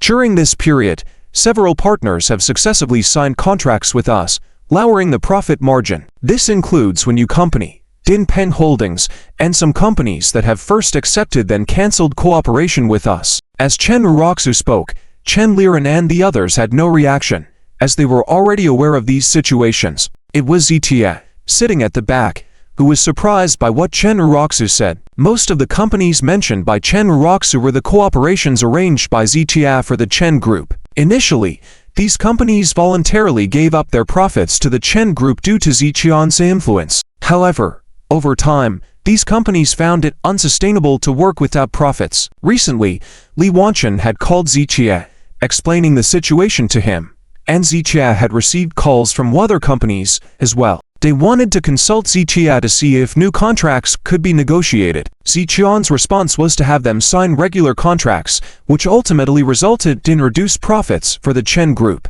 However, with all these companies withdrawing profits at once, the Chen Group found it difficult to cope. Despite this situation, Zitia had already distanced himself from the Chen Group.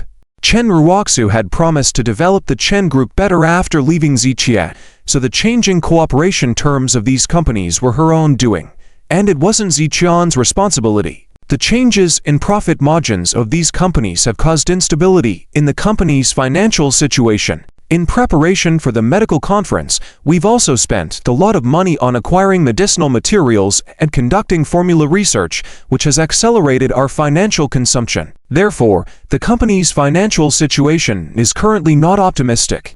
Looking at the current situation, it is impossible to sustain future projects. If we forcefully support it, the financial chain may rupture. Chen Raku's words made the members of the Chen family furrow their brows. Those who run businesses knew well what it meant when the financial chain ruptured.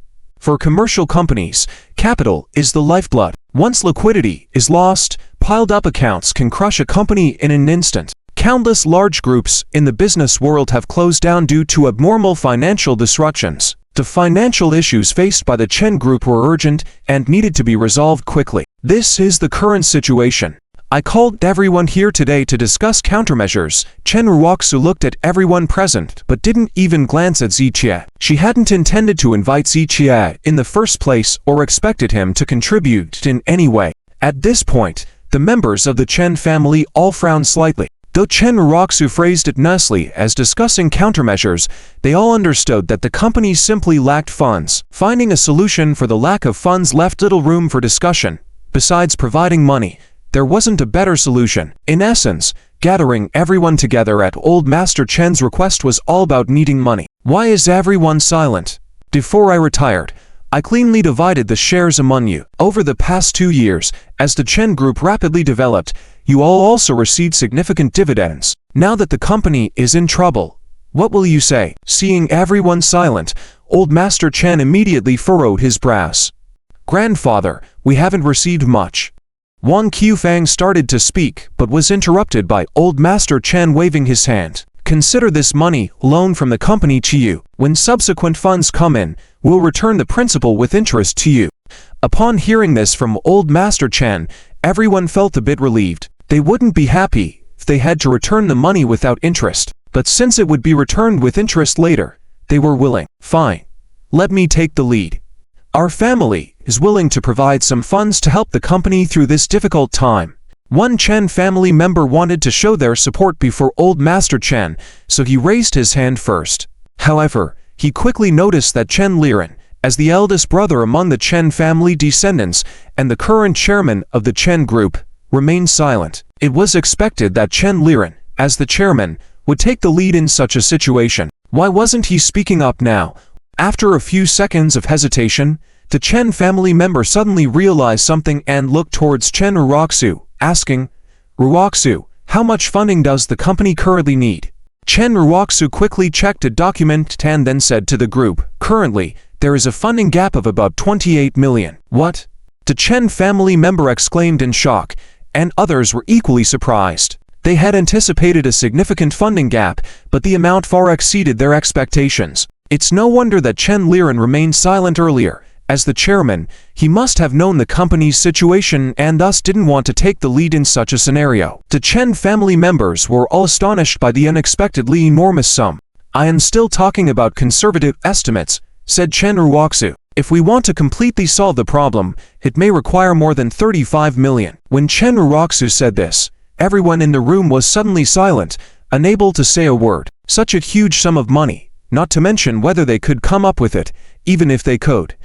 No one would be willing to. Although Mr. Chen said the money would be repaid, the condition was that the company needed to be profitable before repayment could happen. With many uncertainties in a company's development process, if the funds couldn't be smoothly recovered, wouldn't their money be wasted? Then let's compromise. 30 million. Mr. Chen spoke. 30 million is not a small amount, but it's not particularly large either.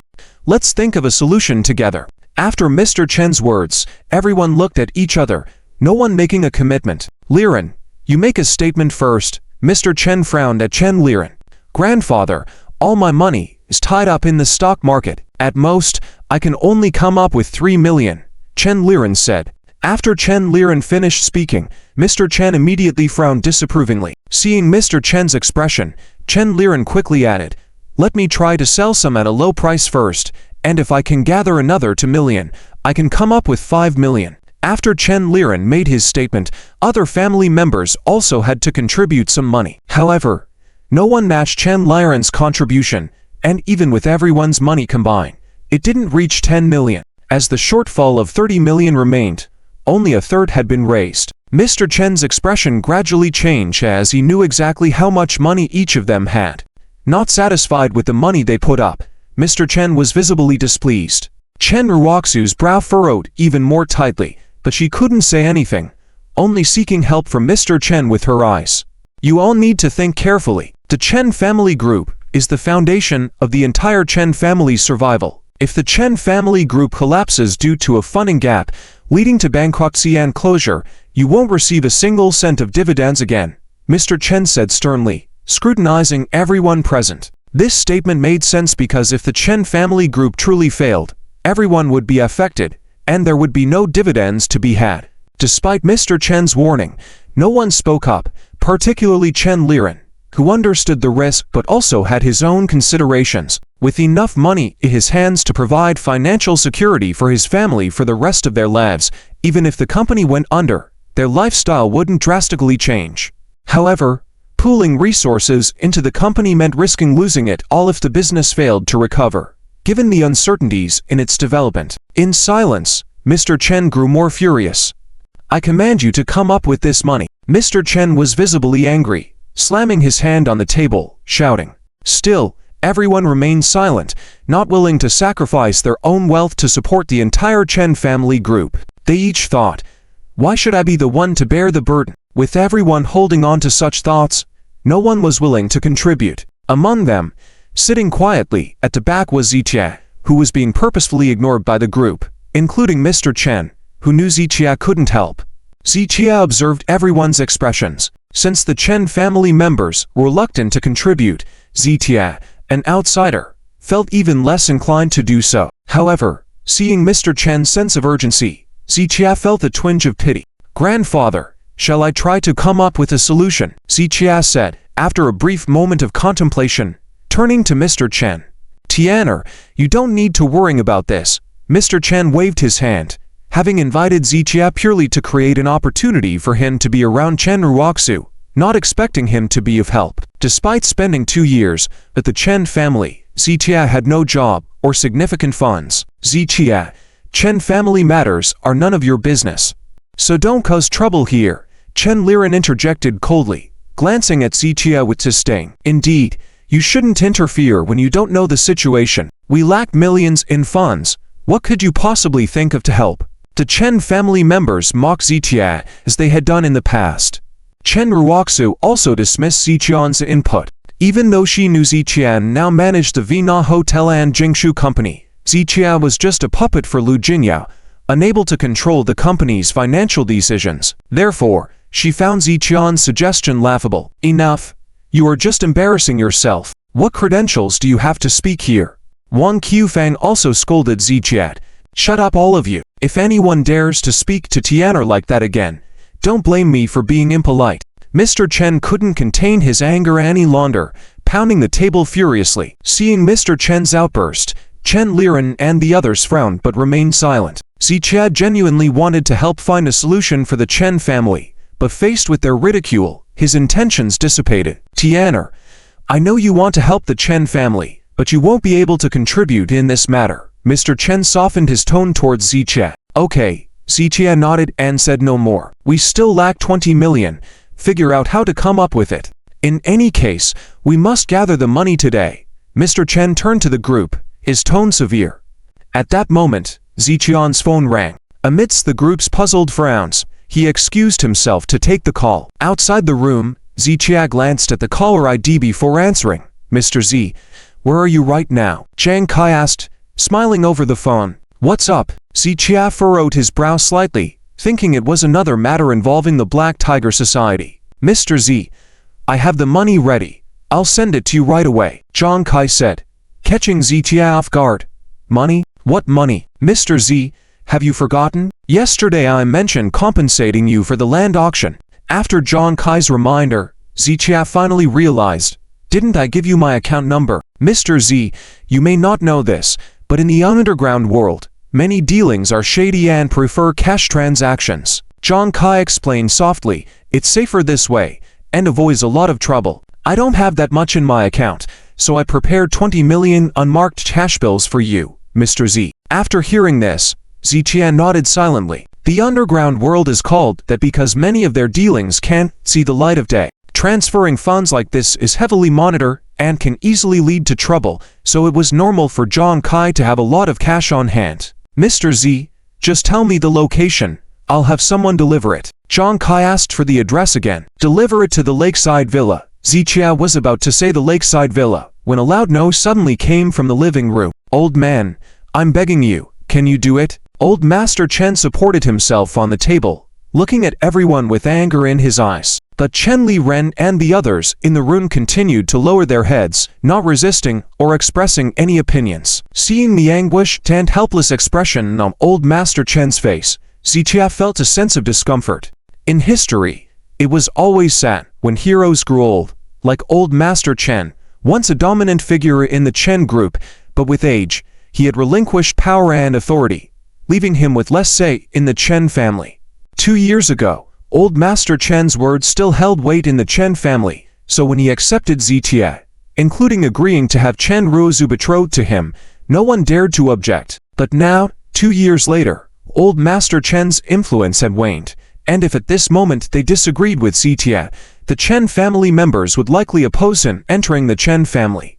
Zichia knew deep down that the reason Old Master Chen had lost his influence in the Chen family so quickly was due to the resentment the family harbored towards him for favoring Zichia too much. And the reason for this resentment was that Old Master Chen's partiality towards Zichia had made the members of the Chen family very unhappy. After a few seconds, Zichia sighed softly. In this world, one must repay kindness and malice accordingly. 2 years ago, when Zichia was down and out in Tianhai City with no one to turn to, it was Old Master Chen who took him in, providing him with shelter and even helping him build a family. As a man of honor, he could not forget such a heavy debt of gratitude. Bring the money to Blue Lake Villa and I'll send you the address. Zichia diverted his gaze back to his phone and said, okay, no problem. Jong Kai immediately agreed without questioning. Zichia hung up the phone and sent Jong Kai a detailed location. To him, 20 million was nothing, as any item in Joe Yuan's treasure trove would easily command that price. However, he did not want to help the Chen family. With Old Master Chen standing there, he did not want to make things difficult for him. It's just a debt repaid to Old Master, Zichia thought silently before taking a step back to the living room. Everyone still kept their heads down, ignoring Zichia as if he were invisible. I'll ask you one last time. Will you take the money or not? When Old Master Chen said this, his voice trembled with anger due to his agitation. Dad, we really can't come up with it. Chen Liren spoke up, with others nodding in agreement. Even if we can't come up with it, we have to. Old Master Chen declared. I called you here knowing you could. So, there's no need for further discussion. Just a simple question, take it or leave it. If you don't take it, I'll remove all your positions now. From now on, the Chen group's fate has no connection to all of you. Old Master Chen had never been this furious before, and his angry outburst stunned everyone. Upon hearing this, the people present were shaken, not wanting to be ousted from the company.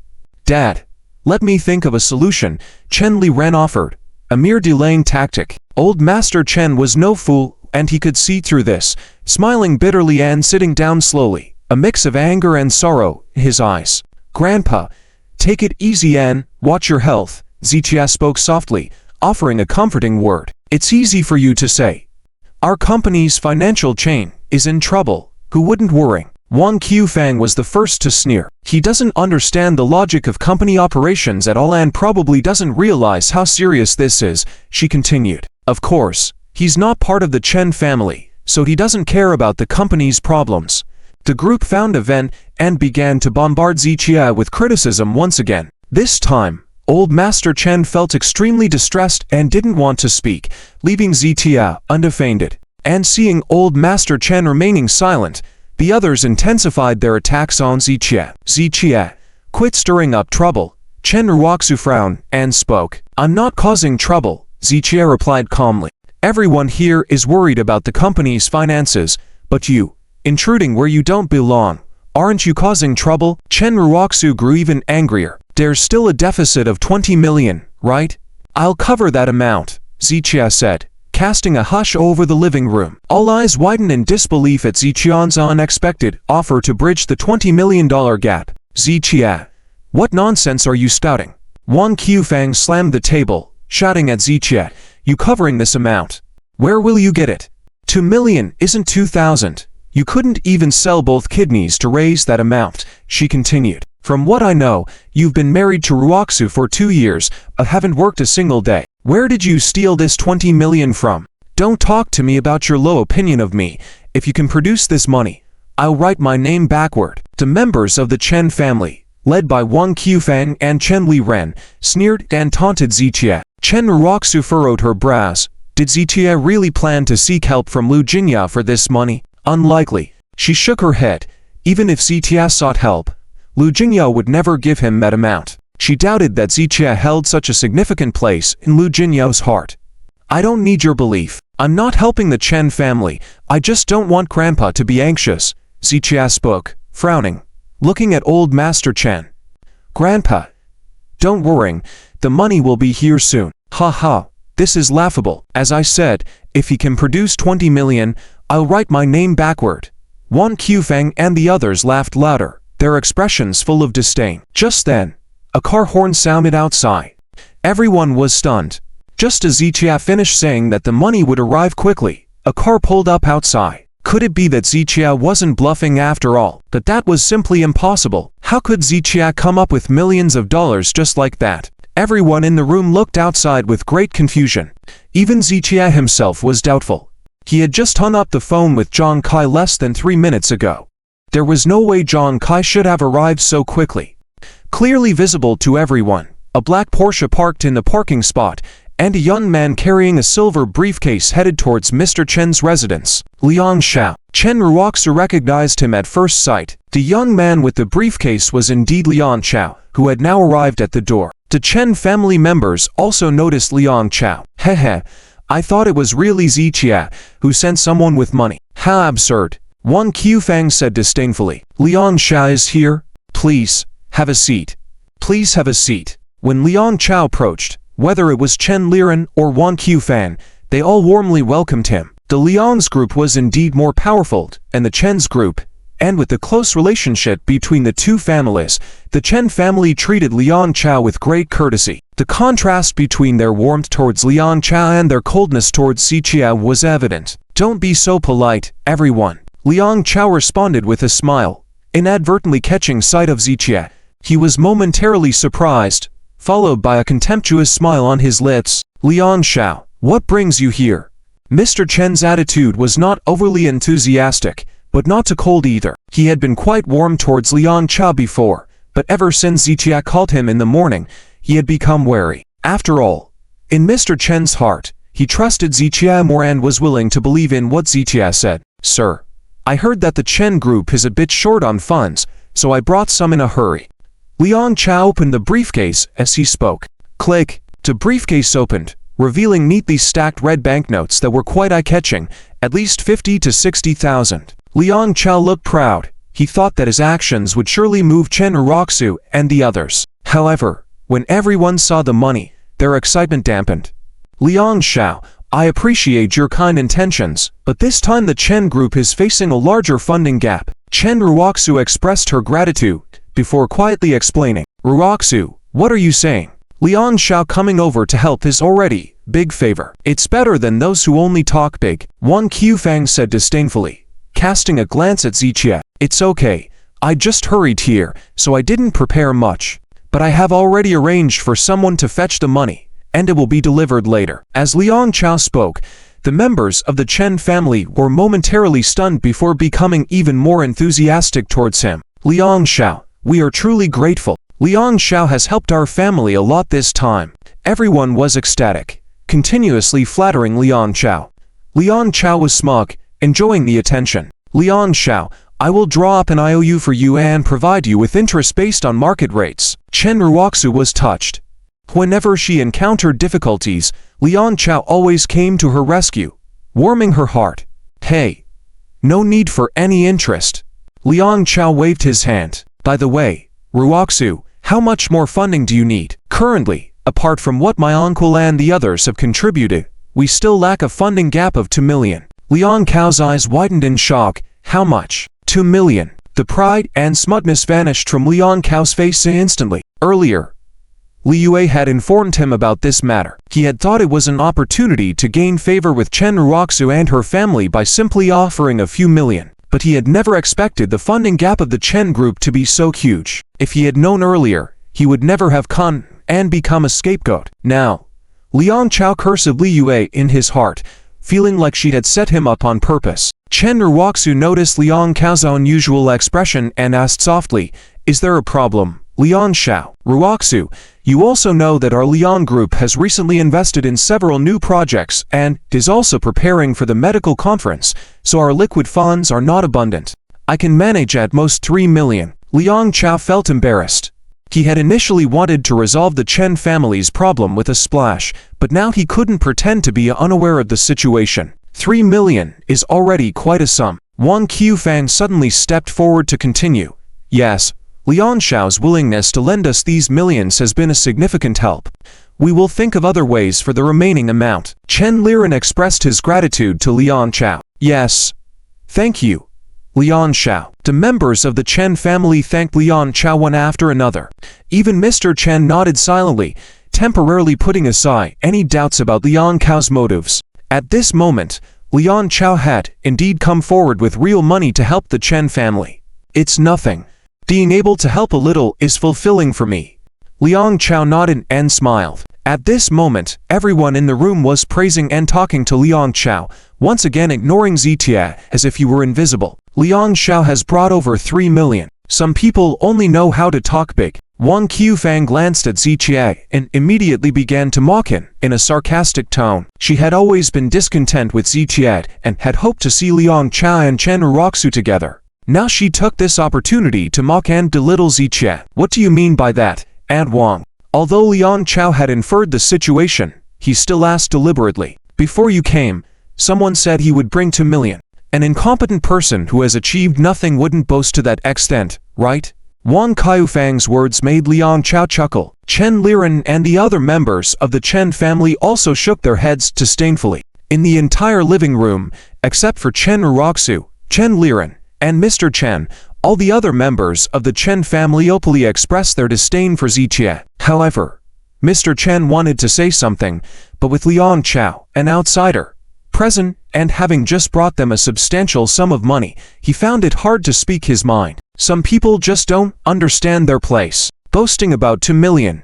It's ridiculous. Wang Qifang sneered sarcastically, full of disdain. Liang Qiao looked even more smug, filled with contemptuous laughter in his eyes. In the eyes of everyone present, Zitia had become a clown who only knew how to brag. Surprisingly, Zitia showed no sign of anger. He remained calm and composed, as if the words of the Chen family members had no effect on him. Zitia, why aren't you speaking? Wang Qifang sneered. You said you would provide this money. Where is it? Don't say I will look down on you. If you can really come up with this money, I will write my name backwards. Deep beep. Wang Kaifang's words were cut short as another round of car honking sounded from outside. Someone else is here? Inside the house, everyone turned to look outside. They saw a black bread truck slowly stopping in front of the small foreign building where old Master Chen was. Both of these trucks were painted in a matte black color, giving off a very heavy feeling. On one side of the truck, there were 8 big characters printed: armed escort, no unauthorized approaches. An escort vehicle? Could this be a cash transport vehicle? The Chen family members were all stunned as they were seeing an armed escort vehicle for the first time in a private residential area. Liang Xiao, is this the money you sent? Wang Qifang reacted quickly and looked at Liang Xiao, asking. The other members of the Chen family also realized, looking at Liang Xiao, including Chen Raku, and even old Master Chen.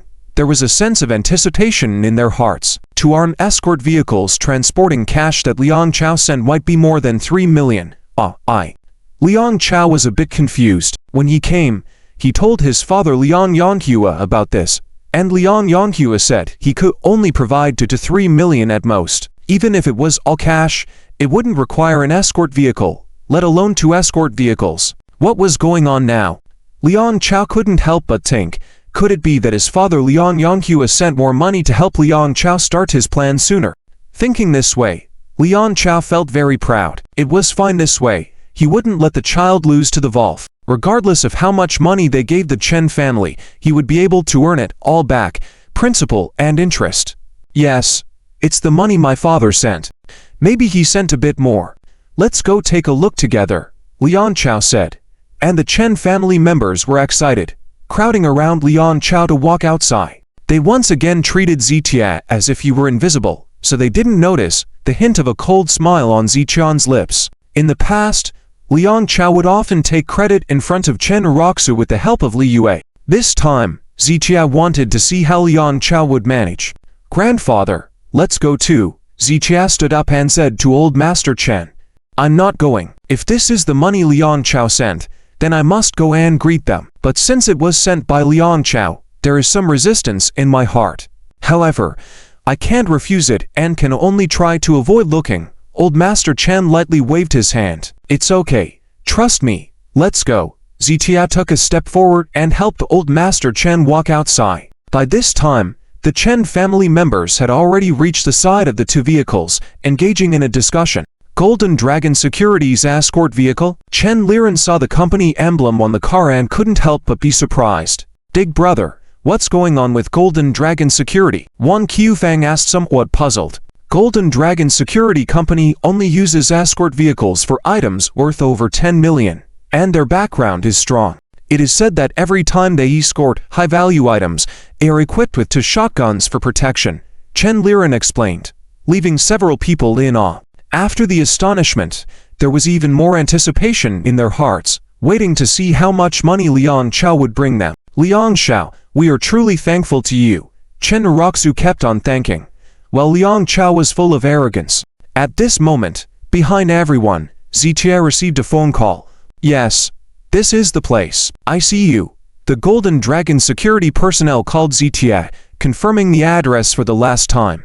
Liang Xiao, you should let them come down. Wang Qifang became anxious seeing that no one exited the 2 vehicles. All right. Liang Xiao nodded proudly, feeling that his father had truly given him a lot of face today.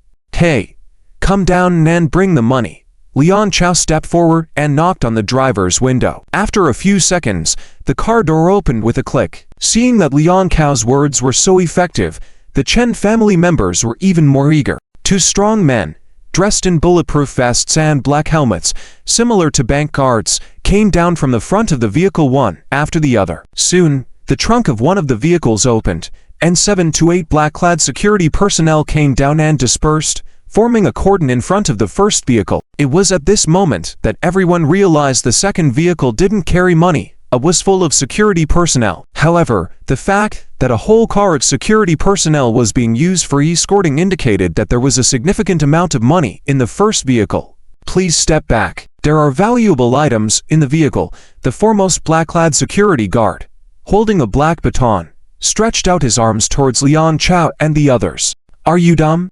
I asked for this money to be delivered, and you want me to step back? Liang Chow instantly got angry, pointing and shouting at the security personnel. That's right, are you blind? You fool! Wang Qifang also scolded, hands on her hips, pointing at the security personnel. Sorry, our employer didn't provide us with the recipient's picture. The black-clad security guard quickly apologized to Liang Chow. Don't talk nonsense. Quickly unload the money. Liang Chow furrowed his brow, impatiently waving his hand. Sir, we need you to make a call to the employer personally. I will confirm it again, the black-clad security guard politely explained, not unloading the cargo from the vehicle. Are you guys kidding me? It's really annoying. I'm calling now. Liang Chow impatiently picked up his phone and started dialing. This kid is impatient, old Master Chen, standing behind, whispered softly. He had seen Liang Chow a few times before but never paid much attention. However, receiving a phone call from Zitia today and taking a closer look now, he felt that Liang Chow was far from being compared to Zitia. Zitia just smiled and nodded, not offering any comment. Hey Dad, who did you hire? Why is it taking so long to deliver the money? And now he wants to talk to you. Liang Chow grumbled impatiently, then handed the phone to the black-clad security guard. Mr. John, hello, the black-clad security guard said respectfully after taking the phone. Who is Mr. John? Liang Chow frowned and muttered, feeling that Golden Dragon Security was not that professional since they even got the employer's name wrong. Aren't you Mr. John? The black-clad security guard suddenly paused, furrowing his brows.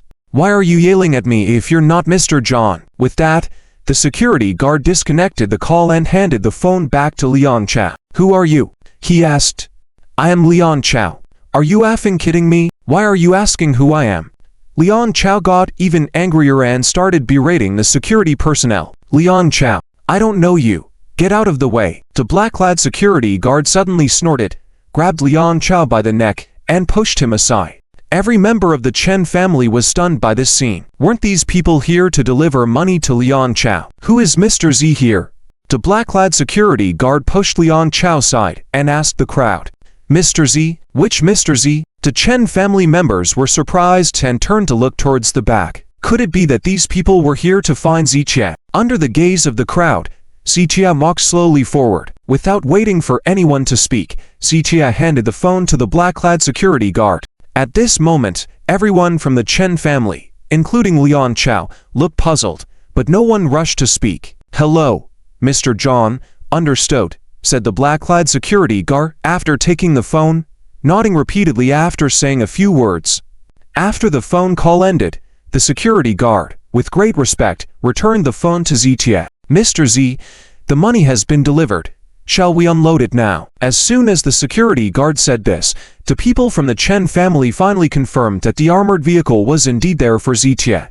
Chen Li Ren looked surprised, Wang Qifang looked confused, Liang Chow and Chen Ruozu were incredulous, and even Chen Laoyi took several steps forward in disbelief. Could it be true that these people from Golden Dragon Security were really here to deliver money to Zitia? But how could this be possible? Zitia had accomplished nothing in the Chen family for 2 years. How could he have any money? But whether they wanted to believe it or not, the fact was right in front of them.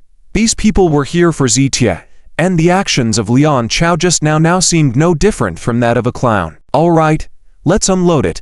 Zitia nodded and then returned to the side of Chen Laoyi. The security guard made a gesture, and the car carrying the money immediately started to reverse, with the back of the car slowly moving towards the exit of the house. This. The people from the Chen family stare in silence, with Liang Chow's face turning pale with anger. Chia, what's going on? Chen Laoyi asked with surprise in his eyes. Grandfather, I said earlier, I'll cover this money, Zitia said with a faint smile, in a casual tone. Where did you get the money? Wang Qifang asked the question that everyone wanted to ask. However, Zitia didn't even look at her, just talking to Chen Laoyi. Hey, what are you pretending for? Even if you have some money, how much money can you take out? Suddenly, Liang Chow sneered, disdainfully curling his lips. That's right, everyone has money, but it's not easy to come up with 20 million. And besides, within just a short 15 minutes, preparing to million in cash, are you taking us for fools? I really don't believe he can come up with so much money. Open the trunk quickly, let me see. Right after the people from the Chen family reacted, They still looked down on Zitia, except for Chen Raku and Liang Chow. The others didn't know what Zitia had been up to recently, so they thought he couldn't come up with the money. Even though Liang Chow and Chen Raku knew that Zitia was very close to Lu Jinyao, they absolutely didn't believe that Zitia could just ask Lu Jinyao and get millions in cash. Amidst the crowd's doubts and disdain, the trunk slowly opened, and everyone immediately craned their necks to look. Inside the car trunk, there was a black cloth covering, and judging by its height, it almost reached the car roof. Wow. A black-clad security guard pulled the black cloth open. With the cloth removed, stacks of red bills were revealed, resembling red bricks, neatly stacked from front to back, occupying more than half of the car compartment, with a height exceeding 1 meter. At that moment, the eyes of everyone from the Chen family were filled with the sight of so much red cash. Regardless of the time and place, the impact of cash notes was definitely more shocking than the balance in one's bank account. Moreover, this money was brought out by someone they held in the lowest regard. How could they not feel extremely shocked? Mr. Z, there is a total of 21 million in cash here. Let's move everything inside now, and you can assign a few people to verify the amount. The black-clad security guard arrived in front of Zitia and reported respectfully. Hiss. 21 million. I thought it was only 10 million just now, but it's actually over 20 million. Goodness. How could Zitia have so much money? Everyone was shocked and stunned. They had never imagined that the failure in their eyes had casually made a phone call and brought over 20 million in cash in a short period of time. Don't bother checking. Move everything inside. Zitia waved his hand nonchalantly, as if the 20 million was as insignificant to him as 200 bucks. Yes. The security guard nodded and began moving the cash with his team. The people from the Chen family hurriedly lined up on both sides and watched as the security guards carried large amounts of cash past them. The sight of several people carrying tens of thousands each, forming a line to move the cash into the house, was truly awe-inspiring. The emotions of everyone from the Chen family at that moment were incredibly complex, their eyes alternating between the cash and Zitia, who was talking to Chen Laoyi. Zitia, where did you get so much money? Wang Qiufang asked with wide eyes filled with shock. Her head was buzzing at this moment, unable to think rationally. However, Zitia continued to ignore her, completely disregarding her words. Grandfather, this money should be able to solve the company's problems. Feel free to use it. Hearing Zitian's words, Chen Laoyi still furrowed his brows. Tia, tell me the truth. Where did this money come from? You must not take the wrong path. Grandfather, trust me, I won't. Zitia nodded lightly. Chen Laoyi stared at Zitia for a few seconds, a hint of complexity flashing in his eyes, but ultimately he didn't say anything. Meanwhile, Chen Raku was staring at Zitia, her mouth moving incessantly as if she had many questions to ask. Wait a minute. At that moment, Liang Chow suddenly gestured to stop one of the security guards. What's wrong? Everyone immediately turned to look at Liang Chow. I don't believe he can come up with so much money. Even if he really can, I don't believe he would be willing to help the Chen family. So I suggest verifying whether it's real or fake. Some people have bad characters. What if he is trying to fool us with fake bills?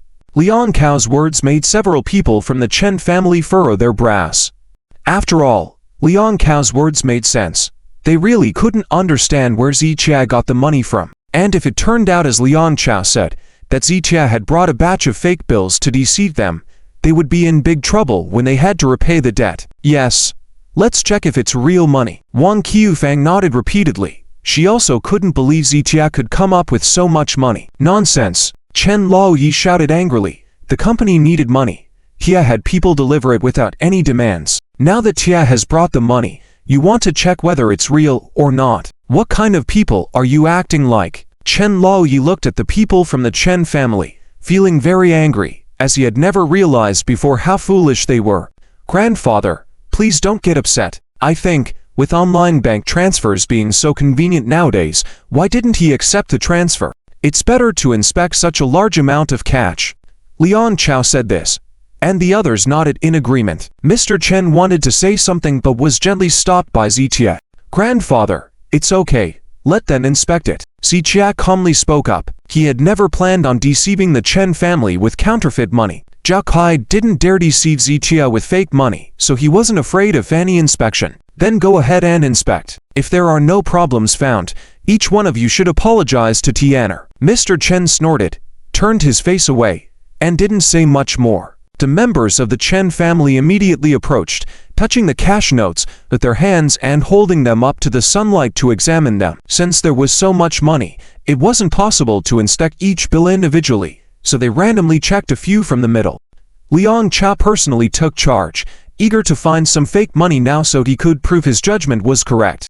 Even if he found just one, he could use it as an opportunity to completely ruin Ziqian's reputation in front of the Chen family. However, several members of the Chen family, including Liang Chow, checked for several minutes, inspecting many banknotes, but found no issues. Especially to members who were in charge of the company's finances could tell instantly whether the money was real or fake since they dealt with money every day.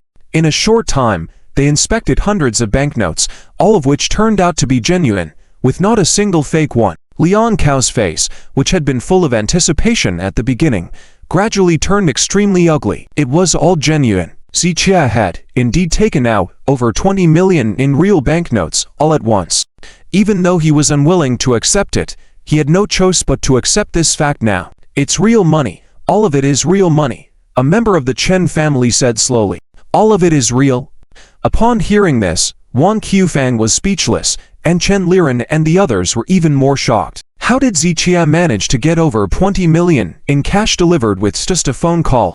Not to mention Ziqia, even for their Chen family, a large group worth billions, it was extremely difficult to produce millions in cash in a short period. How did Ziqia manage it?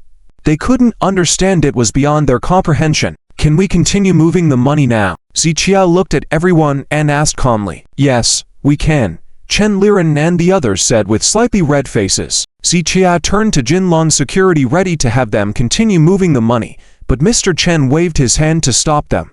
"Let's not move the money for now. Now, all of you apologize to Tian'er immediately." Mr. Chen's tone was stern as he looked at everyone. "Grandfather, apologize."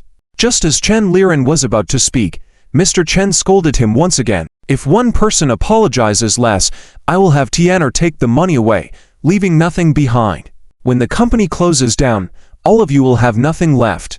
After Mr. Chen said this, everyone felt a tightness in their hearts. They knew Mr. Chen's character, and he meant what he said. Looking at the millions of red banknotes in the carriage, the moving had stopped. If they didn't apologize, the money would be taken away immediately. "Ziqia, I'm sorry for doubting you." Chen Liren gritted his teeth and spoke after a few seconds of silence, offering an apology to Ziqia. "Sorry Ziqia, we didn't mean any harm." Chen Liren, as the eldest brother, led the way, with others including Wang Qufang, offering their apologies to Ziqia. Ultimately, Ziqian's reveal of over 20 million in cash changed the Chen family's view of him. Otherwise, how could they apologize to someone they had deemed useless? Of course, before Ziqia showed the money, they had never imagined they would apologize to him. "Ziqia, I'm sorry." Chen Raku bit her lip and apologized as well. "It's okay, continue moving the money." Following Ziqian's command, Jinlong security resumed moving the money. They moved all the money into the house. After Ziqia signed off on it, Jinlong security left. Ziqia shifted his gaze. "Grandfather, now that this matter is resolved, I'll take my leave. If you need anything, give me a call." Ziqia brought out these over 20 million in cash only for Mr. Chen. Therefore, Ziqia didn't care about the attitude of the Chen family members or want to interact with them too much. "Stay for dinner," Mr. Chen softly urged. He still had some things to say to Ziqia and many questions to ask. "Grandfather, another day. I'll come alone." Ziqia politely declined, not wanting to have too much contact with Wang Qufang and the others. "Then, I won't keep you. If you have matters to attend to, go ahead." Mr. Chen understood Ziqian's intentions, nodded gently, and didn't press further. After bidding farewell to Mr. Chen, Ziqia didn't even spare a glance at the others and walked straight towards his car. "Is that Ziqian's car?" Seeing Ziqia get into the Bentley Mulsanne, Wang Qufang couldn't help but exclaim. Chen Liren and the others also stared in shock. "That's the 6.8T Western Season Limited Edition, a global limited edition. The sticker price was nearly 6,800,000, and the total cost was close to 10 million. Moreover, it stopped production several years ago, and now it's both rare and valuable. Chen Liren murmured to himself, and upon hearing his words, everyone from the Chen family was even more astonished. What was Zichia doing now, casually summoning over 20 million in cash with a phone call and driving a luxury car worth millions? Was this the same useless Zichia in their eyes? They didn't understand, it was beyond their comprehension. At this moment, the members of the Chen family were extremely curious. The Bentley roared to life with its 6.8T engine as Zichia swiftly left, holding everyone's gaze. Wait. Suddenly, Chen Raku called out and caught up with Zichia's car after a few steps. What is it? Zichia asked calmly.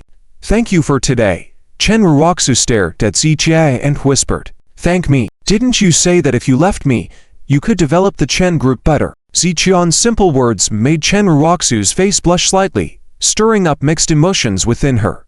Regardless, I still need to thank you for your help.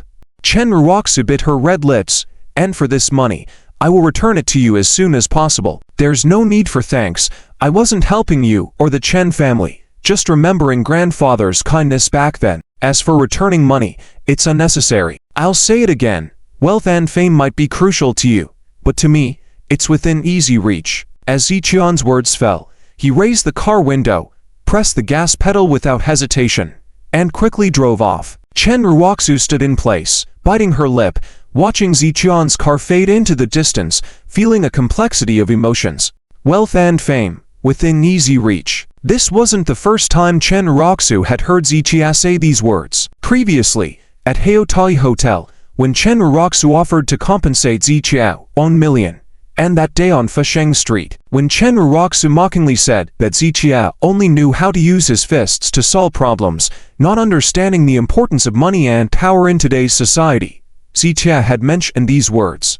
However, in the past, when Chen Raku heard these words, she would scoff at them. She thought Zichia was irrational and completely failed to grasp the workings of society, only able to act tough. But today, when Zichia casually produced over 20 million in cash and drove off in a luxury car worth millions with just a phone call, Chen Raku had to seriously reconsider the things Zichia had said. I really didn't expect you to grow up so quickly. Chen Raku sighed softly, then slowly turned back to the Chen family.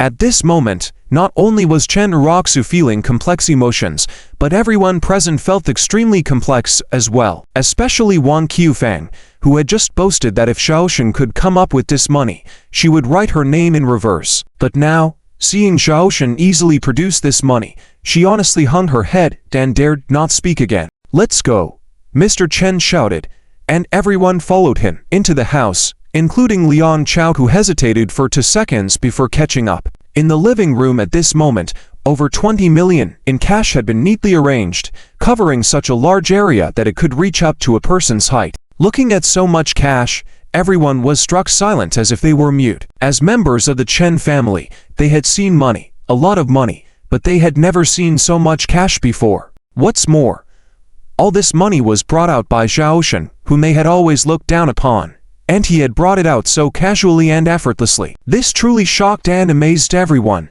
making their emotions extremely complicated. Liang Chow rubbed his nose, his eyes turning, lost in thought. And the tens of thousands he had brought just moments ago, a lonely sigh, insignificant compared to Xiaoshen's money. I want to ask, what are your thoughts now? Suddenly, Mr. Chen spoke up, posing this question to the group. Chen Liren, Chen Liu, as well as Wang Qifang, Chen Raku, and others all lowered their heads in silence. And even though Liang Chow, as an outsider, didn't belong here, he still shamelessly stayed. Didn't you look down on him? Didn't you say he was a failure? Now, something even you all can't solve. He is resolved with one phone call. Do you have anything else to say? Mr. Chen's words render everyone more silent. In the past, I allowed him into the Chen family, betrothed Raku to him, and you all opposed it. And today's events prove that my old eyes are not blind. I have not misjudged him. The tone of Mr. Chen was forceful and resolute, this being the proudest he had been in his dealings with Xiaoshen over the past 2 years.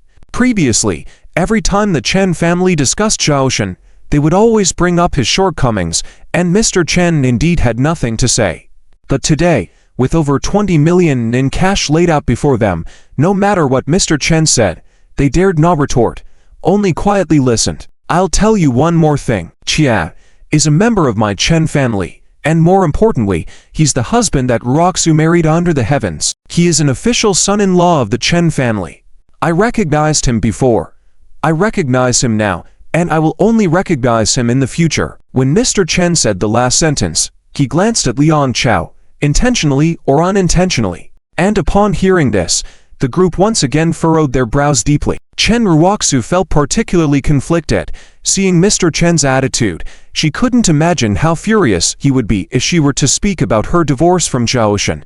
Thinking about this, she couldn't bring herself to mention the matter. Liang Chow, on the other hand, furrowed his brow tightly, as his plan was to be with Chen Raku and then gain access to the core secrets of the Chen group.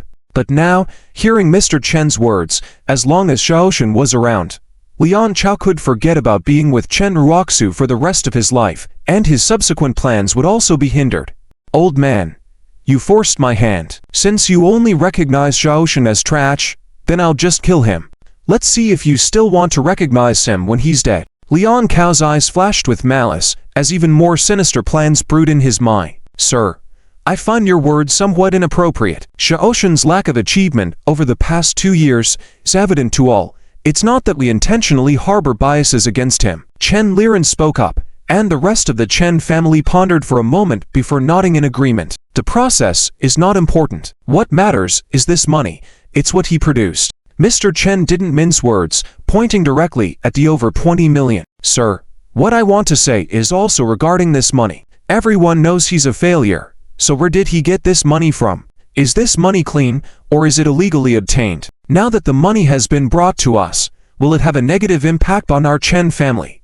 I believe these are all questions we need to consider. Chen Liren's words were met with nodding agreement from the group. A wastrel without a job, suddenly driving a Bentley and producing over 20 million in cash out of thin air inevitably raised suspicions about the legitimacy of his wealth. And on this point, even if Mr. Chen wanted to lean towards Joe Yuan, he couldn't justify it with baseless arguments. Thinking about this, Mr. Chen turned his head to look at Chen Raku. After all, Chen Raku was married to Joe Yuan, so she would naturally have the clearest understanding of Joe Yuan's situation. The eyes of the Chen family all turned towards Chen Raku, genuinely curious about Joe Yuan's current circumstances. Joe Yuan. Chen Raku hesitated, knowing she couldn't disclose her divorce from Joe Yuan, let alone his involvement with Lun Jinyao. He recently partnered with someone in business and made some money. After contemplating for a few seconds, Chen Raku vaguely explained, "What kind of business could make tens of millions so quickly? I'm afraid it's not entirely legitimate, is it?" Chen Liren immediately took over, his tone filled with deep skepticism. Faced with the questioning gazes of the Chen family, Chen Raku understood that if she didn't provide a reasonable explanation, this matter wouldn't be easily resolved. It should be in the skincare business. Recently, it's related to the new products launched by Jingcheng Company and the recent Jingshu Company. With this remark, Chen Raku's explanation left Chen Liren and the others wide-eyed. During this period, both Jingcheng and Jingshu companies were well known in business circles, especially their new products, once launched, became an instant hit, sought after by countless people. It wasn't an exaggeration to say that the huge potential and value of those products would appeal to any company, including the Chen Group. When Jingshu Company was first established, the Chen family had tasked Chen Raku with discussing a partnership with Jingcheng. Unexpectedly, this matter turned out to be related to Joe Yuan. How could he have such great abilities? Chen Liren and the others widened their eyes, filled with disbelief. That the most conflicted feelings belonged to Wang Qufan, who had only heard that Joe Yuan had a great formula in his hands. Yet, she never expected Joe Yuan to have developed so quickly based on that formula. Wang Qufan suddenly remembered what she had said to Chen Raku.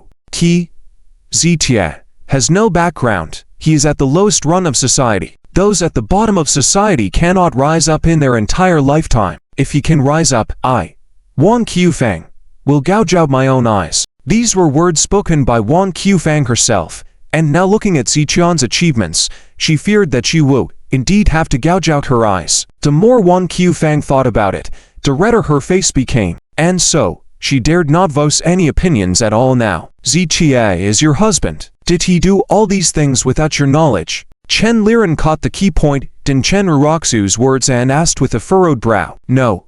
Chen Raku answered truthfully. No. Chen Liren and the others furrowed their brows even more. I understand. Suddenly, Chen Laoyi asked. So, it means that Chia did not use any resources from the Chen family.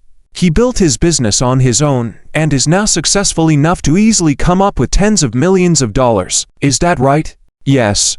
Chen Raku nodded lightly. Doesn't that prove even more that Chia is exceptionally capable, not inferior to any member of the Chen family? If it were you guys, without any resources or connections from the Chen family, could you have developed to the level where Chia is now? Do you still think Chia is a useless waste? Chen Laoyi's gaze rotated, casting a soul-searching question to the Chen family members. Faced with Chen Laoyi's question, everyone fell silent or remained silent, reflecting inwardly. If they were to leave the protection of the Chen family and develop on their own, whether they could survive would be a question, let alone reach the level that Zitia has achieved. He's just lucky, relying on that formula, a member of the Chen family muttered in silence after a while, somewhat unwillingly. Luck is also a form of ability, and from what I know, wasn't that formula originally Qian's? Chen Laoyi coldly snorted, reprimanding the Chen family member. This time, everyone fell even quieter. Whether it was Chen Liren, Wang Qufang, or even Chen Raku, they could not find a single word to refute. They did not want to admit that Zitia was excellent, but the current situation forced them to acknowledge his outstanding abilities. Old master, actually, what you know is not comprehensive. Suddenly, a silent Liang Chow spoke up, offering a sentence. The Chen family members suddenly remembered Liang Chow and quickly turned to look. Liang, do you know more about this? Chen Liren asked, including Chen Laoyi, who also turned his gaze to Liang Chow. Chen Raku was even more uneasy, fearing that Liang Chow might reveal the things that separated her and Zitia, which would disrupt her plans. However, Liang Chow gave Chen Raku a reassuring look. I am not entirely clear about that formula, so I cannot confirm whether it was brought out by Zitia, but from what I know, Zitia, behind Raku's back, was involved with several other girls, and he relied on women to live the high life for the moment, Liang Chow said, causing frowns among those present. Zitia was their son-in-law, but getting involved with other women was behavior that brought shame. Moreover, living off women was even more embarrassing. Liang, is this true? Chen Liren furrowed his brow slightly and quickly turned to ask Liang Chow. I would never dare tell lies to deceive the elders. If you don't believe me, you can ask Raku, Liang Chow said, causing everyone to immediately turn to Chen Raku.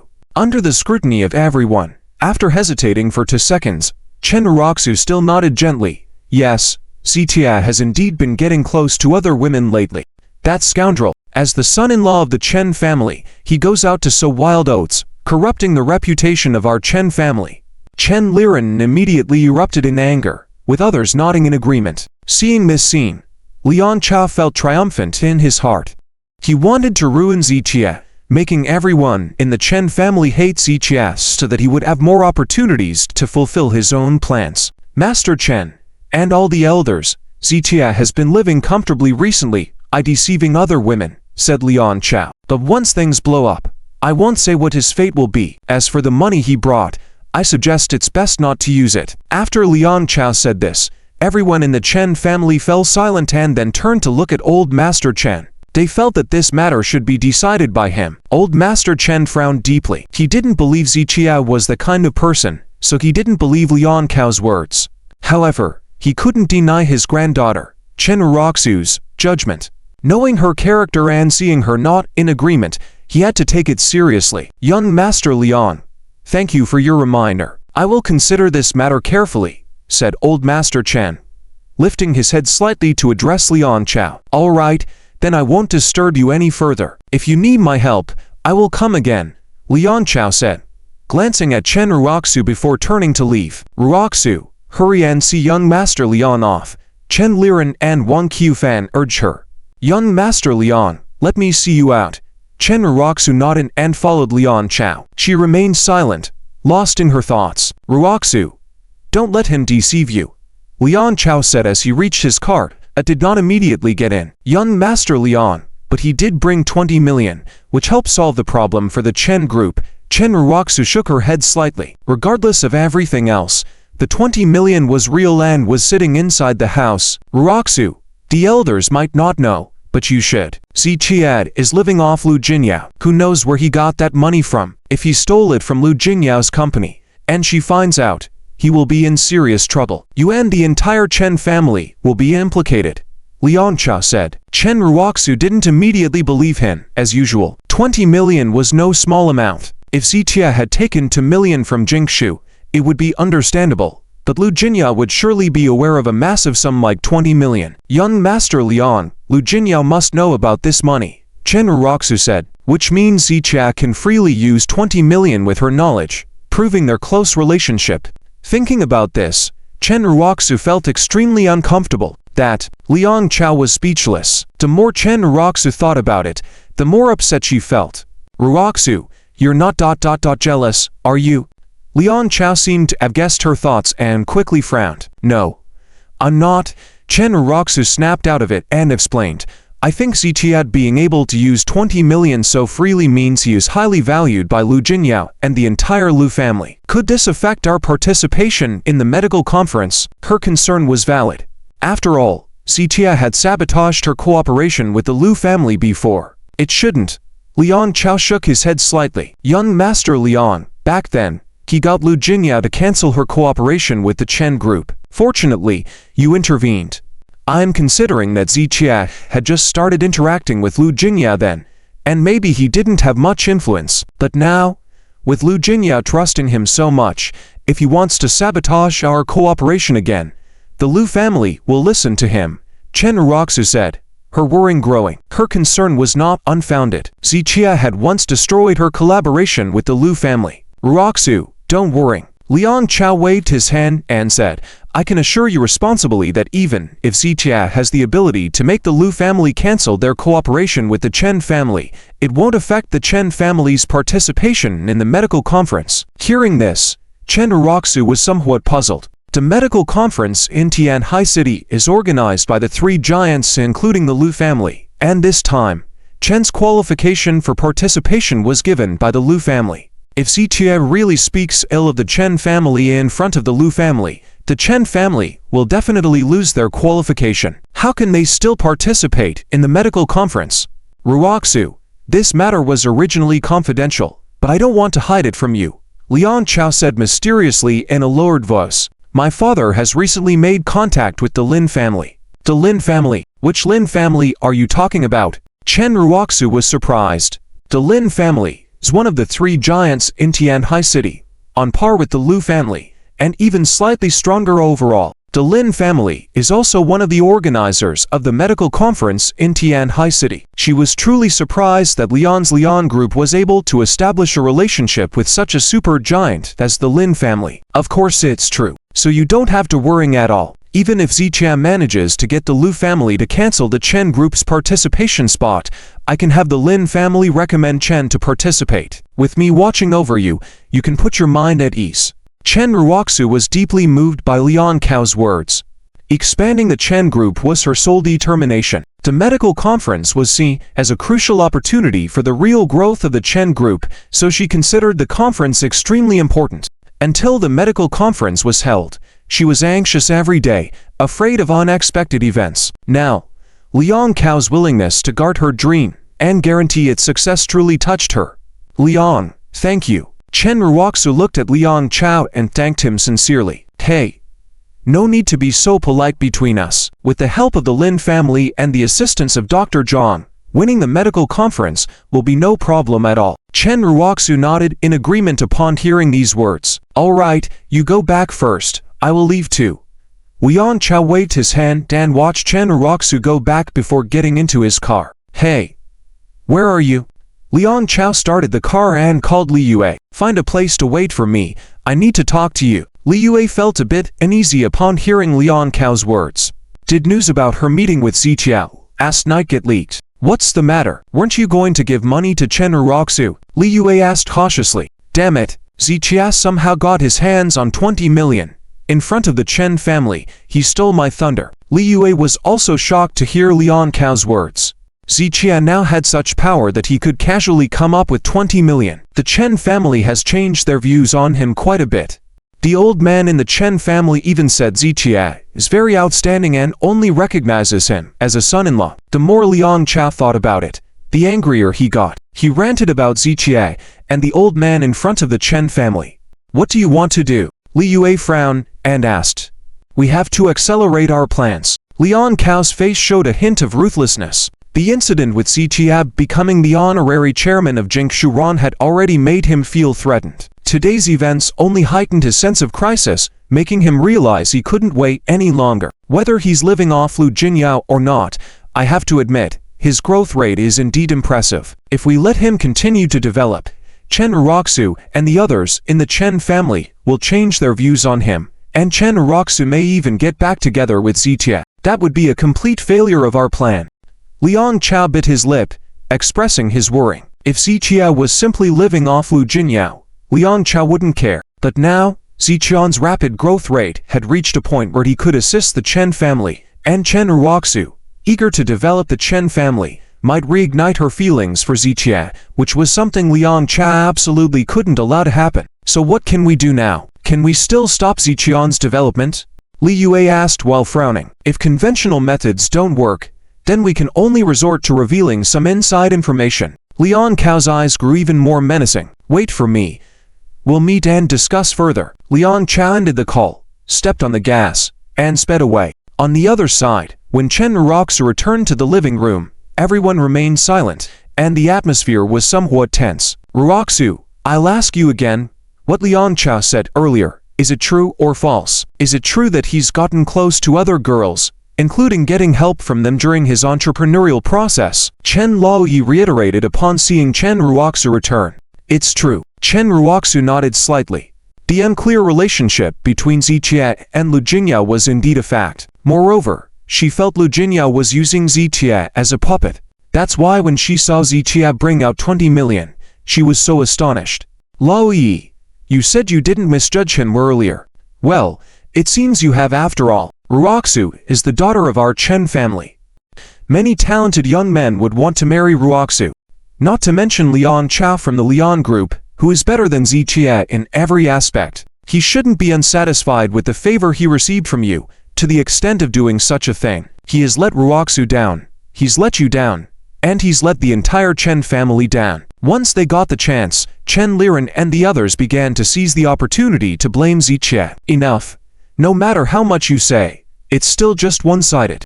I believe my judgment of people is not wrong, and Tian'er is by no means a morally corrupt person. I'll call him now and make him come back to confront these allegations, and we'll clear everything up. Chen Laoyi said, then picked up his phone to call Zichia. Grandfather, it's unnecessary. Chen Raku hurriedly stepped forward to stop Chen Laoyi. She was well aware that if both sides were to confront each other, her separation from Zichia would surely be revealed. And she wasn't ready for Chen Laoyi and the others to know about it. Why? Chen Laoyi frowned. Grandfather, there's a lot going on here that you're not quite aware of. It's simply too complicated to explain in a short time. If you trust me, give me some time. I will resolve everything, and I will give you a satisfactory explanation. Chen Raku looked at Chen Laoyi with sincere eyes, her tone extremely serious. How complicated is it? Chen Laoyi asked with a furrowed brow. If you trust your granddaughter, then don't worry about anything and don't ask Zichia anything. Chen Raku reassured Chen Laoyi. I promise, I will give you a satisfactory explanation. Chen Raku shook her head slightly and reassured Chen Laoyi once again. Chen Laoyi furrowed his brows and pondered for a few seconds, ultimately nodding and choosing to believe Chen Raku.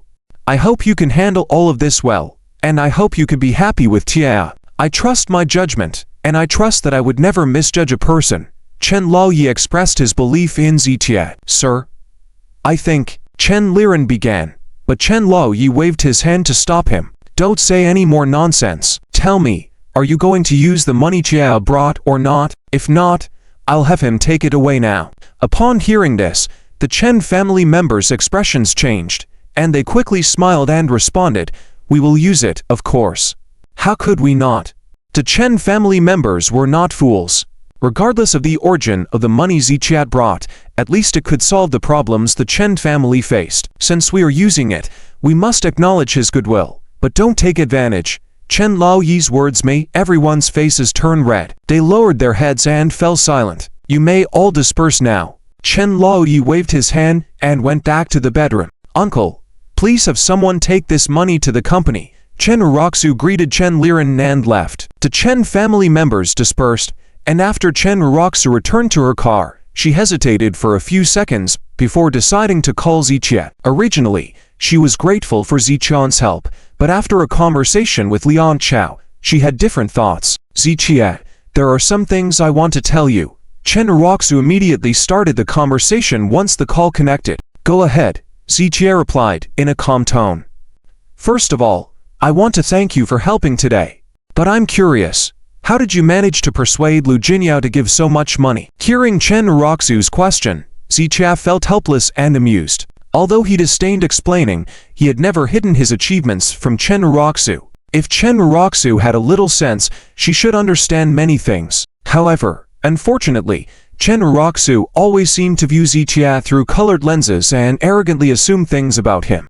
I said I took this money as a favor to Laoyi. Zichia's tone was concise. So, where the money comes from has nothing to do with me. I know it has nothing to do with me. I just want to say, even if Lu Jinyao values you, the current situation is temporary, Chen Raku explained seriously. In her eyes, top families like the Lu family valued matching backgrounds, and Lu Jinyao would eventually listen to her family. You may be living well now, but you may be kicked out sooner or later. Chen Raku furrowed her brows and explained earnestly. This was truly her perspective. Top families like the Lu family would never allow Lu Jinyao to be with someone like Zichia, and nobody. Do you think everyone is like you? Chen Raku, eager to climb the social ladder. Zichia's tone carried a hint of sarcasm.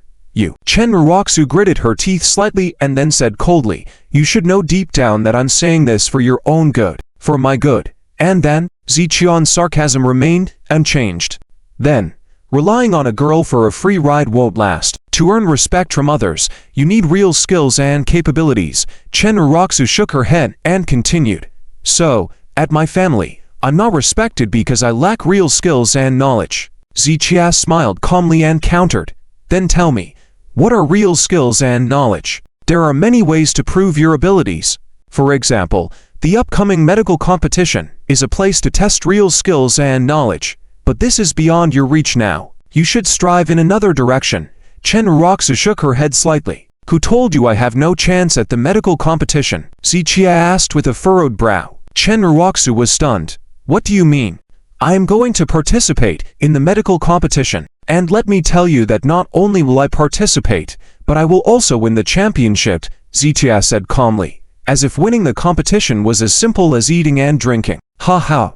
Chen Raku laughed after a moment of silence. This was the funniest thing she had heard all day. Zichia, you are really good at pretending. I know you know some medical skills, but you have no idea what the medical competition represents.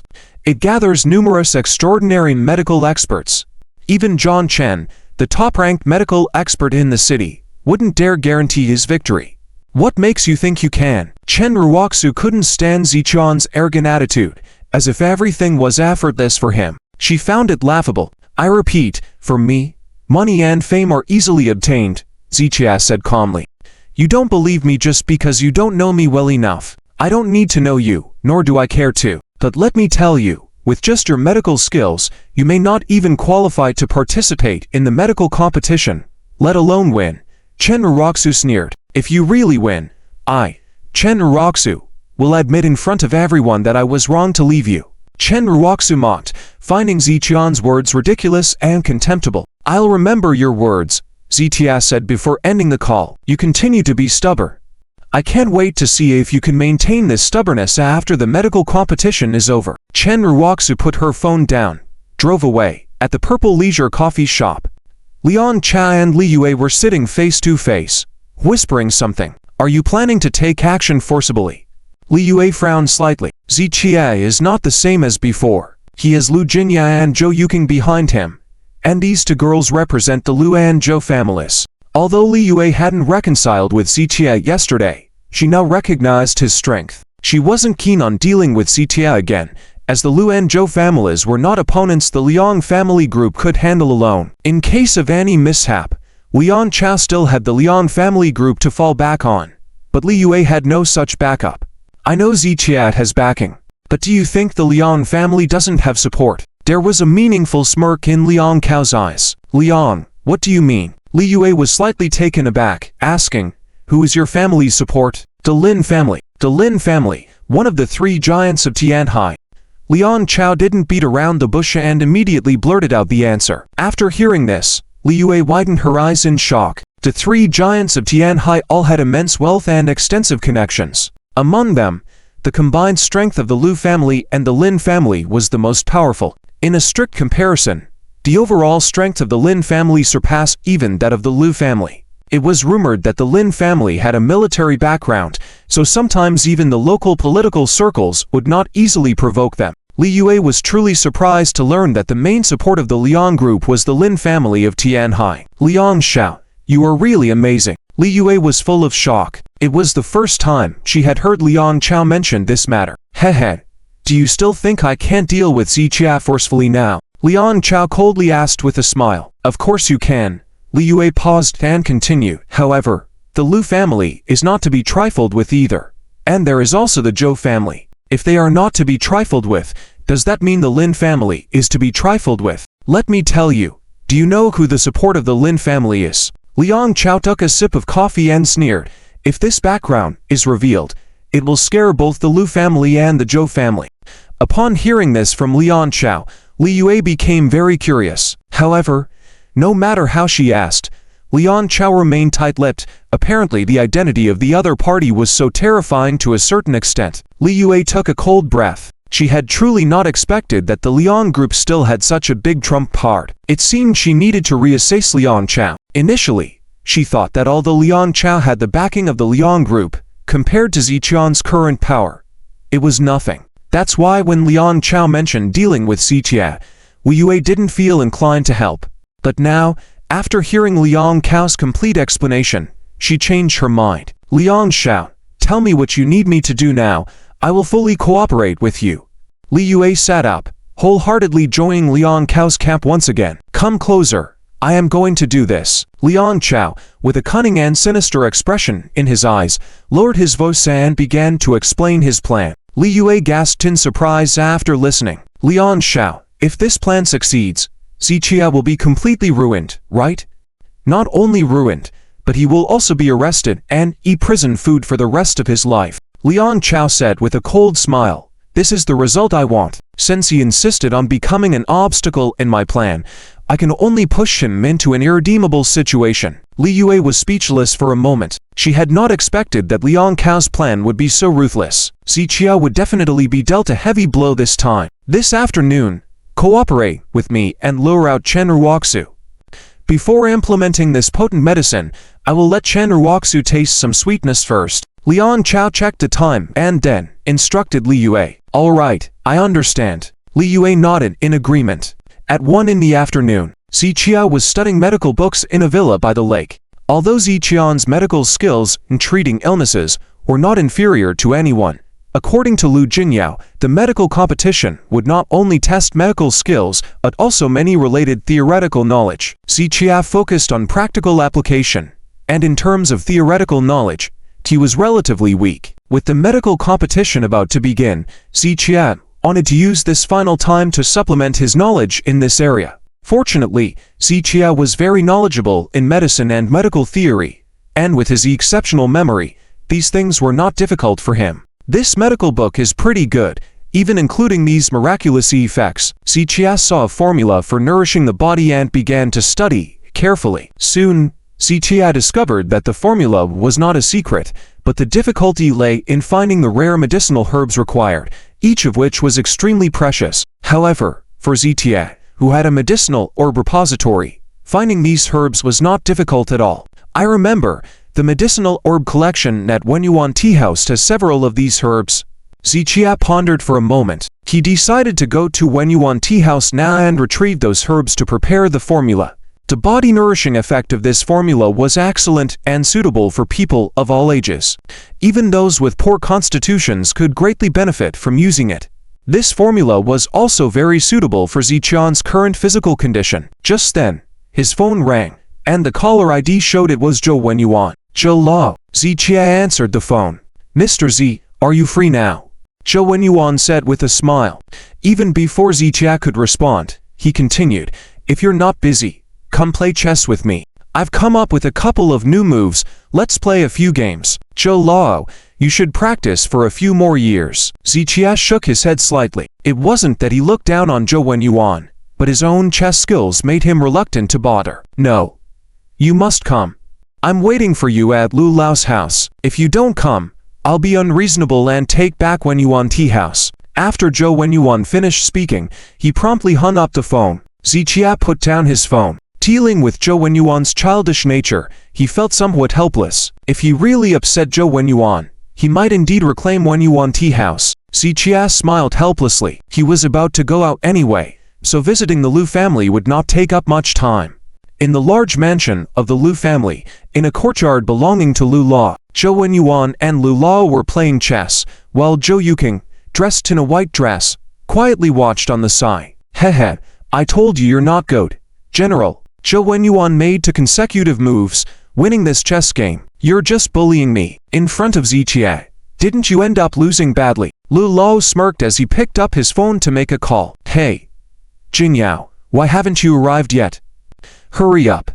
Upon seeing Lu Lao make a call, Joe Yuan frowned, but did not rush to speak. Grandpa, Ziqia should be arriving soon. I'll go wait for him at the door. Joe Yuking looked at the time, then got up and left. What do you mean, Lu Lao? Joe Yuan furrowed his brows and asked as soon as Joe Yuking left. Just now, after making a call to Ziqia, Lu Lao immediately called Lu Jingyao on the phone, urging her to return quickly. The implication was already clear. What do I mean? What do you mean? Lu Lao sneered. Do you think I can't see through it? You invited Ziqia to play chess as a pretext, but in reality, you want your granddaughter to meet Ziqia, don't you? Joe Yuan was taken aback and then simply admitted, hey, that's exactly what I was thinking. My granddaughter has a good impression of Ziqia. What's wrong with letting them get to know each other more? Sure, you can let your granddaughter interact with Ziqia. So can't I have my granddaughter come over? Master Lu replied, taking a sip of tea. Ah, I see, you want to compete with me for people? Joe Yuan blinked and asked, compete with you? Jinyao and Ziqia met first. Do you understand that you are latecomers? Master Lu retorted. Don't forget, without my recommendation, you wouldn't even know Ziqia. You're the one trying to poach from my Lu family. Hey, you old thing. Don't you know what it means for the latecomer to surpass? I'm telling you, I see Ziqia and Yuking as a perfect match made in heaven. Joe Yuan got a bit agitated, slamming the table and shouting, you're not seeing it right. Jinyao and Ziqia are the most compatible. Master Lu coldly hummed in response. Stop the nonsense, let me tell you this. Have you heard of Yuan tea house? I gave it to Ziqia, that's my dowry. Master Lu didn't back down. Villa Venology on Thousand Island Lake and the Lakeview Hotel, those are the dowries I provided beforehand. You old thing. Joe Yuan stood up from the table, and the two of them began arguing back and forth. Excuse me, what's going on here? At that moment, Ziqia walked in, followed by Joe Yuking and Lu Jinya. Joe Yuking, wearing a white dress, and the radiant Lu Jinya beside her, looked stunning. Ziqia is here. Please sit down. Joe Yuan and Master Lu stopped arguing immediately and warmly greeted Ziqia. Ziqia felt puzzled, sensing that something was off between Joe Yuan and Master Lu today. In fact, once Joe Yuan and Master Lu realized each other's intentions, a sense of crisis began to loom in their hearts. Ziqia had both character and abilities. His medical skills were exceptional, making him the ideal husband for their granddaughter. So they were now trying their best to leave a good impression on Ziqia. Otherwise, if the other party were to snatch him away, it would be a significant loss. Ziqia, Yuking is also quite skilled in chess. How about a few games? Or how about this? Let's go somewhere quieter. Joe Yuan suggested, wanting to take Ziqia away from the Lu family. Jinyao, didn't you say you wanted to show Ziqia around the company's various stores? Before Ziqia could answer, Master Lu interjected. Yes. Lu Jinyao nodded. Mr. Z, I would like to take you to see the situation at various sales outlets and then have you provide some suggestions. Hearing this, Joe Yuan inwardly cursed. He knew that Lu Jinyao meeting Zitia early and their business ties made this company inspection more important than playing chess with Zitia. If you have something to attend to, go ahead. But Yuking doesn't have anything to do either, right? Joe Yuan, quick thinking, asked along the same lines. Grandfather, I have no plans. Joe Yuking gently nodded. Then go with Zitia. Learn from the experience, as our Zhou family's vast industry will be under your management in the future, Joe Yuan said, igniting a bit of competitiveness in Lu Jinyao's eyes. Go ahead, you two, we won't disturb you. Worried that Master Lu might cause trouble, Joe Yuan hurried Zitia and the others to leave. After watching Zitia and the others leave, Joe Yuan immediately dropped his smile and looked at Master Lu. Lu, let's be fair to both of them, that shouldn't be a problem, right? Master Lu immediately retorted, nonsense. Clearly, Jinyao was the first to know Zitia. Your granddaughter is intervening as a third party. Why should she compete fairly with you? Your granddaughter is the third party. I don't care, the important thing is to see who Zitia likes. The two old men, both over 50, began arguing fiercely. Stop. Several seconds later, it was Master Lu who relented first. Joe, let me ask you, do you know about Zitian's past? He was a son-in-law of the Chen family before, only recently separated from the Chen family's daughter. He's a divorced man, and your granddaughter is a sheltered girl. Don't you have any concerns? Master Lu asked seriously. If you don't have concerns, why should I have any? Plus, separating from the Chen family's daughter was her fault. Zitia is an outstanding young man with a promising future. His character is good. Having both abilities and character, and especially if Yuking likes him, those are enough. Even if he's divorced, what's the problem? Joe Yuan was always open-minded, and his words made Master Lu speechless. After all, he had also looked into Zitian's background and knew that his divorce from Chen Raku was not entirely his fault. This was precisely why he didn't resist Lu Jinyao's interaction with Zitia. Well, let's see how things go. Master Lu sighed and said no more. On the other side, Zitia and the two women arrived at Shiwan Street. When Jin Cheng Company was still there, their largest sales outlet, now the flagship store of Jingshu Cheng after the acquisition, was located on this street. Zitia had no interest in market operations, but since Shiwan Street was not far from Wenyuan Tea House, he wanted to pick up some herbs, so he decided to accompany Lu Jinyao and the others. Mr. Z, do you know how Shiwan Street got its name? The three of them walked side by side. Lu Jinyao kept chatting while Joe Yuking remained quiet, walking beside Zitia. I don't know. Zitia shook his head slightly. There is a manor over there called West Lake Manor. Inside, there is a large artificial lake designed to mimic the beautiful scenery of West Lake in Hangzhou. We can take a walk there later, and if we get tired, we can rest and have a meal there. Lu Jinyao acted like a little tour guide, explaining to Zitia. The three then went to Jingshu's flagship camp to check the shipment and sales situation. Zitia, I want to see that place. The usually quiet Joe Yuking spoke, pointing towards a gate in the distance with an ancient look. Seeing the sign above the gate with the character West, it was the West Lake Manor that Lu Jinyao mentioned. For a quiet girl like Joe Yuking, such a beautiful scenic place was more attractive than the bustling city area. Z sir, you go ahead first. I'll tell the staff about some things and then join you. Lu Jinyao heard Joe Yuking's words and immediately said with a smile. All right. Zitia nodded and took Joe Yuking to West Lake Manor. Entering the gate, a vast expanse appeared before them, with rows of weeping willows and a large artificial lake. Truly a breathtakingly beautiful scene. Zitia. At that moment, a discordant voice rang out. Is it really you? Zitia turned slightly and saw Chen Raku walking towards him, just as usual surrounded by Liang Chow and Li Yue. Zitian's gaze swept past Liang Chow and Li Yue, a hint of a cold smile flashing in his eyes. It seemed that Chen Raku hadn't taken his warning to heart after all, but that had nothing to do with Zitia. He had already warned Chen Raku as much as he could out of respect for Mr. Chen. If Chen Raku refused to listen, Zitia wouldn't say much. At this moment, Liang Chow and Li Yue frowned.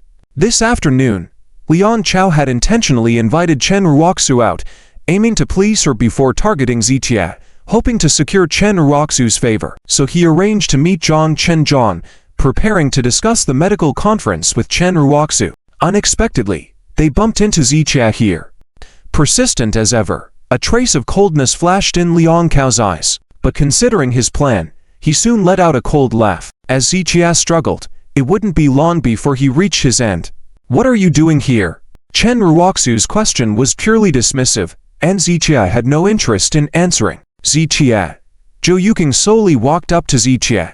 Only then did Chen Raku and her companions notice Joe Yuking. Chen Raku frowned slightly upon seeing Joe Yuking, while Li Yue was momentarily stunned. She had slapped Joe Yuking multiple times in public last time, after scolding her, almost knocking her unconscious. Seeing Joe Yuking now, she couldn't help feeling a little afraid. "Liang, she's Mr. Zhou's granddaughter," Li Yue whispered to Liang Chow. But Liang Chow didn't have time to listen to what Li Yue had to say. He was completely taken by Joe Yuking's beauty and grace. Her looks, figure, and demeanor were no less appealing than Lu Jinya's, and her unique quiet and calm aura, like a serene woman in a painting, stirred a protective instinct in people. Her white dress further enhanced this charm. "Gudong."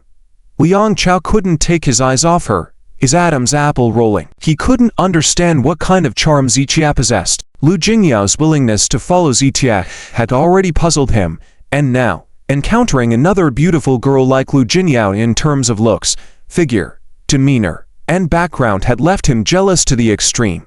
"Are you here to eat?" Chen Raku's brow furrowed slightly, inexplicably feeling a twinge of jealousy. "We were supposed to eat, but seeing you, we've lost our appetite." Zichia glanced at Chen Raku and her companions and turned to leave, with Joe Yuking following him without hesitation. "Stop right there, you useless wimp, what's your intention?" Li Yue immediately stepped forward, berating Zichia. "Oh, you're being arrogant again?" Zichia looked at Li Yue with disdain. That night at the Caesar Club, Li Yue wasn't as arrogant as she was now. "Do you know anything other than living off others? What's there to be proud of?" Li Yue was initially a bit afraid of offending Zichia again, but upon learning that Chia Heilin's family was backing Liang Chow, she gained confidence. With the Chia family supporting Liang Chow, what could a wimp like Zichia do? Zichia. In fact, what Li Yue said is not wrong. You won't last long by sponging off others like this. Chen Raku glanced at Joe Yuking before turning to Zichia and said calmly. Conceited, Zichia shook his head with a cold smile, not interested in explaining to them their mistaken beliefs. Who's being conceited here? You managed to deceive Miss Lu Jinya and now Miss Joe Yuking. I have to admit, you have a real talent for living off others. Li Yue paused slightly and then sneered. But aren't you afraid that when Lu and Zhou families find out, they'll skin you alive? Zichia is not a freeloader. Joe Yuking spoke softly to defend Zichia. Miss Zhou, I suggest you get to know him better. Li Yue frowned. He doesn't just have you as a partner. Do you know he's two-timing you? He isn't? Joe Yuking stubbornly shook her head. He isn't? Ha. It seems Zichia is really good at concealing things, Li Yue sneered. Let me tell you today, he was married before and got kicked out of the house for his bad character. Then he got together with Lu Jinyao, and now he's hooked up with you.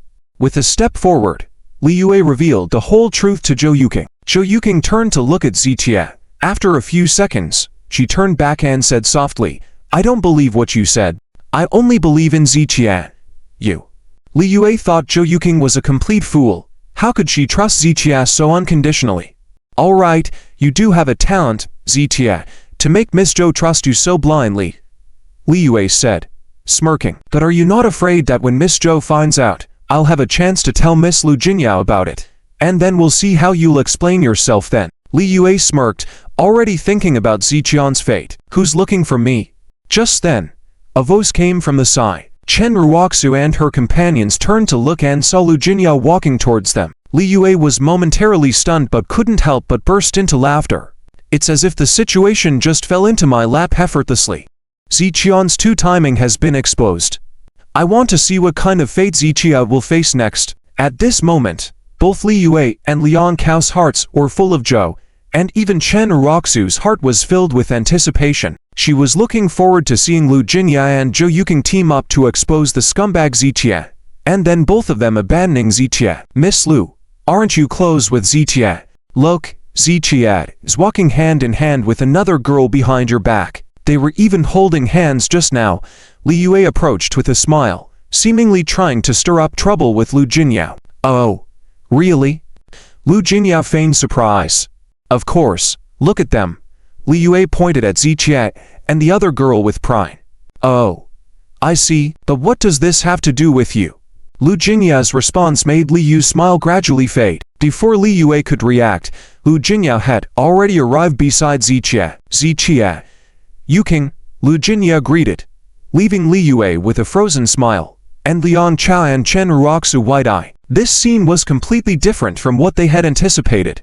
Lu Jinyao, instead of being angry at Ziqie being with another girl, seemed completely unfazed. Even by Lu Jinyao's attitude, it seemed as if she had known about this all along. Confusion enveloped Chen Raku and her companions. They had thought that the relationship between Ziqie and Lu Jinyao was ambiguous, possibly even romantic. Ziqie had used his relationship with Lu Jinyao to take over the Vine Hotel and become an honorary director at Jingshu Chongqing. They had assumed that seeing Ziqie with Joe Yuking would make Lu Jinyao furious, leading to a public confrontation and possibly even violence. But Lu Jinyao's lack of anger was truly confounding, leaving Chen Raku and her friends utterly perplexed. Miss Lu, have you not understood what I said? Just now, we found Ziqie walking hand in hand with her, Li Yue explained after a few moments.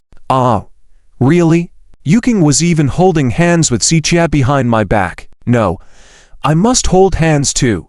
Lu Jinyao feigned surprise again, then reached out and took Ziqian's arm. Chen Raku and her friends were once again shocked, finding it hard to believe what they were witnessing. They had expected Lu Jinyao and Joe Yuking to confront Ziqie on the spot for his deceitful behavior, but instead, Lu Jinyao and Joe Yuking were peacefully coexisting by Ziqian's side. The two girls, Lu Jinyao, with her innocent beauty, and Joe Yuking, with her elegant and serene charm, were both by Ziqian's side. The question arose, what charm did Ziqie possess to attract the attention of such exceptional girls? Chen Raku was astounded, finding it difficult to comprehend why these girls, with their beauty, background, and upbringing, would willingly accompany Ziqie. The silence lingered. Chen Raku, who once saw Ziqie as a useless man and an obstacle to her success, now felt a deep sense of loss. She had never truly appreciated Ziqie when he only had eyes for her.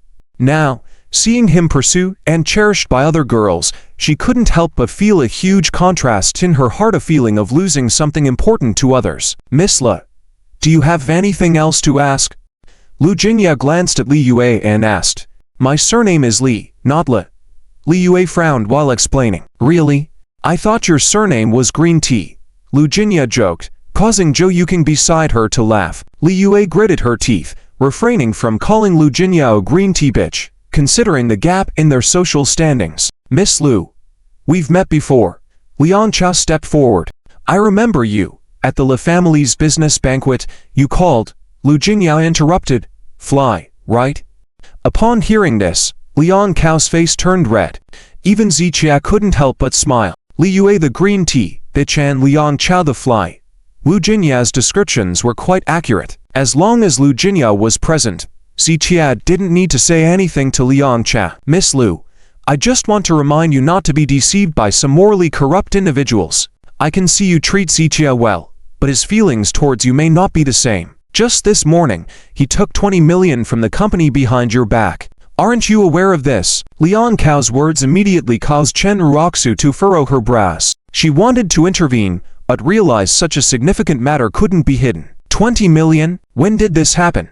Lu Jinyao, looking puzzled, was genuinely unaware of Ziqie taking money from the company. Just this morning. It seems Miss Lu is truly clueless. He's not only a liar but a thief as well. The more Liang Chow spoke, the more disdainful he became. He knew Ziqie was taking money from Jingshu company without Lu Jingyao's knowledge to show off in front of Chen's family. Now he was revealing the truth, confident that Lu Jinyao would not let Ziqie get away with it. Liang Chow felt a sense of satisfaction at the thought. Mr. Z, is that so? Why was I unaware of this? Lu Jingyao turned to Ziqie. Liang Chow and Li Yue wore smug expressions, while Chen Raku felt a sense of worrying. Just a mere 20 million is not worth mentioning, Ziqie casually replied. Ha ha, how arrogant. Li Yue and Liang Chow exchanged cold smiles. Indeed, 20 million is not worth mentioning, Lu Jinyao nodded slightly. But what I mean is, if Mr. Z needed money, why didn't you tell me? Is 20 million enough? If not, I can provide more. Liang Chow and Li Yue found themselves in another state of confusion. Lu Jingyao, how could she have this attitude?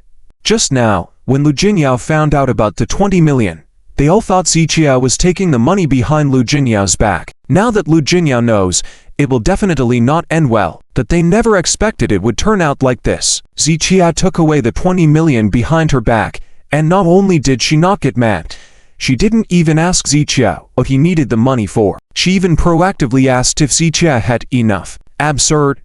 Truly absurd. If it's not enough, I have money too, Joe Yuking added softly on the side.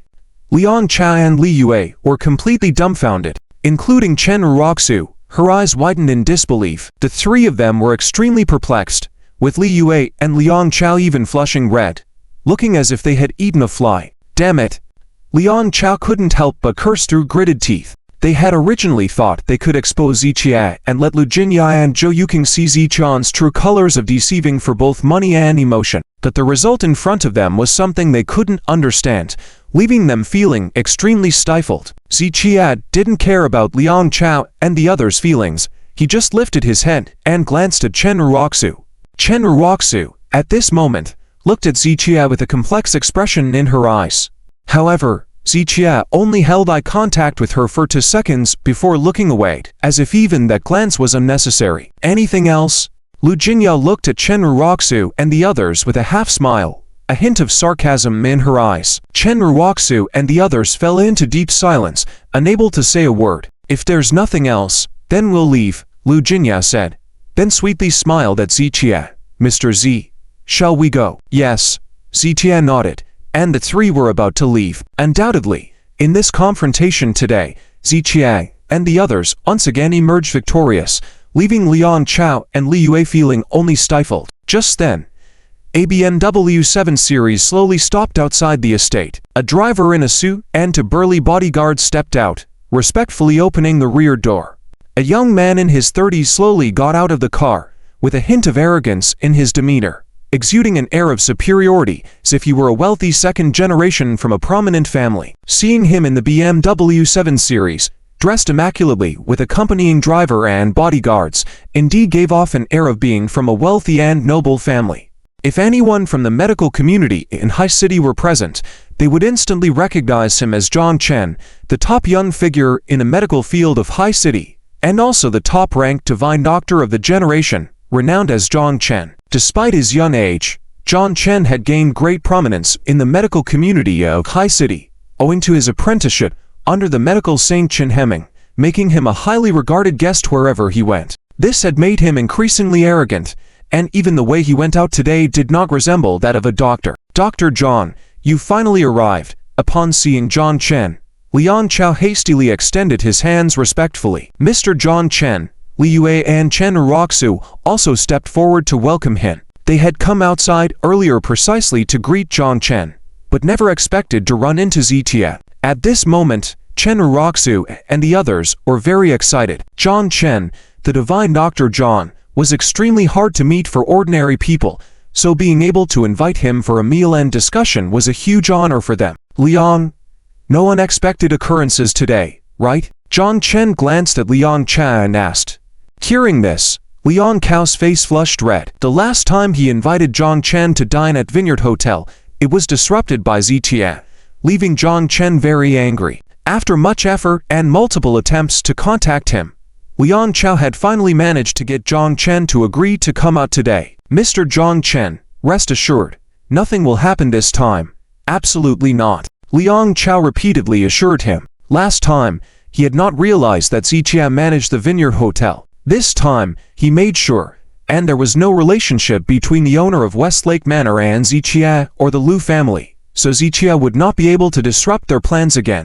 Zhang Chen hummed slightly, then walked towards the gate. Chen Raku and the others tried to follow, but were intercepted by the 2 burly bodyguards. Subsequently, the bodyguards stood one on each side diagonally behind Zhang Chen at a distance of about 2 meters. And Chen Raku and the others had to follow behind the bodyguards, feeling honored nonetheless. Just as Zhang Chen took a few steps, he saw Lu Jingyao and Joe Yuking standing next to Ziqiao, causing his eyes to widen. Indeed, The beauty and stature of Lu Jinya and Joe Yuking, along with their aristocratic qualities nurtured since childhood, were truly captivating, even for John Chen. Seeing to such perfect beauty standing on either side of Zichia, John Chen couldn't help but feel jealous. "Introduce yourselves, ladies. I'm John Chen. Have you heard of me?" John Chen ignored Zichia and extended his hand with a smile towards Lu Jingya and Joe Yuking. "No, we haven't." Lu Jingya immediately shook her head, while Joe Yuking didn't even glance at John Chen. "No worries, we can get to know each other." John Chen was unwilling to give up. "Sorry, I already have a beaufriend," Lu Jingya said, as she reached for Ziqian's arm. After a 2-second silence, Joe Yuking also reached for Ziqian's hand. John Chen's eyebrows furrowed, and his jealousy intensified, but he didn't say anything, and began to bypass Ziqia and the others to enter Westlake Manor. "Mr. Z, he's John Chen, quite famous in the medical field of High City," Lu Jingya whispered softly to Ziqian's ear.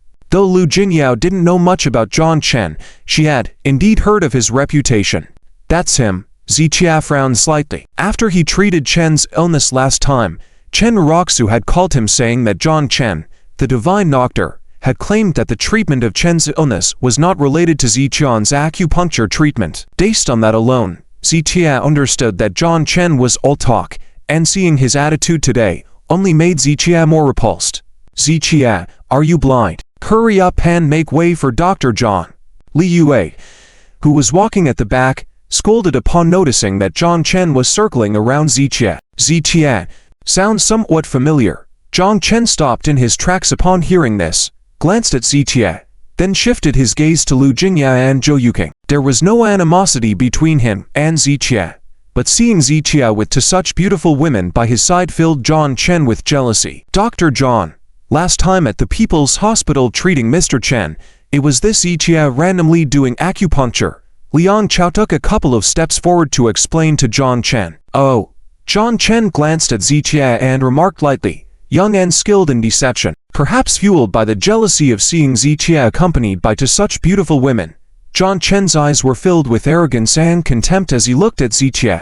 The arrogant attitude of looking down on everything made people uncomfortable. "Sir, what do you mean by that?" Lu Jingya asked, frowning. John Chen sneered, "Of course, it means what it says. If I hadn't arrived in time last time, Old Man Chen would have been stabbed to death by his own needle on the spot. What else could he be if not a fraud?" The divine Dr. John is right. Some people just pretend to know some medical skills but actually end up harming others. Ha ha.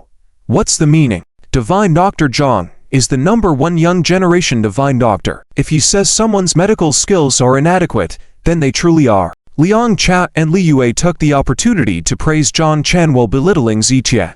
Even Chen Raku nodded silently this time. Maybe Ziqia did understand a bit about medicine, but compared to John Chen, he was nothing. Hearing Liang Chao and Li Yu's words, John Chen's expression became more proud. His cold, disdainful gaze made Ziqia seem like an ant in his eyes. "Ziqia, compared to divine Dr. John, you are worlds apart," Liang Chao said coldly, releasing the pent-up frustration. "Don't compare such garbage with me." John Chen shook his head proudly, then turned and left. "You think you can leave?" At that moment, Ziqia, who had not spoken until then, slowly spoke up. "What?" John Chen furrowed his brow and stopped in his tracks. "You are John Chen?" Ziqia asked softly. Unfazed, John Chen affirmed, "Yes." "You said my needling technique is useless?" Ziqia asked quietly. "That's right. So what?" John Chen nodded without hesitation. Ziqia shook his head, smiled, then suddenly raised his arm and delivered a swift and powerful slap. "Who do you think you are to question my medical skills?" With a cold rebuke, a resounding slap echoed on John Chen's face. Dang! The force of the slap sent John Chen staggering back several steps, his head ringing, blood flowing from his nose. "Holy sh**T! Liang Chao exclaimed. Chen Raku and Li Yue widened their eyes in shock. Ziqia had just slapped John Chen. It was important to note that John Chen was not on the same level as Liang Chao, much less someone to trifle with. Even if Ziqia had slapped Liang Chao, with the protection of people like Jong Kai and Lu Jinyao, there was little Liang Chao could do. But John Chen was a renowned divine doctor in Tian High City, topping the list of divine doctors for 3 consecutive years. Moreover, He was the esteemed disciple of the medical sage Shin Hemming, whose reputation resonated loudly without need for words. With such miraculous medical prowess, he was revered by both business tycoons and political elites, treating them and owing them favors. Their connections spanned the entire city. A simple phone call enough to alert numerous big shots. Zichia slapping Liang Chow was just offending the Liang group, but laying a hand on John Chen meant tangling with the numerous bigwigs behind him. Was he truly so fed up with life? Everyone present was dumbfounded. Even John Chen's bodyguards failed to react in time. They had been protecting John Chen for 2 years and had never seen anyone dare to speak loudly to him, let alone see him struck. So this scene left them at a loss for what to do. How dare you hit me? Get rid of him! Get rid of him! John Chen snarled as he advanced. Only then did the 2 bodyguards react, immediately throwing punches at Zichia. Mere lackeys, Zichia snorted, raising his arm to strike again. Slap! Slap! 2 resounding slaps landed on the bodyguards' faces, causing them to retreat as blood oozed from their noses like John Chen. The*****. The 2 bodyguards, more resilient to the beatings, took a few steps back before charging forward once more. Slap! Slap! However, they were met with even fiercer slaps. Each bodyguard received 2 hard ear-ringing slaps, causing visible swelling on their faces. This time, the bodyguards blacked out and collapsed to the ground. Joe Yuking covered her mouth in disbelief, her eyes wide. Chen Raku and the others had seen Zichia in action before, but for Joe Yuking, it was the first time. She never thought that the reserved and quiet Zichia she knew had such a ruthless side. In the past, those who solved problems with violence were nothing more than brutes in Joe Yuking's eyes, but seeing Zichia use force didn't repulse her. To the contrary, a small sense of admiration welled up inside her. Blushing, Joe Yuking lowered her head, avoiding looking at Zichia. With the bodyguards unable to get up, John Chen lost his strongest support and remained silent, no longer daring to make threats. Zichia, are you insane? Do you know who he is? Chen Raku finally regained her composure and began to scold Zichia. I want to hit the person, regardless of who he is, Zichia replied, indifferently. You're too arrogant, Zichia. By offending Divine Dr. John, you're signing your own death warrant. I'm telling you, even if Lu Jingya intervenes this time, she won't be able to save you. Liang Cao's words weren't unfounded. With Zhang Chen's and his master Chen Hemming's connections in Tianhai City, the Lu family might not be able to handle the situation. If you have any sense, apologize to Divine Dr. Zhang right away and make amends. Otherwise, even immortals won't be able to save you. I'm telling you. Liang Chao gritted his teeth, growling sternly. Before Zichia could respond, Chen Raku added, Zichia, apologize to Divine Dr. Zhang. You really can't afford to offend him. Dropping a final word, Zichia turned to leave. You can't go. John Chen roared, stepping forward. How dare you hit me? Do you know who my master is? John Chen's face darkened as he asked Zichia if he knew about his master. Even if Zichia didn't know John Chen's name, he must have heard of his master, the medical sage of Kanma, Chen Hemming. The name of the medical sage was widely known throughout Tianhai City. Oh, I would like to know, who is your master? Zichia responded calmly. My master is Chen Hemming, the medical sage of Kanma. John Chen glared at Zichia with anger, revealing Chen Hemming's name. Master Chen?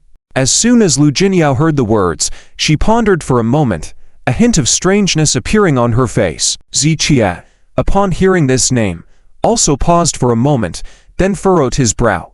He hadn't known before that John Chen was actually a disciple of Chen Hemming. If Chen Hemming called himself his ancestor, according to seniority, John Chen would be like his great-grandstudent. Thinking this, Zichia's brow furrowed even tighter. If John Chen was just an ordinary doctor, Zichia wouldn't bother with his actions as long as they didn't involve him. But now that John Chen was a part of his lineage, Zichia, as a senior, felt the need to discipline him for his arrogance. Hey, are you scared? Seeing Zichia's frown and silence, Liang Chao and Li Yue immediately sneered. Zichia, you'd better apologize to Mr. Zhang. Mr. Zhang is magnanimous and won't stoop to your level. Chen Raku knew very well that Chen Hemming, the top-tier divine doctor of Kingma, had vast resources and connections that others couldn't imagine or attain.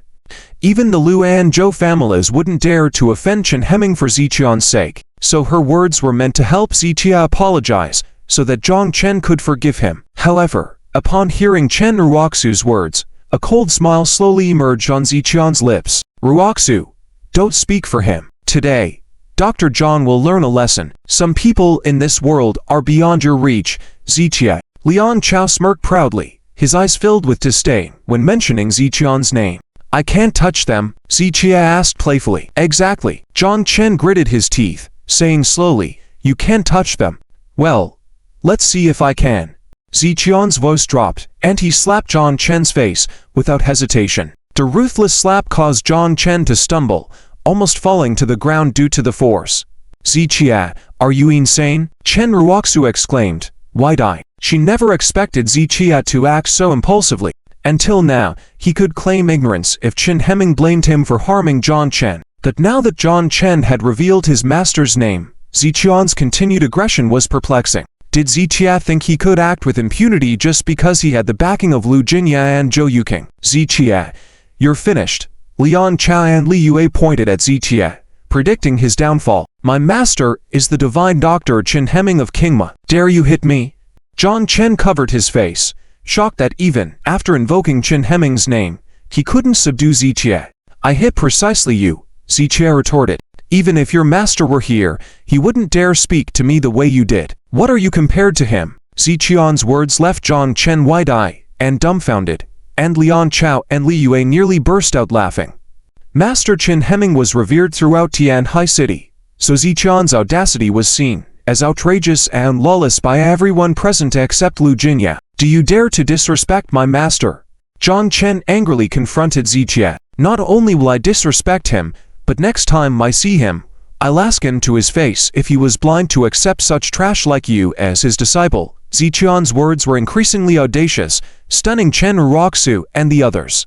Referring directly to Master Chen Hemming was one thing, but belittling him and questioning his judgment was on another level entirely. At this moment, others couldn't understand where Ziqian's confidence came from, but Lu Jinyao knew the truth. She had seen with her own eyes in the Lu family mansion how Chen Hemming, a revered figure pursued by countless top dignitaries of Tianhai City, had trembled and kneeled before Ziqia upon meeting him. And Chen Hemming had shown immense respect for Ziqia, addressing him as his ancestor. Lu Jinyao might not know why Chen Hemming, a man so revered by others, held Ziqia in such high regard, but she understood that Chen Hemming, in front of Ziqia, lacked the courage to even look at him directly. Therefore, as a disciple of Chen Hemming, Zhang Chen was even less significant in Ziqian's eyes. In other words, based on Ziqian's seniority as his master, it would be justifiable for Ziqia to not only strike Zhang Chen but even Chen Hemming himself. However, only Lu Jinyao grasped this truth, while Chen Raku,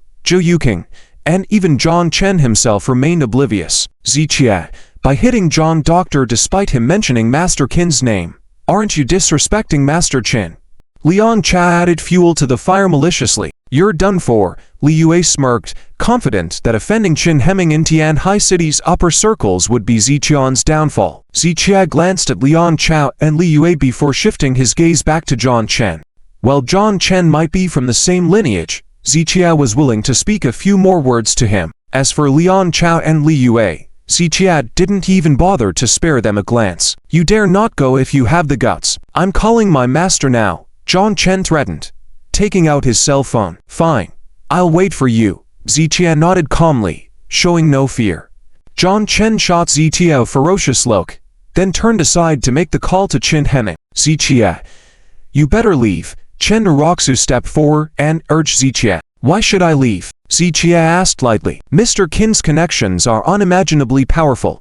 Many people in Tianhai City owe him favors. With just a phone call, he could alert the top political figures. You really can't afford to provoke him, Chen Raku explained softly. I'll wait here. I want to see if I truly can afford to provoke him, Ziqia said, indifferently, not caring. Chen Raku even saw a hint of disdain in his eyes. Fine. I won't bother with you anymore. Chen Raku took a deep breath, then turned without saying more. She knew that once Zhang Chen finished the call, Chen Hemming might not even need to come personally. Just one call and in 10 minutes, Ziqia would be surrounded by countless people. More importantly, the people Chen Hemming would call were different from Jong Kai's. They were truly influential figures in the political circle. By then, even if Ziqia wanted to leave, he wouldn't be able to, unless he dared to confront the entire upper circle, but that would be truly suicidal behavior. At this moment, John Chen had already dialed Chen Hemming's number. "Master," John Chen greeted respectfully as the call connected. "What's the matter?" Chen Hemming's voice came from the other end of the phone. "My disciple was beaten several times," John Chen explained.